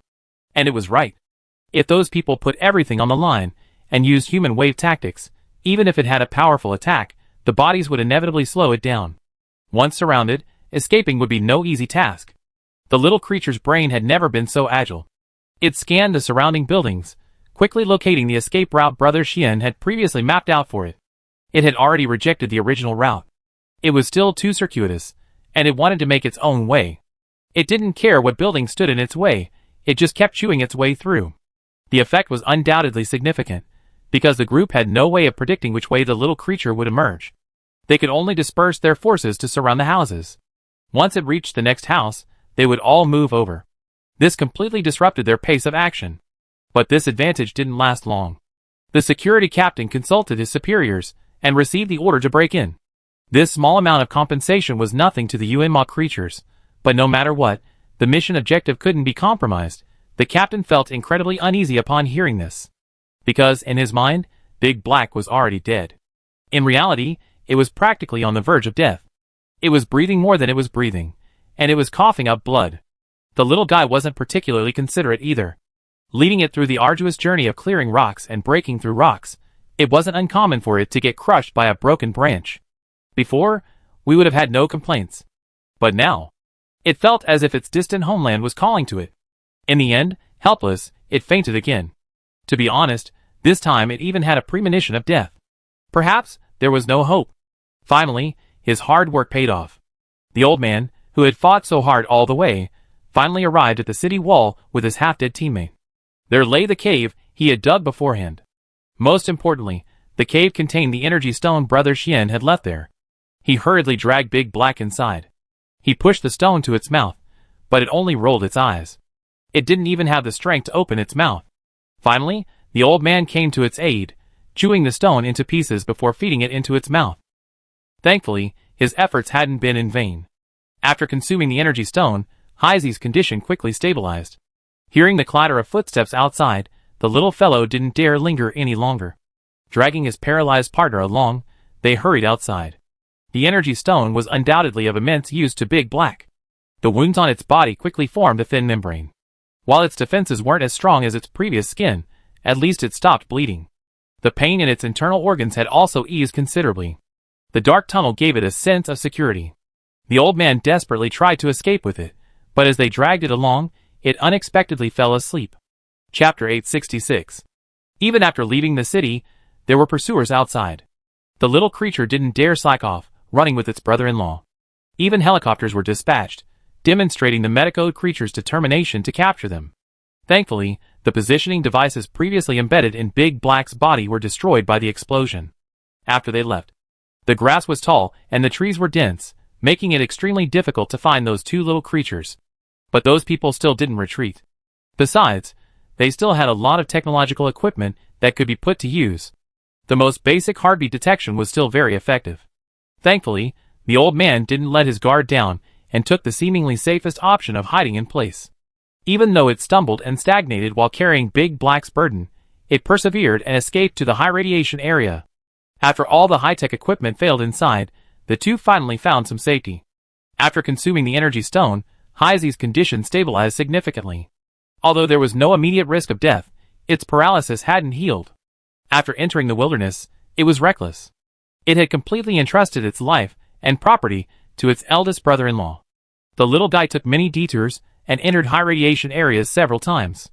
It finally managed to completely shake off the gang. Finally, it confronted Chu Ci and Ji Xian halfway. It hadn't properly hunted in days. The old man was already exhausted from hunger. After much effort, he finally dragged Old Black to his destination. Naturally, it refused to continue. It threw the heavy load off its back and jumped in through the car window.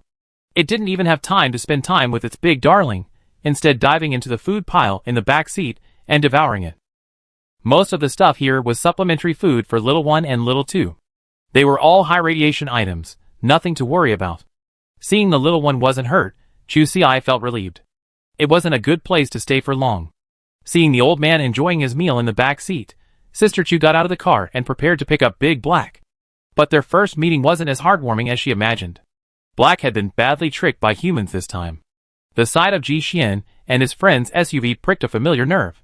Big brother, let's break down first. Although its legs wouldn't obey, its mouth did. Chu Ci knew it might resist, but seeing it didn't react, he assumed it was just the scent of one of their kind. So, this guy was being particularly lenient. But Big Black had already practiced, and in order to tickle more people, he developed a plan. Chu Ci's hand reached out, but the second he turned his head, he uttered a loud groan. The description was adorable. But the scene was a splattering of snow, flesh and bones alike. That bite was a fierce one. Chu Ci couldn't help but let out a low cry. Ji Xian, upon seeing this, hurried out of the car. But the old man was even faster, leaping in and unleashing a barrage of blows. Bite and punch, a moderately paraplegic was sent flying over 20 meters. Sister Chu blew on the wound. Using the energy stone, the bleeding stopped in a short while. But it still hurt. Seeing Brother Xian get off, she shook her head, indicating that she didn't need help and just cleaned up the blood. Such a jerk. Even if he was just a cripple, she would teach him a lesson. She pushed the old man aside. She personally took the fight. She punched with full force. One single blow, and it vomited blood. This. Chu Ci froze in her tracks. Where was that iron-willed, thorny figure she imagined? Is he a sickly beauty or a thorny figure? With one punch, Big Black's energy and spirit were completely shattered. He was paralyzed, unable to move. Sister Chu reached out and pressed her hands all over his body. Goodness, this guy is truly utterly miserable. Of all the bones in his body, only his head and neck were still intact. You could even feel the spine at the back. It had been shattered into pieces. No wonder he couldn't stand up. Looking into those lifeless eyes, Chu Si was instantly filled with guilt. It was understandable that he was wary of humans. If it were her, she would have wanted to end him in a single blow. Compared to Big Black's, her minor injury was nothing. As a fellow human, it seemed only natural that she should bear some responsibility. The girl sighed and scooped it up from behind, carrying it to the car. Black still resisted, roaring in impotent rage. Until it saw the two little ones in the back seat. Really, Chu Si saw the light flash in its eyes. Big Black's passion for life was rekindled. His long-cherished wish had finally been fulfilled, and he even began to look at Chu Si and Ji Xian with a little more favor. Of course, this didn't make up for his previous mistakes. What a pathetic paraplegic. He was treated like a useful animal by this old man. He had been beaten several times now and then. But looking at his two infant daughters-in-law, he was content with it. Once his condition had stabilized a little, this guy turned to his own body. It couldn't bite itself, but the old man was happy to help. This is truly ruthless. The paraplegic became a high-limb amputee. But after consuming the energy stone, he's still full of life. Sister Chu has to admit, this tribe is full of tough people who can't be messed with. Big Black was quite calm. The bone might not be set, but the new bone will definitely be fine. He has 2 wives to support, and he can't waste his prime years like this. Chapter 867. Big Black had settled smoothly in Monkey Valley. But his days were far from happy. Those monkeys had always bullied the weak and feared the strong. They had suffered so much from the old man before, but they had never found a chance to retaliate. Those 2 little guys were disdainful and didn't dare to attack. Now, finally, a new opponent had arrived. Black had tasted the bitterness of sleeping on straw and tasting gall. But to be honest, even being openly bullied by the mutant monkeys, he felt it was much better than staying in the laboratory. In fact, he seemed to be getting more excited the more he fought. He seemed to have a bit of the toughness of a cockroach. So, he was named Xiuqiang. Later, the girl felt that it was still a little lowbrow, so she changed the name to Daqiang. Originally, Sister Chu didn't care about the fights between mutant animals. But when their monkey, Xiaobao, joined in the fight, she couldn't help herself. He climbed onto his arm, grabbed his ear, and dragged his naughty child away from the battlefield. What? Are you concluding that Ren Daqiang will be a cripple for life? Leave a way out for him, so we can meet again in the future. Have you delivered the daily honey water? And then, after Little Monkey's problem was resolved, the old man got upset again. His big baby took sides. Taking sides wasn't the problem was why didn't Chu Si come to his defense when he was fighting with the other monkeys? Back then, he wasn't even half the size of Heizi. He took on the entire monkey group all by himself.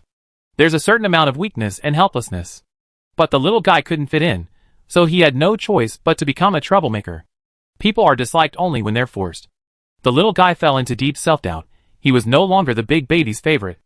Now, Big Black is even more important than him. Thinking of this, the old man became emo. He spent all day staring at the falling leaves and sunset. Though small in stature, he possessed a melancholic aura perfectly captured. Sister Chu could only tell he was feeling down, but she didn't know the exact reason.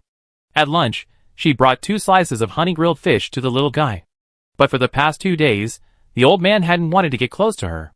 Whenever they met, he turned his butt toward them and avoid them. That wasn't quite accurate. It wasn't just Chu Si, he actually disliked everyone. Even Daqiang was worse. If they got close, he'd definitely get a couple of slaps. Only Little 1 and Little 2 were safe. But when he was upset, he'd stay away from them too. That wasn't a big deal. Chu Si gently stroked his head. The guy's neck was stiff, but he didn't shy away. Only his face still looked constipated. Unable to bear the thought of being angry with his beloved, he finished his fish fillet and nuzzled Chu Si's hand. That was a compromise. But the story wasn't over yet. Chu Si was reluctant to take action, but Big Black felt completely relieved. He found the small bag Sister Chu had made for him. It was convenient for him to use while walking the kids. It had a pocket on each side and could be hung around the neck to secure it. To prevent the little ones from tearing it apart, it was lined with a turtle shell. He pulled out the small bag and gestured for a bigger one. It took Chu Si a while to understand. He understood instantly, thinking he was showing brotherly love and wanted to take Daqiang with him. That very night, as soon as the bag was finished, he used it to send the family of 3 back to their nest. He couldn't wait a moment longer. The little guy didn't have the heart to just leave. After all, his sister was still his. The old man stayed in Heise's territory for a week, until he grew into a short-legged corgi. After confirming that he could hunt normally, the old man ran back on his own. He kindly left the small bag with him. Finally, someone else could do this job from now on. The wind on the way back was fragrant. Flowers flanked the way as it made its way back to Monkey Valley. But during the week he was away, something big happened in Monkey Valley. Now Sister Chu's attention was completely focused on the monkey mother. It had given birth prematurely. 2 brown-gray monkeys gave birth to a white baby. The father, One Eye, hadn't collapsed yet, but the usually strong monkey mother collapsed first. It wasn't the baby's fur color that she couldn't accept. In fact, the monkey mother had given birth to 2 white-haired babies before. It was just that they were too weak. Not only was it not as hardy as the other monkeys, it would soon die for unknown reasons. Later, Queen Flower finally gave birth to a healthy child, but it was killed in a clash between the tribes. So, when it met Chusi, its maternal love shifted. I thought everything was fine. But then another white monkey was born. Uncertain how long this cub would live, the immense mental stress tormented it. So much so that the mother monkey's milk stopped flowing. Without milk, the little one's condition became even more critical. Queen Flower constantly guarded it, not allowing anyone to touch or see it. This time, even Chusi was no exception. It was extremely nervous, and couldn't hold out much longer. Sister Chu was extremely worried. Jixian said it was an albino. Radiation does have an impact on mutant animals. It's just that their adaptability is higher, but there are always unexpected consequences. Albinos are a prime example. Without a skin barrier, they're vulnerable to solar radiation. Mutated animals often pass through areas of high radiation, making them vulnerable to death. Take Monkey Valley, for example. Beyond this area, leaving it requires passing through a high radiation zone. Its life is in jeopardy. Chapter 868. The mother monkey woke up the next day. But surprisingly, she didn't frantically search for the albino baby monkey. Instead, she lay still in her den. Postpartum depression was inevitable. But Sister Chu had no other options now. The Queen Flower's heartache was definitely tied to the newborn baby monkey. Nothing could please her more than raising the little one successfully. Now, bringing it there in a limp state would only make it more miserable. She looked at the little one in her arms. Its head drooped, resting against Chusi's chest, its entire body soft. The old man crouched at the entrance of the cave, and saw another little one. His face turned green. He hadn't expected to be robbed again after a week away. He turned around and went out to wander. He would be back in 2 months. His big baby really hadn't learned his lesson. Chusi looked down at the little creature in her arms, over 10 days old, yet it barely managed to hum. Unlike the rough-hewn creatures like Monkey Xiaobao. Its fur was snow-white, its skin imperfectly flawless. Innocently twinkling in its eyes, its personality was remarkably quiet. Sister Chu named it Jiajiu. Jiajiao, meaning soft and tender, Jiajiao, meaning precious and precious. She smiled helplessly. In fact, after hearing Jixian's words, she felt relieved. Isn't this creature's condition just like a human's? It can't handle high radiation levels and needs to be pampered. Brother Xian shook his head. He was overestimating humans. Even mutants with albinism didn't have the same physical fitness as humans. Its skin barrier wasn't properly developed, and compared to ordinary mutants, it couldn't withstand areas with particularly high radiation levels. But the food shouldn't be a big problem. But Chusi didn't dare try. In the first 2 days, after I brought the little one home, it was incredibly weak. Without milk, Sister Chu could only feed it a paste of low-radiation corn and meat. Fortunately, little Jiajiu adapted well and gradually improved. After several days of care, Big Sister, armed with a special energy stone, dared to try some high-radiation fruit puree. After 2 days of careful observation, Chusi finally felt relieved. I thought I really have to pamper it. It seems it's still pretty hardy. There's absolutely no problem raising it safely. Little Jijia's growth rate is quite rapid. Before, it was only the size of a small yellow puppy, but in just 2 weeks, it had grown by half its size. Although it still looked frail, nothing compared to those mischievous monkeys, the sparkle in its eyes was there. It's very well behaved and rarely cries, but it's always trying to escape. At its age, it's the age when it's most dependent on its mother. The look in its eyes is misty and quiet. It's heartbreaking to watch. Similarly, its mother's condition isn't good either. It seems fine so far, but there's a sense of the storm just before it. There's a tinge of madness in the tranquility. It's planning a big fight. How to keep them together safely has become Sister Chu's latest research topic. She even considered keeping an eye on them herself, but there were always times when she couldn't. Chu Si had considered letting them meet during the day, and then bringing them back to look after them at night. But that seemed impossible, considering the Queen Flower's current mental state. Wouldn't she be killed?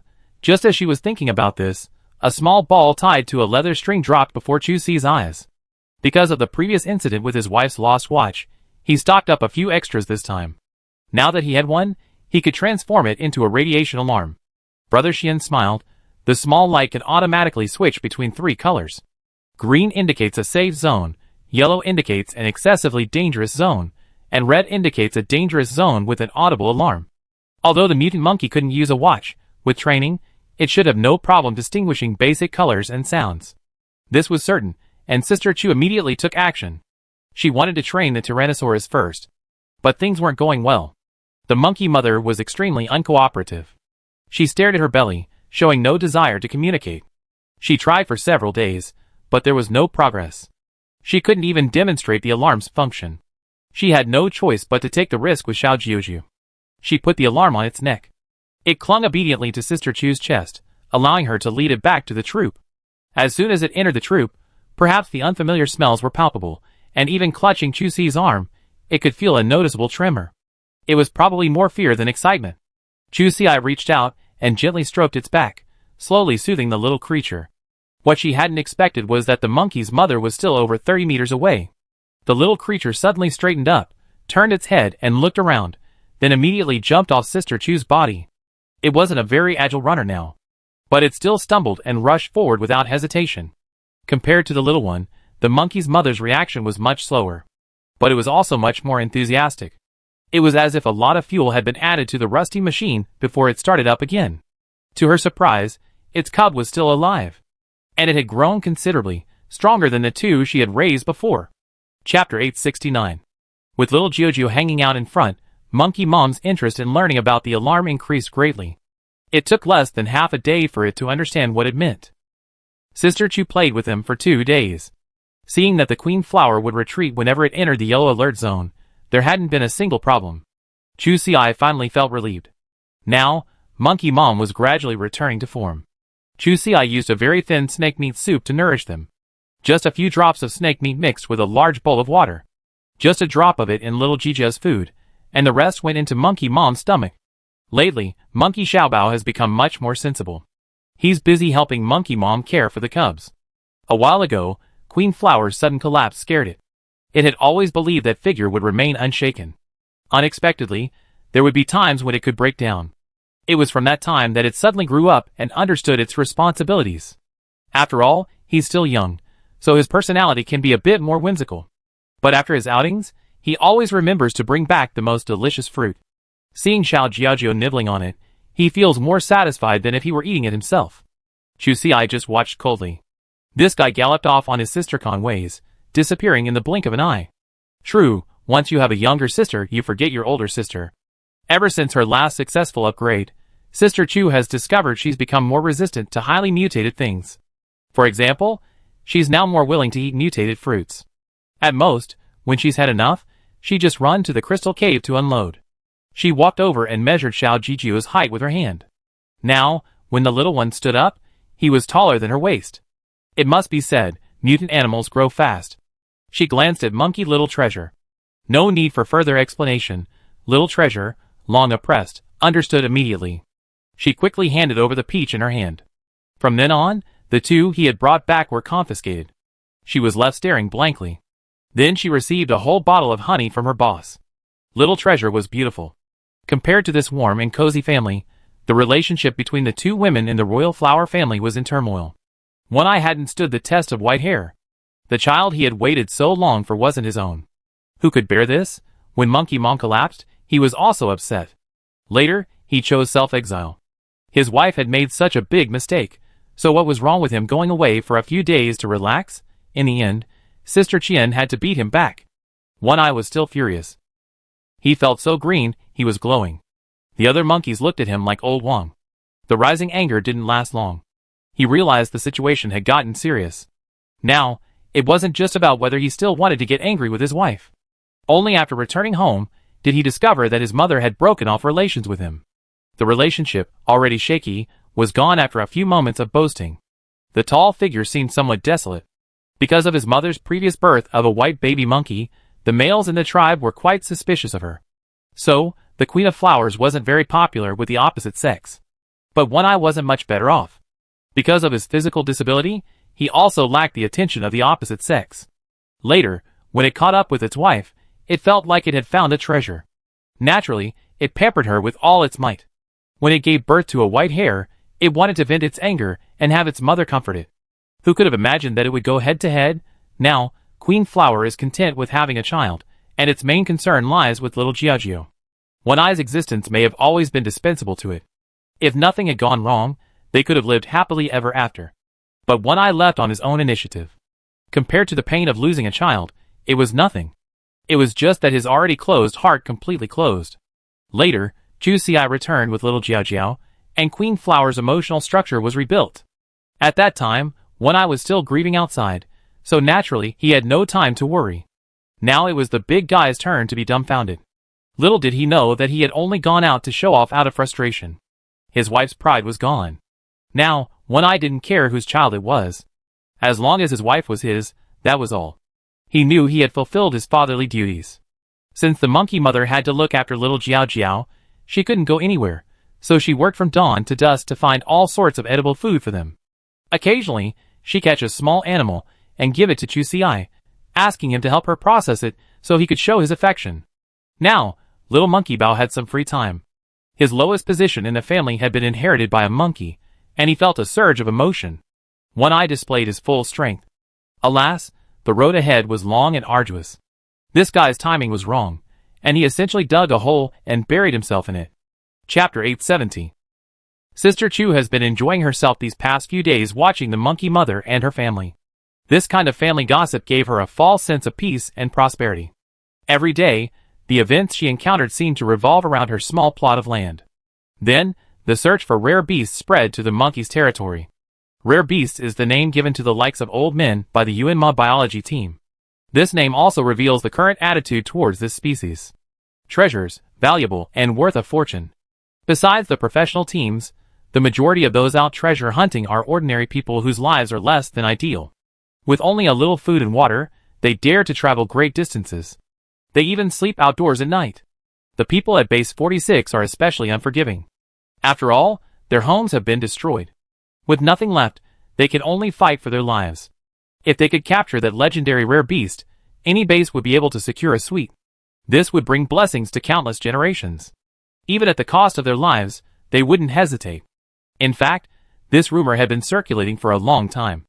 The accessible areas nearby had already been thoroughly searched. Monkey Valley was far away, and those without boats or cars had been largely eliminated. Now, anyone who had reached this point could only afford an electric tricycle. The territory of Monkey Valley immediately entered level 1 combat readiness. It wasn't that they were afraid of being defeated, but rather that they couldn't be discovered. This was Chu Ci and Ji Xian's safe house, and confidentiality and security were almost equally important. Otherwise, even the strongest defenses wouldn't be able to withstand the enemy's relentless assault. Over the past few days, the mutant monkeys and silverbacks had been mobilized. Every day, they patrolled their territory. In short, the more noise, the better. As for why the monkeys and silverbacks coexisted harmoniously, nature is full of wonders. They simply wanted to let treasure hunters know that this place was owned. And it was a large, rarely seen group. To be honest, mutant animals, like monkeys and silverbacks, don't have a good reputation among humans. Because they are intelligent, hold grudges, and have many offensive methods, they are not easy to deal with. Sure enough, after about a week of chaos, the surveillance cameras Ji Xian left in the wild showed no trace of humans. Of course, intimidation had some effect. But the main reason they decided to leave was that they believed there were no rare beasts here. In fact, Brother Xian's purpose in doing this was to mark out their territory. Rare beasts are extremely temperamental, and their territories rarely overlap with others. The crisis in Monkey Valley was resolved. But the old man hadn't returned yet, and Sister Chu was extremely worried. Originally, it had a tracking device attached to it. But that creature was constantly rolling around in the mountains and rivers, and within 2 days of leaving, the 3 tracking devices had already been deactivated. Ji Xian zoomed in on the map and examined it carefully, based on the different locations where the 3 tracking devices had dropped. It must have returned to its lair. The lair, by that, was the cliff where Chusi had originally found it. Having a target was enough. Whether it was there or not, we go check it out first. Treasure hunters these days are going crazy. For those hundreds of thousands of points, they practically explored almost every area that wasn't high radiation. So, even though the place was relatively hidden, Sister Chu was still worried. Ji Xian didn't hesitate. After packing up his things and moving the car out, he set off with his wife. In fact, Grandpa has been having a really good time these past few days. It wasn't because he was lucky enough to avoid the search. It was just that he happened to be found. Every time a group of people came, he'd take a batch of loot. Having seen Big Baby do it before, he knew that the energy stone was absolutely necessary, and then there was the thing wrapped around his wrist. Some weapons he saw were worth collecting. As for the others, his brain wasn't quite up to the task. These past few days, the little guy seemed to have found a source of joy. He loved the feeling of battling wits and courage with humans. Although there was a gap in intelligence, he was invincible. Just snap and kill. After a few proactive ambushes, his enthusiasm was completely aroused. Everyone brought him the joy of opening blind boxes. Later, he even learned to use sting operations. During a fight, they would always let a few people go, then wait for them to bring more. Those who don't follow the right path will inevitably suffer retribution. As the saying goes, if you often walk by the river, you're bound to get your shoes wet. And the retribution I received was far more severe than just wet shoes. Although the attacks and defenses of these rare beasts were incredibly abnormal, ordinary weapons were useless against them. Even high-concentration anesthetics couldn't penetrate them, making everything useless. But there's never been a shortage of clever people among humans. Especially when it comes to those with such outrageous intentions. If I can hook others, then others can naturally hook me. The net had been laid long ago. What awaited me was a massive non-Newtonian fluid trap. There was also a net inside. During the robbery, the little guy had shrewdly jumped from the eaves and land, and then he fell headfirst into it. It was like a swamp, so small that there was no support anywhere. No matter how hard he struggled, he couldn't get out. Finally, it was scooped up by the alloy net. The mesh wasn't connected. Its head was bitten out, its feet were outside, but its body remained entangled.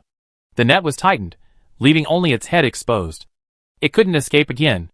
It felt helpless and miserable. Chapter 871. This time, I was lucky. Shortly after I was captured, Chusi and Ji Xian arrived. They put on hoods and cut it off. The little creature was covered in a white paste, like batter. This stuff was much more difficult to deal with than batter, like super sticky glue, pulling strings wherever it touched. Even water didn't work. I managed to force Sister Chu to retreat 2 feet. The old man blinked. It's a shame. Someone's heart is so hard. I was also angry. It was too reckless. Given the current situation, if it continues to act arrogantly, it will sooner or later be captured for research. The last time Daqiang was successfully rescued, the first operation was a combination of perfect timing and location. Repeating the same thing would be nearly impossible. No matter what, Chusi would have to teach it a lesson this time. A little impatience can ruin a big plan. But wait until I start digging through its little pockets. A handful of energy stones, with 2 red ones scattered about. And then, there were the many watches that had been chewed to the point of being half destroyed. It pushed all of these things onto Big Baby, one by one. Chusi's heart softened shamelessly. Okay, she admitted she was a vulgar person, unable to withstand the bombardment of sugar-coated bullets. Most importantly, it was the little one's silent love for her. She couldn't let him down. Brother Xian looked at them and smiled, forgetting their grudges. He decided that if they had children in the future, he would take charge of their education. So far, it seemed his wife wasn't very principled when it came to profit. Thankfully, the old man himself had made some progress. This time, he went back and reflected on his mistakes. Last time, he had been able to solve the problem of the alligator snapping turtle. Now, that white mud pond was definitely feasible. After returning, it mostly stayed in the alligator snapping turtle's territory. This time, it didn't set its sights on the mutants, instead focusing its efforts on the swamp. But this thing wasn't one for the will. It dove headfirst into it, nearly burying its life in it. For the first time, it felt a reverence for nature. That night, the old man returned covered in mud and shells. After finally crawling out, the little guy was almost completely exhausted. It lay on the shore, drying its body. The alligator snapping turtles didn't bother to pay it any attention. Someone unnoticed stepped on it, shattering its shell. The old man pulled himself out of the muck and emerged as a new ball. Looking at the sky, it felt a little sad. It probably had no chance of becoming invincible in the universe. The depressed mood lasted all day, and in the evening, it came up with a new plan. The little guy returned and consulted his personal equipment consultant, Ji Xian. It even packed some mud in its small bag. But after returning, water analysis revealed that the mud had clumped. The old man was so anxious he couldn't express himself, but Brother Xian understood instantly. Given its unyielding nature, Ji Xian immediately understood its needs. Looking at the mud all over its body, he could probably guess what problem it was facing.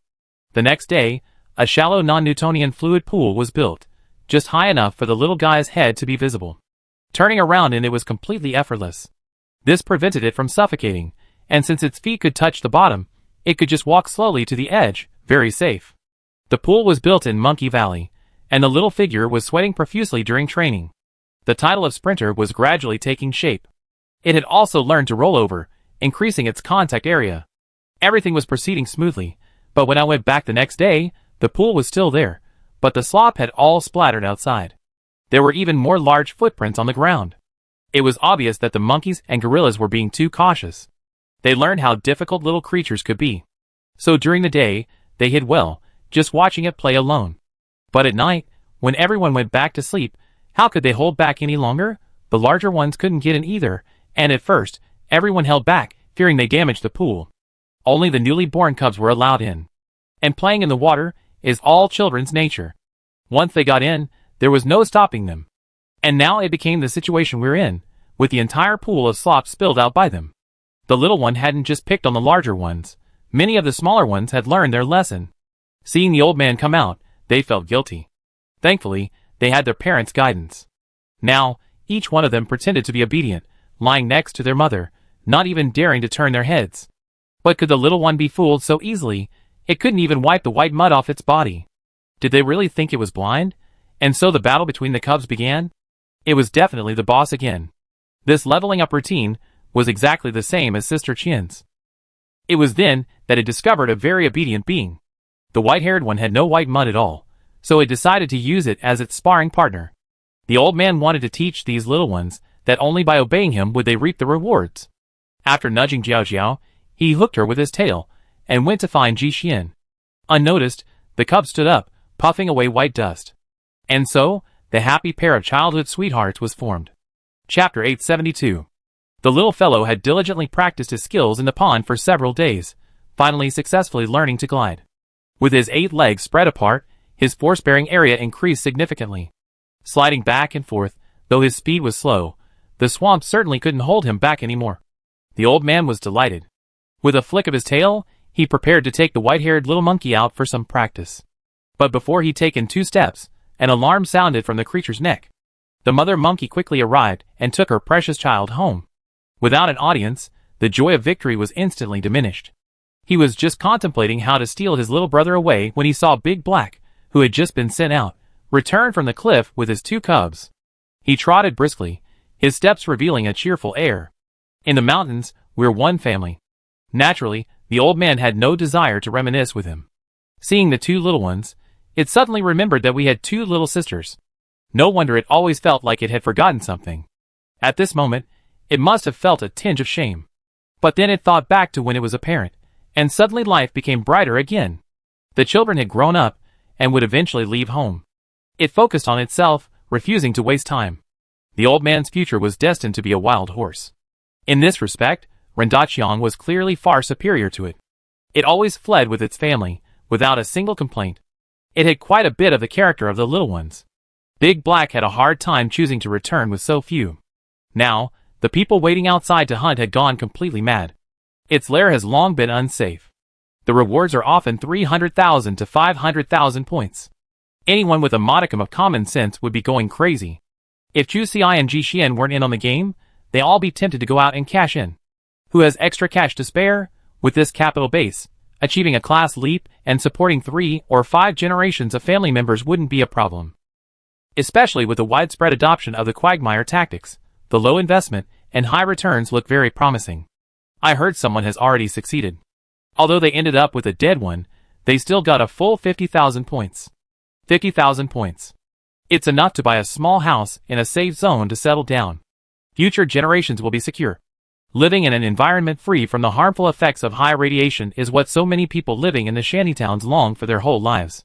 With the remaining points, you can buy a lot of nutritional supplements. I can't even count the 4 points each that are about to expire.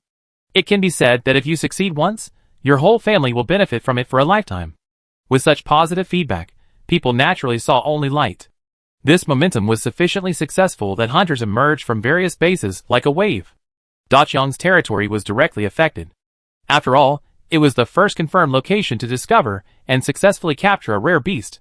Just like where Sister Chu's original owner had found the A-grade energy stone before she traveled through time. Even though it was close to a high radiation area, it still became a prime target for finding a bargain. The same was true for Big Black's territory. Having a goal was always better than wandering aimlessly through the mountains. Moreover, if there were still other members of his tribe living there, wouldn't it be a good opportunity to find a bargain? Thus, his territory quickly became a severely affected area. Logically, the place where the three of them lived, nestled in a highly radioactive zone, should have been quite safe. But precisely because of this characteristic, it quickly became known. Anyone holding the special energy stone would die inside. The radiation intensity was unimaginable. Ordinary people naturally avoided it. But for some organizations, the more bizarre a place, the more research it held. Soon, a team of professionals arrived. Since the collectors couldn't get in, they threw hooks in and randomly pulled things out. They primarily wanted to understand the specific characteristics of the minerals and vegetation within. All day long, they watched the hooks whizzing in and clattering out. At first, Big Black could calmly observe from the sidelines. After Little Two was nearly hooked, he couldn't sit still anymore and decisively decided to move. The woods were crowded with people, but fortunately, he was cautious and dug a long hole before reaching a safe zone. Digging a tunnel from below was inherently slower, and it tried to surface several times. But the crowd lay in ambush for over 10 miles, and even when it quieted down, Big Black could still hear rustling noises from above. So it had no choice but to continue digging. The few days of the Yuanma bioexploration were too terrifying, leaving it with profound psychological trauma. Now Big Black has become extremely cautious. He only moves above ground after ensuring it's completely safe. This is the complete opposite of the old man's approach. It must be said that, under the current circumstances, it is indeed less of a worry. Big Black secretly wanted to find a secluded paradise to settle down in. Away from humans, to spend the rest of his life in peace. But where could such a place be found? Carrying his 2 cubs on his back, he searched several locations. But Big Black wasn't satisfied with any of them. After wandering around for a long time, he finally remembered the underground mine, where he had lived while recuperating. That's the artificial crystal cave that Brother Xian painstakingly built. Its elder brother is also there. With that decision, today's 1,000-mile search for relatives began. Come here and expect to take over their nest. How could such a beautiful thing be possible? This also shows how difficult it is for a rare beast species to revive in the wasteland. Chapter 873. Dachyeong, Xiaowen, and Xiao Tu settled down like this. Chu Si had originally thought it was a good place, at least it was safe, without having to worry about them being captured by humans. But a few days later, things changed.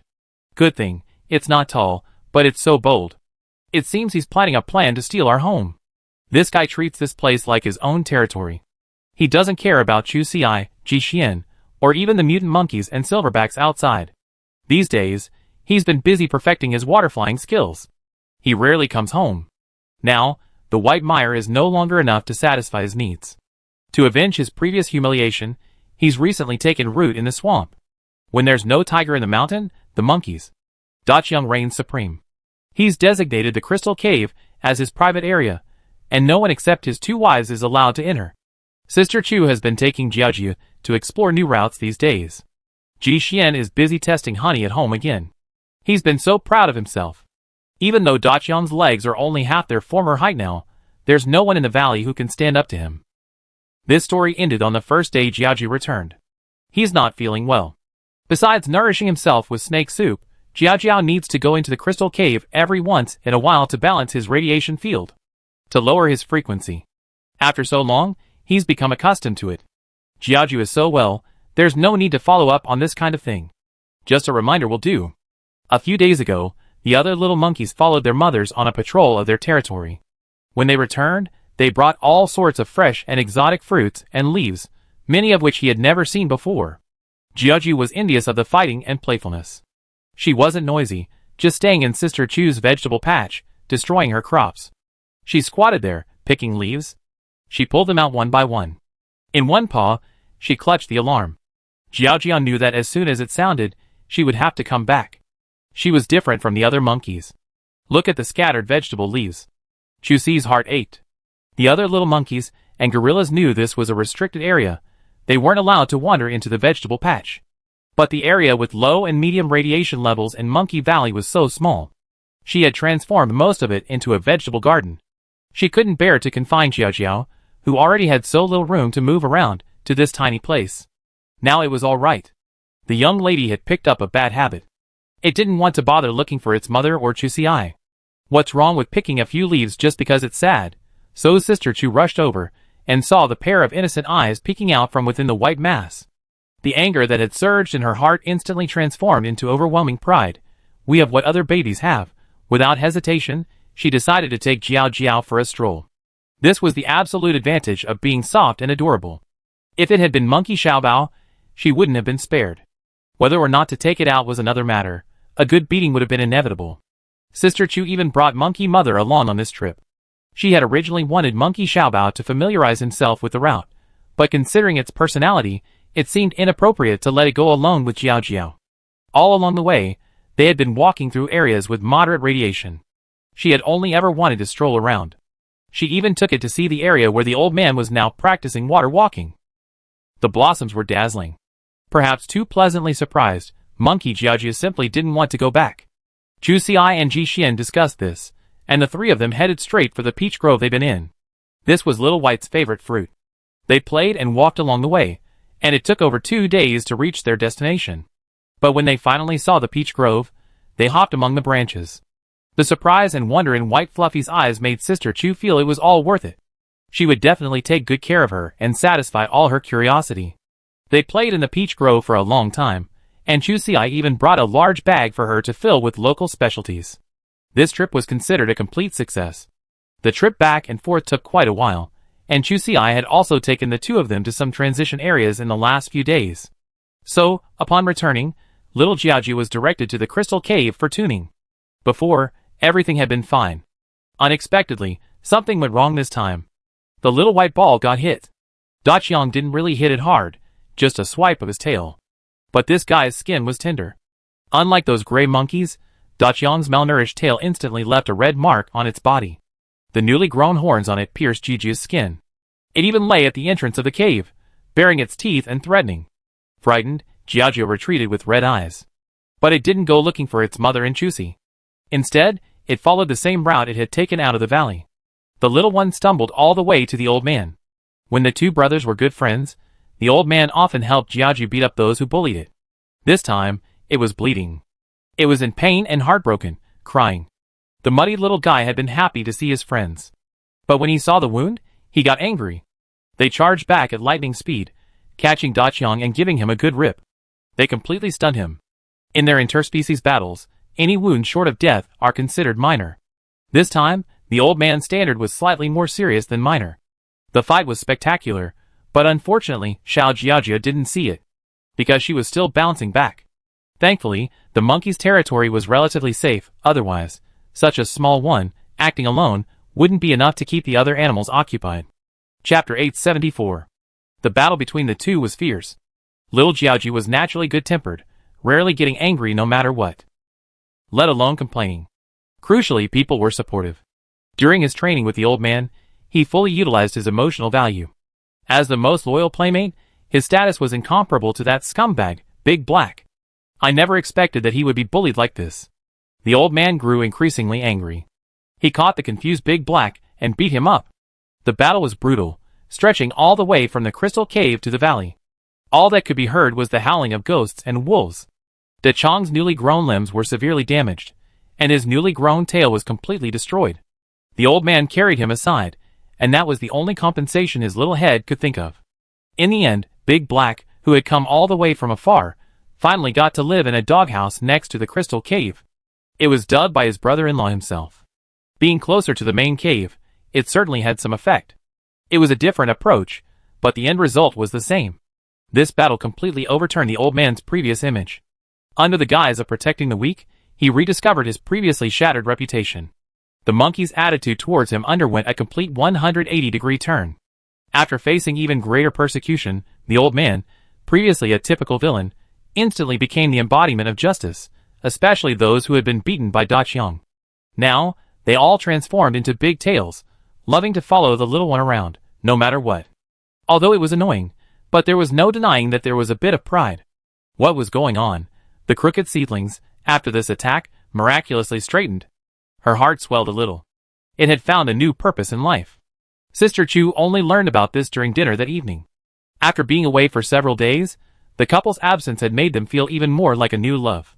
Only when she saw Jiaoji limping did she regret not following her. One look at the wound, and she immediately guessed the culprit. Grabbing the rope, she prepared to find Da Qiang for revenge. The little white ball lay obediently in Chu Si's arms, letting her hold it.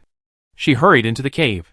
Then she saw Da Qiang, half dead, lying in the old man's newly dug dog hole. A bit tragic. The situation was a little different from what she had expected. Seeing another revenge seeker, Big Black felt hopeless. Hadn't he just swung the little guy's tail? Even with his tail ripped off, it wasn't enough? She had never seen such a miserable sight before, and Jiaoji was shocked. It cautiously leaped over, extending its claws and gently poking Da Qiang's wound. Seeing him flinch in pain, it quickly retracted its claws. This time, before De Laohe could even bar his teeth, it scurried off. It hadn't been intentional. Miss Jiaoji was simply curious, with a touch of pity thrown in, a childish gesture of comfort. In that instant, the abuser seemed a different person. Da Qiang was furious. His eyes glared at Chu Si. Seeing the wound bleeding again, Sister Chu instinctively pulled back the rope. She couldn't bring herself to resort to harsh measures. So, she changed her strategy. Poison. A powerful laxative. However, the girl knew her plan. She gave Da Qiang 2 days to recuperate. Once he felt better, she would begin her poisoning plan. The damage was no less lethal than the superficial injuries inflicted by the old man. After just 1 day, the 2 young wives abandoned it. It languished in agony in the cave, while the cries of Little One and Little Two's joy could be heard from outside. There was unconcealed excitement within. At that moment, they were having a blast playing with a group of monkeys in the white mud pond. After being deserted by his friends and family, the usually strong Big Black completely collapsed. The tears came suddenly, and flowed without stopping. When Chu Si arrived at night, he heard it sobbing in the cave. The whole cave echoed with its sorrow. Seeing this woman come again, stiffening her neck, seeking death. It had nothing left, and yet they were still bullying it, watching Da Qiang leap towards him with all his might. If one strike missed, he would try again. If he kept missing, he would roll on the ground, howling uncontrollably. Sister Chu knew it was enough. From then on, it should have learned the ropes. Back then, Da Qiang was taken in when he was seriously injured, and Chu Si was very tolerant of him. Perhaps this had inadvertently instilled in it some misguided beliefs. Just like the old man, the aloof nature and formidable fighting power of these rare beasts made it difficult for them to integrate into other groups. But to survive in Monkey Valley, they had to abide by the basic rules. Even if they were ranked by King, it wasn't their turn to be the boss. That night, Sister Chu even pinched her nose as she cleaned up its den.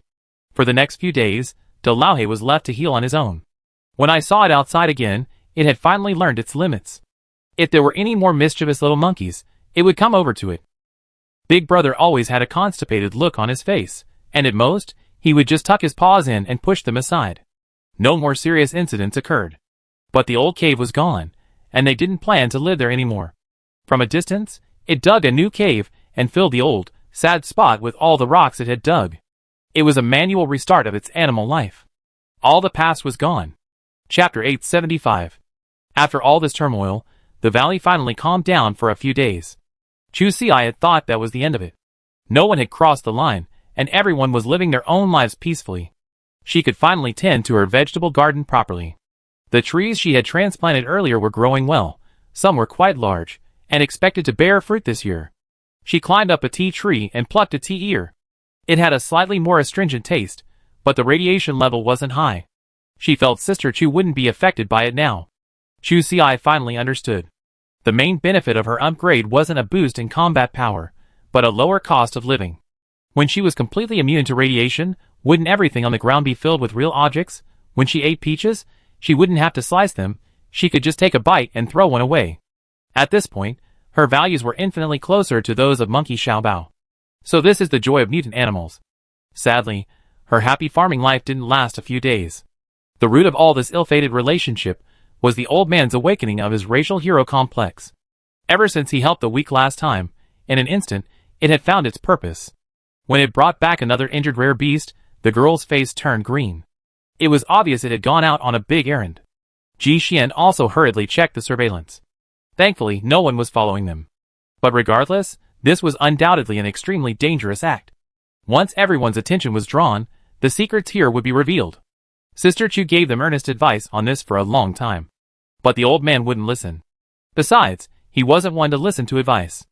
Even if Chu Xi could keep him under control for a while, she couldn't keep him under control forever.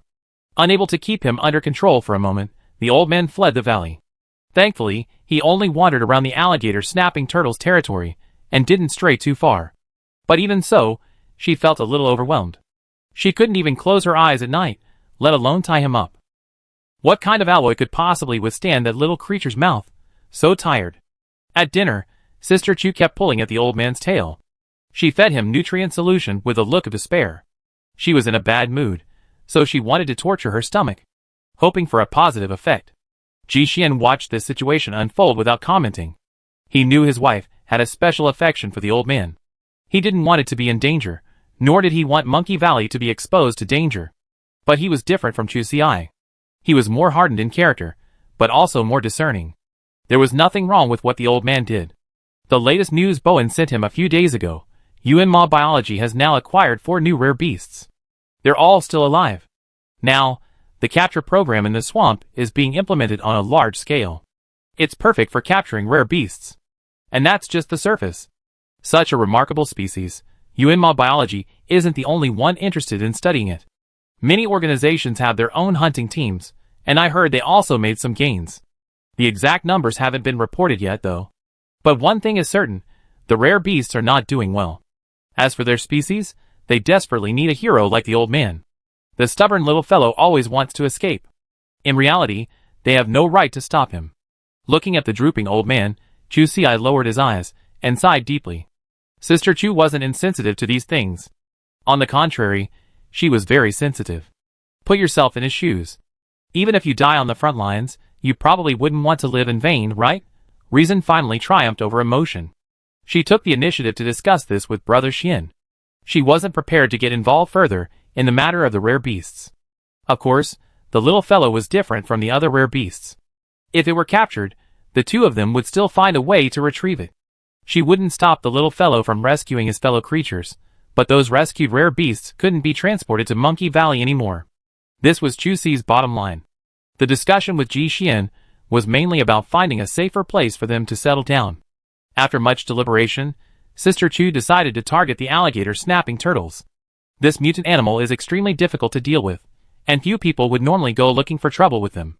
Furthermore, the alligator snapping turtle's territory borders the monkeys, and the area has already been explored. The likelihood of them traveling thousands of miles to explore again is unlikely. Furthermore, the area is full of mud, perfect for them to practice their skills. Unfortunately, this plan was rejected by Brother Xian. If the alligator snapping turtles knew that this was how they escaped disaster, they would definitely thank him and his family. One alone would be enough, let alone a whole group. If I really sent a whole group there, they might have to move. This shabby place, whoever wants to stay here can stay. Ji Xian never simply disagrees with others' opinions. Generally speaking, he has a better plan. It's like the underground river. The roads there are complicated, and it's more expensive to avoid the high-intensity radiation zone. There are also many mutant animals inside, which is very suitable for rare animals to live in. Chapter 876. A bolt from the blue struck unexpectedly. While Ji Xian was planning a new lair for the old man and the others, another incident occurred at Base 46. While this wasn't entirely a bad thing, it was definitely not a good thing either. The core components of the base's protective shield had been stolen, causing Base 46 to shut down. Additionally, the ongoing war had driven a large number of civilians to flee. But just as a piece of amazing news arrived, they sent a skilled person to steal the lost components back. The problem, as expected, lay at Base 52, previously highly suspected. They wanted to exploit the chaos and loot, tearing down other people's homes to repair their own. The plan was sound. The initial implementation went smoothly, and without sufficient combat power, they dared not deploy it, fearing a counterattack. Even with such caution, something went wrong. Base 52 was now no better than a sieve, although they had done their utmost to control those in the know. But the news still got out. To be honest, before the riots, Base 46 had been developing steadily over the past few years. It was a shame that a conflict over core interests eventually arose, leading to the internal collapse of the massive cruise ship. But the original foundation remained. The bases were interdependent, but more often than not, they were in competition. Stabbing each other was a basic operation. Base 52 had never expected this.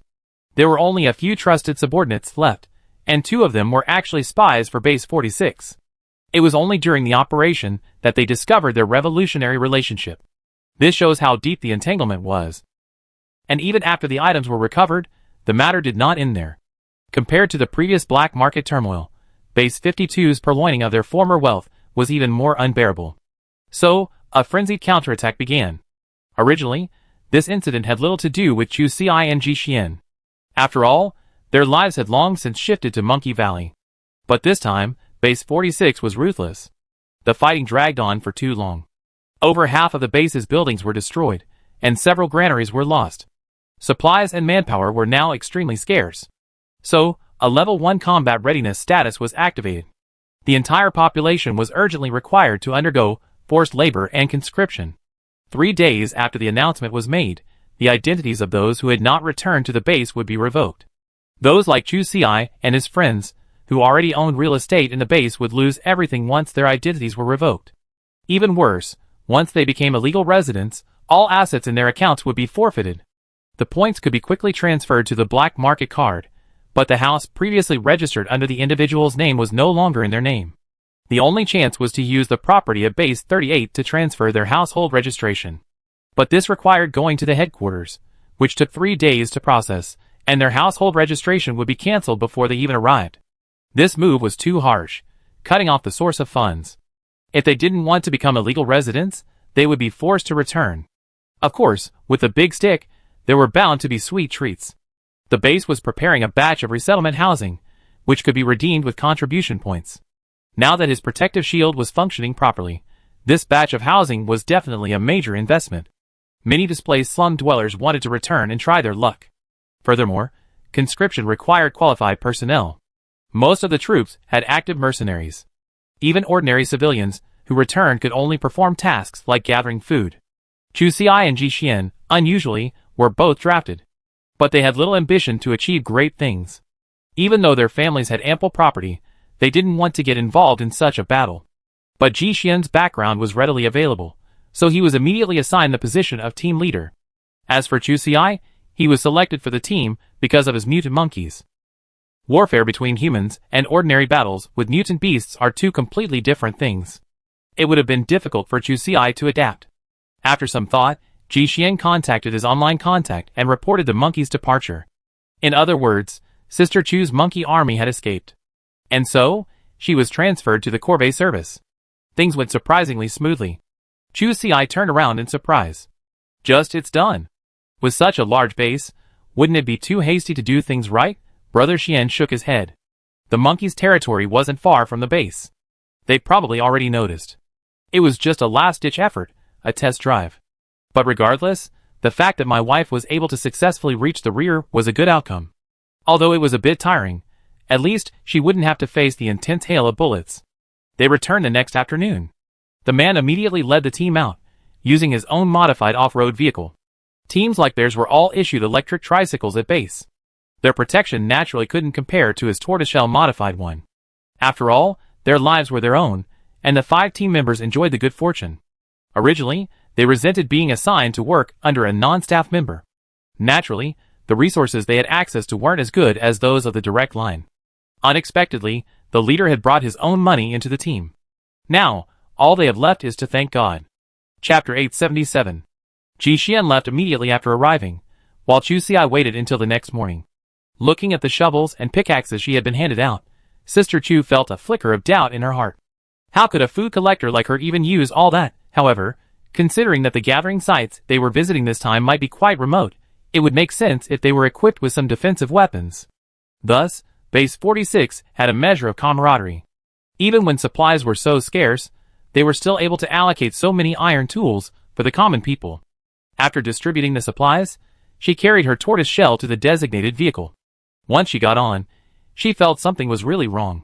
Standing in the car, she felt like an alien. Among the sturdy men, there was only one, a queen of flowers. As soon as the girl boarded the car, she immediately attracted everyone's attention. The person sitting in the front row frowned unconsciously and warned, "Vegetable pickers don't get on this bus." Sister Chu was a person who listened to advice. Upon hearing this, she hurriedly stepped out and compared the license plate again. No problem.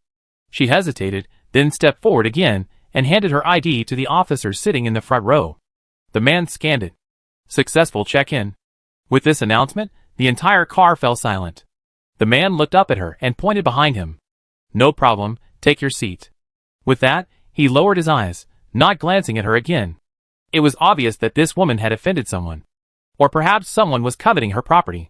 This was clearly a way to push her down a path to death. Now that his own family was nearly destroyed, he simply didn't have the energy to fight for justice for others.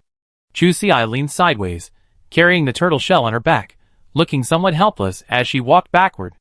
Halfway through, she was suddenly blocked. The man looked her up and down. And the turtle shell behind her offered a generous offer, "Give me the equipment behind you. You can team up with me when we dig the trenches." Trenches? Sister Chu looked back at the 2 pieces of equipment she had just received, and her heart finally gave up. She shook her head, no longer in the mood to argue, and walked over. The man's eyes darkened at being treated so humiliatingly. Just as he stood up, he was interrupted by a cough from the front. He sat down again in anger. "Shame on you. You're so tough now, but once you're on the front lines."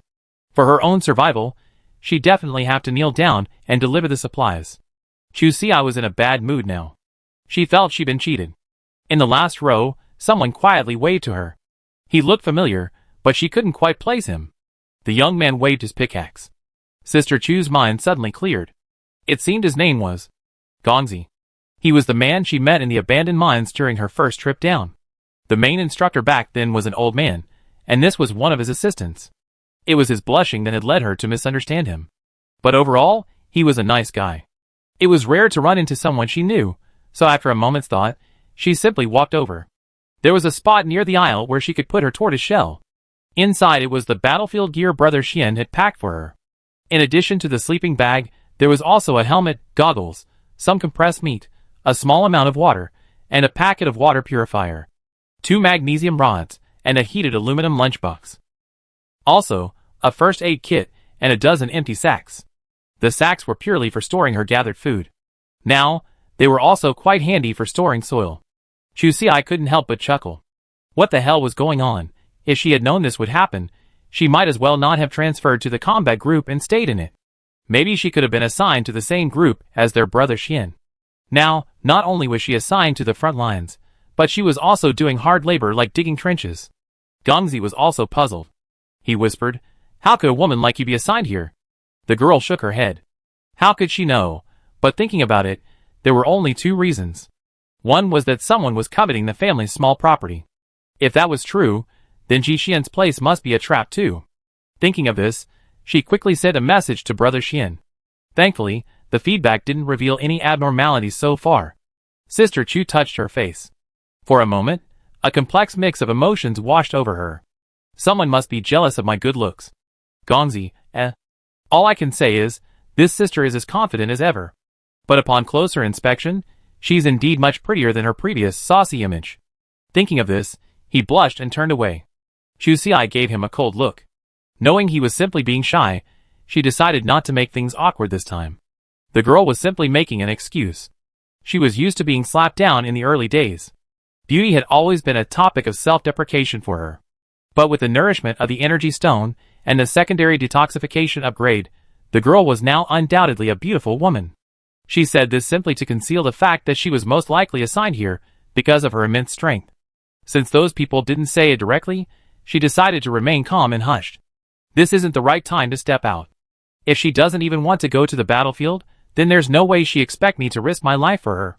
Chapter 878. The situation on Sister Chu's side is a bit difficult to assess. The extent of the danger is unknown. A group of people got off along the way. Things seemed quite complicated. After they left, the leader finally revealed some details. He said that those lucky enough to remain in the vehicle were better off than them, because that was the front line, while they were only digging defensive works on the flanks.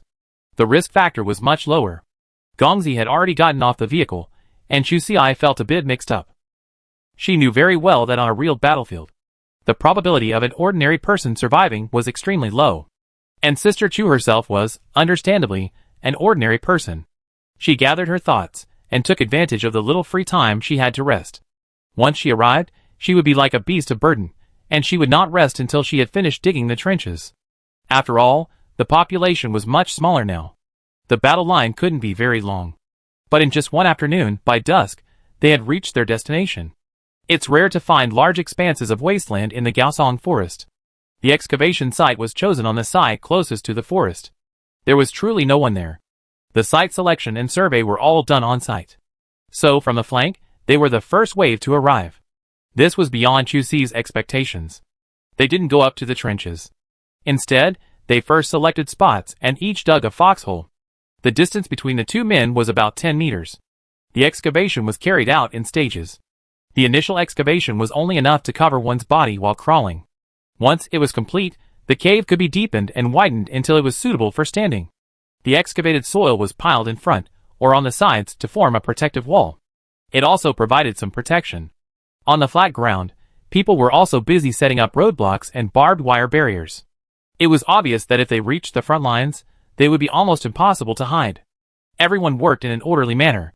Because it was a reserve position, many people were still not paying attention.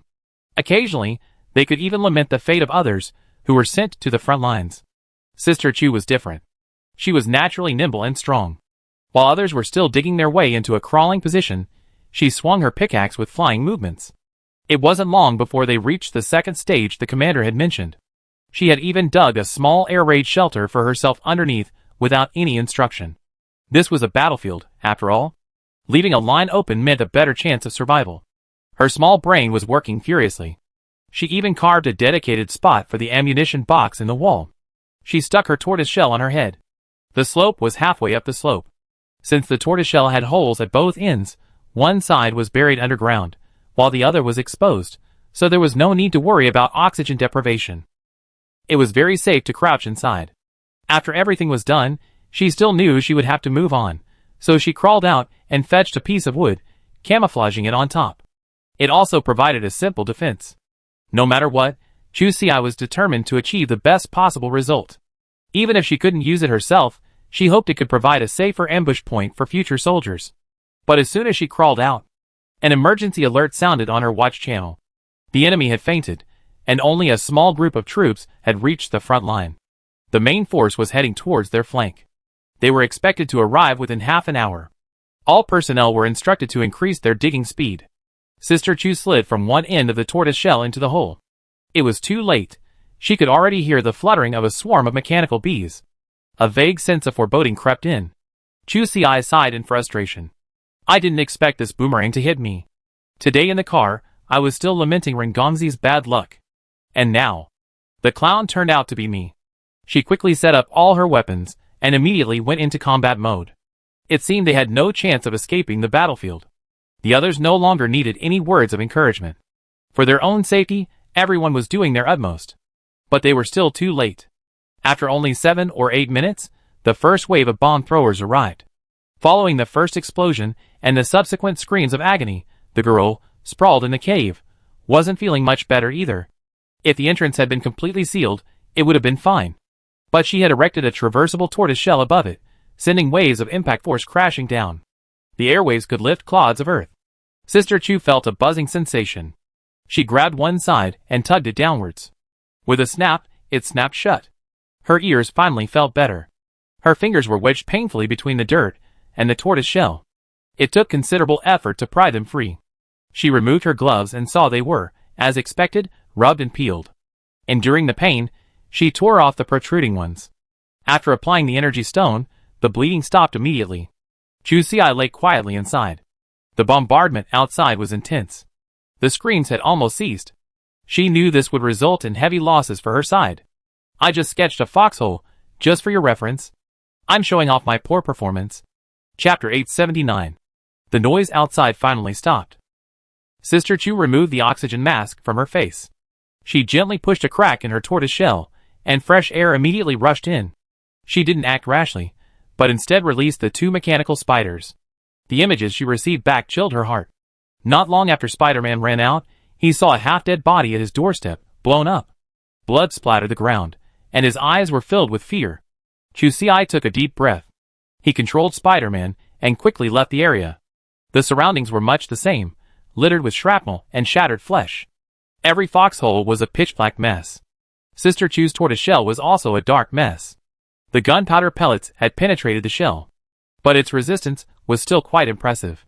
The force that could shatter a helmet only made a shallow dent. Chu Si deliberately controlled the camera to glance upwards. She saw that the small bombers above had already flown away. She presumably had used up all their ammunition and returned to restock. Taking advantage of this opportunity, she nimbly climbed out of the hole. She was now wearing the helmet Brother Xian had specially prepared for her. She leaned against the bunker and used her backhand to pull the tortoiseshell back into the shallow depths to avoid the enemy. There was no sound at all. It seemed the enemy had truly left. She raised her watch to check the time. Only about 20 minutes had passed since the warning. Their men were almost completely wiped out. According to the commander's warning, their main force should arrive at this battlefield in less than 10 minutes. She streamlined her supplies, discarding her bedding, keeping only a thin blanket. Naturally, food, water, and a first aid kit couldn't be left behind. Everything else should be saved wherever possible. The foxhole was too obvious for Sister Chu to hide in. It was definitely too late to escape now. She carried the tortoise shell on her back and quickly scurried toward the nearby dense forest. After a moment's thought, she dropped a small bomb on her nest before leaving. She wanted to make it look just like the nearby holes. Otherwise, the fresh dirt would make it clear someone had escaped.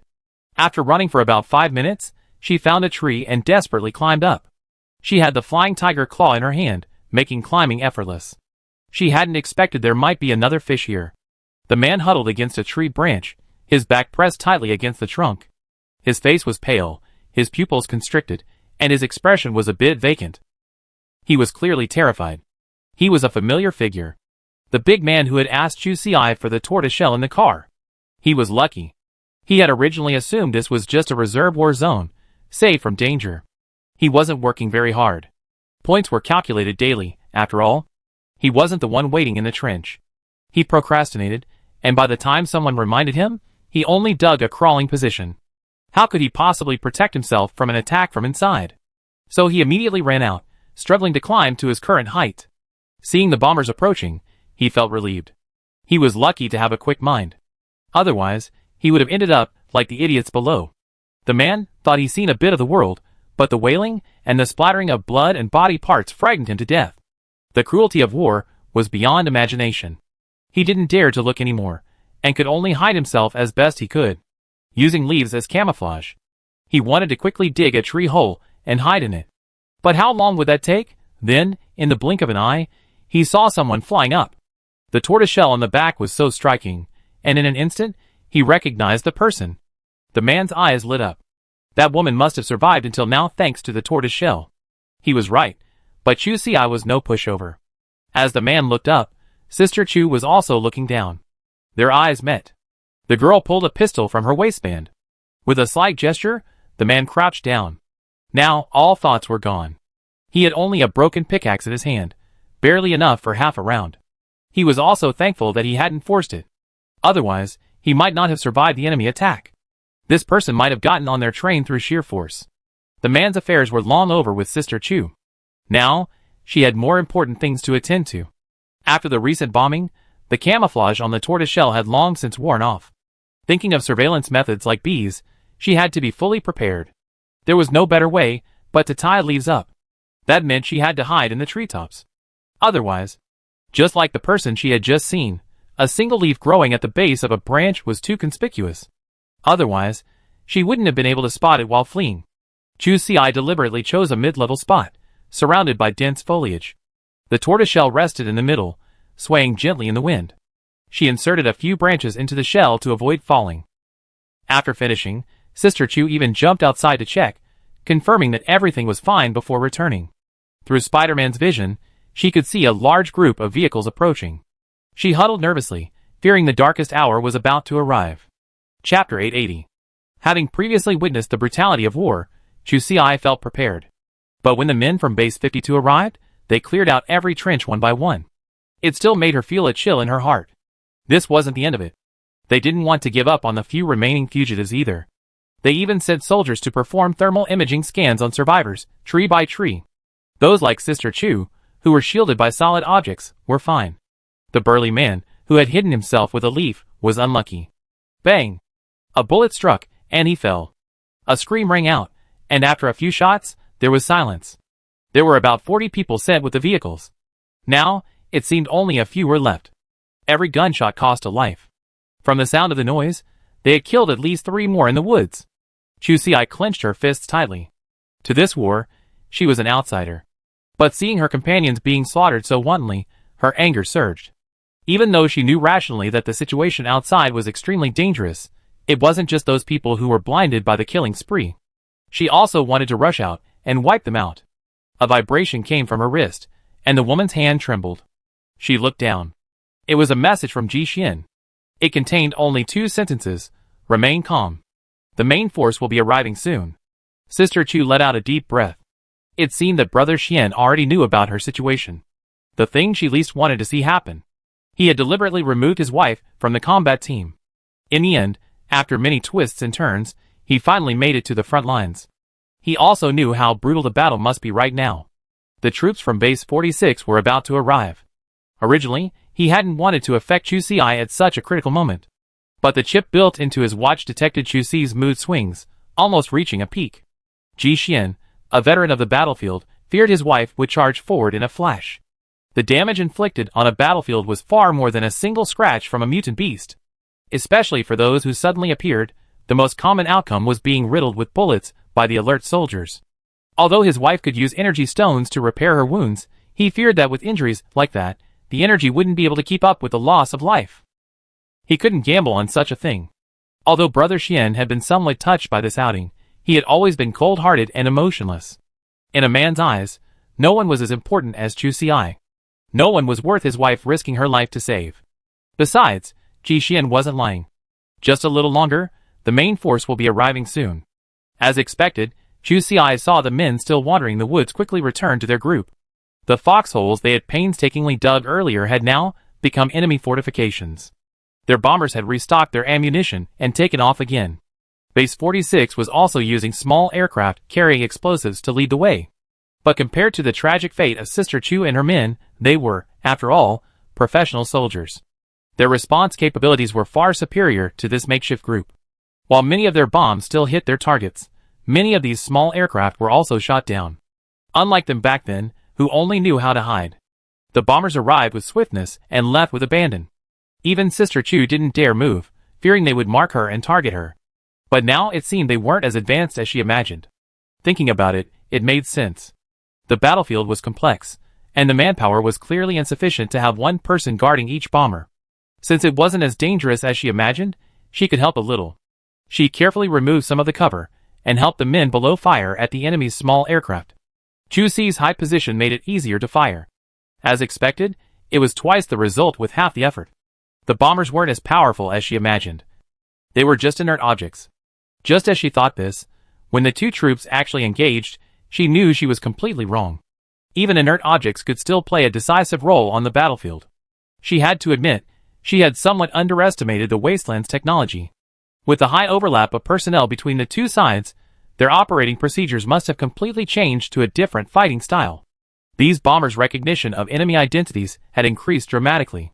Their attack method had also changed from area of effect bomb drops to single-target poison needle fire. While the damage area advantage was lost, accuracy was significantly improved. Sister Chu had previously wondered, what was the point of that helmet? It couldn't even block the power of the bombs. Now she realized it was specifically prepared for those poison needles. However, even with the helmets, not every soldier had the means to wear protective clothing. Countless people still fell. And so began the great battle. Alas, in the end, the forces on Base 46 were outmatched. They retreated. Sister Chu was helplessly left on the isolated island. Chapter 881. Ji Xian naturally couldn't just abandon his wife. His vehicle retreated with the team, slowly trailing behind. The other team members weren't the least bit panicked, they were even a little excited. This was a modified tortoiseshell off-road vehicle, with glass tires installed. There had been no problems along the way. The bald man in the passenger seat rubbed his head, with a hint of excitement. "Boss, are you planning to go back and launch a surprise attack?" No wonder they were so excited. Before, they were too timid to follow. As a result, this guy single-handedly earned a second-class merit. If he could make it back alive this time, his future would surely be bright. They couldn't even dream of a second-class merit. Maybe a little soup would be good. Before we came, the commander had said that those who performed well could be directly recruited as regular employees. That was a guaranteed job. A proper allocation of housing. The team's eyes lit up. This time, they had to act together, no matter what. They only hoped the captain could lead them to something big. They had complete faith in Ji Xian's abilities. Any decision he made was a sure thing. Although the battle had only lasted 2 days, the battlefield was full of dangers. Everyone had seen countless teams wiped out. But their team hadn't lost a single person. This was incredibly rare for a frontline unit.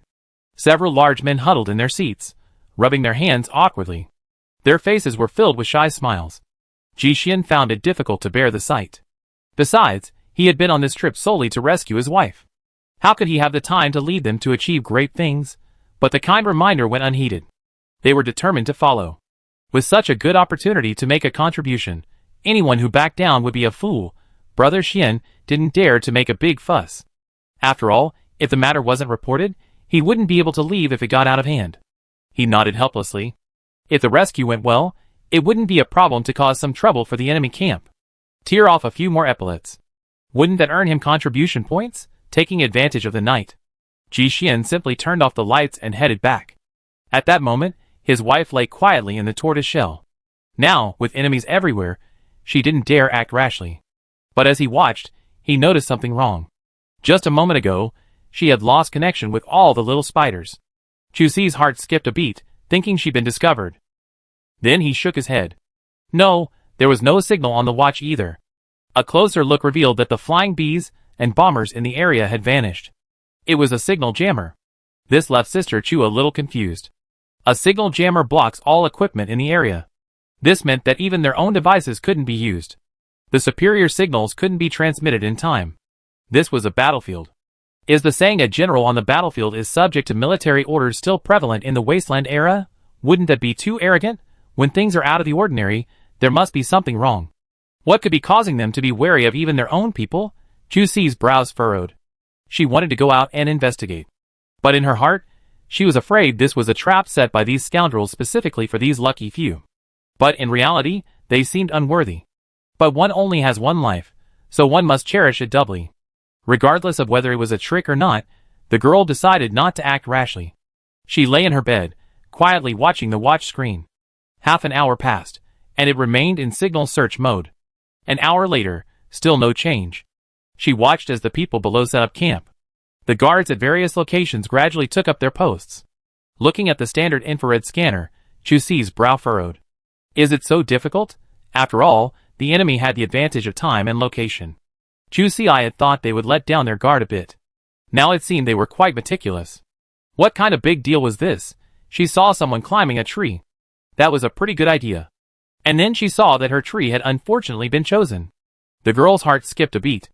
She took a deep breath and quickly switched her crossbow to a short-tailed viper-tipped poison arrow.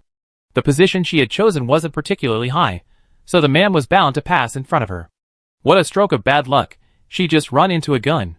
The woman narrowed her eyes, feeling sorry for her brother. Only one of them was destined to survive. Once they met, she absolutely couldn't give him a chance to react. Otherwise, she would be met with endless ambush. As the man drew closer, Chu Si's crossbow arrows kept adjusting their direction. The scout searched thoroughly. Even in the most densely populated areas, he tested them with his flying tiger claw. As he advanced, he also hammered at tree trunks. Before the actual mission began, he had to ensure the tree he was in was completely safe. As the confrontation loomed, Chu Si let out a slow breath, deciding to strike first. She was confident she could catch him before he fell. With his hand already on the trigger, there was a sudden commotion ahead. All he could hear was something about a rare beast. The man's eyes lit up, and he quickly climbed upwards.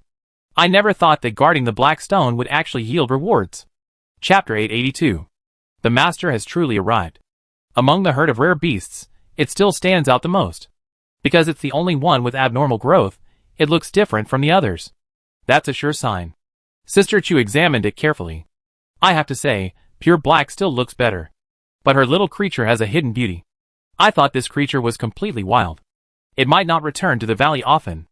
I never imagined that as soon as I got into trouble, it would come with its brothers to kill me. Although, with its intelligence, Chu Xiai didn't need to dream of a perfect rescue plan. But the Master's feelings were undoubtedly sincere. She had packed her things, and was ready for her escape. She just had to wait for them to reach the tree, and then she would run after them. Then, the creature suddenly turned, leading its followers into the forest and disappearing without a trace. The girl stood still. The wind blew leaves against her face. The slap, snap, snap sound reminded her that self-admiration was not the right thing to do. What a bastard. So she had just wasted her feelings? It was obvious from their actions that she had nothing to do with them. Sister Chu took a deep breath. Thankfully, the outcome wasn't necessarily bad. At least, after these guys' commotion, most of the guards at Base 52 had already fled. It was then that she was finally certain. This group had deliberately occupied this place, most likely because they were after the rare beast. This made their previous actions reasonable. While everyone's attention was not on her, Chu Xiai tightened her harness, preparing to escape. She was extremely careful as she descended the tree. She feared alerting the person hiding in the tree. Although his main focus was on the escaping herd of rare beasts, a professional scout should not be underestimated. Even the slightest noise would draw his attention. Attaching her flying tiger claw to the tree trunk, she descended quickly and lightly. The process went smoothly. However, when she was retrieving the equipment, the person still became alert. Fortunately, she managed to duck into the grass, her tortoiseshell resting on her body. This was how she was able to successfully evade the infrared scanner. The old man, still running ahead, suddenly stopped. He had already smelled the scent of his beloved. But Chu Xiai had already climbed the tree, and the air was no longer circulating. Sister Chu's original scent lingered only near her foxhole. Later, she used another bomb to almost neutralize it. The little guy also went in to check, but there was no one inside. At that moment, the smell of the wind seemed particularly fresh. The little creature hesitated again. Could Chu Xiai really be here? It wanted to go back and check, but the Blackstone area was just ahead. So, it happily decided. First, go dig rocks, then reunite with Sister Chu. Doing both without delays, what a wonderful thing. But as soon as the 7 or 8 rare beasts entered the Blackstone area, a huge fire immediately engulfed the surrounding area. This was naturally specially prepared for them. They had already dug fire extinguishing belts around the perimeter. The rare beasts were highly adaptable, and swamp warfare tactics were no longer effective against them. But animals still had an instinctive fear of fire. This way, they could use this rocky beach to trap the rare beasts. As long as they could be trapped here, the people outside could continue to inject high-concentration anesthetics. Over time, a few would definitely survive. Seeing the glow of fire in the dark night, Chu Xiai was startled. Are they crazy? Wildfires are so dangerous that even an outsider like her felt timid. Let alone the Wastelanders, who lived constantly among giant trees. A major wildfire could easily destroy several bases. The bigger the fire, the harder it was to control. Such tragedies have happened before. So even during the day, when they weren't so afraid of being discovered by mutant animals, they rarely lived there. Today, they were walking on a nice edge. To be honest, what Chu Xiai knew, the people at Base 52 knew even better. So the perimeter was full of people. They were constantly spraying refrigerant. There were also large air blowers everywhere. If the wind picked up in the forest, everyone could immediately contain the fire. But the higher-ups had issued a strict order: this rare beast must be captured. Comparatively speaking, even the war at Base 46 could be compromised. The people below didn't know the specific reason. They only knew that these little beasts were extremely valuable, and it was rumored that several organizations had reaped their rewards. Yet the price continued to rise. Now, regardless of sex, a single one could fetch a whopping 700,000. Only the highest-ranking officer of this unit had some inside information. It was said that although the vast majority of those involved in the experiment died, the few who survived had developed a high tolerance for the damage caused by high radiation. This pie was undoubtedly enormous. Even if the base truly burned down, what would it matter compared to the future of humanity? Chapter 883. Seeing the tense situation ahead, Chu Si thought the master was doomed this time. She wanted to rescue him, but her abilities were limited. If she ran over now, she would only be a serving of food. Better to wait and find another opportunity. She continued to watch cautiously. Unexpectedly, the rare beasts had resolved the situation on their own. After the soldiers launched the first round of tranquilizer grenades, a large branch suddenly fell from a tree behind them. Although it was a branch, it was still easily enough for one person to embrace. It landed precisely on the trench. Like a small bridge, it connected the inner and outer worlds amidst the raging fire. An oasis of life, suddenly it fell. The trapped person was stunned. Looking up, he discovered that there were still 2 fish that had escaped. There was no sign of provocation. Seeing their plan succeed, the 2 little guys retreated in a hurry. They had absolutely no intention of fighting. Compared to the other rare beasts, they seemed quite spineless. But it was precisely because of these 2 idiots that all their efforts were wasted. None of them had expected the rare beasts to be so intelligent. They not only remembered to eat, but also to fight. If they hadn't evolved their own countermeasures after being constantly attacked by humans, their herd would have been nearly wiped out by now. They're still active now, and besides their hardware, they believe their software is also quite advanced. It's like the concept of mending the fold after the sheep have been lost. Although only 1 or 2 of them would independently venture out on each mission, they were the team's last resort. Now, it's coming in handy. The kerosene in the deep trench burned fiercely, soon spreading to the branches. But that gap was enough for these little guys to rush out. The perfectly closed loop had a gap. Even if they were immediately reinforced, they were no match for the old man's agility. The few people stuck in the tree stump were no match. Besides, would they be afraid of a head-on confrontation? Look at those teeth. Are you kidding me? Can't you tell who's the boss? Base 52's face was rubbed on the ground. Not only did these guys escape, they also pried off some of the black stone. Since they were here, how could they go back empty-handed? Sister Chu was still laughing when she saw the old man and his troops charging towards her with a clear goal. She said, 1,000 words of idiots galloped past. She grabbed her tortoise shell and ran out. Now that the crisis is resolved, can't we just be alone? Sister Chu was panicking. Don't come over here, she almost wanted to shout. This group might not be able to do anything to these rare beasts. But they could easily deal with her. She had always been clear about her own role. It was just brute force, plus her negative buffs recovered faster. But she was by no means invincible. Once the advantage in numbers came, she would be a piece of cake. Not to mention, this group was well equipped. Now, it was the old man who was happy. She had smelled it right. Her precious treasure was right here. After so many days away, group life didn't seem as good as she had imagined. Comparatively, the old man still preferred the adventurous life with Chu Si and Ji Xian. Although I held the highest position here, it felt as if I'd been transported back to the days of raising children. Talking too much brings tears. He ran into Chu Si halfway. How could he not be overjoyed? A long-awaited reunion. Alas, he was the only one ecstatic. Chu Si's escape was a formidable one. He deliberately hid in the bushes along the way. For a while, no one noticed him. But it wasn't an easy task, as the grass in the wasteland had jagged edges. She had good protection, so she wasn't seriously injured. But her clothes had been torn to shreds. The old man was so happy chasing her. The smell grew stronger. Victory was within reach. This was the simultaneous feeling they both expressed. Sister Chu's small motor was revving to full throttle. If she ran any further, she would be able to escape the encirclement. Suddenly, a familiar beeping sound was heard. She looked down, instantly overcome with excitement. Finally, they'd broken free from the signal blockage. A delayed message appeared on his watch. He quickly called Ji Xian. Brother, help! Brother Xian was startled, but only after understanding the entire situation did he feel slightly relieved. So his wife hadn't been discovered by anyone, but rather was being hunted across the map by a ruthless man. He took a deep breath, quickly calmed down, and instructed, "There's an odor blocker in your first aid kit. Spray it on quickly. Then turn on the location tracking and I come get you." Chu Si paused. Unexpectedly, Brother Xian had prepared this treasure for him. Because time was so tight, Ji Xian only remembered to pack one for her right before leaving. Originally, since she was traveling with the main force, even in a duel, this thing would be of little use. Because the battlefield was filled with people, it would be difficult for them to find anyone using this clue. But considering his wife's physical condition, he obediently stuffed it in. As expected, it's never too much to be prepared. No matter what, their relationship with the rare beasts must not be made public. Otherwise, there would be no peace in the future. Chu Si deliberately took a detour, going in a different direction from the old man, before finally meeting Ji Xian and his companions.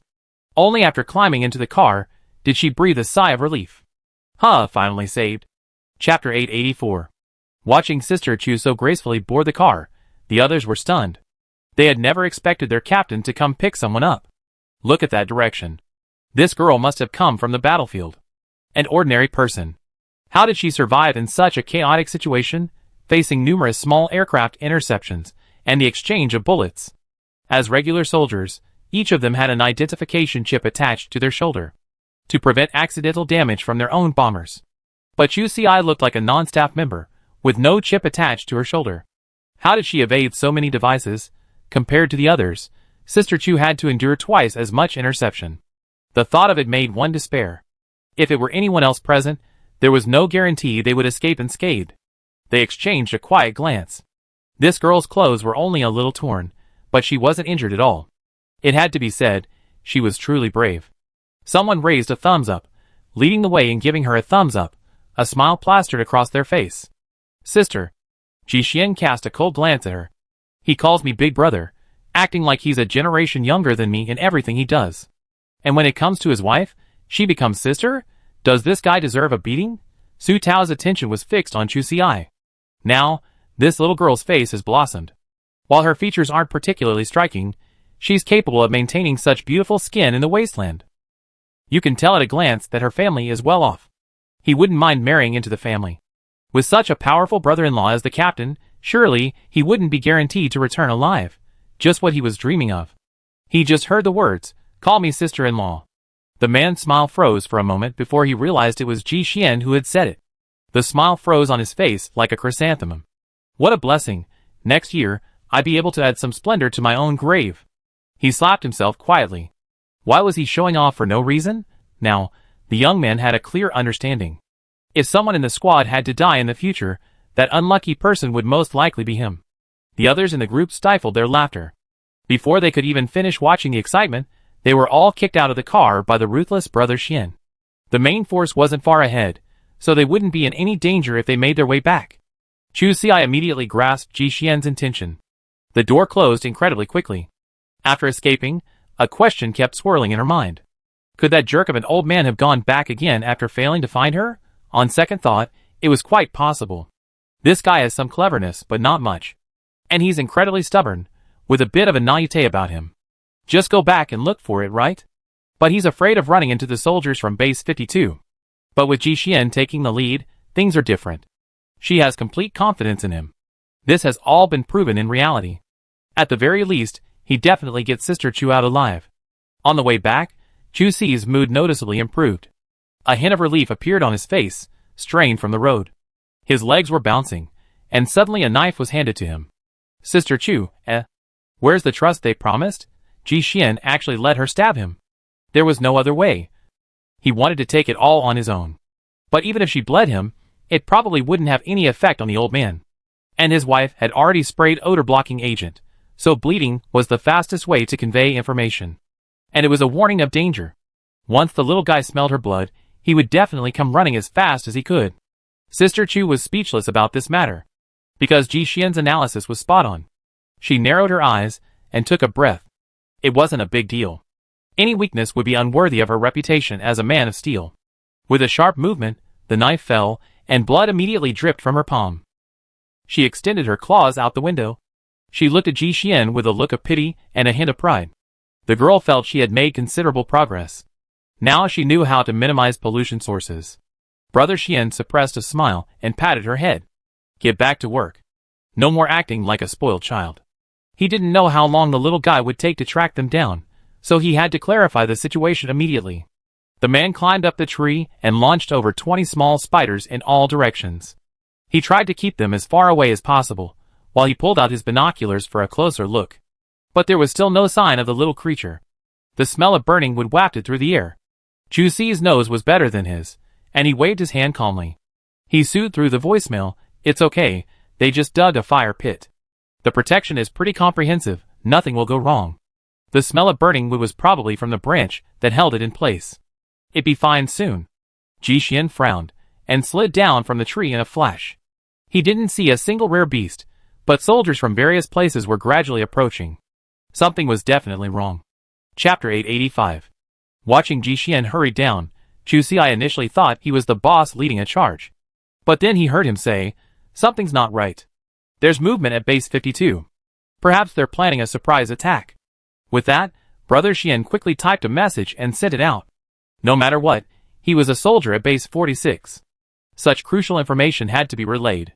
But thinking carefully about the state of those people, their expressions revealed panic, more like they were running for their lives. Ji Xian didn't speculate, simply telling them everything he had seen. As for how to judge, that was up to the commander.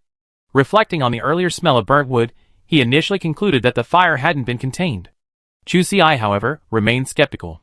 The main reason was that those people were so thoroughly prepared. They dug kerosene trenches and laid ice belts around them. Add to that the large fans controlling the wind, and there wasn't much wind in the forest right now. It wouldn't be easy for them to lose control. She scratched her head. Could it be that fallen branch? This seemed a bit absurd no matter how you looked at it. It was impossible. It was only about the width of a man's arms, and it didn't extend far beyond the encirclement. How could so many people lose control? And it just happened to be that. The branch caught fire. Originally, it wasn't a big deal. The people surrounding it were fully capable of putting out the fire. But the commander had gone crazy. That person wasn't a proper battlefield commander. He was a partner, operating the bombers remotely from behind the scenes. They provided the weapons free of charge, and Base 52 was responsible for helping them capture rare animals during the battle. Everything had been going smoothly. This batch of equipment was indeed useful, its shooting accuracy and firepower significantly surpassing those currently on the market. Otherwise, the people at Base 46 wouldn't have been so incompetent. They hadn't gained any advantage in direct confrontation. But they never imagined their partnership would crumble over such a minor issue. The biggest boss was the head of Yuanma Biology, a 93-year-old man. His obsession with rare beasts had reached a fever pitch. The old man's body was weak to begin with, born with defects. The physical defects weren't a problem, as his family was powerful enough. He had used the special energy stone from childhood to old age. But it could only maintain his physical condition, not repair his genes. Yuanma had also been dedicated to basic genetic repair projects. But stimulating mutations was easy. Restoring useless things to their original state was far more difficult. Until he first injected the weakened rare beast's bone marrow fluid. The old man, paralyzed for decades, suddenly stood up, trembling. The only regret was that the effect was too short-lived. In a few days, after the remaining fluid had been metabolized, he returned to his lifeless state. But how could someone who had experienced rejuvenation be content to settle for money? Now, his eyes were fixed on the rare beasts. On the big screen, he watched helplessly as the little beasts crossed the line of fire. Then they quickly disappeared into the bushes. After initially communicating with the battlefield commander to no avail, the old man immediately launched his bombers to chase them off. He hoped to force the team to pursue them immediately. The Yuanma Biotech conference room was silent. Not only were the people at Base 52 stunned, but they were also in a similar state. Someone who had raised an objection had already been shot. Though the body had been dragged out, the blood had practically splashed onto the faces of everyone present. For a moment, the conference room fell silent. Everyone's pupils constricted, and no one dared to speak. But they all knew that the boss's mental state seemed to be abnormal. These people were fine. As long as they kept silent, they could be sure of their lives. But the group on the battlefield were in dire straits. The weapon they had once possessed was suddenly raised against them. The commander was still locked in a tense negotiation. To his surprise, the old man refused to give them the slightest bit of face. He betrayed them immediately. From the looks of it, he was planning to use the people at Base 52 as his own private army. How dare he? If the old man were in his right mind, he certainly wouldn't dare. But the drawbacks of genetic modification are now undeniable. If he regrets anything, that will come later, after he calms down. Now, he has only one thought in his mind: capture the rare beast. Capture the rare beast at all costs. He used poison needles to drive his soldiers forward. The bone marrow of a single rare beast would only keep him going for about a week. But once he could breed enough, he would have an endless supply. The old man in the wheelchair laughed madly. His eyes were bloodshot. All he could see now was his strong body, and the business empire that belonged to him alone. Chapter 886. My uncle was completely blinded by the pursuit. They all scattered. So why were there so many people chasing him? It couldn't be helped. Who made him stand out? Among a whole group of rare beasts, only this guy wore a straw hat. He must have learned it from Sister Chu. Unfortunately, he didn't learn it well enough. Chu Ci was camouflaging himself. It was pretending. The colorful look made its forehead look bigger. The oversized grass ball on its head almost covered half its body. This seriously slowed its movement. No matter how you looked at it, this guy was the easiest to catch. Naturally, he attracted the most attention. As he ran, his hat was half caught in the surrounding grass. My uncle's figure was completely exposed. Looking back, he realized he had done a service to his compatriots. I have to say, these people have a sharp eye. They saw at a glance that he was the elite of the team. Though he felt frustrated, he could only charge forward. Several screams echoed from behind. The little creature, unable to contain its curiosity, glanced back. Instantly, it had a new understanding of the ruthlessness of the human race. So ruthless, even killing its own people? Admittedly, this state of mind frightened it a little. After being rescued, Daqiang gradually conveyed a lot of information to the rare beast tribe. The most important of these was to educate the beasts about the misery of his captivity. The positive motivational effect was almost non-existent. But the image of humans had already been endlessly demonized in the minds of these little creatures, who had almost no natural enemies. In the beginning, the reason why the hunting trips were so successful was because of this. This is mainly due to the characteristics of their species. They are highly self-important and full of curiosity. Many simply want to see how the trap works. And then, they can't escape. Now, after Daqiang's diligent promotion, at least there won't be any more of those fools in their group. Of course, reality has proven that being smart isn't always better. Take, for example, this old man, a flashy guy in the middle of a transitional period. Sometimes, the consequences of being too clever aren't necessarily better than those fools. Now, it's a bit exhausted. But with so many people behind it, how can this little guy possibly defeat them?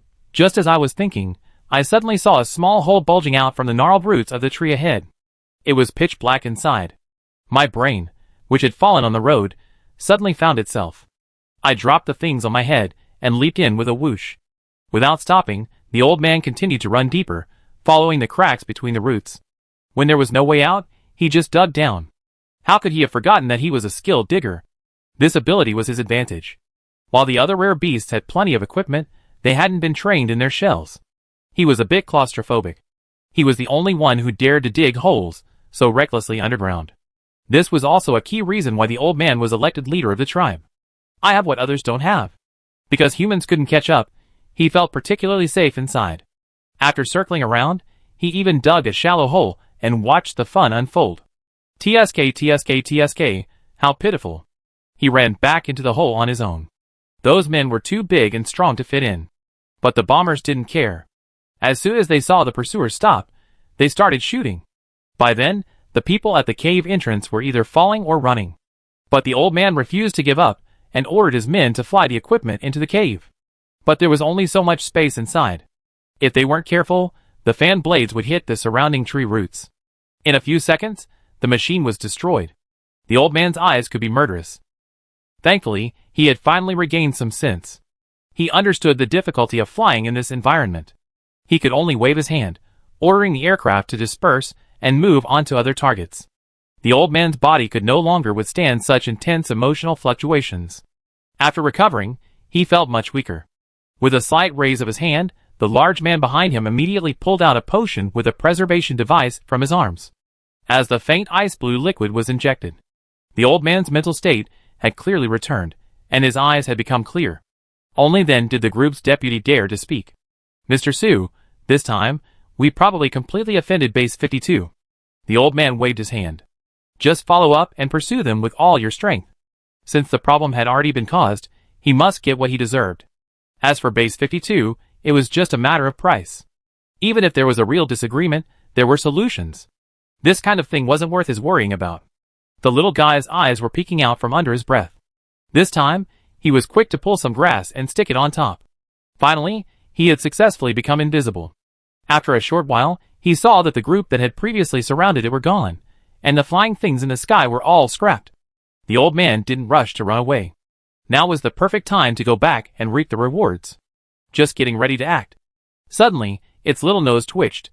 Oh no! Something's happened to its precious baby. It leaped up and immediately scrambled out of the cave. It ran towards the smell of blood, its back on fire. Chapter 887. The situation was critical. After Ji Xian sent the message back, they immediately received the order to assemble. Chu Xi had been trapped in the enemy camp, so Ji Xian had wanted to get her out. Now, hiding anywhere would definitely be better than accompanying him into battle. Carrying her turtle shell on her back, Sister Chu found a tree and climbed up. She was incredibly experienced in this sort of thing. Chu Xi crouched in the treetops, watching Brother Xian's car retreat. Not long after, she returned with the main force. The soldiers from Base 52 also approached. But why was the situation different from what everyone expected? Are they trying to feign surrender? Just as the girl was thinking this, she saw the bombers first fire at one of their own men. The front row collapsed within seconds. Sister Chu peered through the binoculars, trying to discern any flaws from the subtle expressions of the men. The men at Base 46 were also doing the same thing. They couldn't believe the enemy would surrender voluntarily, given their overwhelming advantage. But the message couldn't be clearer. Without a white cloth nearby, some people hurriedly took off their clothes and waved them around. This did have a benefit. Although he was quickly hit by the drone sniper fire, the poison needles, while powerful, could easily deflect the target after penetrating clothing. Seeing it was effective, the others immediately followed suit. For now, the men at Base 46 were still watching, but these drones were actually firing. The only thing they could be thankful for now was the cost savings. The needles they were equipped with were merely soaked in a high-potency anesthetic. But this was deadly enough, and it was almost dark. Fainting outside was no different from seeking death. These people were so eager to surrender, simply hoping someone would pick them up after they fainted. The battle between the two bases wouldn't last long. I heard that other large bases had already intervened to mediate. In other words, regardless of who won or lost, being brought back meant a better chance of survival than being casually dumped out in the wilderness. The people at Base 46 naturally wouldn't believe it. But these people were so engrossed in the performance. They sent out assault troops to test several people in succession, and they all turned out to be anesthetized. Watching them lying on the ground pretending to be dead, Command slapped their thighs. How could they not eat the meat that was delivered to their door? Of course, they were also cautious. Everyone was equipped with a needle and a small bottle of high-potency anesthetic. No matter if you're truly poisoned or not.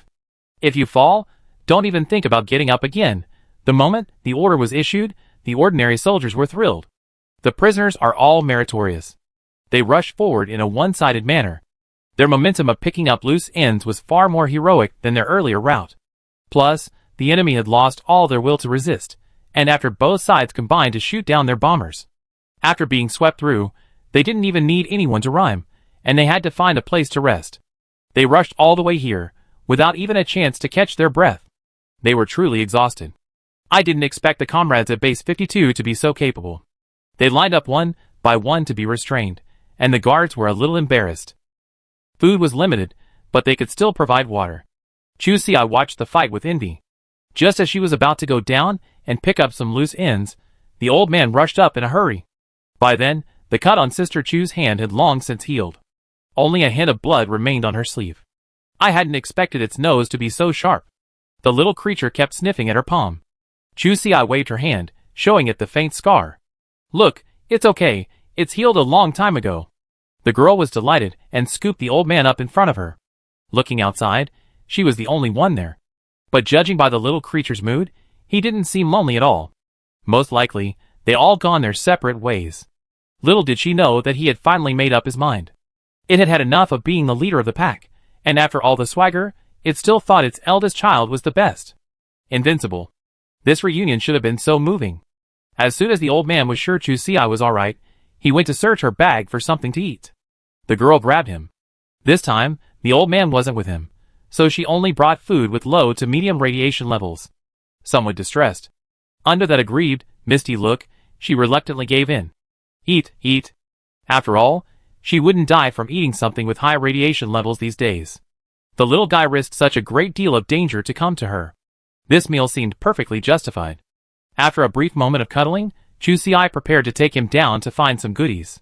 Of course, the old man was only fit to stay in his shell. After all, there were so many people here, and it wouldn't be good to be spotted. Even the experienced packs were running out. She had to hurry. Just as she was about to climb down, the little guy hooked her clothes. She knew Chu Xi's look so well. It's a great place to find bargains. And it even has a way to find endless bargains. Sir, it's so proud. Chapter 888. Look at that little guy's smug look. To be honest, before the surprise, Juicy Eye calmed herself down. There was no way she could help it. She was afraid of being ripped off. When they went out alone, nothing good ever happened. Clearly, Sister Chu wasn't prepared to wade into this mess. Pretending not to understand the little guy's expression, she slid down the tree. She quickly took photos of the shoulder badges of the people nearby and uploaded them. It felt so good to have such easy access to merit. Unfortunately, if she went any further, she wouldn't have gotten any. He was so anxious. Their precious treasure still lacked experience. They just found a few people, and they were so happy. They had a lot of them. But Juicy's understanding was really poor this time. The little guy hinted and hinted many times, but she remained indifferent. Unable to bear it any longer, it could only drag its shell along with it and run. This thing was quite tricky. It couldn't drag itself along as fast as Sister Chu could run. So it had to roll. It really worked. Not only did its speed increase by a factor of 10, but the contents were scattered all over the floor. Juicy Eye looked back. The image of her always cheerful and strong woman instantly collapsed into a bitter melon. Without any real self-defense weapon, she was going to chase it desperately. Along the way, she had to tidy up her own things. And so, they chased it all the way to their destination. Looking at the scattered experience packs not far away, Sister Chu's eyes lit up. She had never thought that this little guy had actually accomplished something significant this time. After sweeping everything, she discovered the underground cave entrance. Wow, there were a bunch of broken-down bombers inside. Reaching in, he pulled them out one by one.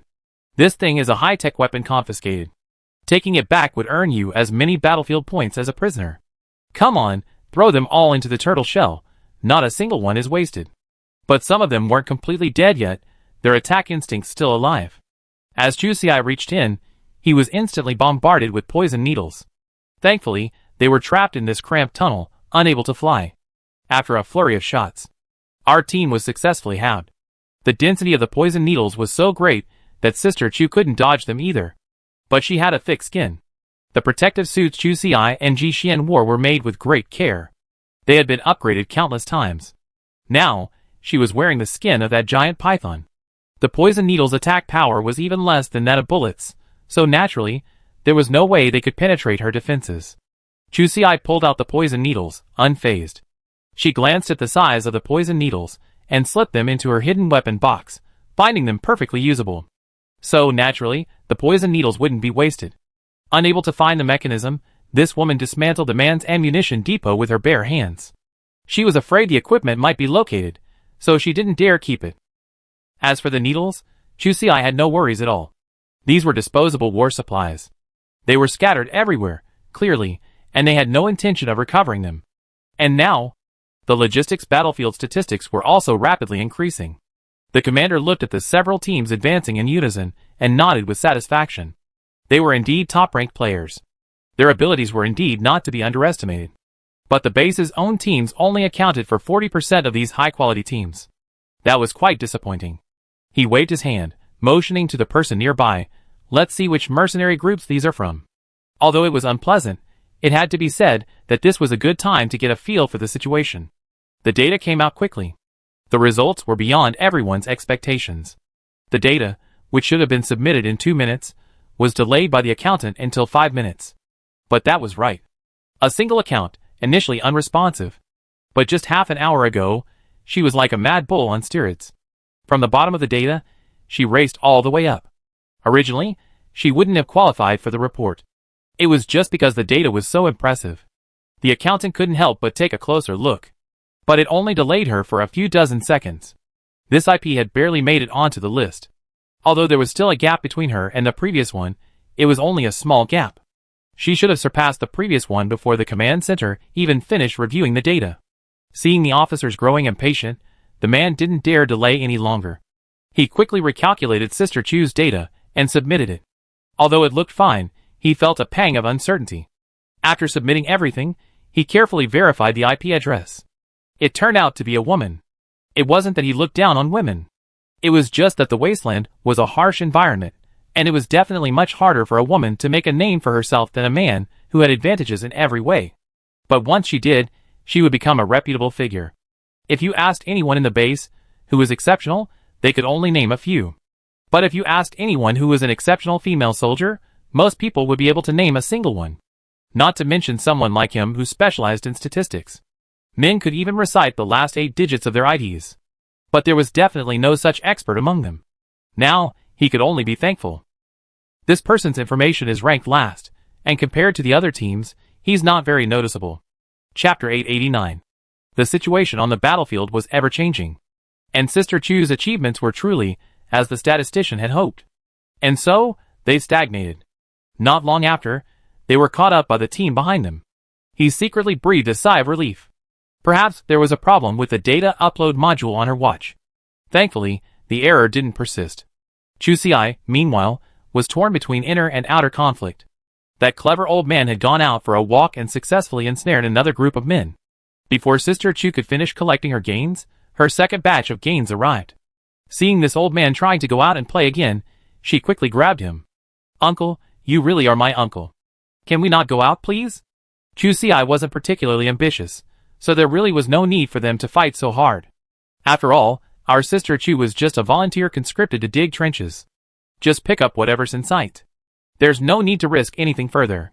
She couldn't underestimate the enemy's strength. Especially those bombers, which have so many capabilities. There's direct human monitoring in the background. If I use this trick twice, then whoever gets caught next time might be caught. Thinking of this, Chu Xi suddenly felt that this place was no longer safe. She had planned to quickly scan the code and leave. But this was the wilderness. The last thing she wanted happened. The smell of blood on the battlefield attracted some mutant beasts. Originally, to avoid excessive innocent casualties. This was the norm on the battlefields of the Wasteland. Wars like this were always fought quickly and resolved quickly. The defeated side quickly retreats, and the victorious side will also swiftly clear the battlefield. But before the two armies clashed, Base 52 had already engaged in internal conflict. And it was a state of complete chaos and disorder.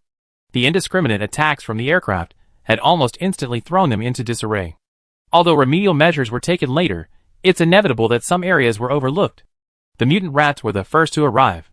While their combat power wasn't high, they were skilled at digging holes.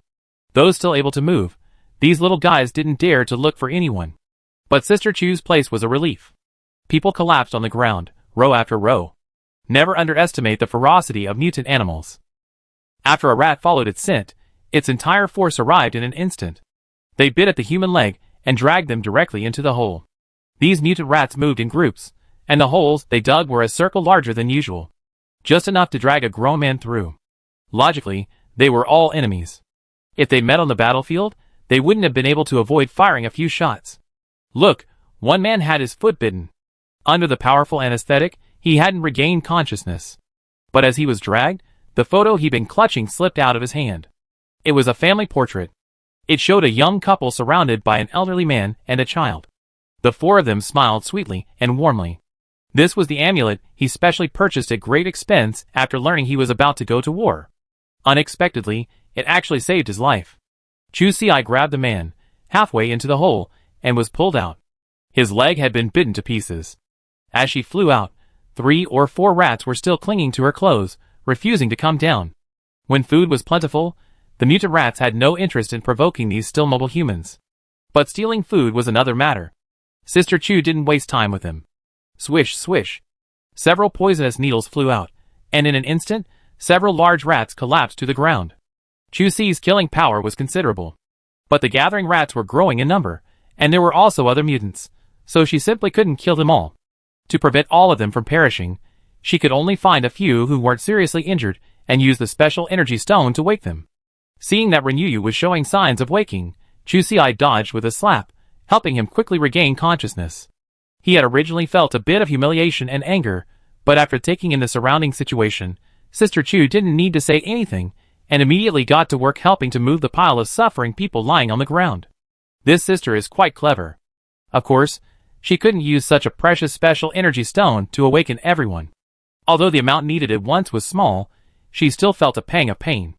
This treasure belonged exclusively to her brother Xian. The girl's face turned a little green, and as she rescued the people, she felt regret.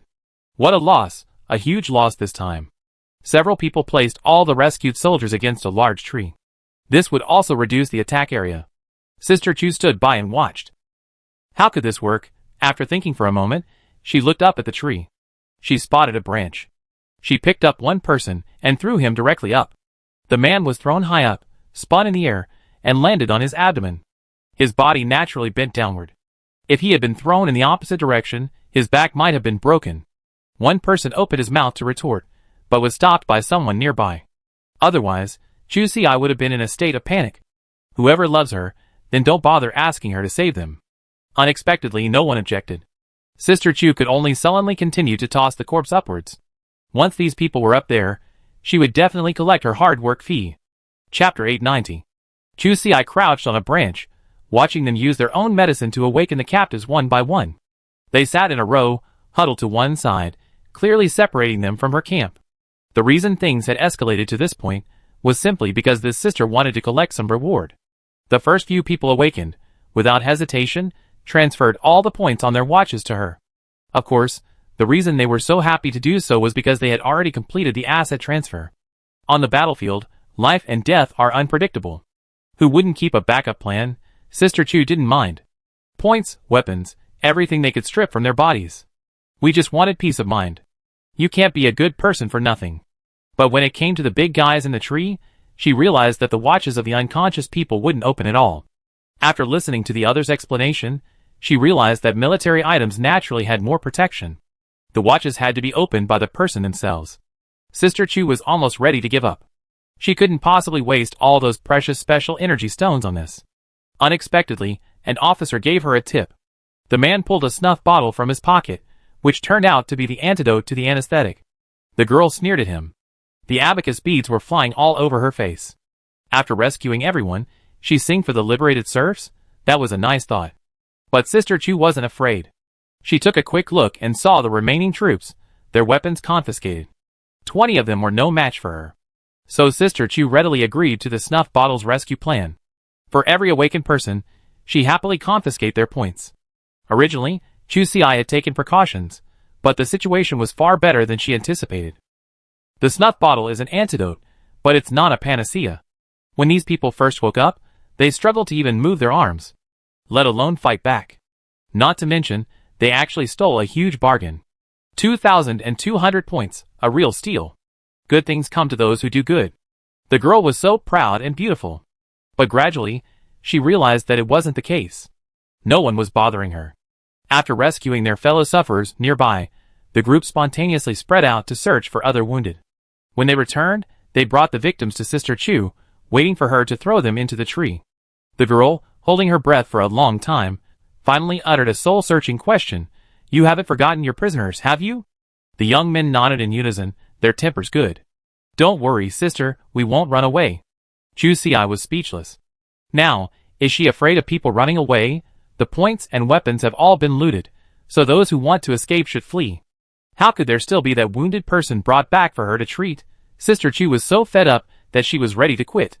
She couldn't just kill everyone outright. But running away wouldn't be a problem at all.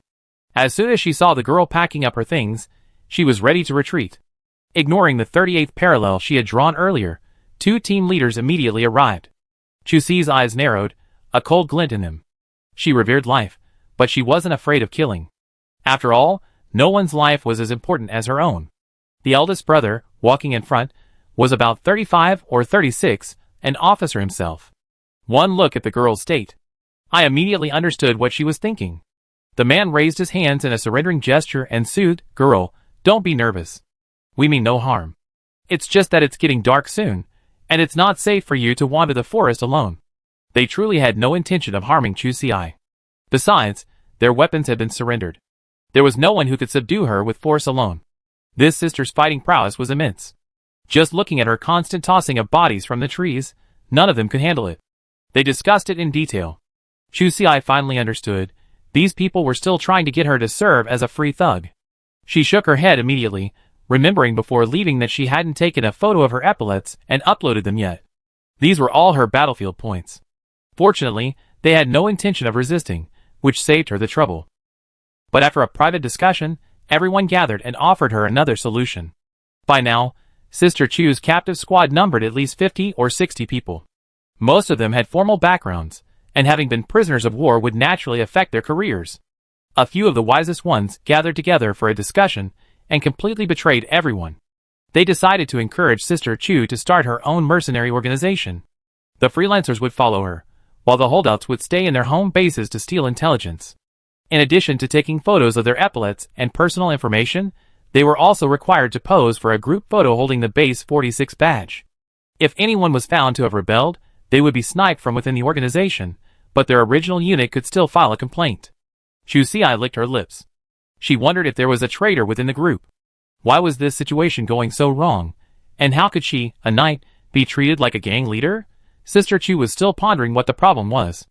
Then came a piece of good news from Base 46 headquarters. Sir, Qingyu has reported back. Operation Scorpion Tail was a success. Huh? The commander standing in the middle smiled instantly. They hadn't been able to contact this guy before. I hadn't expected that upon contact, they'd bring back such great news. Chapter 891. The current situation was quite awkward. They had imagined a beautiful future for Sister Chu, one of power and wealth. But Chu Si refused to buy it. She took a step back, firmly making a cross gesture. She gave a dry laugh. Do as you please, I let it go. Are you kidding me? Just a few words, and they're trying to get a little bitter girl like her to take the blame? What kind of good things were they dreaming of? Although Sister Chu's political acumen wasn't high, she couldn't immediately understand what this scheme was all about. But as long as she stayed out of the game, no one could trick her. Chu Si knew nothing about the Scorpion Tail project. She simply felt that this situation had developed so strangely. Shoved into this situation, this group had even decided which base to apply for. Now, looking at this group of weaklings, she felt that no matter who she looked at, they looked like vicious beasts baring their fangs. Danger warnings blared frantically. A vast web of conspiracy loomed over Chu Si. It seemed as if it would entrap her in the next second. I didn't even dare to insist on uploading the epaulets. For now, preserving myself was more important. She already made enough money, so if not now, when, thinking of this, the girl didn't hesitate a moment. She simply carried her tortoise shell on her back and ran away. Her back was filled with such determination. Now, she was the only one left with flying tiger claws in the tree. Those men couldn't catch up even if they tried. The captives were dumbfounded. The culprit had just slipped away. Everyone stood there, staring at each other in bewilderment. Logically, they should be happy now that their oppressor class is gone. But now, no one can be happy. Many people are already cursing inwardly. You girl, if you wanted to run, you should have done it sooner. If those photos hadn't been taken, they could have easily pretended that what just happened never happened. But now, they all have criminal records. Su Tao's expression was also uneasy. Logically, he'd been undercover for so many years. What had he not encountered? He should have developed the ability to remain calm even in the face of a catastrophe. But he couldn't help it. His blood pressure rose rapidly. He immediately wanted to flip the table. This is the person the organization sent to contact him? Originally, he feared she was unreliable because she was just a little girl. Now it seems, she's particularly unreliable. He thought she was acting so unconventionally to lower everyone's guard. It worked quite well indeed. A few troublemakers also agreed to their plan. But things had already reached the final step, and this woman just retreated without a second thought. Before leaving, didn't she realize she'd forgotten something? Operation Scorpion Tail was already mostly executed, and they hadn't even touched base yet. No instructions for the follow-up work. The man felt a little bald. He reached out and lightly covered his watch. He was already thinking, if all else fails, he'd have to take the risk of contacting the organization via secret letter. But as soon as he raised his hand, he was pulled aside. A quarter of an hour later, the man walked back from behind a branch, his eyes empty. After a long pause, he placed his left hand on his forehead and sighed heavily. Wrong. Wrong. Wrong. It turned out to be completely wrong. The promised superior support was actually a trap set for him by Base 52. He fell for it, but before he could reveal his undercover identity. Later, the bomber lost control, and many things went awry. More and more people were injured. Base 52 could be said to have been completely betrayed by its own people. In the end, it evolved into the current situation. By some strange coincidence, Sister Chu rescued him. And the people she rescued were a complex bunch. In addition to most ordinary people, there were undercover agents from Base 46, as well as those who set up the trap for the undercovers. Now, after the showdown, they had formed a mutually constrained relationship. The evidence was mutual. If it was sold, no one would stand to gain. The original plan was miraculously executed. However, the core had long since changed. It was no longer a weapon specifically designed to serve Base 46. Instead, they turned around and became a troublemaker. After discussing it, the group decided to strike out on their own, leveraging the strengths of the others. They would begin by gathering intelligence on the two bases. After screening, they would then decide on a specific direction of development. Of course, they had not forgotten Chusi, their savior. Although her style was extremely unreliable, something magical was that she seemed to be the only bond of trust between the various parties. Now, although they were all reluctantly on the same boat, there were still some things they could not fully trust. At this point, a simple and honest third party seemed essential. Chapter 892. It's definitely not safe for a little girl like this to spend the night outside alone. With just one sentence, Sister Chu's tragic fate was sealed. Concern for her safety was one thing. More importantly, the two factions were using this incident to determine who was superior and who was inferior. Thus, they sought to assert dominance. Put simply, whoever could bring Sister Chu back first would have greater influence within the organization. The anesthetic had just worn off, and the soldiers were struggling to even stand. They leaned against a tree trunk, recovering their strength as quickly as possible. When they heard they were going out to rescue someone, several of them looked up in surprise. Were they mistaken? They had all seen that girl's skills. She was a truly exceptionally strong young woman. Even compared to their usual combat prowess, she was no match. Now, were they going to force their remnant soldiers out to offer warmth? Many were confused, but many also understood the situation. Now was a good time to take sides. Besides, Su Tao and Wu Yu were both highly charismatic figures. Soon, they each sent two people after them. Chu Si was fast. But they weren't worried about catching up. They were all elite in the army. When Sister Chu left, she hadn't imagined they would be so shameless as to pursue them relentlessly. She hadn't bothered to remove any traces of her journey. At night, she had spread out her shell and prepared to sleep.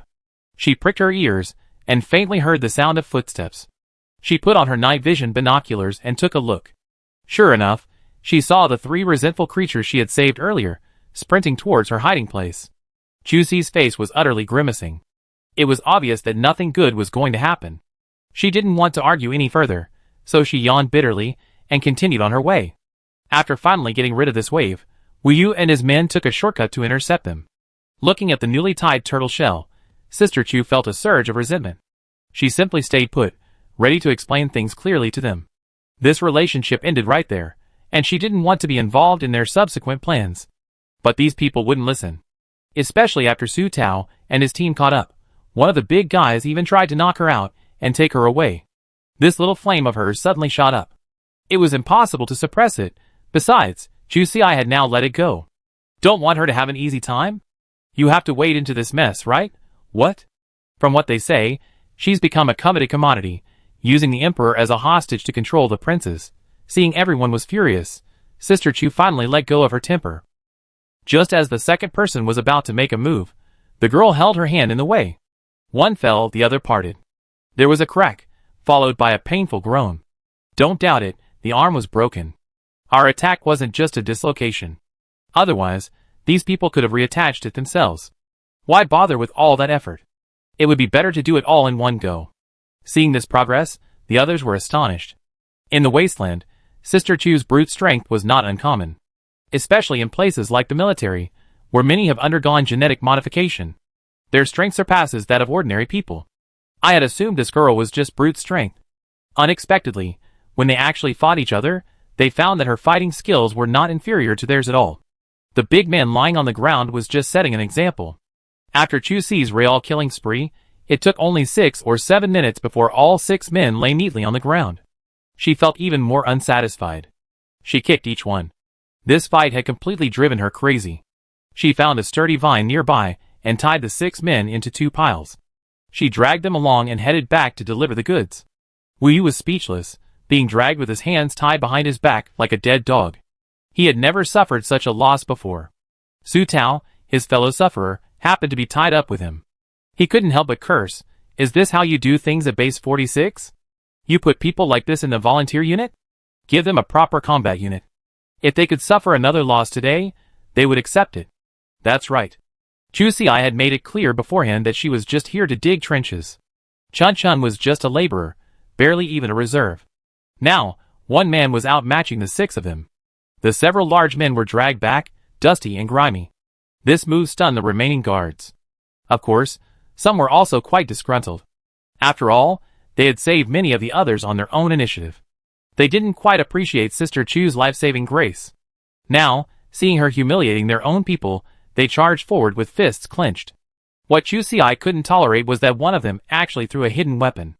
The man's attack was at a tricky angle, flying right past her eyeballs. Turning around, Sister Chu's eyes were filled with coldness. She held her breath. With an expression of utter calmness, she released Su Tao, Wu Yu, and the others. Take care of it yourself.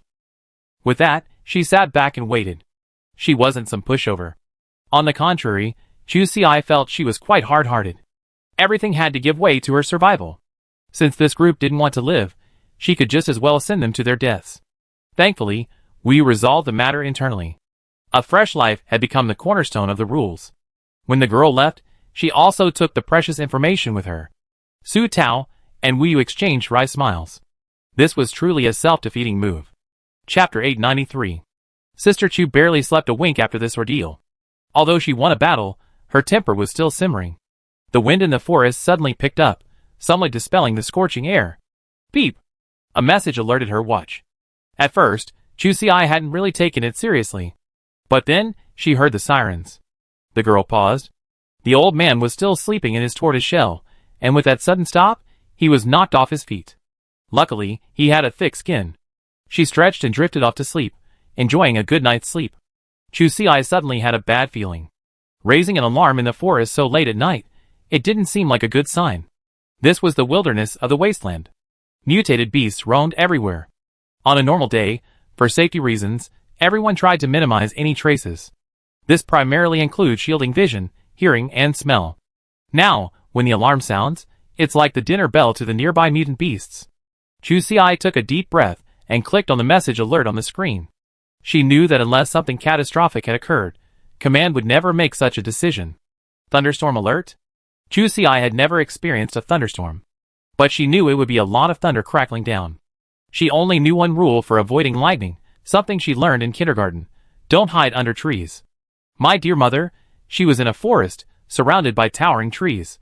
Anyway, it looked like a perfect place to attract lightning. The elder sister's heart sank. Based on her past experience, the arrival time was about 5 to 10 minutes after the notice was issued. And it took 2 days to drive from here to the base. And relying solely on running now? By the time she got out, the daylilies would have been frozen into shards.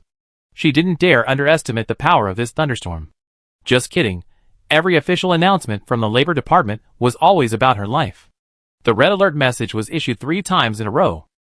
It showed how seriously the command was taking it.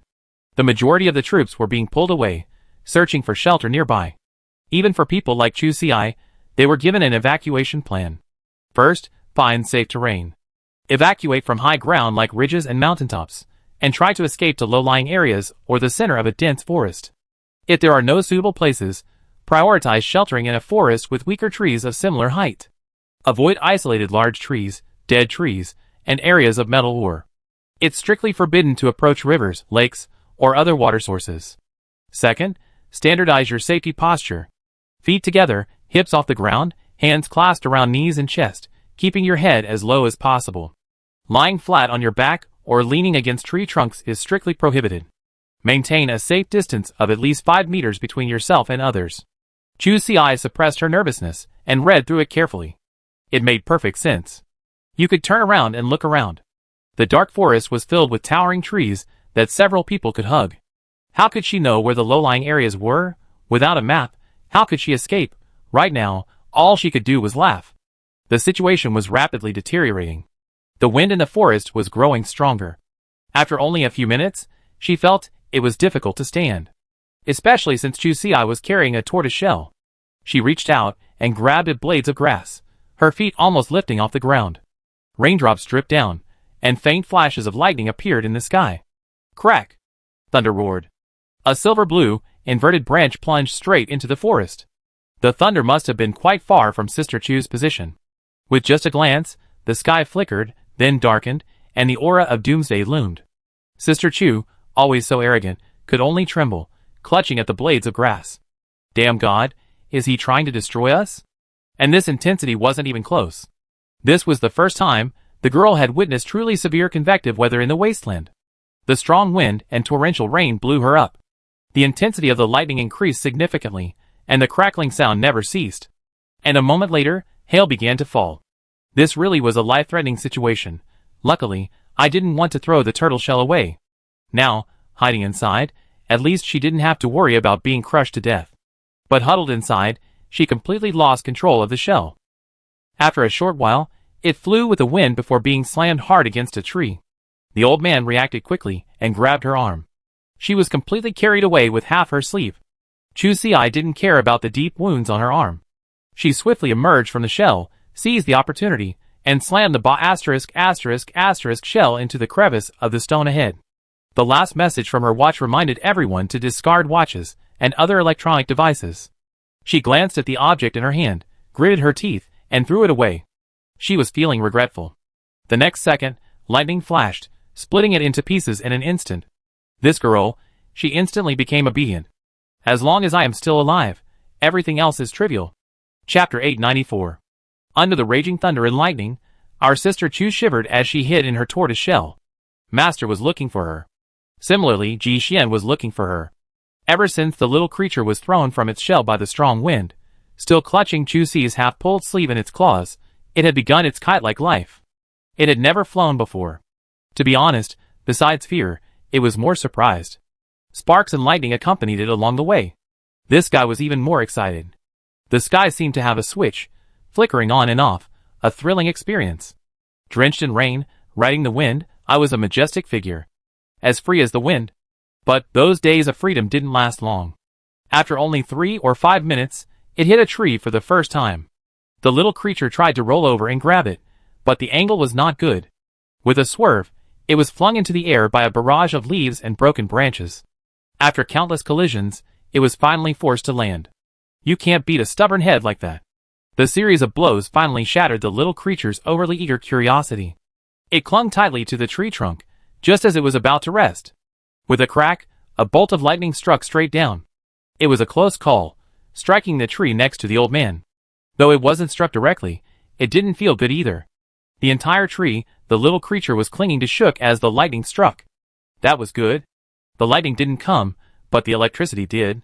After a moment of numbness, the old man froze, his mouth crooked and his eyes squinting, pinned to the tree. The pain was so intense that the tip of his tail was bent straight out. Now, not only was its body immobilized, but even its brain felt like it had been roasted. Its vision went black, and its hearing was nearly numb. A crackling arc of electricity swiftly shot through the old man's body. The aroma of meat, mixed with the smell of burning, wafted through. This creature's shell was covered in numerous black patterns, like leaf veins, rapidly coating its entire body. Its senses were stripped away.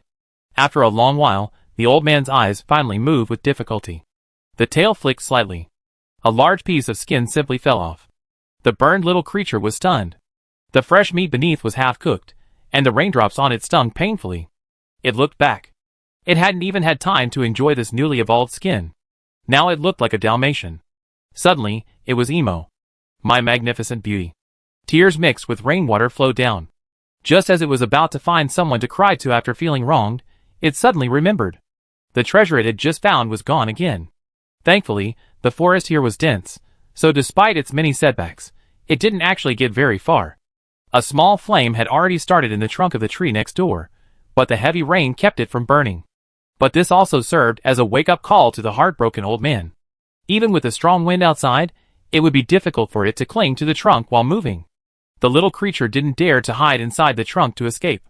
If lightning struck, the entire tree would catch fire, and it wouldn't be able to jump out in time. Testing the wind direction, it finally made it down to the ground. Step by step, tentatively moving forward. It had never realized how tall a tree could be. As soon as it touched the ground, it immediately dug downwards. Without the fierce wind outside, its progress instantly accelerated significantly. Looking at its own skin, it was filled with grief and indignation, working with great success. After a while, it would dig out again to test the scent. The wind in the forest was strong. Thankfully, Chu Si was always there. Not long after, the old man came to find it. At that time, Sister Chu was so frightened by the thunder that she covered her ears and closed her eyes.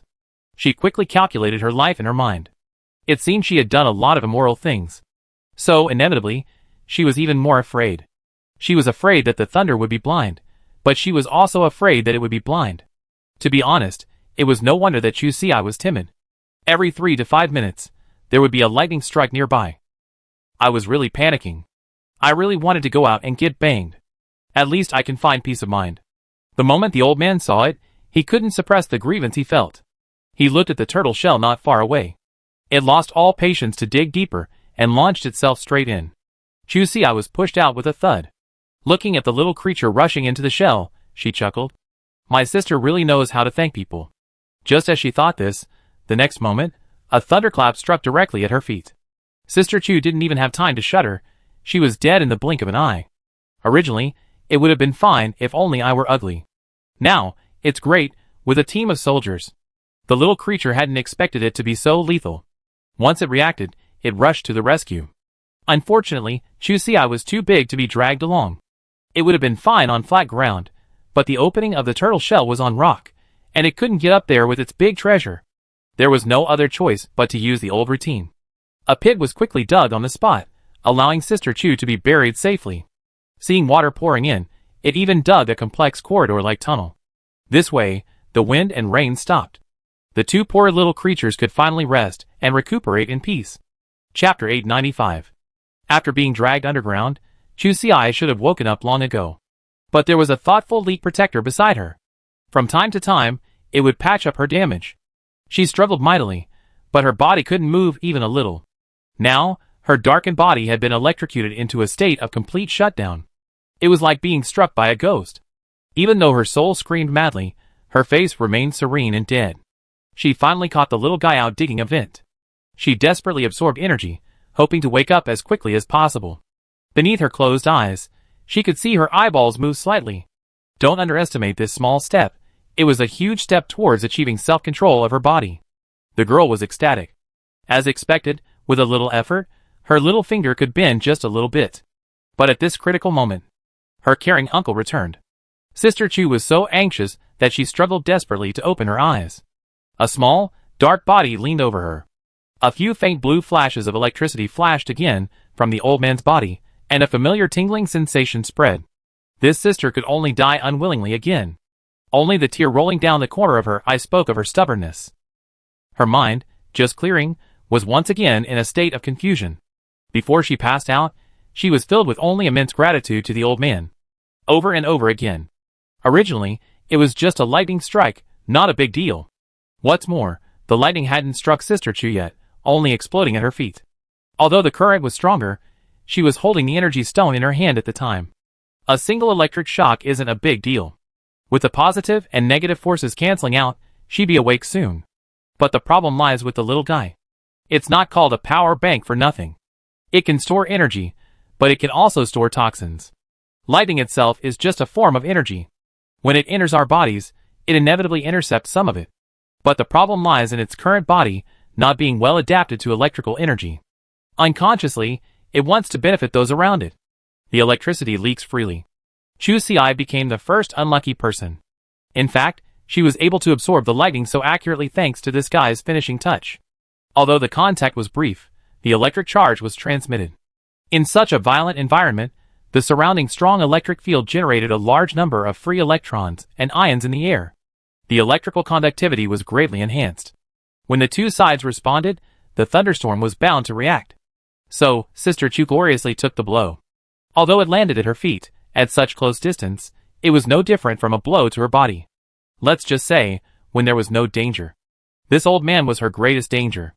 And that wasn't the end of it. Back in the cave, she still had to constantly accept its gifts. Chusi was speechless. Such a jerk, what was wrong with mentally cursing it? Sizzling, sizzling, another burst of electricity. Well, under the little creature's meticulous care, she finally lost even the energy to complain, and her soul fell into a deep sleep. When she woke up, Ji Xian was by her side. Before that, Sister Chu had used up all the energy stones in her hand. The man changed her clothes twice before pulling her back from the brink of danger. After seeing the person clearly, Chusi sat up in surprise and hugged him. In this weather, Brother Xian could even take photos. This must be true love. But soon, her smile froze on her face. In the dim light from the cave, The girl saw that her arms and hands were covered with leaf veins, struck by lightning. Dark veins crawled in clusters all over her exposed skin. She pushed the man away. She quickly lifted her clothes to examine him. Sure enough, they were just as ugly. Sister Chu couldn't even imagine what her face would look like. She had worked so hard to cultivate that fair, tender skin. Now, it must be Wu Daolang who was alive again. Fearing she would be overwhelmed, Ji Xian quickly hugged her to comfort her. It's okay, it's not ugly anymore. He didn't even dare to mention recovery. These were traces of an electric shock. Sister Chu's injuries had long been healed by the energy stone. But these charred lines showed no sign of fading. It was very likely that they were beyond the control of that energy. His wife would likely remain like this for a long time, perhaps even her entire life. Brother Xian didn't care, but he was deeply worried about Chu Xi. His wife still cared deeply about beauty. If she gained a little weight and had a more rosy complexion, she would be happy for a long time. This time, Chu Xi leaned weakly on Ji Xian's shoulder and reached out to tug at his sleeve. Is your watch still there? I want to see my face. In fact, she had a general idea of what was going on by now. But she still held on to a glimmer of hope. Ji Xian's body stiffened slightly, but quickly returned to normal.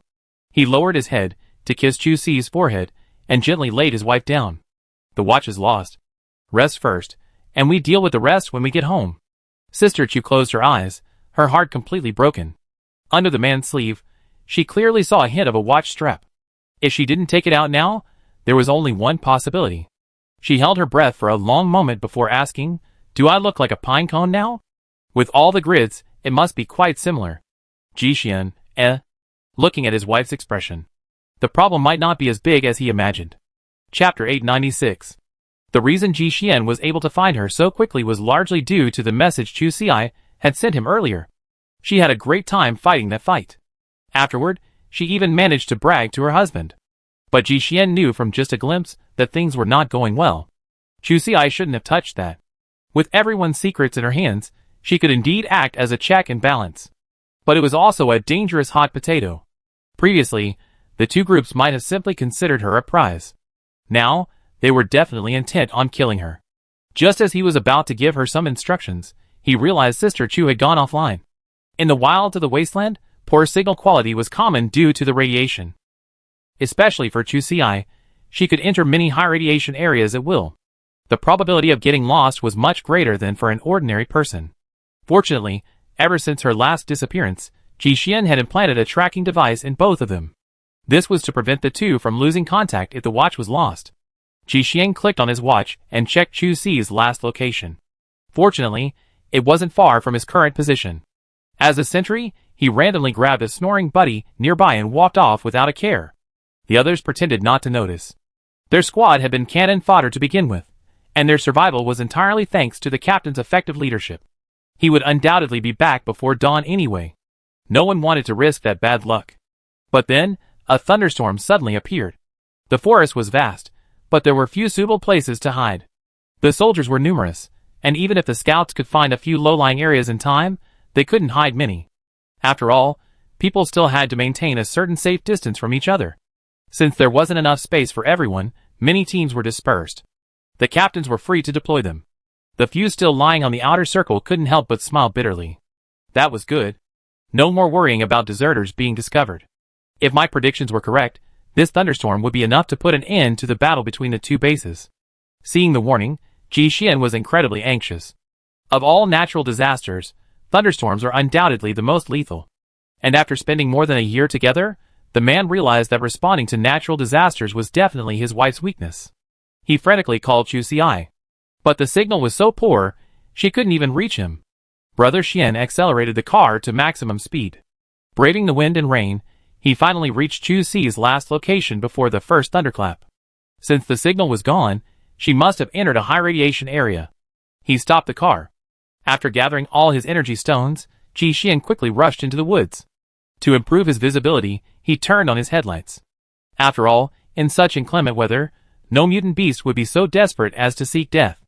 Following Chu Xi's behavior, he searched for her flying tiger scratch marks on trees of similar height. Sure enough, he soon found some. From this, Ji Xian was able to roughly determine the direction. Later, he saw several long scratch marks on the trees. And the broken flying tiger claw finger lying on the ground. He had a rough idea of what was going on. The man took a deep breath. He could only move quickly in the direction of the wind. But the wind in the forest was constantly changing, so he could only estimate the general direction. The thunderstorm had finally caught up. Ji Xian's speed had undoubtedly been greatly reduced. The longer the gap, the lower his chances of finding Chu Xi quickly. Thankfully, his luck was pretty good. No lightning had struck in his direction. Suddenly, Brother Xian paused. With Chu Xi's luck, since his own methods weren't working, he didn't mind praying to God. The man held his breath and carefully observed the density of lightning nearby. Then he ran towards the area most likely to be struck by lightning.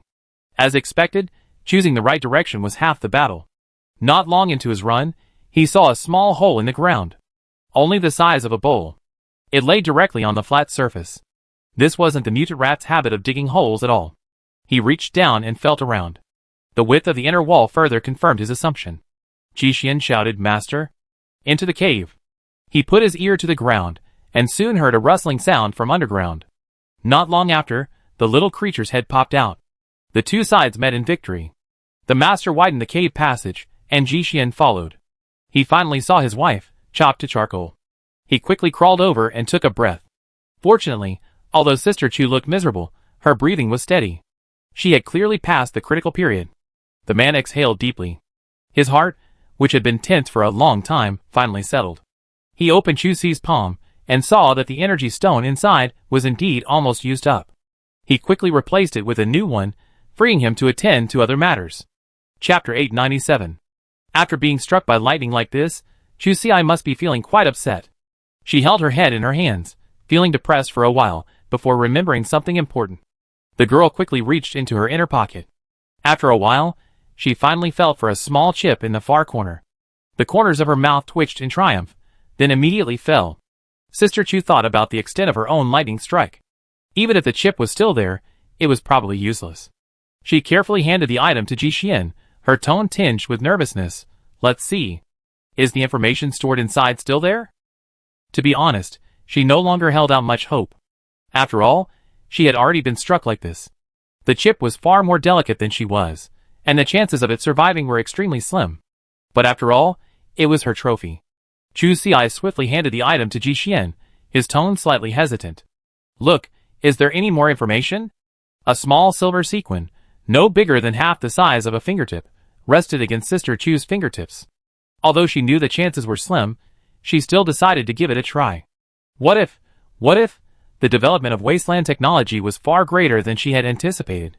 What if this information was stored in partitions? I don't expect it to save all the information, but keeping some would be enough to exchange for some points. It's better than losing it all.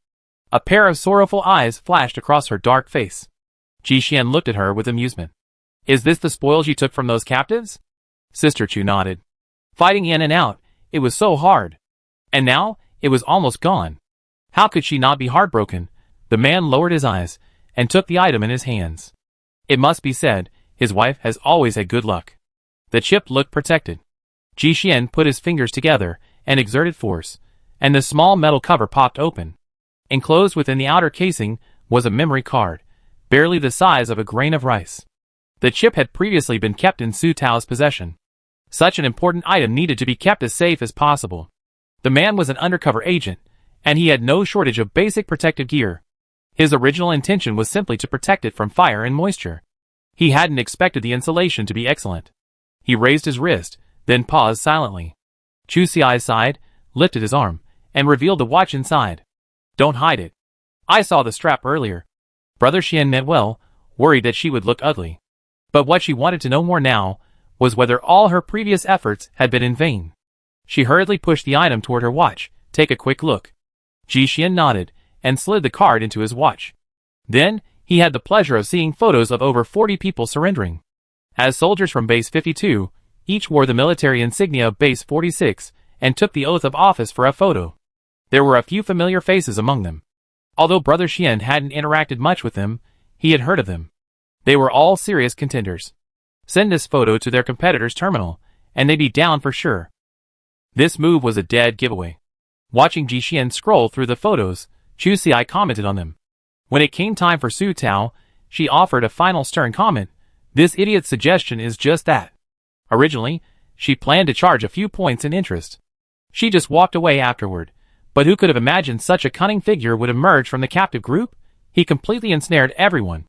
Only then did she realize, is this guy's brain screwed? If he doesn't want me to upload my epaulets, he could bribe me with points. She wasn't exactly a completely honest person. Everything was negotiable. But he insisted on giving everyone a handle. Now, everyone's tied to the same boat. For him, it's all bad news and no good. Chu Xi sighed. Could this scoundrel be an undercover agent planted by Base 46? If not, what kind of brain hole would he have to do such a thing? Ji Xian nodded. Sister Chu was stumped. After a long pause, she asked in disbelief, is that really the case? Now that Brother Xian had reminded her, she thought about it more carefully. The more I looked, the more it seemed like that was the case. Ji Xian continued his analysis as he flipped through the photos. The situation is even more complicated. Someone here must know his undercover identity. Otherwise, the situation wouldn't have turned into a duel between the two sides. Yeah, the girl nodded in agreement.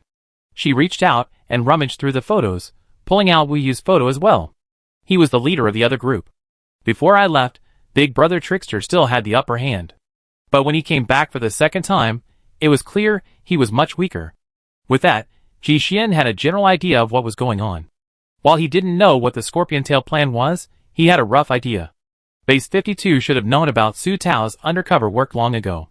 They had used this war as a trap for him. Unexpectedly, midway through the battle, their own bombers suddenly lost control. Things didn't go as planned. After a barrage of indiscriminate attacks, everyone was taken down. Then, Chu Xi appeared and rescued them. Su Tao, believing it was one of their own, actively proposed this deceptive plan. The insider at Base 52, unsure of Sister Chu's situation at first, didn't dare act rashly. But after taking the photo, the girl immediately quit. With Sister Chu gone, Su Tao was left alone, naturally no match for the others. But he had the killer photo of that group. Thus, the two forces had a check and balance of power. Wu Yu possessed superior capabilities across the board, so he naturally refused to be controlled. Later, a showdown ensued. They decided to establish a faction that wouldn't solely serve Base 46 or Base 52. A faction unique to them. Their goals were aligned, but they ultimately lacked mutual trust. This inevitably led to a struggle for supremacy. But now, they were family, and a life-or-death struggle wasn't an option. So, whoever could capture Chu Xi, their savior, became their new bargaining chip. But they hadn't imagined that a single thought would lead to hell. Sister Chu, irritated, simply cut off their support. She hadn't meant it that way. But with the chip, he was undoubtedly the true leader of that gang. Ji Xian lowered his eyes and twirled his index finger. Some things can't be avoided. Why not exploit them? Chapter 898. Surviving this lightning strike. Although Sister Chu was physically strong and had the energy stone to repair her in time, she still expended considerable effort. Seeing that the chip was fine, the troublemaker had been dispatched by Brother Xian. Now, she could finally get a good night's sleep. Holding on until this moment. Chu Xi was already exhausted. Not long after lying down, he began to snore softly. His rhythm gradually synchronized with the thunder outside. Seeing his wife sprawled out in the cave, Ji Xian smiled and shook his head. Being open-minded is definitely a benefit. The disfigurement issue, which the girl had previously been extremely concerned about, was also suppressed under the intense sleepiness. The issue was put aside and discussed later. It must be said that she truly had a good attitude. The man leaned against the cave wall, his eyes slightly closed. He had just returned from the battlefield, and his physical and mental fatigue was no less than Chu Xi's. The crackling of thunder in my ears never ceased. It was clear that the thunderstorm was still going on. Judging from the frequency, the intensity was about to increase considerably. Ji Xian sighed slightly, his eyes opening with a hazy expression. Compared to the tranquility of the cave, the outside world was now like purgatory. The continuous cracking of thunder, the flickering sky, the strong wind, the torrential rain, the thunder and lightning, the flames. All seemed like divine punishment from heaven. Now, the two armies were engaged in battle. And the places to hide in the wild were limited. This hell on earth, unavoidable. Many people also thought of digging holes. Unfortunately, tools like shovels were lightning attracting. Compared to those who found a place to hide, they were more likely to suffer disaster. Even if a few were lucky, they have a hard time digging deep enough in such a short time. It wouldn't be very effective for lightning protection. This, in turn, does indirectly vindicate the old man. It might not be very reliable in its actions, but within its professional field, we're definitely competent. Not only did the little guy dig deep enough, he also took into account issues like rainwater backflow and ventilation. It's a shame that the hero has now been expelled. From the moment he met it, Ji Xian noticed that it was constantly discharging electricity, intentionally or unintentionally.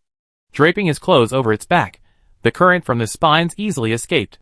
With a thud, it pierced the clothes. Brother Xian lifted his coat and saw the row of small burn holes. The old man still looked clueless. Thinking about the special design of the power bank, it was rare to see such a severe thunderstorm. This guy was immediately expelled for further study. It's no wonder the little guy has such a brilliant future. It's truly a case of a well-planned path to advancement. If Ji Xian dares to think, it will dare to act. The first few times he was struck, he felt a little pain. With each successive blow, he slowly began to settle in. After his muscles were numb, the energy surging down to his toes drove him wild. He chased the lightning the entire way. After this battle, the little guy, once so unsociable in appearance, finally turned charcoal black. It still had a matte, undulating texture. As he ran, tiny streams of electricity emanated from his body, shimmering silver. Added to the steam rising from the forest, this idiot suddenly took on a somewhat ethereal air. Luckily, a few people spotted a miniature of him, and they thought he was a rat undergoing a tribulation. He was having a blast. The return journey didn't begin until the thunderstorm subsided. By then, Chu Xi had already woken up.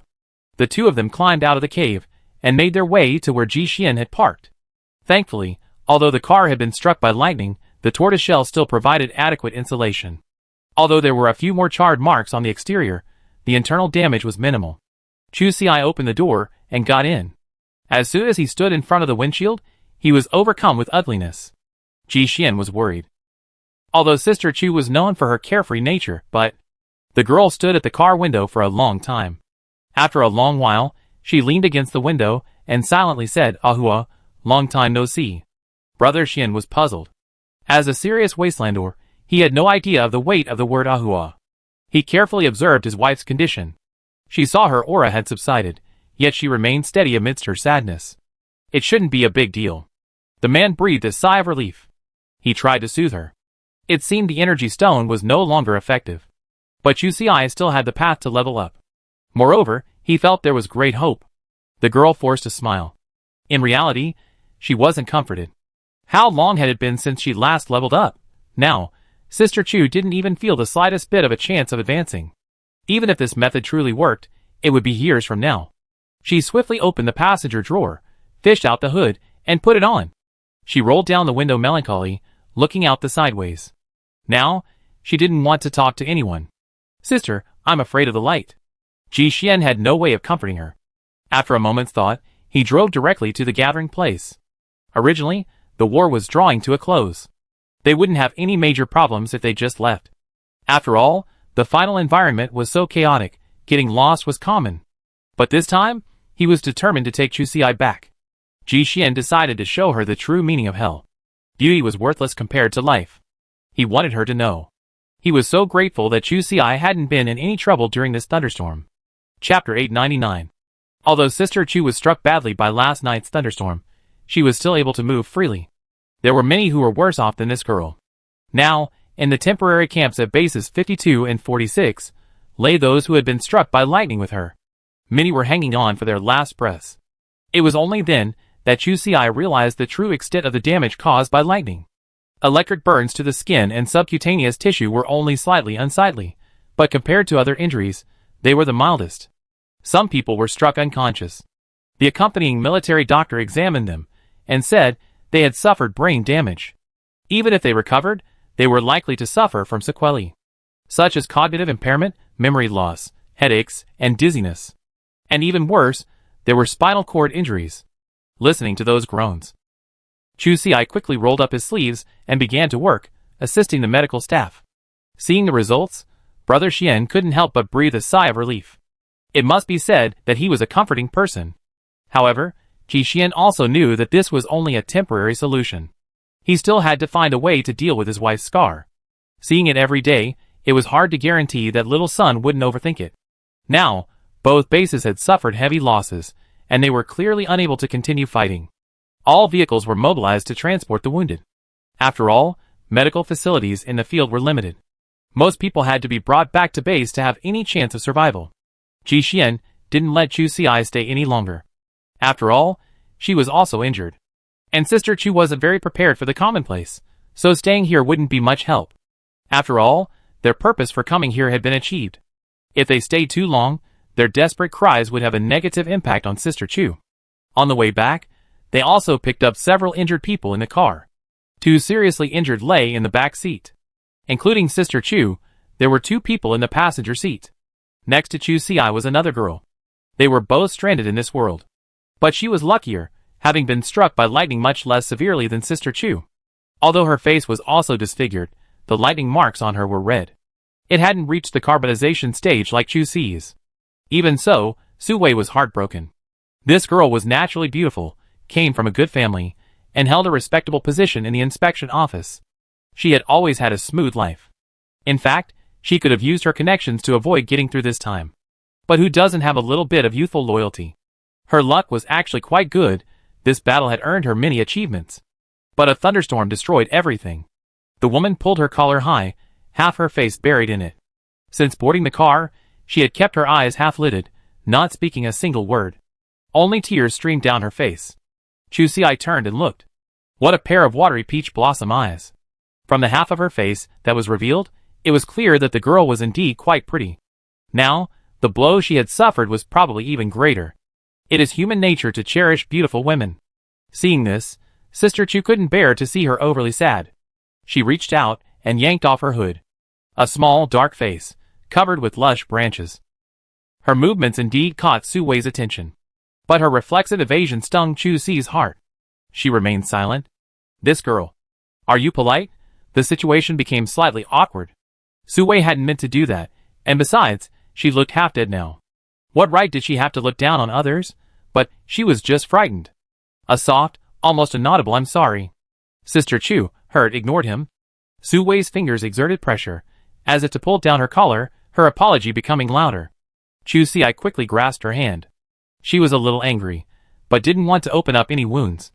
Su Wei was a quiet person, but she could still sense Chu Ci's kindness. This sister's facial disfigurement was even more severe than hers. She couldn't help but feel a surge of sympathy. After a moment's thought, she reluctantly pulled a small box from her backpack and handed it over. This was the face cream she spent so much on. Let's check out this Wasteland concealer. This was the first time Chu Ci had seen this thing. She held it in her hand, slightly curious, and tried it on her arm. It worked. Unfortunately, the concealing power still didn't meet her expectations. And the lighting strike wasn't smooth, even if the concealer was successful.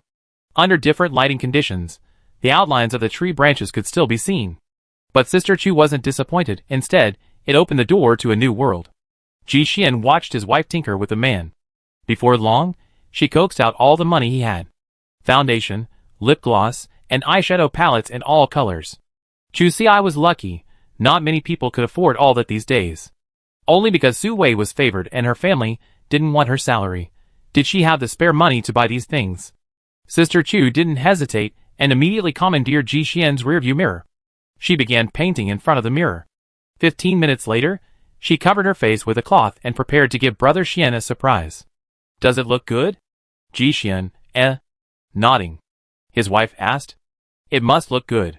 But he still needed to think carefully about how to appreciate it. This little face, painted in all sorts of colors, was a perfect camouflage. Lying in the bushes would provide excellent concealment.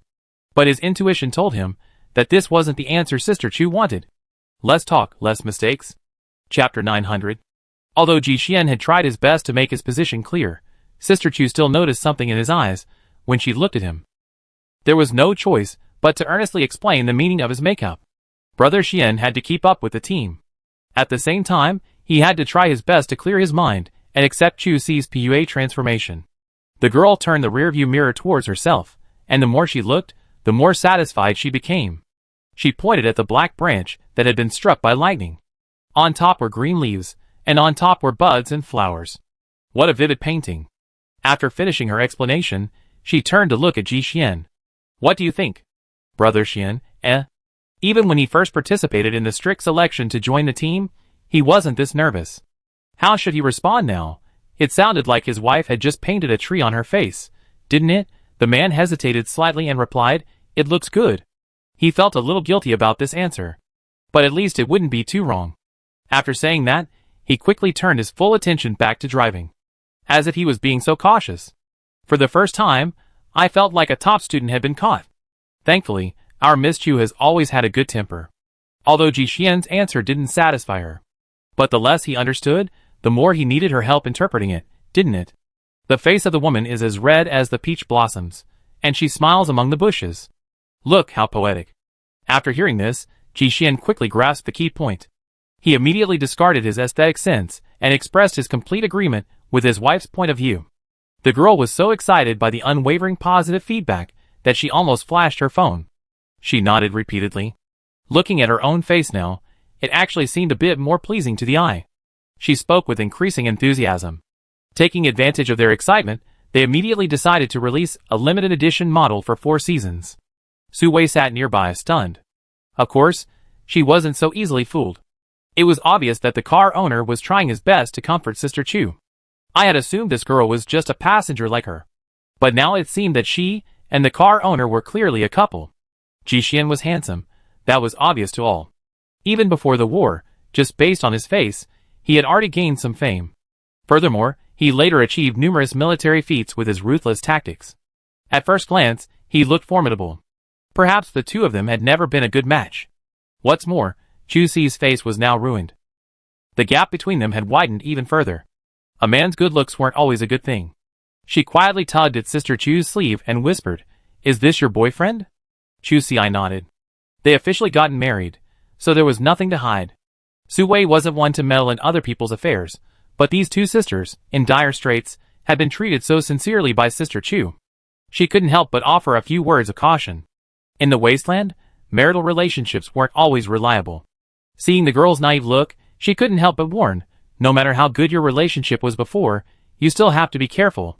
She reached out and rubbed her hands subtly. She meant to help her save some money, so she wouldn't be kicked out one day and lose her livelihood. This wasn't groundless worry. Especially after they were struck by lightning, they hadn't just become uglier. There's a good chance there will be other complications. It could manifest itself in a few weeks. Surviving in the apocalypse is already difficult, let alone for women like them, who have been struck by lightning and are frail. Chu Si understood and nodded cautiously. The two spoke quietly. But this was inside the car. No matter how quiet the noise, it wouldn't have escaped Ji Xian's ears. What's more, they were sitting right next to him. They were whispering non-stop. Seeing his wife about to be taken away, Brother Xian felt helpless. He agreed with Su Wei's statement. But each family's situation was different. Chu Si's eyes grew more serious. The man flicked her head.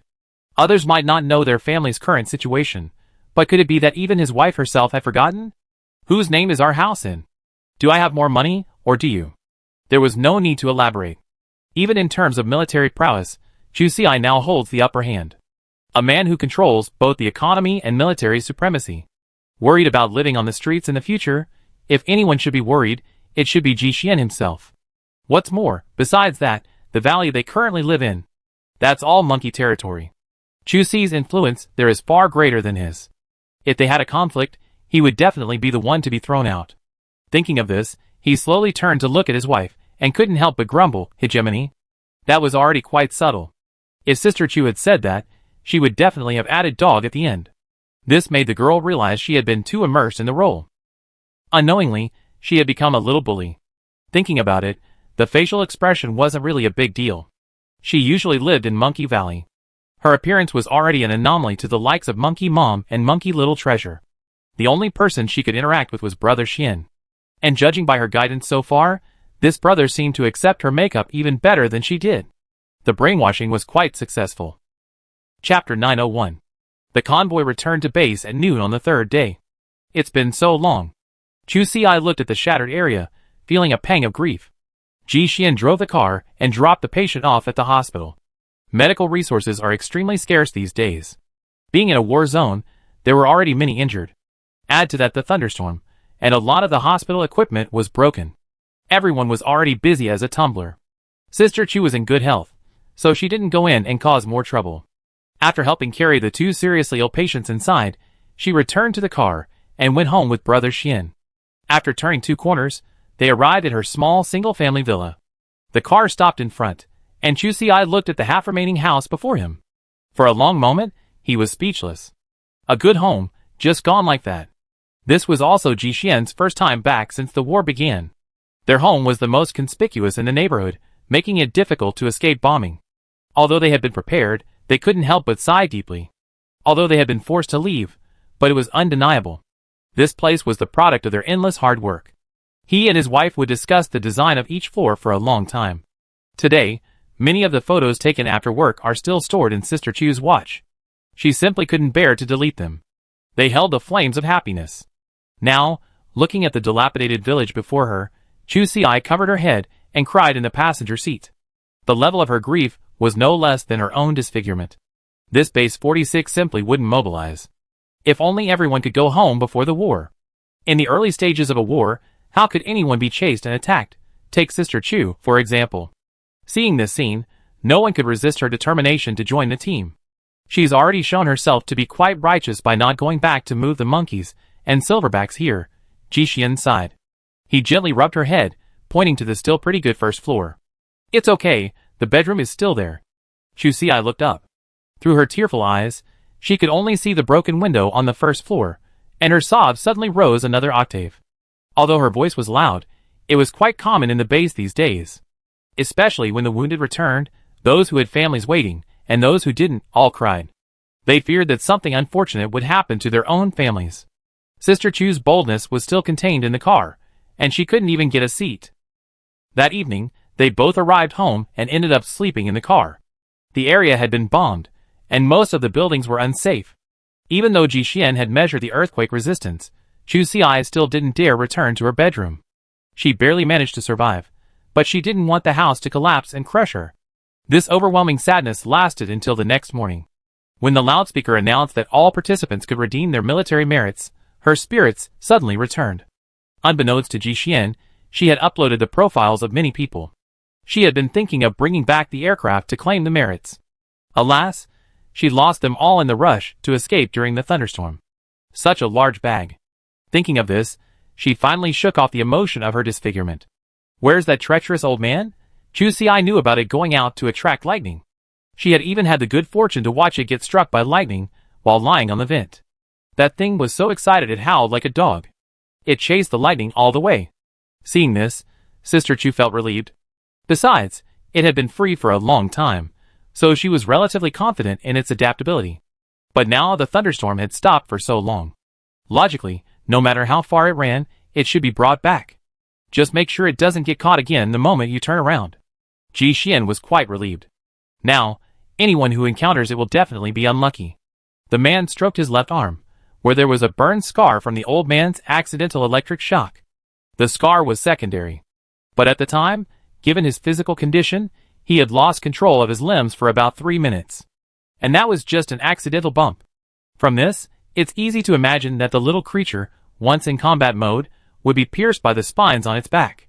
The consequences would be fatal. It wouldn't be much better than being struck by lightning. After much thought, Chu Si still felt a little worried. Safety was one thing, but she was even more worried about it recklessly chasing her all the way to the base. If anyone saw it, it would be a disaster. This didn't require 2 people alone.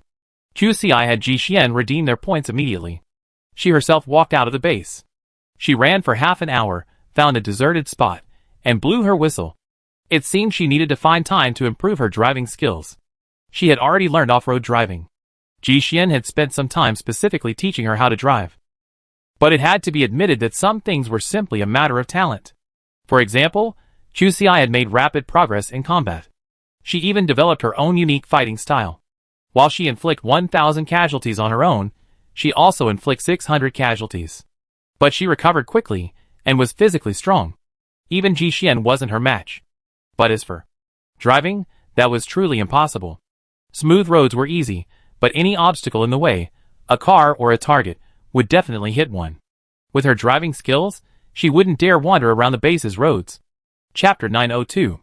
To Sister Chu's surprise, the old man approached shortly after the whistle blew. In fact, it had been following them all along. But their car was sandwiched between the transport team, and the little guy didn't dare to move forward. After all, it was the leader of the rare beasts, having led the team in countless battles of wits with humans. Now that it has even evolved a fixed backup plan, it can't be so foolish as to just go ahead and attack. We will also assess the situation, right? So, it followed obediently all the way. He had always believed that his big darling would find time to pick him up on a dark and windy night. But this chase took him straight back to base. His little legs were worn out from running. The person he missed so much, there was no sign of him. Today, he finally heard the call to meet up. He was so excited that he ran away at lightning speed. He was a little sad at first.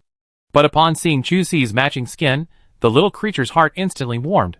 The feeling Chu-Si gave it was incomparable to even Little One or Little Two. I always felt they were the same breed. Otherwise, they wouldn't have been so close the first time they met.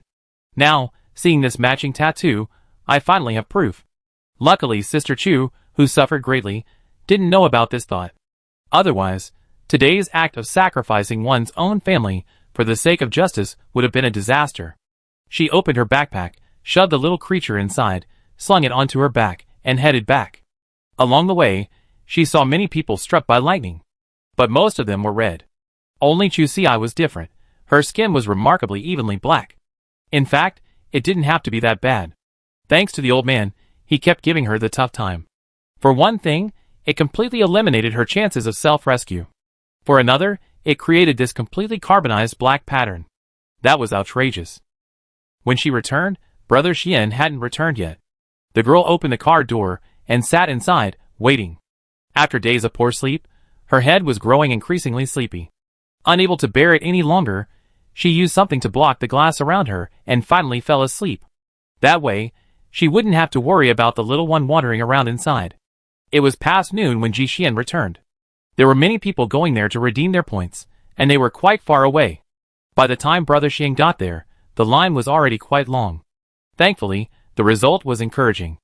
As soon as he saw the car's condition, the man knew his wife had returned. He didn't rush to open the door, but instead knocked on the window a few times. He waited for Chu-Si to open it himself. This will prevent him from opening the door rashly and letting the old man slip away. We're at the base now. It's always better to be more careful. Sister Chu yawned, tossed the old man in her arms into the back seat, and then opened the driver's door for Ji Xian. Seeing the man's happy expression, she immediately became interested. What did you exchange? Looking at Brother Xian's empty hands, Sister Chu was a little puzzled. She had thought Ji Xian would exchange for some useful weapons. Could it be points to spend? But hadn't he said before that that wasn't worth it? Ji Xian smiled, swiped his watch twice, and found a contract.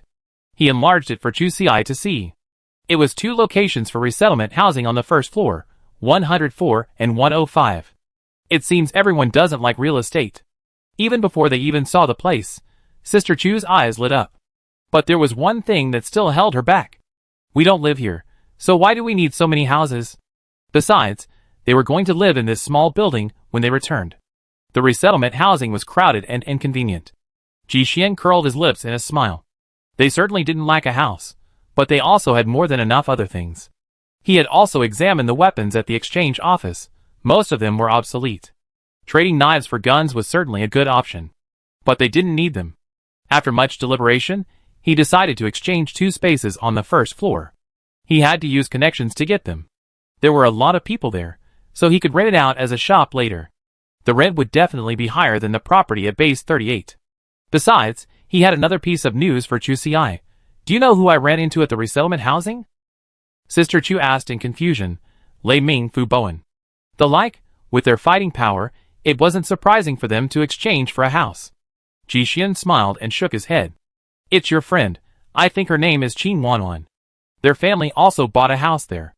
Chu-Si was delighted at the news. This was truly a great occasion. I hadn't expected Base 52 to achieve such great success this time. Qin Wanwan's family, who had been suffering so much, finally caught a glimmer of hope. With a stable property, they could settle down in the base. They could store things without having to worry about them being stolen. The days ahead would only get better and better. The girl asked happily, Are you sharing a building with us? Ji Xian nodded. Seeing Chu-Si wasn't around, she went over to ask. She also shared her own information. Because of their points, they had only bought the top floor. It was a bit smaller than the average. But to have managed to survive the siege with the family of 3 still alive, that was a dream many dared not even dream of. Chapter 903. Chu Xi was delighted to still hear from Qin Wanwan. She was just about to open her watch to contact him. Looking at her empty wrist, she remembered that her beloved cousin had died again. The extra stock their family had purchased was still at Monkey Valley. Sister Chu felt she couldn't wait any longer. After all, this thing wasn't disposable. She simply went and bought another one.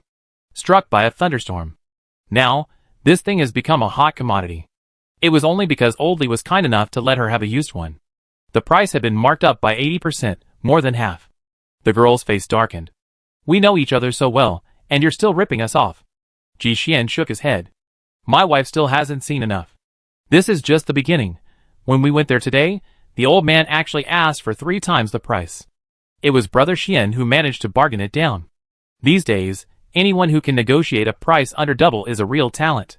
However, after this incident, Oldley hadn't wanted to see him recently. Ever since his defeat with Ji Xian, things hadn't been going well for him that afternoon. The highest he ever sold for was only 2.5 times the price. Among his peers, this would have been ridiculed.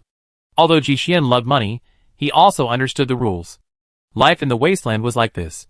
Everyone could be loyal, but it was impossible to live on loyalty. Cutting the line for you was considered righteousness, and you're still trying to take advantage of me, you're dreaming. Of course, being able to bargain was also a skill. He took his wife to explore other shops. The simple-minded girl immediately changed her opinion of Oldley. When water is too clear, there are no fish. Such merchants with a modicum of conscience must be protected. She didn't want to have to pay 5 times the price to buy something she desperately needed when she was in trouble. Hurriedly pulling the man out, Brother Xian smiled. This was how businessmen made money, nothing wrong with it. After all, in peacetime, no one would cover their shipping losses. After Chu Xi took his watch to the administrative hall to relink his information. It was already dinner time. It was inconsiderate to visit someone else's home at this time. She could only keep quiet and wait until the next morning to visit Qin Wanwan. Back in the car, they had a simple dinner. Ji Xian fell asleep. These past few days, he had been driving during the day and couldn't sleep soundly at night, constantly on guard for possible danger. He was still weighed down by Chu Xi's matter.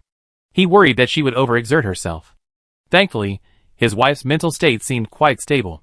Plus, there were many people at the base who shared the same suffering, so few had the energy to watch others' excitement. He gradually relaxed, and soon fell asleep. But Sister Chu wasn't sleepy, she slept for half the day. As darkness fell, her eyes lit up. She was bored, so she looked around. This time, he really discovered something. Ji Xian lay in the driver's seat with his arms folded, and Chu Xi noticed a thin red mark extending from under his clothes on his left arm. Is this a lightning strike? She gently pulled up the man's sleeve. Sure enough. A deep red mark like a tree branch. Sister Chu was all too familiar with it. He simply applied a layer of ointment. The redness and swelling remained, and in some places, ulcers had even formed. The girl's brow furrowed. Why was he so careless? She rummaged through her small bag and found a special energy stone. She walked along the ulcer on Ji Xian's arm. She had thought that if the scars couldn't be erased, at least the wounds could be healed. However, the lightning strike marks had mostly vanished in an instant. She felt sour. Sister Chu finally understood why Ji Xian hadn't taken proper care of him. So he wanted to get a couple's tattoo with her. It was so unfair. It turned out she was the only one whose wounds couldn't heal. She hemmed herself in and tended to the man's wounds. She slumped back in her seat and went to heal. The next day, when Brother Xian woke up, only a small mark remained on his arm. He saw his wife's expression. He knew he made a mistake. What his wife needed was a solution to her problem, not someone else to share her pain. The man opened his mouth, wanting to apologize, but what came out of his mouth was a mention of him accompanying her to buy makeup this morning. Sister Chu looked beautiful this time. She didn't dwell on the incident too much. It was just a disfigurement. She didn't need anyone else to share such suffering. Otherwise, she would only feel more depressed. I let it go, so why should you be unable to let it go for me? Only when she heard about the makeup did she brighten up. However, let's go see Wanwan in the morning, and in the afternoon, we buy the ingredients. I want to make my own paint. After all, we're still a little craftsman. The makeup Su-Wei gave her before wasn't quite up to par. The colors weren't bright enough. She wanted to be like a delicate flower. Chapter 904. After breakfast, Chu Xi sent a message to Qin Wanwan. She replied quickly. They lived in room 509, in the same building. A short while later, Ji Xian drove up, and the two of them climbed the stairs. Chu Si could clearly feel that the floor heights here were much lower than those of ordinary buildings. But come to think of it, it was because of the height of the protective shield. Normally, buildings in this location could only be built to 4 stories. But the resettlement housing earned through military merit was a full 5 stories high. And yet, the people living there were still extremely satisfied. As they walked down the stairwell, all they heard was laughter. Even though someone had only half an arm left due to war-related illnesses, there was still no trace of hostility in their eyes. Forget about losing half an arm. If they died, they could get a room like this. Many people wanted to join the suicide squad. After all, the opportunity to go from 0 to 1 is incredibly rare. Walking inside, Sister Chu's mood relaxed a bit. Every family had just moved in, and there was a bustle of activity coming and going. It was inevitable that they would cross paths. Eyes met, and each other smiled and nodded. In the Wasteland, this was a rare occurrence. Aside from the people's clothing, Chu Si felt a moment of time and space distortion. She held Ji Xian's hand tightly. She even thought about prying open Qin Wanwan's door. Would they just go straight back to the modern era? Although that seemed a bit ridiculous. She was dressed quite outrageously. What if, alas, even if there was a what if, it wouldn't happen today? She knocked on the door of room 509. The person who opened the door was indeed Wanwan. Compared to before, she looked much more pure and bright. She exuded a very comfortable aura. Seeing Sister Chu's current appearance, she was momentarily stunned, but quickly adjusted. Compared to Su Wei, whom she had only met once, this girl had greater faith in the strength of their marriage. After all, if there was any need to dislike her, Ji Xian would have already done so. While this was unpleasant to the ear, it was perfectly honest. So, she wasn't worried about her sister's survival. As for her senses, this girl's mind was indeed quick. She had always lived in the shantytowns, and had almost no concept of makeup. But she had been forced to survive in the wild since childhood. Compared to makeup, she understood a word better: disguise. The two techniques had similar purposes. She was very skillful. Using fabric dye, she made the same flower and leaf look extraordinarily charming. Looking at the tiny flower buds on her face, the lifelikeness was breathtaking. It was like a string of red plum blossoms covering her face. Refresh your eyes, let's imagine, Chu Si exclaimed. With this, her makeup had suddenly taken a qualitative leap. It turned out that her previous treatments were just a cover-up. This, however, was the work of a master, truly a masterpiece. Even Sister Chu herself wouldn't have given it any further thought. Even Wanwan couldn't help but be amazed by the finished product. She glanced at her hands. Her rough fingers were stained with color. Today, they looked much better. She grinned, as if everything had been going particularly smoothly since she moved in. Oh, there's something I haven't told Chu Si yet. She made a few adjustments on her watch, and a location was sent. Sister Chu finally understood how their family had come to own this house. Qin Wanwan's boyfriend had accumulated some military merits, but he still needed more than enough to buy this house. Fortunately, this sister had a sharp mind. Besides the shortage of men and weapons in a war, food is also a given. So, she volunteered a fishing spot she had recently discovered. Although the fish there were small, only the size of a palm, the catch rate was extremely high. After the base sent someone to verify the location, they didn't hesitate to offer her military merit. Given Chu Si's family's continued support, the sister had specifically mentioned this auspicious location. No doubt, Sister Chu should have been deeply moved. But upon seeing the location, she wasn't moved. No wonder it sounded so familiar. Chu Si opened the map and examined it carefully. The coordinates almost overlapped with the one she had marked earlier. The secret base at the fishing grounds is gone. Her smile faltered slightly. But what's out there in the wild belongs to everyone, so she had no say. And Chu Si was truly touched that Qin Wanwan had told her this.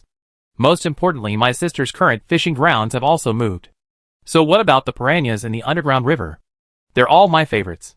In the small private room, the two men sat awkwardly on one side, while the two women chatted about everything for the entire morning. After leaving, the blush on her face made her turn heads everywhere. Many people looked at her with envy. She had never been treated this way before. This sparked an idea in her mind. Remembering that they happened to have 2 shops on the first floor, she discussed it with Ji Xian. How about we sell cosmetics?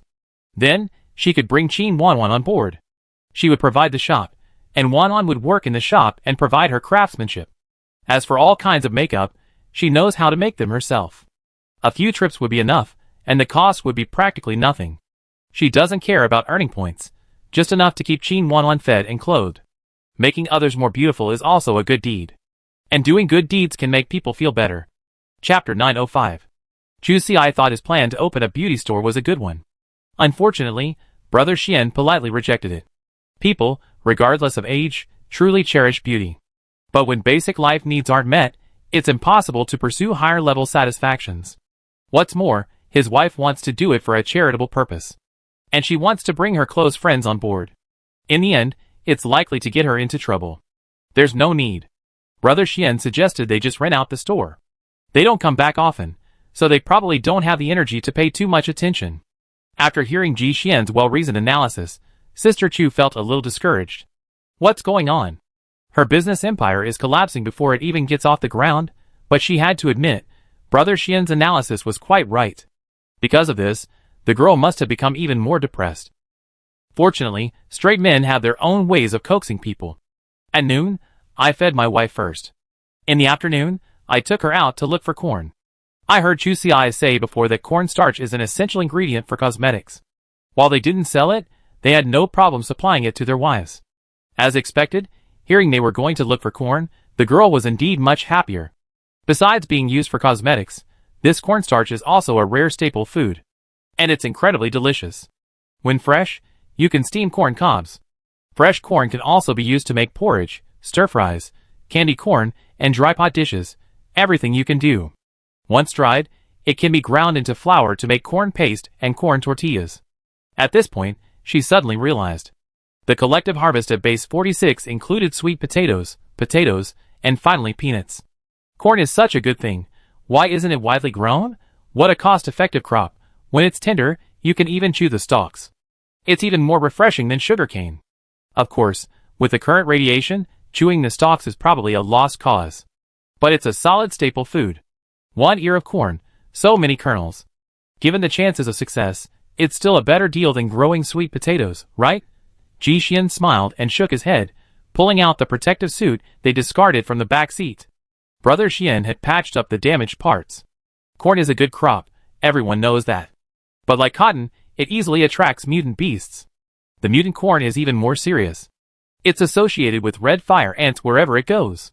The base had previously experimented with growing it in the wild. Alas, before the harvest, the red fire ants started chasing us again.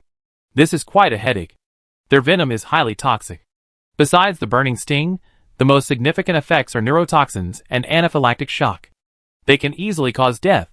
Furthermore, they live in groups, making them highly capable of coordinated combat. 3 or 5 individuals can spot an intruder, and within 10 minutes, they can gather a reinforcement force of 300 to 500 individuals. Their combat power is truly terrifying. Furthermore, their venom contains formic acid, which is corrosive. Once caught, even wearing protective clothing, survival is virtually certain. Risking one's life to snatch a few ears of corn. First, they can't plant it, and second, it's impossible to determine how many kernels are edible. After a few attempts, no one wanted to do it anymore. But they were different. Ji Xian glanced back at the carefree old man dozing off in the back seat. Following his gaze, Chu Xi's eyes immediately lit up. With such a thick-skinned creature, they were not afraid of bites. Wasn't the cornfield theirs? She leaned over and scooped the little creature up. The old man was startled, and a crackling electric current erupted. Sister Chu was frustrated. She immediately grabbed it and began peeling it. Still driving, Ji Xian was surprised to find that even in the state of electrocution, his wife only paused for a moment. It didn't affect her subsequent movements. Ji Xian hesitated. After all, he had been electrocuted himself, and was well aware of the intensity of the shock the little creature was experiencing. After parking the car, he reached over. Before he could even touch the old man, Ji Xian was shocked by his wife. It was an intense stinging and burning sensation, with muscles spasming involuntarily. It was clear that his wife was now carrying a considerable amount of electricity. Fortunately, she turned around just in time. The incoming current dissipated instantly. The two, locked in a tangle, were unaware. Ji Xian's expression became complicated. Now, it wasn't just the old man who felt it was the same kind as Chu Xi. Seeing this, even the usually rational Brother Xian couldn't help but make the same connection. This upgrade path was incredibly similar. This was the first time he heard of someone being resistant to electricity. But the man didn't have much time to adapt. Before he could decide whether to tell his wife right away, there was a bang. and the woman's watch spontaneously combusted. The girl was genuinely startled by this counterfeit product. After her shock, she quickly tried to rip the strap off. But the more she hurried, the more mistakes she made. At the crucial moment, Brother Xian swiftly slashed the bag with his knife. The window was open just enough for the watch to be flung out. As soon as it reached the outside, it exploded into fireworks. Sister Chu, terrified, looked down at the burn marks on the back of her hand. She knew second-hand items were unreliable. But no matter how unreliable they still cost her real money, so she couldn't just blow them up. She had to go back and hold Oldly accountable for this. Chapter 906. It took Sister Chu a while to accept the reality of her electrification. But specifically, there were many differences between her and the old man. The human was far more advanced than her. Not only was the little creature not afraid of electricity, it could also store energy and use it to attack. Sister Chu's only advantage was that she was as invulnerable as a dead pig to boiling water, even at the cost of her physical body. But even so, she was very excited. The cornfield was almost ahead, and a new formation was formed. The mutant corn was only a head taller than normal corn, making it a crop with a very low degree of mutation. Unfortunately, it was a wild species after all. The reality surprised Sister Qian. It was the first time she knew that domesticated corn could differ so drastically from undomesticated corn. Before domestication, after domestication. Looking at the corn cobs, Sister Qian was amazed. Thankfully, although it produced few seeds, it had enough cobs that a single plant could produce many. As a result, breaking corn cobs wasn't as easy as chopping the plants directly. After arriving at the site, Ji Xian, usually the main fighter, retreated to a supporting role. Grandpa was the vanguard, solely responsible for killing them indiscriminately. After the red fire ants were paralyzed by the electric shock, Sister Chu would pick up the dagger from behind to finish them off. Once they had cleared a sufficient area, Brother Xian, the logistics officer, would then go in and break the corn. Unexpectedly, the red fire ants' habits perfectly suited the reckless man's policy. Grandpa, they weren't afraid of being bitten. Soon, the ants that emerged to attack them were densely packed. They were stacked 3 or 4 layers high, one next to the other. Electricity is perfect for group attacks. The little guy was still practicing his accuracy, needing the spikes to pierce them for effectiveness. Later, it suddenly figured out a powerful move. With a strong effort, the electric current would burst out on its own. Although it couldn't reach very far, the fire ants might not have been too polite to it, their large jaws nibbling right up to the tip of its nose. After the current burst out, Chu Xi could even smell a burning aroma. The smell was a bit tempting, but what could she do? Sister Chu suddenly realized that with this move, the monkeys would be completely responsive. Then, a whole group of monkeys would be following him around hunting for food. Seeing the stunned fire ants, some still trying to get up, Chu Xi quickly stepped forward, slashing them one by one, skillfully. Of course, these corpses couldn't be wasted. Throw them all into the sack. Ants are omnivorous, so they're worth opening blind boxes. And they're also poisonous. Sister Chu was thinking about frying these things and giving them to the old man as snacks. Maybe they could even store some toxins. Ji Xian hadn't expected this collecting trip to go so smoothly. The wild corn plants were very close together, and in no time, he had piled up a large pile. The man simply broke off the ears one by one, saving space. The red fire ant's gregarious nature actually made the battle more one-sided. Sister Chu was so charming. Before coming, she only thought of stealing a few cobs of corn. Now, she wanted to go straight to the red fire ant's nest. Ji Xian stood at the edge of the field, watching the two of them kill with great enthusiasm. Soon, the bag Sister Chu brought back had almost filled the car. Only his driver's seat was still full. Even Sister Chu had to carry half a bag on the way back. But their energy wasn't over yet. They charged grunting and swarming deeper into the cornfield. Ji Xian shook his head and began to think about moving the ants onto the roof of the car. But before he could do anything, Chu Xi rushed out again. He ran shouting, "Hurry, hurry! Firearm! My gun's out of power!"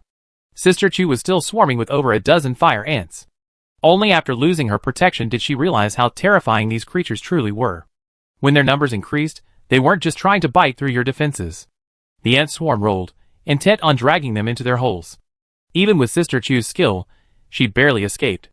They were so densely packed, there was no place for them to land. Chu Xi was larger and more mobile. And I was already on the ant's way home.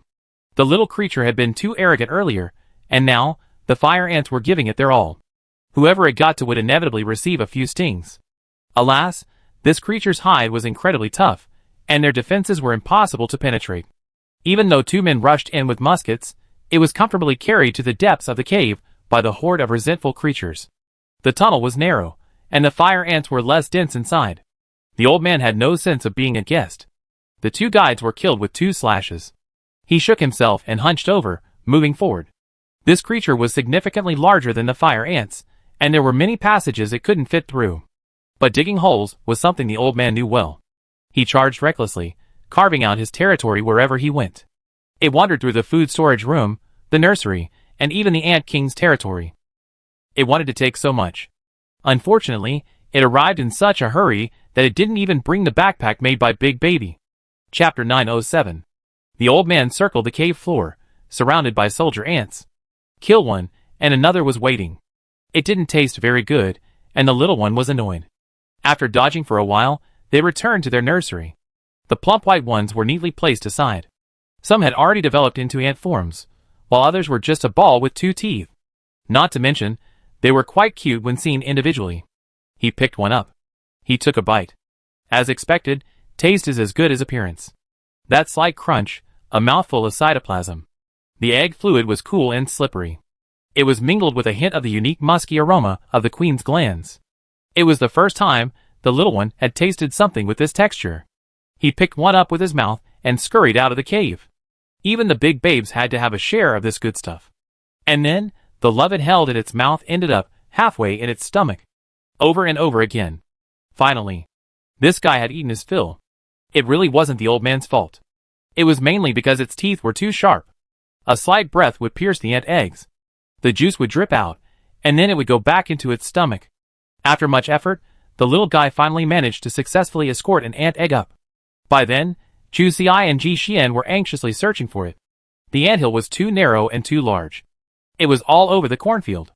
It wasn't easy for the 2 of them to enter, otherwise, they would be surrounded in no time. So, Ji Xian sent several small mechanical spiders down. But its thin arms and legs were dismembered in a matter of minutes by the dense swarm of red fire ants in the anthill. Not a single one survived. Luckily, there was a surveillance camera that was still functioning. But the target wasn't with the old man either. It was soon carried to the grain storage room, where it was placed among a pile of insect remains. The little creature wasn't interested at all. It sniffed the scent and left. From then on, they never saw each other again. So, the 2 people standing on the roof were left groping in the dark. Watching the red fire ants pouring out of the various holes, Sister Chu felt a little worried. A general location would give them a target when they dug down. Now, they couldn't just dig up every hole. With whistles in hand, the 2 of them first probed all the nearby holes. The whistle must have carried inside. But by then, the little creature had also hurried out, busy carrying ant eggs back and forth. It was impossible for him to respond immediately. So, Sister Chu waited for a long time for him to return. She was really getting worried. Ants are quite different from other mutant animals. Just like grasshoppers, when they start calling out to locusts, their lethality is incomparable. It hasn't come out for so long. The girl was really worried it might be suffering in there. After calling it several times with no response, Chu Xiai swung her pickaxe and prepared to charge into its lair. Just then, the soil nearby lurched. Soon, the little creature's dark body emerged from the ground. It glanced around along the hole, then, in the next moment, happily darted towards its precious child. It presented her with a saliva-stained welcome gift. It kept shoving the food towards her. While it was still bright, she quickly took a sip. Chu Xiai took a strategic step back. Faced with those eager, expectant eyes, she could only chuckle. She couldn't let the child down, or else he wouldn't give her something nice next time. What would she do? She stretched out her sleeve and rubbed the ant egg twice. She peeled back a tiny bit of the skin. After taking a few sips, she gave a heartfelt evaluation. It's even better than nutrient solution. Watching their loving interaction, Ji Xian remained speechless. Mainly, at a time like this, he didn't know how to respond. All he could say was, "Happiness is a blessing." The team finally gathered. Brother Xian opened the car door, but before Chu Xiai could get in, the old man dodged, snatched the ant's backpack from the back seat, and ran off. The 2 watched helplessly as the ant disappeared from the entrance again. Clearly, 1 ant egg wasn't enough to satisfy its ambition. So, this time, it was carrying the bag with it. 8 or 9, combined, wouldn't be a problem. But how could such a small amount satisfy the ambitions of my former leader of rare beasts? Its goal was to completely empty the nest. I thought it would be a one-trip job, but it took me several trips back and forth. Each time, I was so busy, I only got a few. Choosy I wasn't worried about its safety this time. It was just that its efficiency was a bit slow. Since it was digging holes quickly, she simply went down with the sack. It was a straight line anyway. The vertical distance was only about 20 meters. She had a musket with her, so she figured it wouldn't be a problem. But after all, it was stealing someone else's cubs, so it wouldn't be too conspicuous. I discussed it with the little guy, and it took some effort to reach an agreement. I thought the matter was over, but Sister Chu watched helplessly as it carried away the leader of the anthill. This last time, it had to be a big deal. It didn't matter if it got a little crazy, it galloped away like a cloud of dust. The entire ant colony was in an uproar, leaving Sister Chu alone, carrying a sack, running frantically behind. Thank you. Chapter 908. On the way back, Ji Xian was driving, and Chu Si was in the front seat, still holding the red fire ant king in his arms. The little guy, as the biggest contributor, was relegated to the roof of the car. The off-road vehicle was driving fast, but there were still quite a few red fire ants biting the car's hull. The turtle shell wasn't smooth, so they were still very resilient. A lot of them even accumulated on the car window. The man had to drive blindly through the grass for a while before he could get most of them off. After making sure most of them were gone, the two dared to get out of the car and use a firearm to clean off the ants on the surface. Taking advantage of the gap, the old man shamelessly crawled back. There was no other way. Brother Xian was driving too hard, and several times it felt like it was going to fly off. The front few claws felt like they were about to dislocate.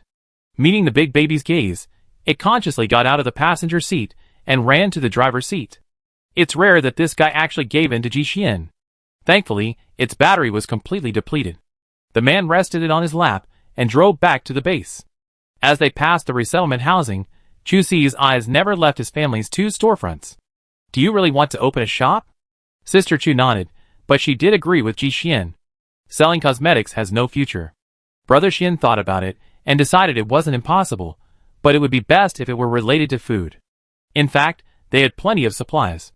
For dried fish and the like, with the underground river, they had no problem selling them. But it was too conspicuous. It would easily attract thugs. It didn't matter when they were alone. But they weren't permanently stationed at the base. Besides that, the man tapped his fingers, watching the little guy tug at the corn cobs between his paws. An idea suddenly formed in Ji Xian's mind. Perhaps we could sell a simplified version of that nutrient solution. Chu Si caught his gaze and immediately understood what Ji Xian was thinking. Corn paste? It's certainly feasible. As for the shelf life issue, while the Wasteland's living conditions are harsh, their technological level is not low, and they have a wealth of protective agents and the like. Brother Xian nodded. Furthermore, there's another advantage to porridge. By controlling the proportions, they can control costs. They could definitely compete in the low-end nutrient solution market, selling it to those who can't afford it anyway. This business is definitely much better than the beauty business. The girl nodded immediately. Sure, then I'd like to hire Wan to run our store. Nowadays, Xiaobao is quite boisterous, always moaning. Qin Wan no longer dared to take him out scavenging. Ji Xian had no objection. He had a good impression of the couple. Having someone you know well is always better than hiring a stranger. After all, they were selling food. If they could sell everything at once, they would definitely make more than their salary. There were plenty of people looking to start a one-time business. The details of Chu Si's beauty hadn't been worked out yet. She already discussed it with her sisters. Although the shop was a little small, it was still their first business. As the landlord, Ji Xian was automatically left out. It was still the same. Sister Chu would come up with the general idea, while Brother Xian would be responsible for the details. To increase corn yields, it would naturally be best to grow them within the base. He wasn't very familiar with corn's habits, so Ji Xuanhe contacted Su Dong and asked him to confirm with his wife. Unexpectedly, this thing could be grown hydroponically. This made things much easier. After considering the height of the mutant corn plants, they decided to increase the planting area. They simply removed the basement. If the building ceiling height was lowered a bit, it would be enough for a fourth floor. Since the two couldn't return to tend to the plants frequently, while corn farming wasn't a big deal, the water level still needed to be monitored, and the overhead water tank needed to be regularly refilled. Since they didn't have to work on the same project, Ji Xian asked Chu Xi to ask if Qin Wanwan's family was willing to do this. If they were, in addition to the regular wages, a separate container would be allocated for their own use. They could also sell some of their own goods in the store. After hearing Sister Chu's words, Wanwan was already feeling a bit uneasy. She naturally wanted to do it, but she was worried it was Chu Xi's idea alone. If her boyfriend disagreed, the plan would probably fall through. Then she saw the call. She had already prepared herself to give up. She hadn't expected such a surprise. Your boyfriend agreed? And he gave them another assignment? Chu Xi nodded. Of course, she was a very reliable person, wasn't she? Wanwan was so excited that she could only nod repeatedly. It took her a long while to react. Watering is just a side job. Forget the containers. Although it was tempting, she knew when to stop. Leave some wiggle room, so as not to come across as greedy. Sister Chu had always been carefree. But Ji Xian deserved a little caution. As a friend, she couldn't let Chu Xi down too much. Chapter 909. Opening the shop has been finalized. Chu Xi took a rough test in the car. An 89% shipment rate was already considered high. If the crops were grown at the base, it would be even higher. Sister Chu couldn't contain her excitement. This idea was looking more and more promising the more she looked at it. It was just a pity that the little corn they had on hand wouldn't be enough. They would have to make a few more trips when they had time. Ji Xian was also a practical man. That night, he contacted the construction team. It was the same team from before. Since the main purpose of this construction project was farming, there were almost no requirements for interior decoration. So the construction time was shortened significantly to just 3 days. The entire house, except for a bedroom on the top floor, didn't even need to be painted white. For the kitchen, only a large frame was designed, reserved for emergencies. Brother Xian had to be busy procuring hydroponic equipment and ingredients for the next couple of days. Too busy to spare any time. Sister Chu and Grandpa were the only ones left at home, and they were bored to death. She clapped her hands and immediately decided to take the little one out on their own. After all, with her fighting skills, if she didn't bully others now, she'd be a good kid. Ji Xian was driving the family's off-road vehicle. He'd been going back and forth to get a lot of stuff these past 2 days. Chu Xi didn't have any particular destination, so she simply took Grandpa to pick corn. Before leaving, Brother Xian had even gone to a used car dealership and bought a shabby pedal-powered tricycle. She watched his wife fiddling with the wheels. She turned to look at Ji Xian's luxury off-road vehicle, then back at the shabby tricycle she'd been given. A hint of sadness shone through her. Why is her life getting worse and worse, condemning? Ji Xian was watching with a mixture of laughter and tears. He was also helpless. With his wife's current condition, if she and I were to suffer a power outage, how could an ordinary tram withstand it? Naturally, the man didn't dare let her handle these things alone. Chu Xi listened in awe for a long time before coming to a conclusion. You're saying I, a wild boar, can't eat fine bran? Ji Xian, There was no way to argue. His wife was more careful. Because even after the core was misinterpreted, it really did mean that. Thankfully, after Ji Xian's modifications, Sister Chu finally found this junky car pleasing to her. The seats and other items were all replaced, and a semi-enclosed insulated frame was specially built for us. The body was painted camouflage, and the handlebars were reinforced. Just in case his wife got excited and just took off with the handle. After the tricycle was ready, he took the old man to charge it. To be more precise, they stole some electricity. There was no other way, their house wasn't even built yet. Even the solar power generation equipment hadn't been installed. Naturally, Ji Xian had to think of other options. He deliberately found a blind spot on the outskirts of the base, where the high-voltage power supply was visible. This was used for city defense, and was always powered on. It was mainly to prevent attacks from flying mutant beasts. The protective net was high, but it didn't affect the little guy at all. He climbed up along the wall. As soon as his paw touched the net, a dazzling flash of lightning ignited. It was indeed high voltage, powerful enough. The little guy felt numb for a moment, but quickly adjusted to it. Sister Chu was still waiting nearby, holding a wooden stick, ready to knock it down at the first sign of trouble. Seeing the old man free to move about, Ji Xian immediately threw the stick away. He had a feeling his wife had prepared it for him. After all, how could someone who wasn't even afraid of lightning be afraid of high-voltage electricity? Of the 3 present, 2 were now electrically insulated. Standing next to him with a fresh piece of wood, Ji Xian felt a sense of uncertainty. It seemed Chu Xi had a deep grudge against the tricycle incident. He would have to make some changes when he returned. And our Sister Chu wasn't one for such cunning. She had good intentions. At most, she was just trying to scare him. Even if they lost face, they had to keep their dignity. Only after the old man came down did Chu Xiai realize just how powerful that little frame Ji Xian had specially installed for them was. The crackling of electricity could be heard from inside. But she placed her hands outside, feeling nothing. The girl looked beautiful now. No need for Brother Xian to send her off again. On my beloved little scooter, it never gets stuck in traffic. A swift and furious ride. Ji Xian watched his girl ride the tricycle with the grace of a military vehicle. She never even glanced back. Her braids swung, occasionally accompanied by a couple of hand movements. It seemed her crisis was finally over. Ever since Chu Xiai was struck by lightning, her entire aura had changed. She felt constrained everywhere. How could she be in a good mood? So it was inevitable that she would let out some of her low pressure. Unexpectedly today, she found a sense of belonging again on a tricycle. It didn't matter where she bumped into anything. How could she not be happy? Chapter 9-10. With the help of electricity, the two were invincible in the cornfield. Before going to the fields this time, Chu Xiai deliberately took off his watch. A rare zero-loss experience. Life will definitely get smoother and smoother. The old man was harvesting underground, while Sister Chu was chopping corn stalks above. Just dragging them back home saved time.